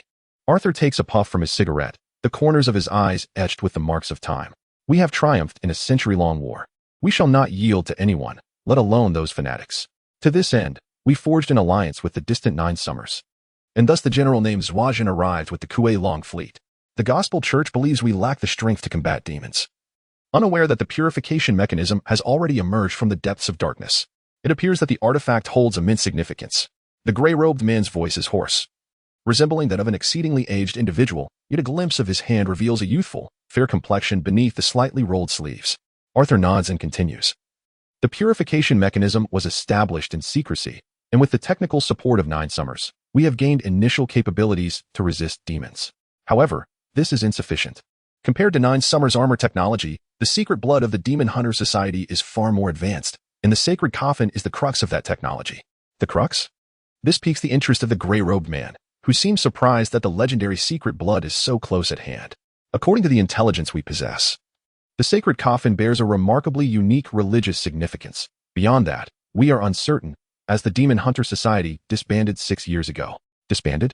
How is that possible? The gray-robed man exhibits an unprecedented lapse of composure, his voice rising. Indeed, the prolonged 6-year oppression of the Seven Hills has finally come to an end. Our intelligence has accumulated in that cursed small town for 6 years, much like a mailbox overflowing with letters, the majority of which have lost their timeliness. The Sacred Coffin is among the few useful pieces of information left. It seems the Gospel Church wishes to dispose of it, but it sank midway. A long silence ensues. The two individuals beneath the dome remaining mute until the gray-robed man breaks the stillness. What has transpired within the Gospel Church? I am uncertain. But the pressing issue is the sacred coffin. After your departure, Lancelot took over this task. We searched the northern seas for the sunken ship, but were outpaced by others. We do not know who these individuals are, but they possess connections to demons and can be confirmed as foes. Arthur elaborates on events that transpired after the gray-robed man's departure. From that moment, we began our pursuit of the sacred coffin. The enemy is far more formidable than we anticipated. Countless demons have emerged, and every day, new threats manifest within the territory of Engervig. The knight commanders are stretched thin, and it is said that Galahad has already fallen. Is it now Burla pursuing the sacred coffin? More accurately, it is a delay. The true pursuit is led by Lancelot, who bears the original sin armor, the only one capable of maintaining his composure in the face of such pure terror. The gray-robed man falls into silence, seemingly deep in thought. After a long pause, he inquires, how many of us remain? There are none left, no matter how many others there are. If they cannot withstand the corruption, they are merely sacrificing themselves. Thus, I consented to Burla taking that damned Lorenzo on the mission. Arthur speaks slowly. Having lost the Demon Hunter Society, the purification mechanism stands as our sole beacon amid the tide of demons. Moreover, many reasons compel me to make this decision. According to Burla, Lorenzo appears to be a demon hunter. A demon hunter? Perhaps we can extract more intelligence from him. Since the abrupt closure of the Seven Hills 6 years ago, Lorenzo is the first living demon hunter we have encountered. The mysteries abound, and Eve is also present there. Speaking of Eve, Arthur's ironclad demeanor wavers slightly as he rubs his weary eyes and continues, I failed to protect her. Her connection with the interstice has been re-established, and those demons have discovered her. Aside from that mysterious demon hunter, no one can control the situation. That is a fault we all share. You need not bear it alone. Footsteps echo, and the gray-robed man approaches slowly, barefoot, resembling a weary ascetic. His exposed skin is inscribed with obscure symbols and incantations. He reaches Arthur's side, offering comfort to his old friend. Arthur turns to him and speaks, I have been waiting for your return. We need you to oversee the development of the original sin armor. A technological leap can only enable our foundational forces to contend with it. It is still insufficient to hunt those formidable demons. What we require is not a vast army, but rather one loathsome demon after another. Arthur gazes into the dim eyes beneath the gray robe. Now that the Demon Hunter Society has disbanded, it is likely that the secret blood technology will be difficult to replicate. Even if we obtain critical data, we cannot accomplish it in the short term. The original sin armor is our only path forward. To open the Pandora's box, releasing boundless calamity for a glimmer of hope. I understand now. The gray-robed man nods, sighing deeply, as though having made a weighty decision, gazing up at the boundless night sky. Sometimes, I feel we are quite pitiable. Like a group of mice lurking in the shadows, living in fear of the unknown monsters that lurk in the dark. Hearing the desperate cries of our kind echoing through the night. At times, I even feel that all our efforts are in vain, like the principles of nature. The tiger preying upon the deer herd, we are destined to be the hunted. Now, all our sacrifices seem merely futile resistance. But at least we have resisted. Arthur responds, his voice imbued with defiance and fury. We are still different from them. Compared to those who have never contemplated resistance, we have at least taken action. If being hunted is a theorem, an ironclad law, then we have at least shattered that law, taking the first step. He lowers his head, gazing at Arthur's furious countenance. Unable to suppress a sigh. You remain as passionate as ever. It is truly commendable. I must do this. Just as the initial decision to establish the cleansing agency was made, we can no longer live in fear. In those aged, murky eyes lies a blend of steel and fire. Absolutely not. Chapter 55. Idle chit-chat beneath the inky blackness of night, the powerful searchlights indiscriminately swept across the land.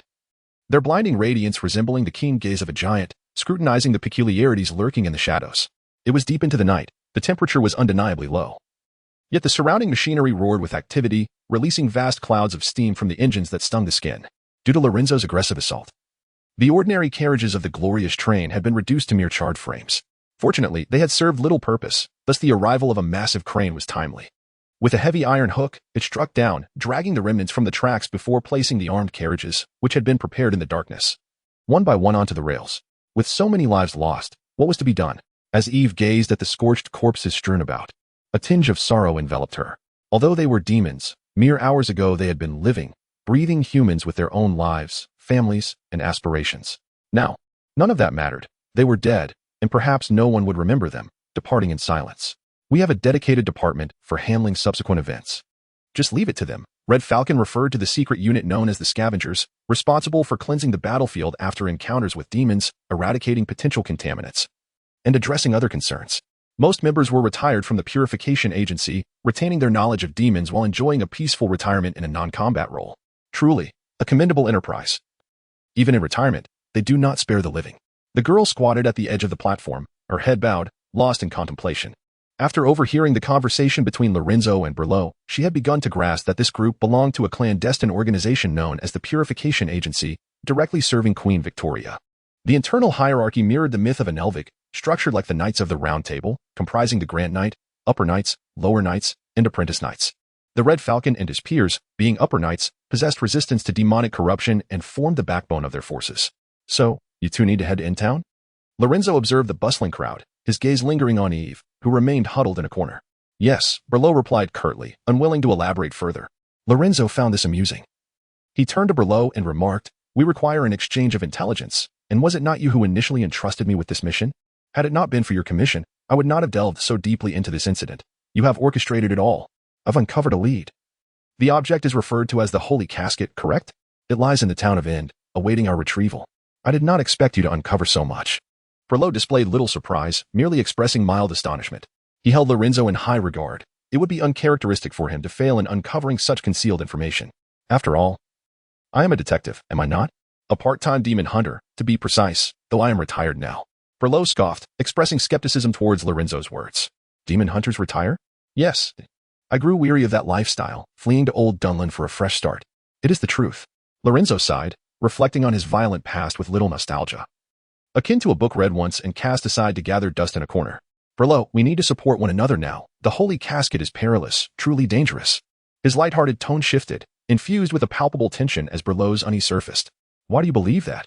From the moment Arthur and Galahad took on this mission, Berlot had been oblivious to the true nature of the Holy Casket. It was conceivable that even his superiors were in the dark. It's simple.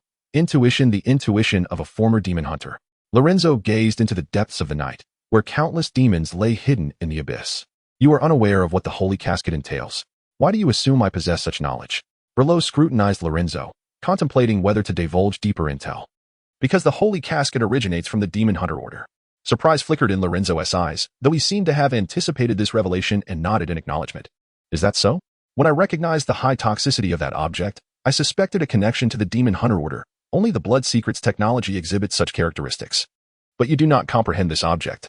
Thus, it must be a product that surfaced after my departure from the Order, or perhaps an entity beyond my clearance to understand.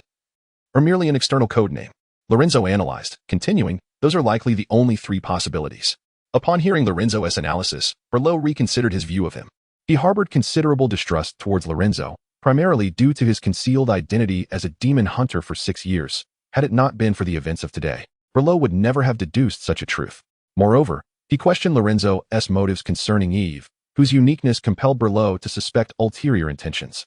Each demon hunter possessed blood secrets.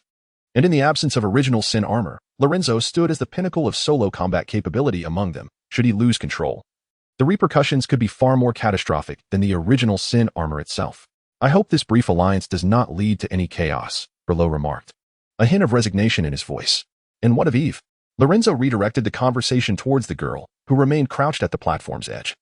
Observing the heavy carriages being hoisted onto the tracks, a lethal serpent slowly taking shape. You place such importance on her, and she possesses the blood secrets. Therefore, the Purification Agency is indeed attempting to replicate the blood secrets technology, is it not? I detest conversing with you. You possess too much knowledge. Berlot refrained from directly addressing Lorenzo's assertion. To the astute detective, secrets were non-existent, leaving Berlot feeling cornered. I will not delve deeper. I understand the necessity of martyrs in the battle against fear, and all present are just that. Even Lorenzo considered himself a martyr, bearing the deadly blood secrets, eternally pursued by the demons of darkness. Moreover, rest assured, until we eliminate those wretched demons, we are allies. It is precisely this that unsettles me, Lorenzo, Berlot responded coldly. You have longed for a new life, casting countless corpses into the Thames, reshaping the entire lower district due to your presence as an outsider. Yet now you return to the past, wielding demon-hunting weapons, unafraid of us. You must understand, in our eyes, you are merely a source of information. Once this incident concludes, we may very well confine you to a prison cell for life, extracting every piece of intelligence you possess to replicate the blood secrets technology. To the Purification Agency.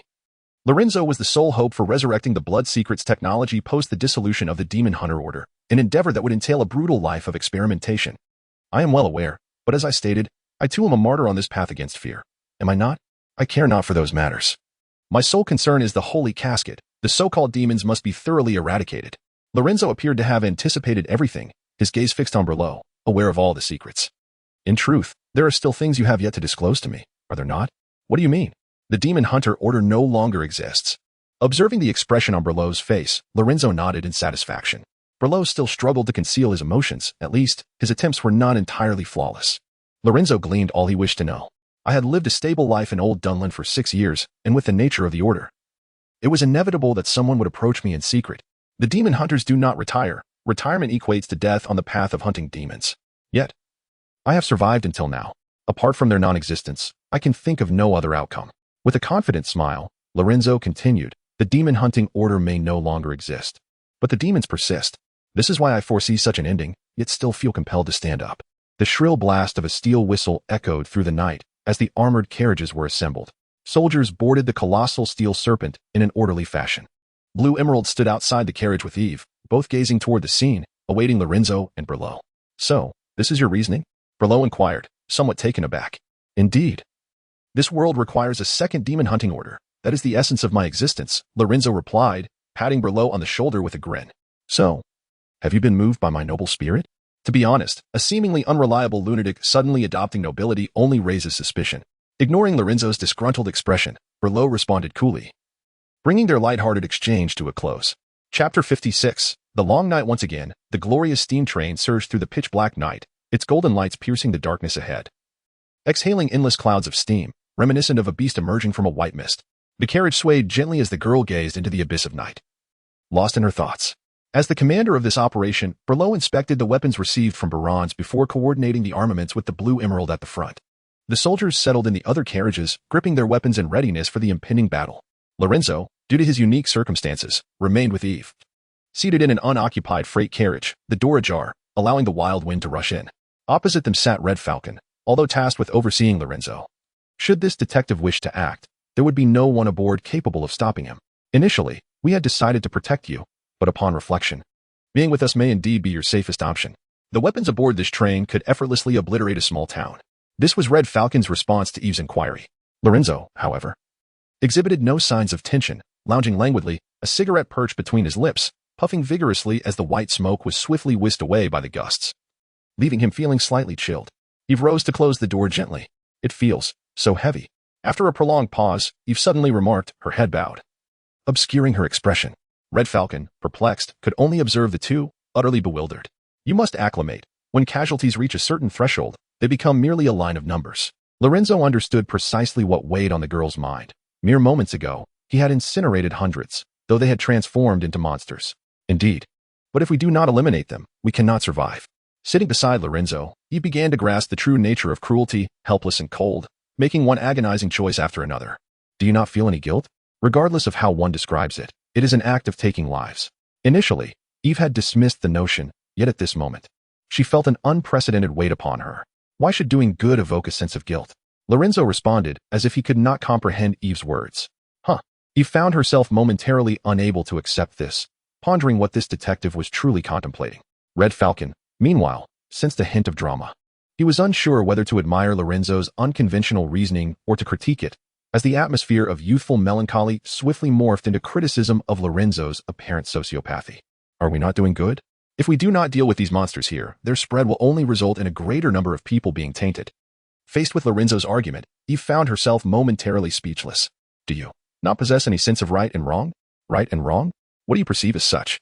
I understand your sorrow. So many have perished without recognition, yet it is akin to the natural world.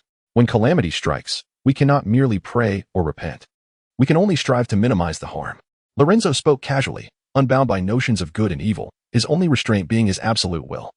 A single purpose he pursued to this day. Every day, countless sheep and cattle are sent to the table. In comparison, the relationship between monsters and ourselves is similar. The true world is not constrained by the dichotomy of good and evil. It is not merely black and white. Even when described, it can only be a delusional gray, where black and white intertwine, inseparable. Lorenzo looked at Eve, whose face bore the marks of despondency mixed with sorrow. Am I, perhaps a bit, weak? Quite the contrary. You possess a profound sense of empathy. You feel sorrow for the death of your kind, a commendable trait, indicating you have not yet transformed into a cruel adult like me. Lorenzo chuckled, and Red Falcon mirrored his expression, viewing Eve as a bright prospect.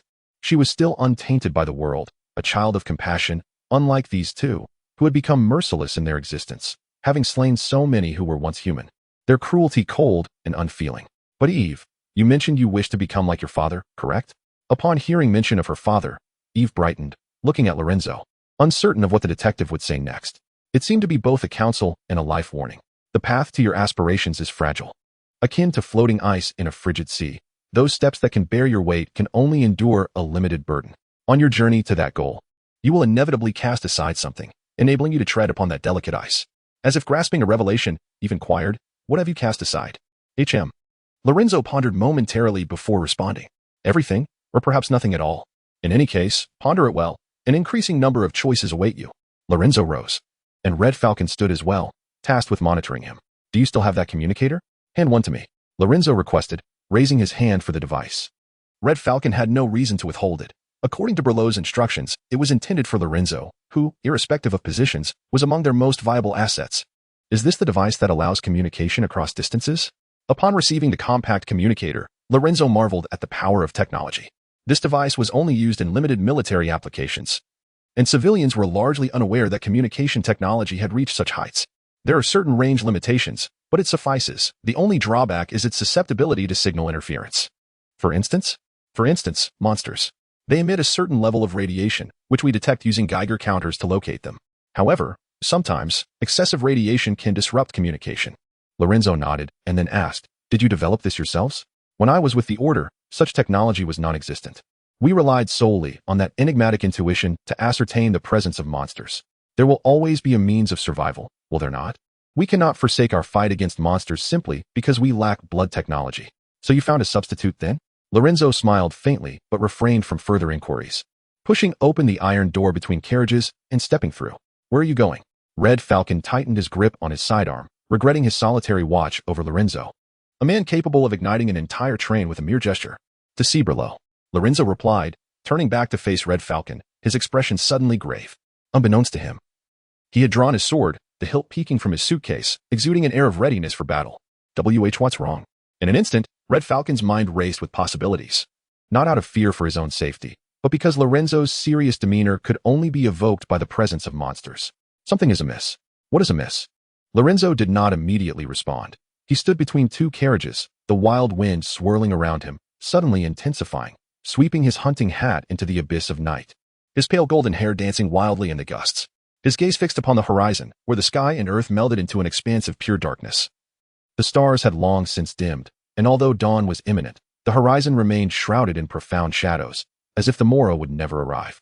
Do you not feel that this night is excessively prolonged? This evening is far from reaching its conclusion. Chapter 57. The weighty sacredness. The tides began to roar as the rising wind surged, crashing against the coastal rocks, ultimately shattering into a ghastly white froth that vanished into the air. A solitary lighthouse stood resolutely above the tumultuous sea, its weathered stone bricks draped in a cloak of greenish moss, while the beacon at its pinnacle flickered quietly, emanating an eerie emerald glow. After a brief thunderous rumble, torrential rain poured down, as if divine beings wept for their own neglect. The swift currents distorted the very fabric of the world, bringing with them a chilling cold that cleansed all in its path.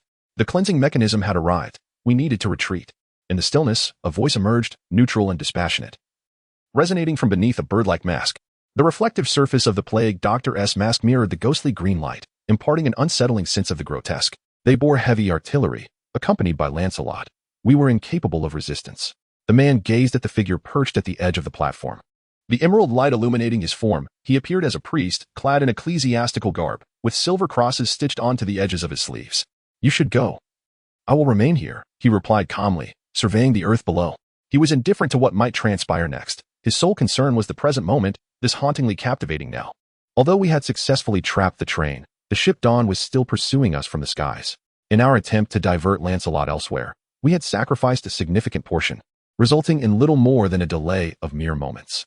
We can hold out for a while longer, can we not? He suddenly inquired. Are you referring to this night? The man nodded knowingly. He understood what could vanquish demons and what could empower them. The dawn had been postponed, shrouded in endless clouds and darkness. The plague doctor's voice bore a hint of uncertainty. Are you sure you wish to do this? He questioned, doubting that leaving the man behind would lead to anything but death. Yes, the nightmare has now seized control of that train. We hold the advantage.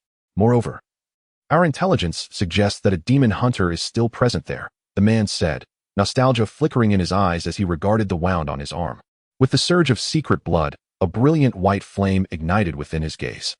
It must be the demon hunter. Only his sight can penetrate such profound gaps, allowing me to perceive him and vice versa. His words were imbued with a childlike glee, laced with madness and delight. Plague Doctor.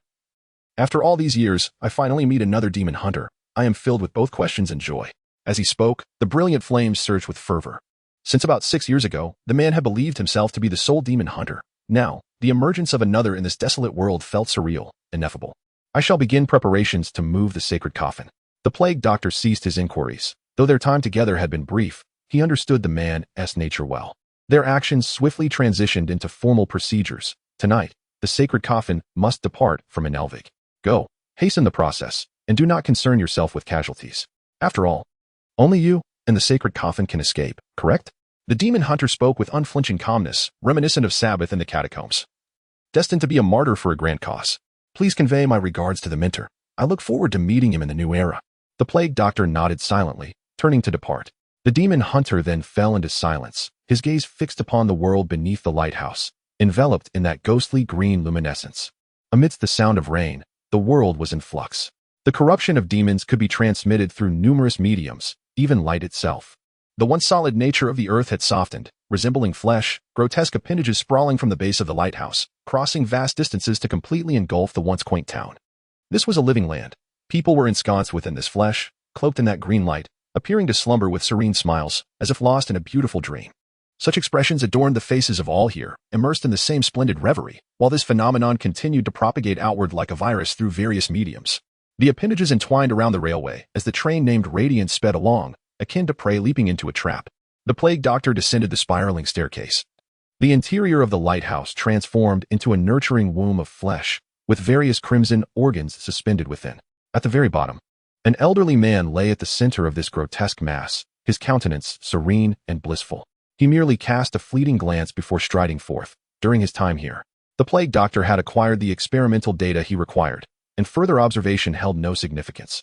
As his gaze traversed the scene, it fell upon the figures outside the lighthouse. Rain-soaked and frail, shivering in the cold wind. The frigid air nearly suffocated them, yet none halted. They bore the weight of steel upon their shoulders. Trudging forth like weary ascetics, once numbering in the hundreds, only 16 remained, akin to expendables. When one fell, another took their place, continuing to bear the heavy sacred burden. The gray-white robes clung to their forms, stained with vivid crimson, blood seeping from the features of the weary ascetics. They wavered but resolutely held aloft the iron coffin. In the darkness, whispers echoed, a foreboding that slowly fermented, filled with murmurs and prayers, converging into a sacred hymn. The ascetics sang, exalting the great era. Thus, more blood flowed from their features, as though an unseen force drained them, their bodies rapidly withering, before they could even utter a sound. Their forms disintegrated like ash washed away by rain. Then, the next individual placed their hand upon the vacant space, praying, "Dear comrades, please quicken your pace." The Plague Doctor spoke, uncertain if they heard him. They resembled a relentless gathering of sea turtles, pressing on toward the ocean despite all perils.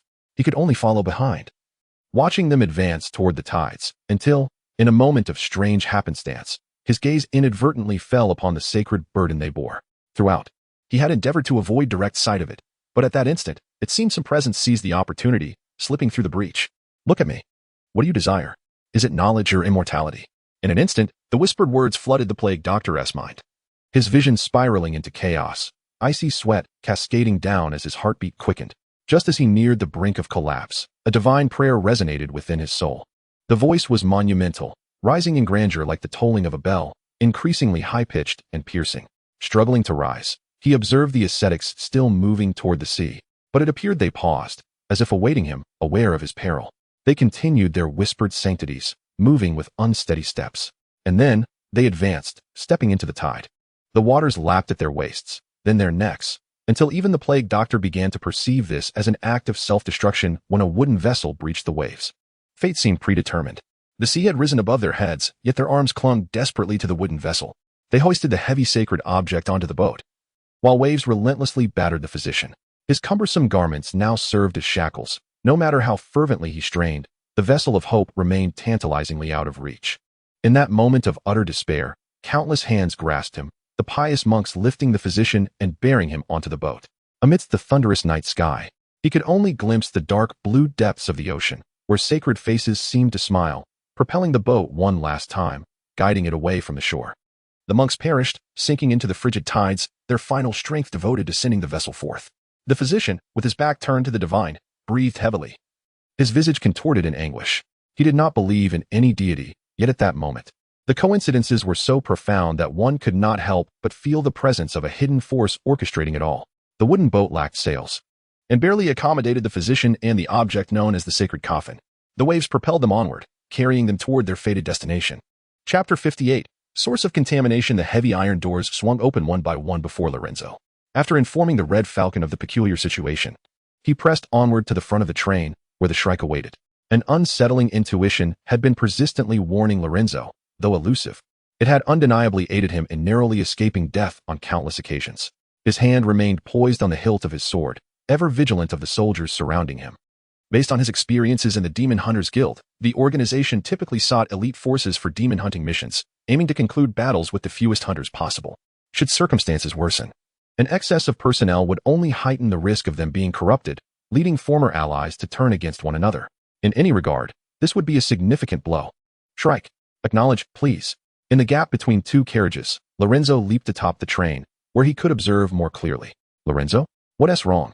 The Shrike's voice intermingled with the cacophony of static, barely discernible. Something feels off. The demons are still nearby. Endless gusts of wind surged before Lorenzo as he stood atop the carriage, his vision engulfed in profound darkness, save for a solitary light at the front. Someone once claimed that the world was an unknown ocean, with humanity residing on isolated islands within it, merely striving to survive amidst the chaotic seas, awaiting inevitable demise. The Geiger counter shows no response.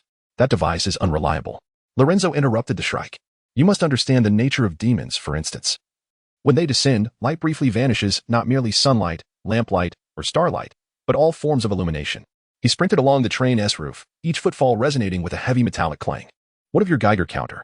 What is its detection range? What if the demons lie beyond its reach? Within the carriage, the Shrike, who was still calibrating weapons, paused at Lorenzo's words. Indeed, how extensive is the Geiger counter's range? If the demons are outside its detection, what troubles you, Shrike? Beside him, the Blue Emerald noticed the Shrike's unease and inquired with curiosity. Yet, the Shrike remained reluctant to reply, gesturing for silence before asking, have you detected any signs? Of course. Do you not find this night excessively long? Facing the relentless winds, Lorenzo gazed eastward, the direction from which the sun should rise, yet darkness prevailed. His memory was sharp. As a demon hunter, he had encountered far more peculiarities than the Purification Corps could fathom. Lady Van Leeuw's map remained etched in his mind. What time is it? Lorenzo inquired. 3 a.m. Upon hearing the response through the communicator, Lorenzo fell silent for a moment, stowing away his pocket watch, which indicated 4 o'clock. Shrike, you can confirm the time is accurate, correct? He asked, and a cacophony erupted on the communicator, seemingly the Shrike cursing under his breath. Without needing a response, Lorenzo grasped the unfolding situation. Shrike, based on my experience as a demon hunter, I have both good news and bad news. Lorenzo reminisced. There is an anomaly in our perception of time, reality, and our senses have been distorted to a considerable degree. This implies we are nearing a colossal source of contamination, one immense enough to cause all of this. As if recalling something, Lorenzo continued, Shrike, conduct a final check on those Geiger counters. I believe they are operational, yet have likely reached their critical threshold just before the imminent danger. This was the only conclusion Lorenzo could deduce, but the communicator yielded no reply, only the chaotic crackling of static, as if countless lost souls lamented within that mysterious channel. Just as the Shrike had previously stated, the damned communicator was interfered with, severing Lorenzo's connection with them. They were aboard the train, currently racing at an extraordinary speed towards the source of contamination, with no chance to reverse course. Gazing into the abyss ahead, an invisible yet colossal force loomed over them, with all present succumbing to the erosion of will. This time, the master of that power was cunning, gradually heating the water until it boiled, scalding everyone before they realized the impending doom. A sudden chill grazed Lorenzo's cheek, prompting him instinctively to grip the sword's blade tighter, while the other hand brushed against icy droplets. In the next instant, torrential rain pelted the dark train, piercing Lorenzo's skin like chilling steel needles. Thus, the hellish tableau unfurled before his eyes. It was a bizarre interface. As if the deluge resembled a waterfall, the train had plunged through this cascade, entering a realm of tempestuous rain, revealing an alternate world before them. Without hesitation, Lorenzo brandished his sword, driving it forcefully into the carriage to stabilize his stance. Yet, he was a moment too late. Massive tendrils surged from the obsidian earth, violently striking the carriage, leaving little time for Lorenzo to react. As the twisted flesh instantaneously engulfed him, his eyes ignited with blazing fury, As a demon hunter, Lorenzo had faced far fiercer predicaments. The sharp blade sliced through the contorted flesh, but just as he was about to sever it completely, an unforeseen development occurred. Thick, viscous blood rapidly proliferated from the incision, and in an instant, both Lorenzo and the swiftly moving Glorious were consumed. On that ground, more tendrils arose, ensnaring the train and bringing it to a halt. As soldiers found no opportunity to fire, their minds directly assaulted by a heavier erosion. This was a premeditated assault. Within mere breaths, the entire train fell silent. The soldiers were ensnared by the warm, viscous flesh, while the Shrike and Blue Emerald collapsed amidst the web of tendrils, and Lorenzo was entirely engulfed in the deepest darkness. The steam engine roared weakly, yet it was firmly anchored to the ground, with only the chilling rain relentlessly pouring down, as if the entire ocean had been inverted. This eerie silence persisted indefinitely. The entire channel lay still, and a ghostly green light slowly ascended from the depths of darkness. In this uncanny abyss, a girl cautiously pushed open the carriage door. Having been jolted to the brink of unconsciousness by the recent collision, she regained her senses only to find the carriage awash in pink flesh. No matter how vigorously she shook him, the red falcon remained ensnared in slumber, unresponsive. Eve surveyed this surreal world, and aside from the sound of raindrops, she seemed utterly alone, with the dormant tendrils standing like small hills upon the ground. It was as though the world had abandoned her, leaving her as the sole sentinel of consciousness. Chapter 59. A dreamlike illusion. It felt as though one had plunged into the profoundest depths of the ocean, regardless of one's desperate struggles.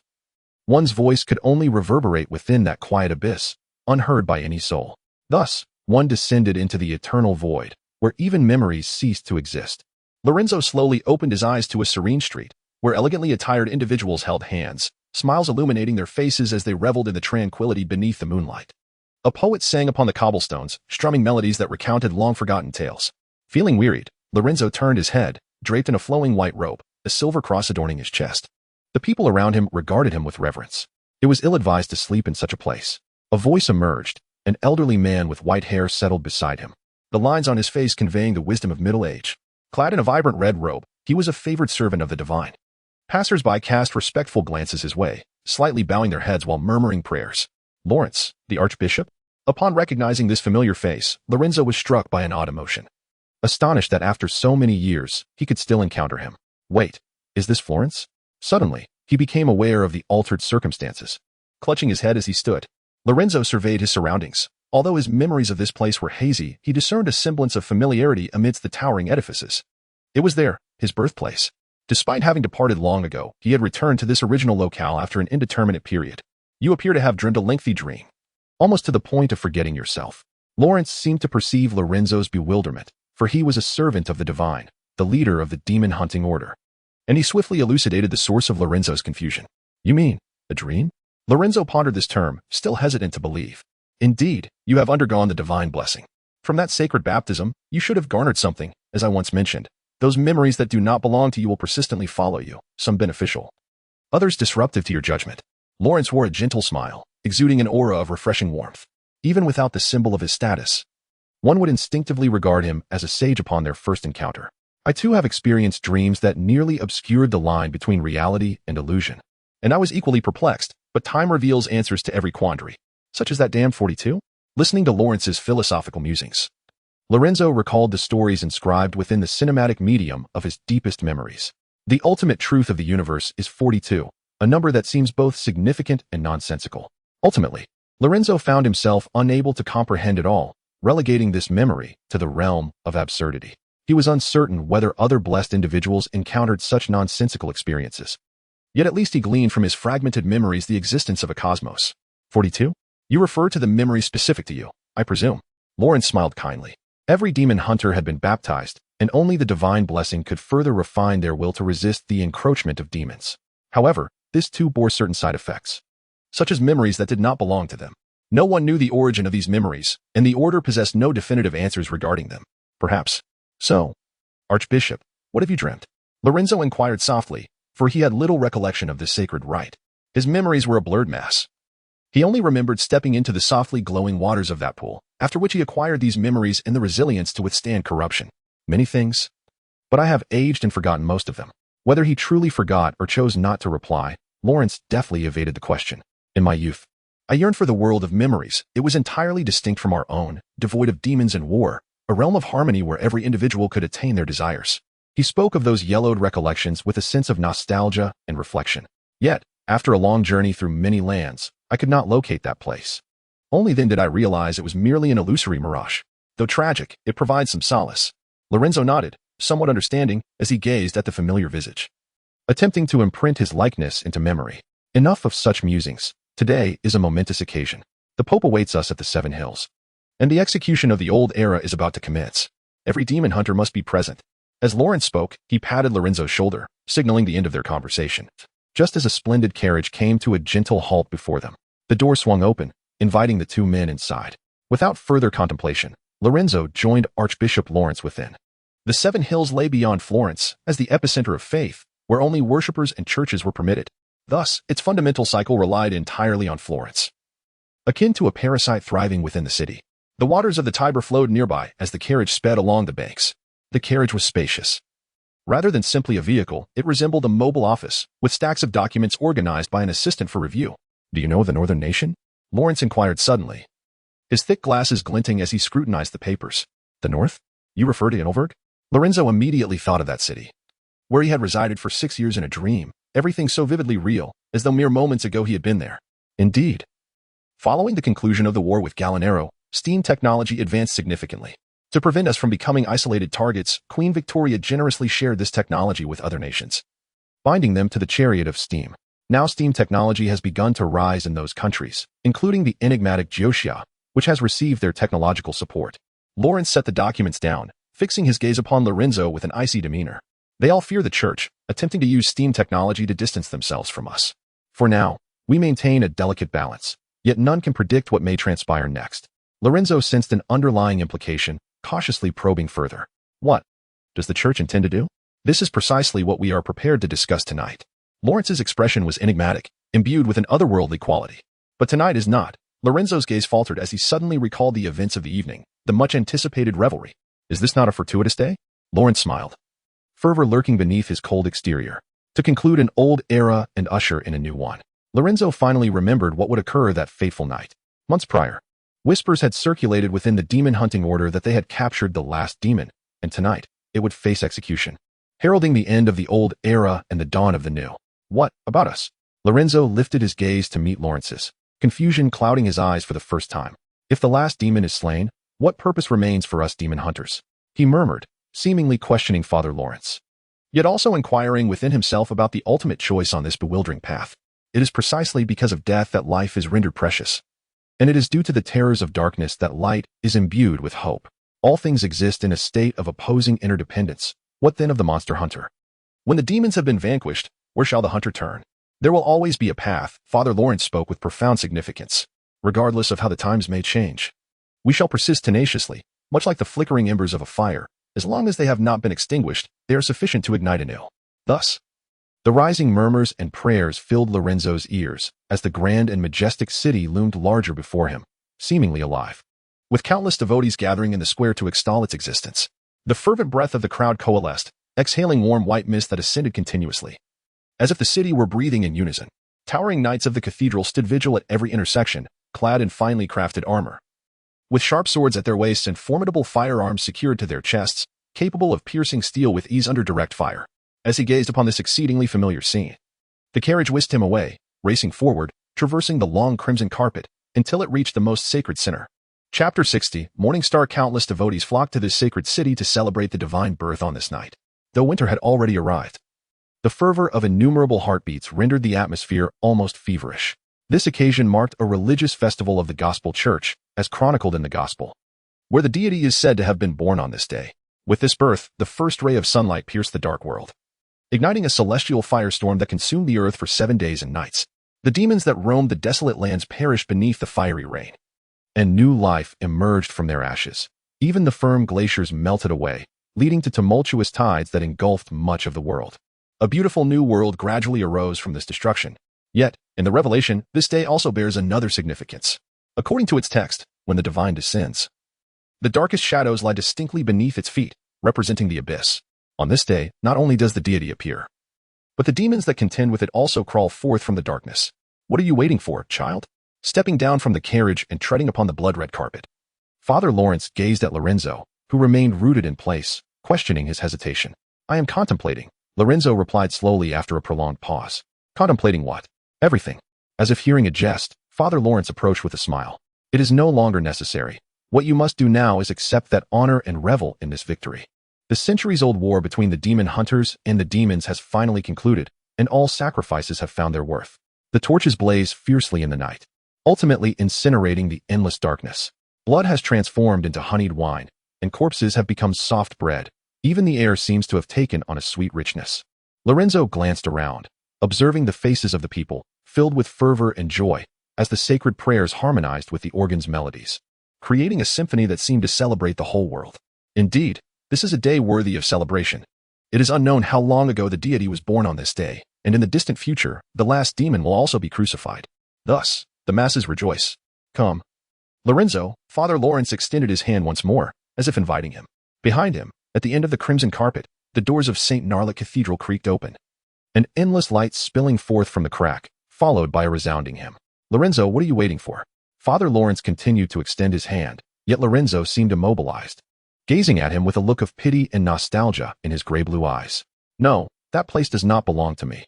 In fact, neither does the entire Florentine nor the Gospel Church. As he spoke, Lorenzo casually fidgeted with his garments, skillfully retrieving an iron box from within his holy robe and lighting a cigarette. I recall you do not smoke. Father Lawrence remarked slowly, as if uncovering a flaw. Indeed. It is a vice I acquired in Old Dunlin. Lorenzo replied, observing the celebrations around him, akin to watching a farcical spectacle. Father Lawrence, do you remember? You led our specialized training as demon hunters, and you told us that demons are corrosive in the face of such terrifying erosion. Our will could only manage a meager resistance. Thus, we require a morning star to guide us through the darkness. Father Lawrence understood the implication of Lorenzo's words, and his demeanor grew slightly serious. Are you suggesting that this is an illusion? That both the 7 hills and I are mere phantoms conjured by the demon's corruption? Lorenzo smiled and nodded, having seen through it all, yet seemingly reluctant to depart. Then Lorenzo, if you are aware this is an illusion, how do you discern it? He spoke again. The so-called morning star can take many forms, an object, a phrase, or even a natural phenomenon. What it specifically is does not matter. What is vital is that the moment you recognize its existence, you can distinguish between illusion and reality. I recall you have yet to find your morning star. For such a thing requires absolute trust and uniqueness, characteristics that many fail to discover. Like a small boat in a storm, human will wavers in the tempest of demons. To escape this predicament, they need a direction, a morning star to guide them out. Yet, how dazzling is the night sky, with countless stars suspended above. They need a singular star that will never be mistaken for another. Is this not precisely the reason we undergo the divine favor baptism? Lorenzo replied nonchalantly. The smoke now halfway gone, a misty white cloud rising slowly. In that ceremony, our spirits are specialized, and our minds gain another memory that does not belong to us. Yet only we know. He appeared self-assured. Father Lawrence, rarely ceasing his smile, emanated an aura of danger. So it is 42? The only peculiar yet seemingly meaningless number that Lorenzo had mentioned earlier came to his mind, yet that as a morning star seemed excessively absurd. 42 of what? 42 birds. 42 swords, or perhaps the inscription of 42 on a bronze plate. It was too vague to ascertain. Thus, Lorenzo shook his head, rejecting that answer. Not at all. It is myself. What? Father Lawrence momentarily failed to grasp Lorenzo's words, but Lorenzo soon provided clarification. Lorenzo Holmes. This name in itself is a morning star, is it not? But there are many people in this world. What if someone shares your name? Once the guiding star is misidentified, the small boat may never escape the storm. That will not happen, for this name is unique. It is not even a name in the conventional sense, merely a symbol designated as a name. Lorenzo cherished this name, for it embodied his aspirations. Moreover, placing his hand in a familiar spot, he drew forth a sharp sword from beneath his robe. No one stirred at Lorenzo's unsheathing of the sword, for he was a priest, a knight of the sanctuary, a demon hunter. This was a place where faith could solidify into substance. Each individual who entered bore witness to their devotion, fostering an absolute trust among them. Absurd yet as enduring as steel. No one would believe Lorenzo could commit an act of desecration, for they saw him as one of their own. The most devout of believers. What do you wish to convey? Father Lawrence also placed his hand beneath his robe, where the sword he had wielded for many years lay quietly concealed in the crimson cloth, awaiting his command.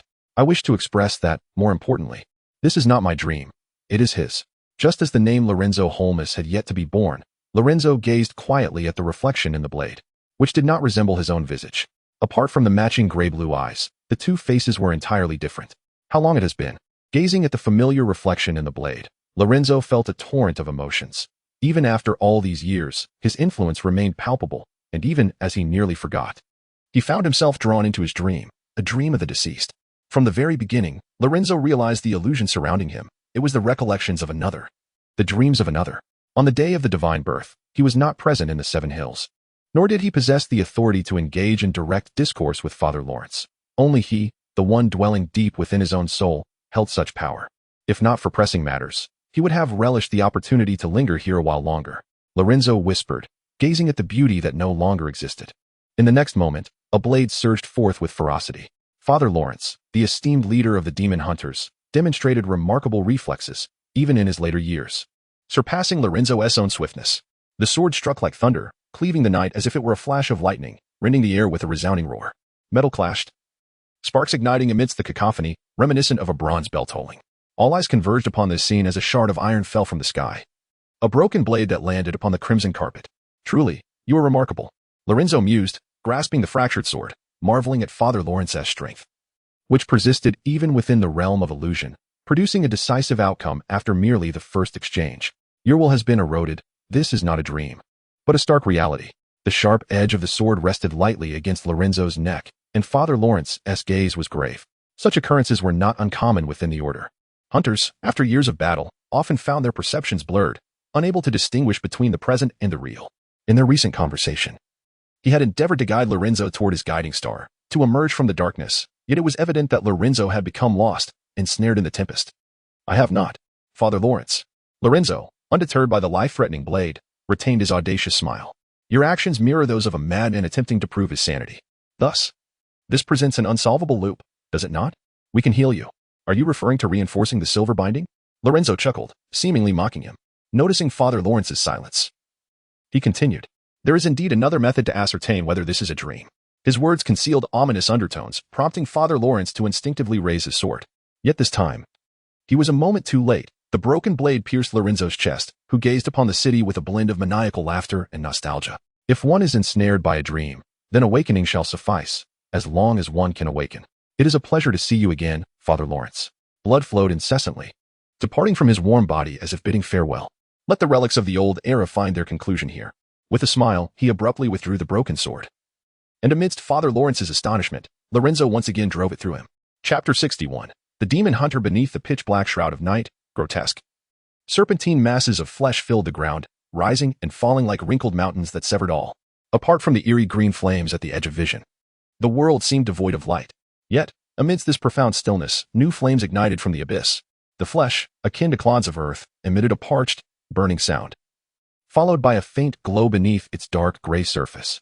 In the next moment, a sharp, spiked sword pierced through, and then pure white fire began to blaze wildly along the fissure, ultimately creating a passage large enough for a person to traverse, dislodging the hardened flesh. Lorenzo emerged from the smoldering mass, gasping for breath, only to double over and retch. Dark red viscera spilled forth, blood trickling from the corner of his mouth. He appeared weary. After emptying his stomach, he leaned against his sword and sat down. After a brief moment of calm, he burst into laughter. He had wagered correctly. The path out of the dream was indeed death. Only through dying could one awaken from the dream. Had Lorenzo not taken this course, he would have remained ensnared by the demons, their influence deepening over time, ultimately leading him into darkness. It seemed his adversary was quite astute, Lorenzo remarked, his expression grim.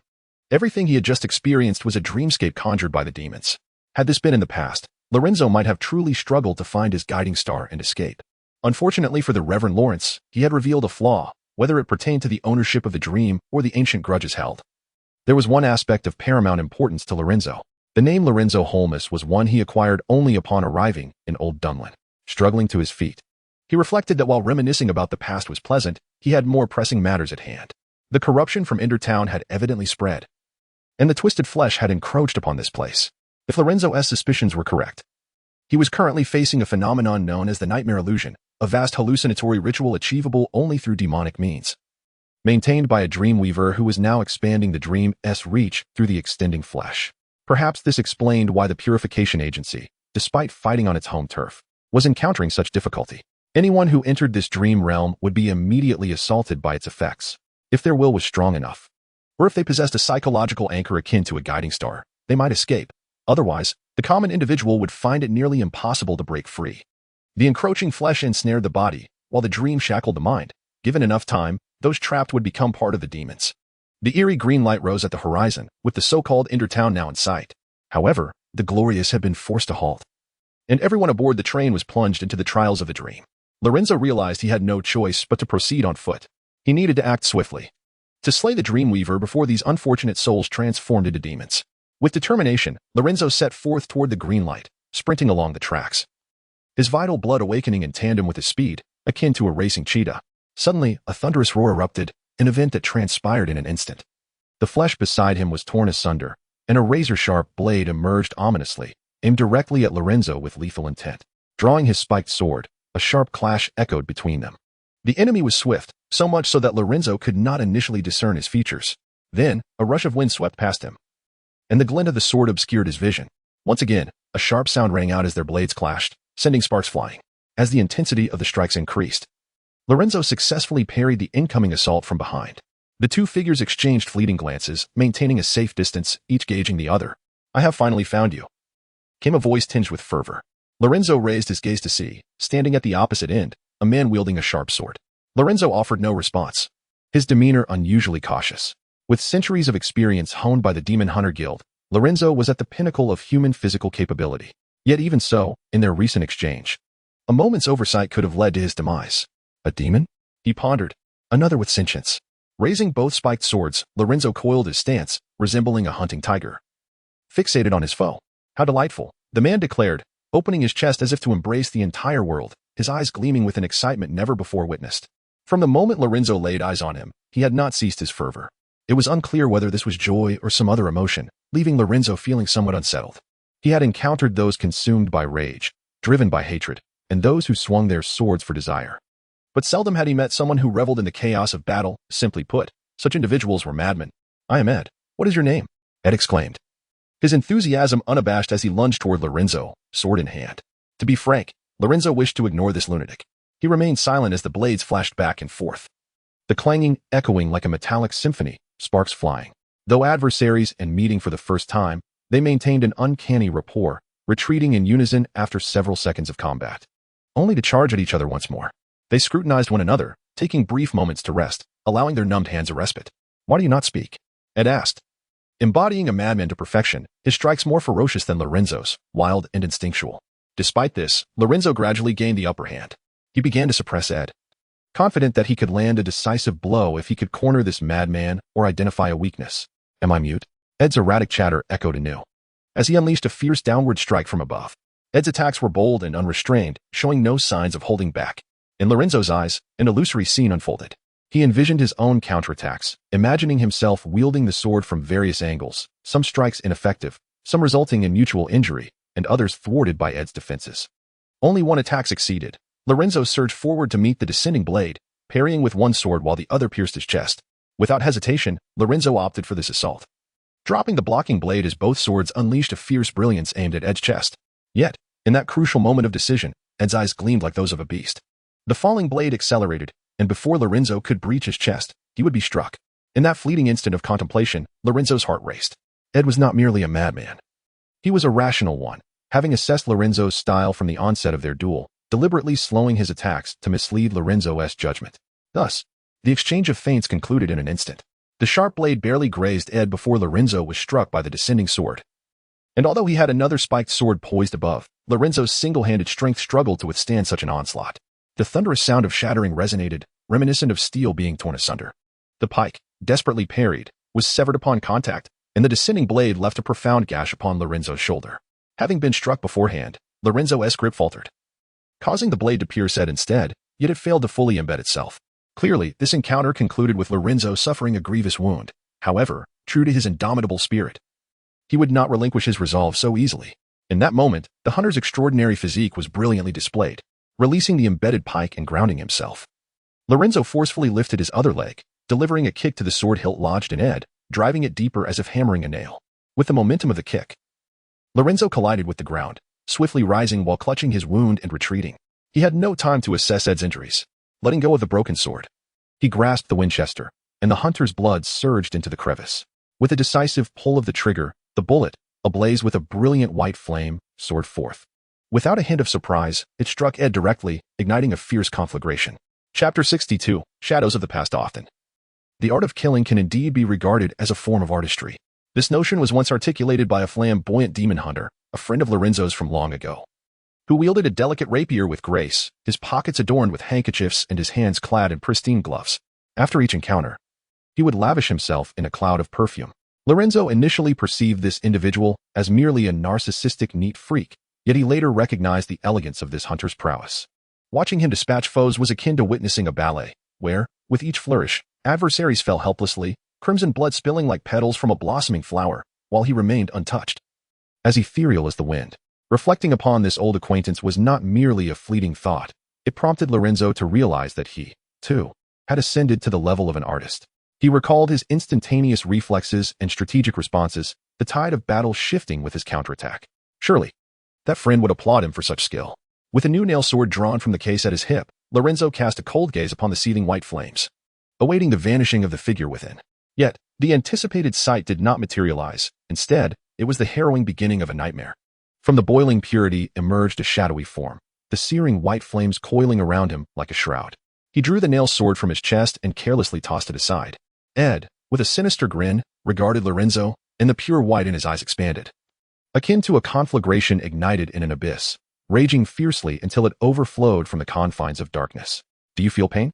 he taunted, raising his blade aloft. The prior strikes had been too swift, like a tangible beam of white light.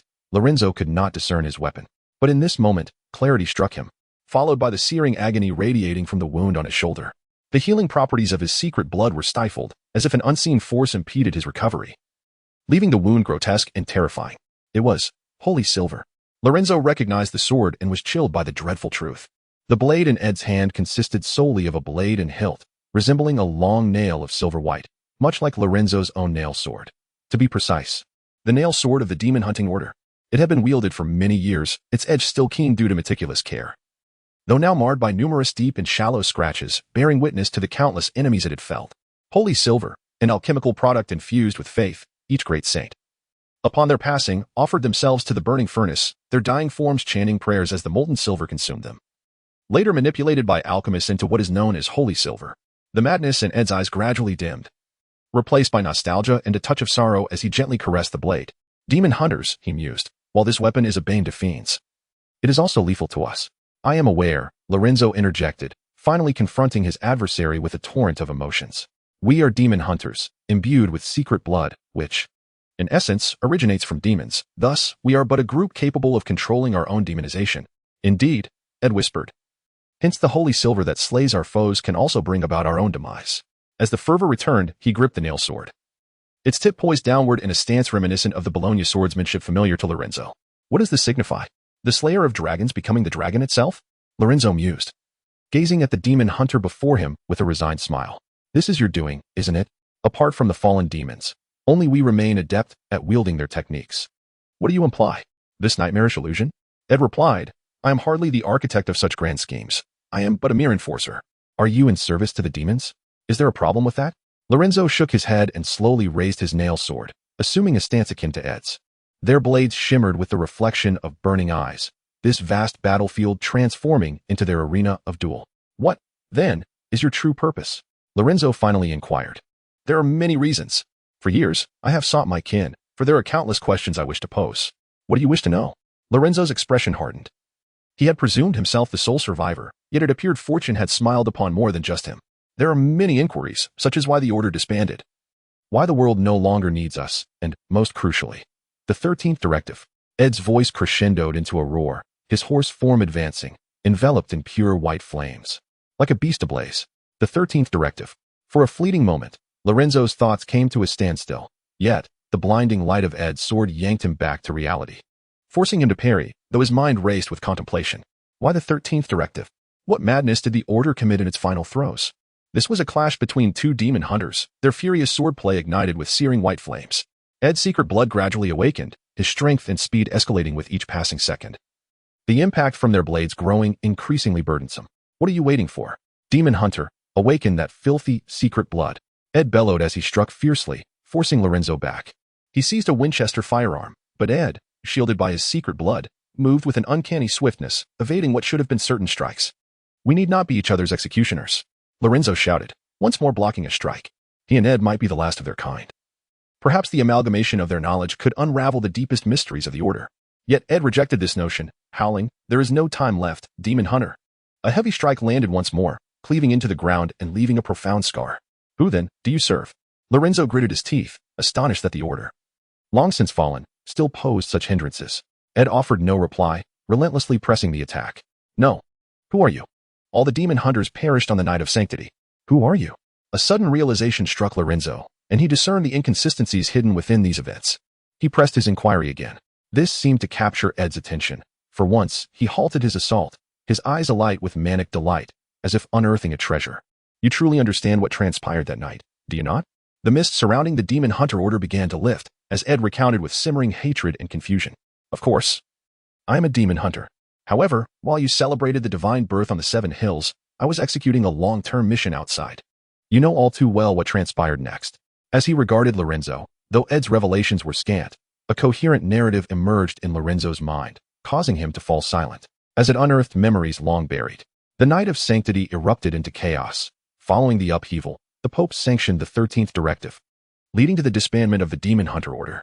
Once the protectors of humanity, they were left as mere rats in the sewers, ripe for slaughter.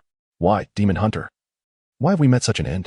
Like a child bewildered by societal truths, Ed gazed at Lorenzo, persistently questioning, as if probing his own soul, while simultaneously seeking answers from Lorenzo. Gazing at Edna's face, both frantic and sorrowful, Lorenzo departed from the sect after the night of saintly presence. He surmised that the church would embark on a significant purge, yet he did not anticipate it would manifest as the 13th edict. "Is this outcome truly so dire?" Lorenzo retorted unexpectedly, his tone laced with a nonchalant air. "The malevolent corporation has finally perished. We are at last liberated. Why wallow in hatred? Is it not splendid to pursue our dreams freely?" As he spoke, a laugh escaped his lips, as if he found amusement in his own words. However, Ed shook his head, regarding Lorenzo as one lost in self-deception. "Hunter," he declared, "you are the more pitiful of us. I confront my anguish directly, while you mask it with your ludicrous aspirations. Your retention of the impaled sword serves as the clearest testament." With a venomous curse, he continued, "You are also gripped by fear, are you not? Fear of the monsters that may emerge from the shadows, which is why you cling so desperately to that sword."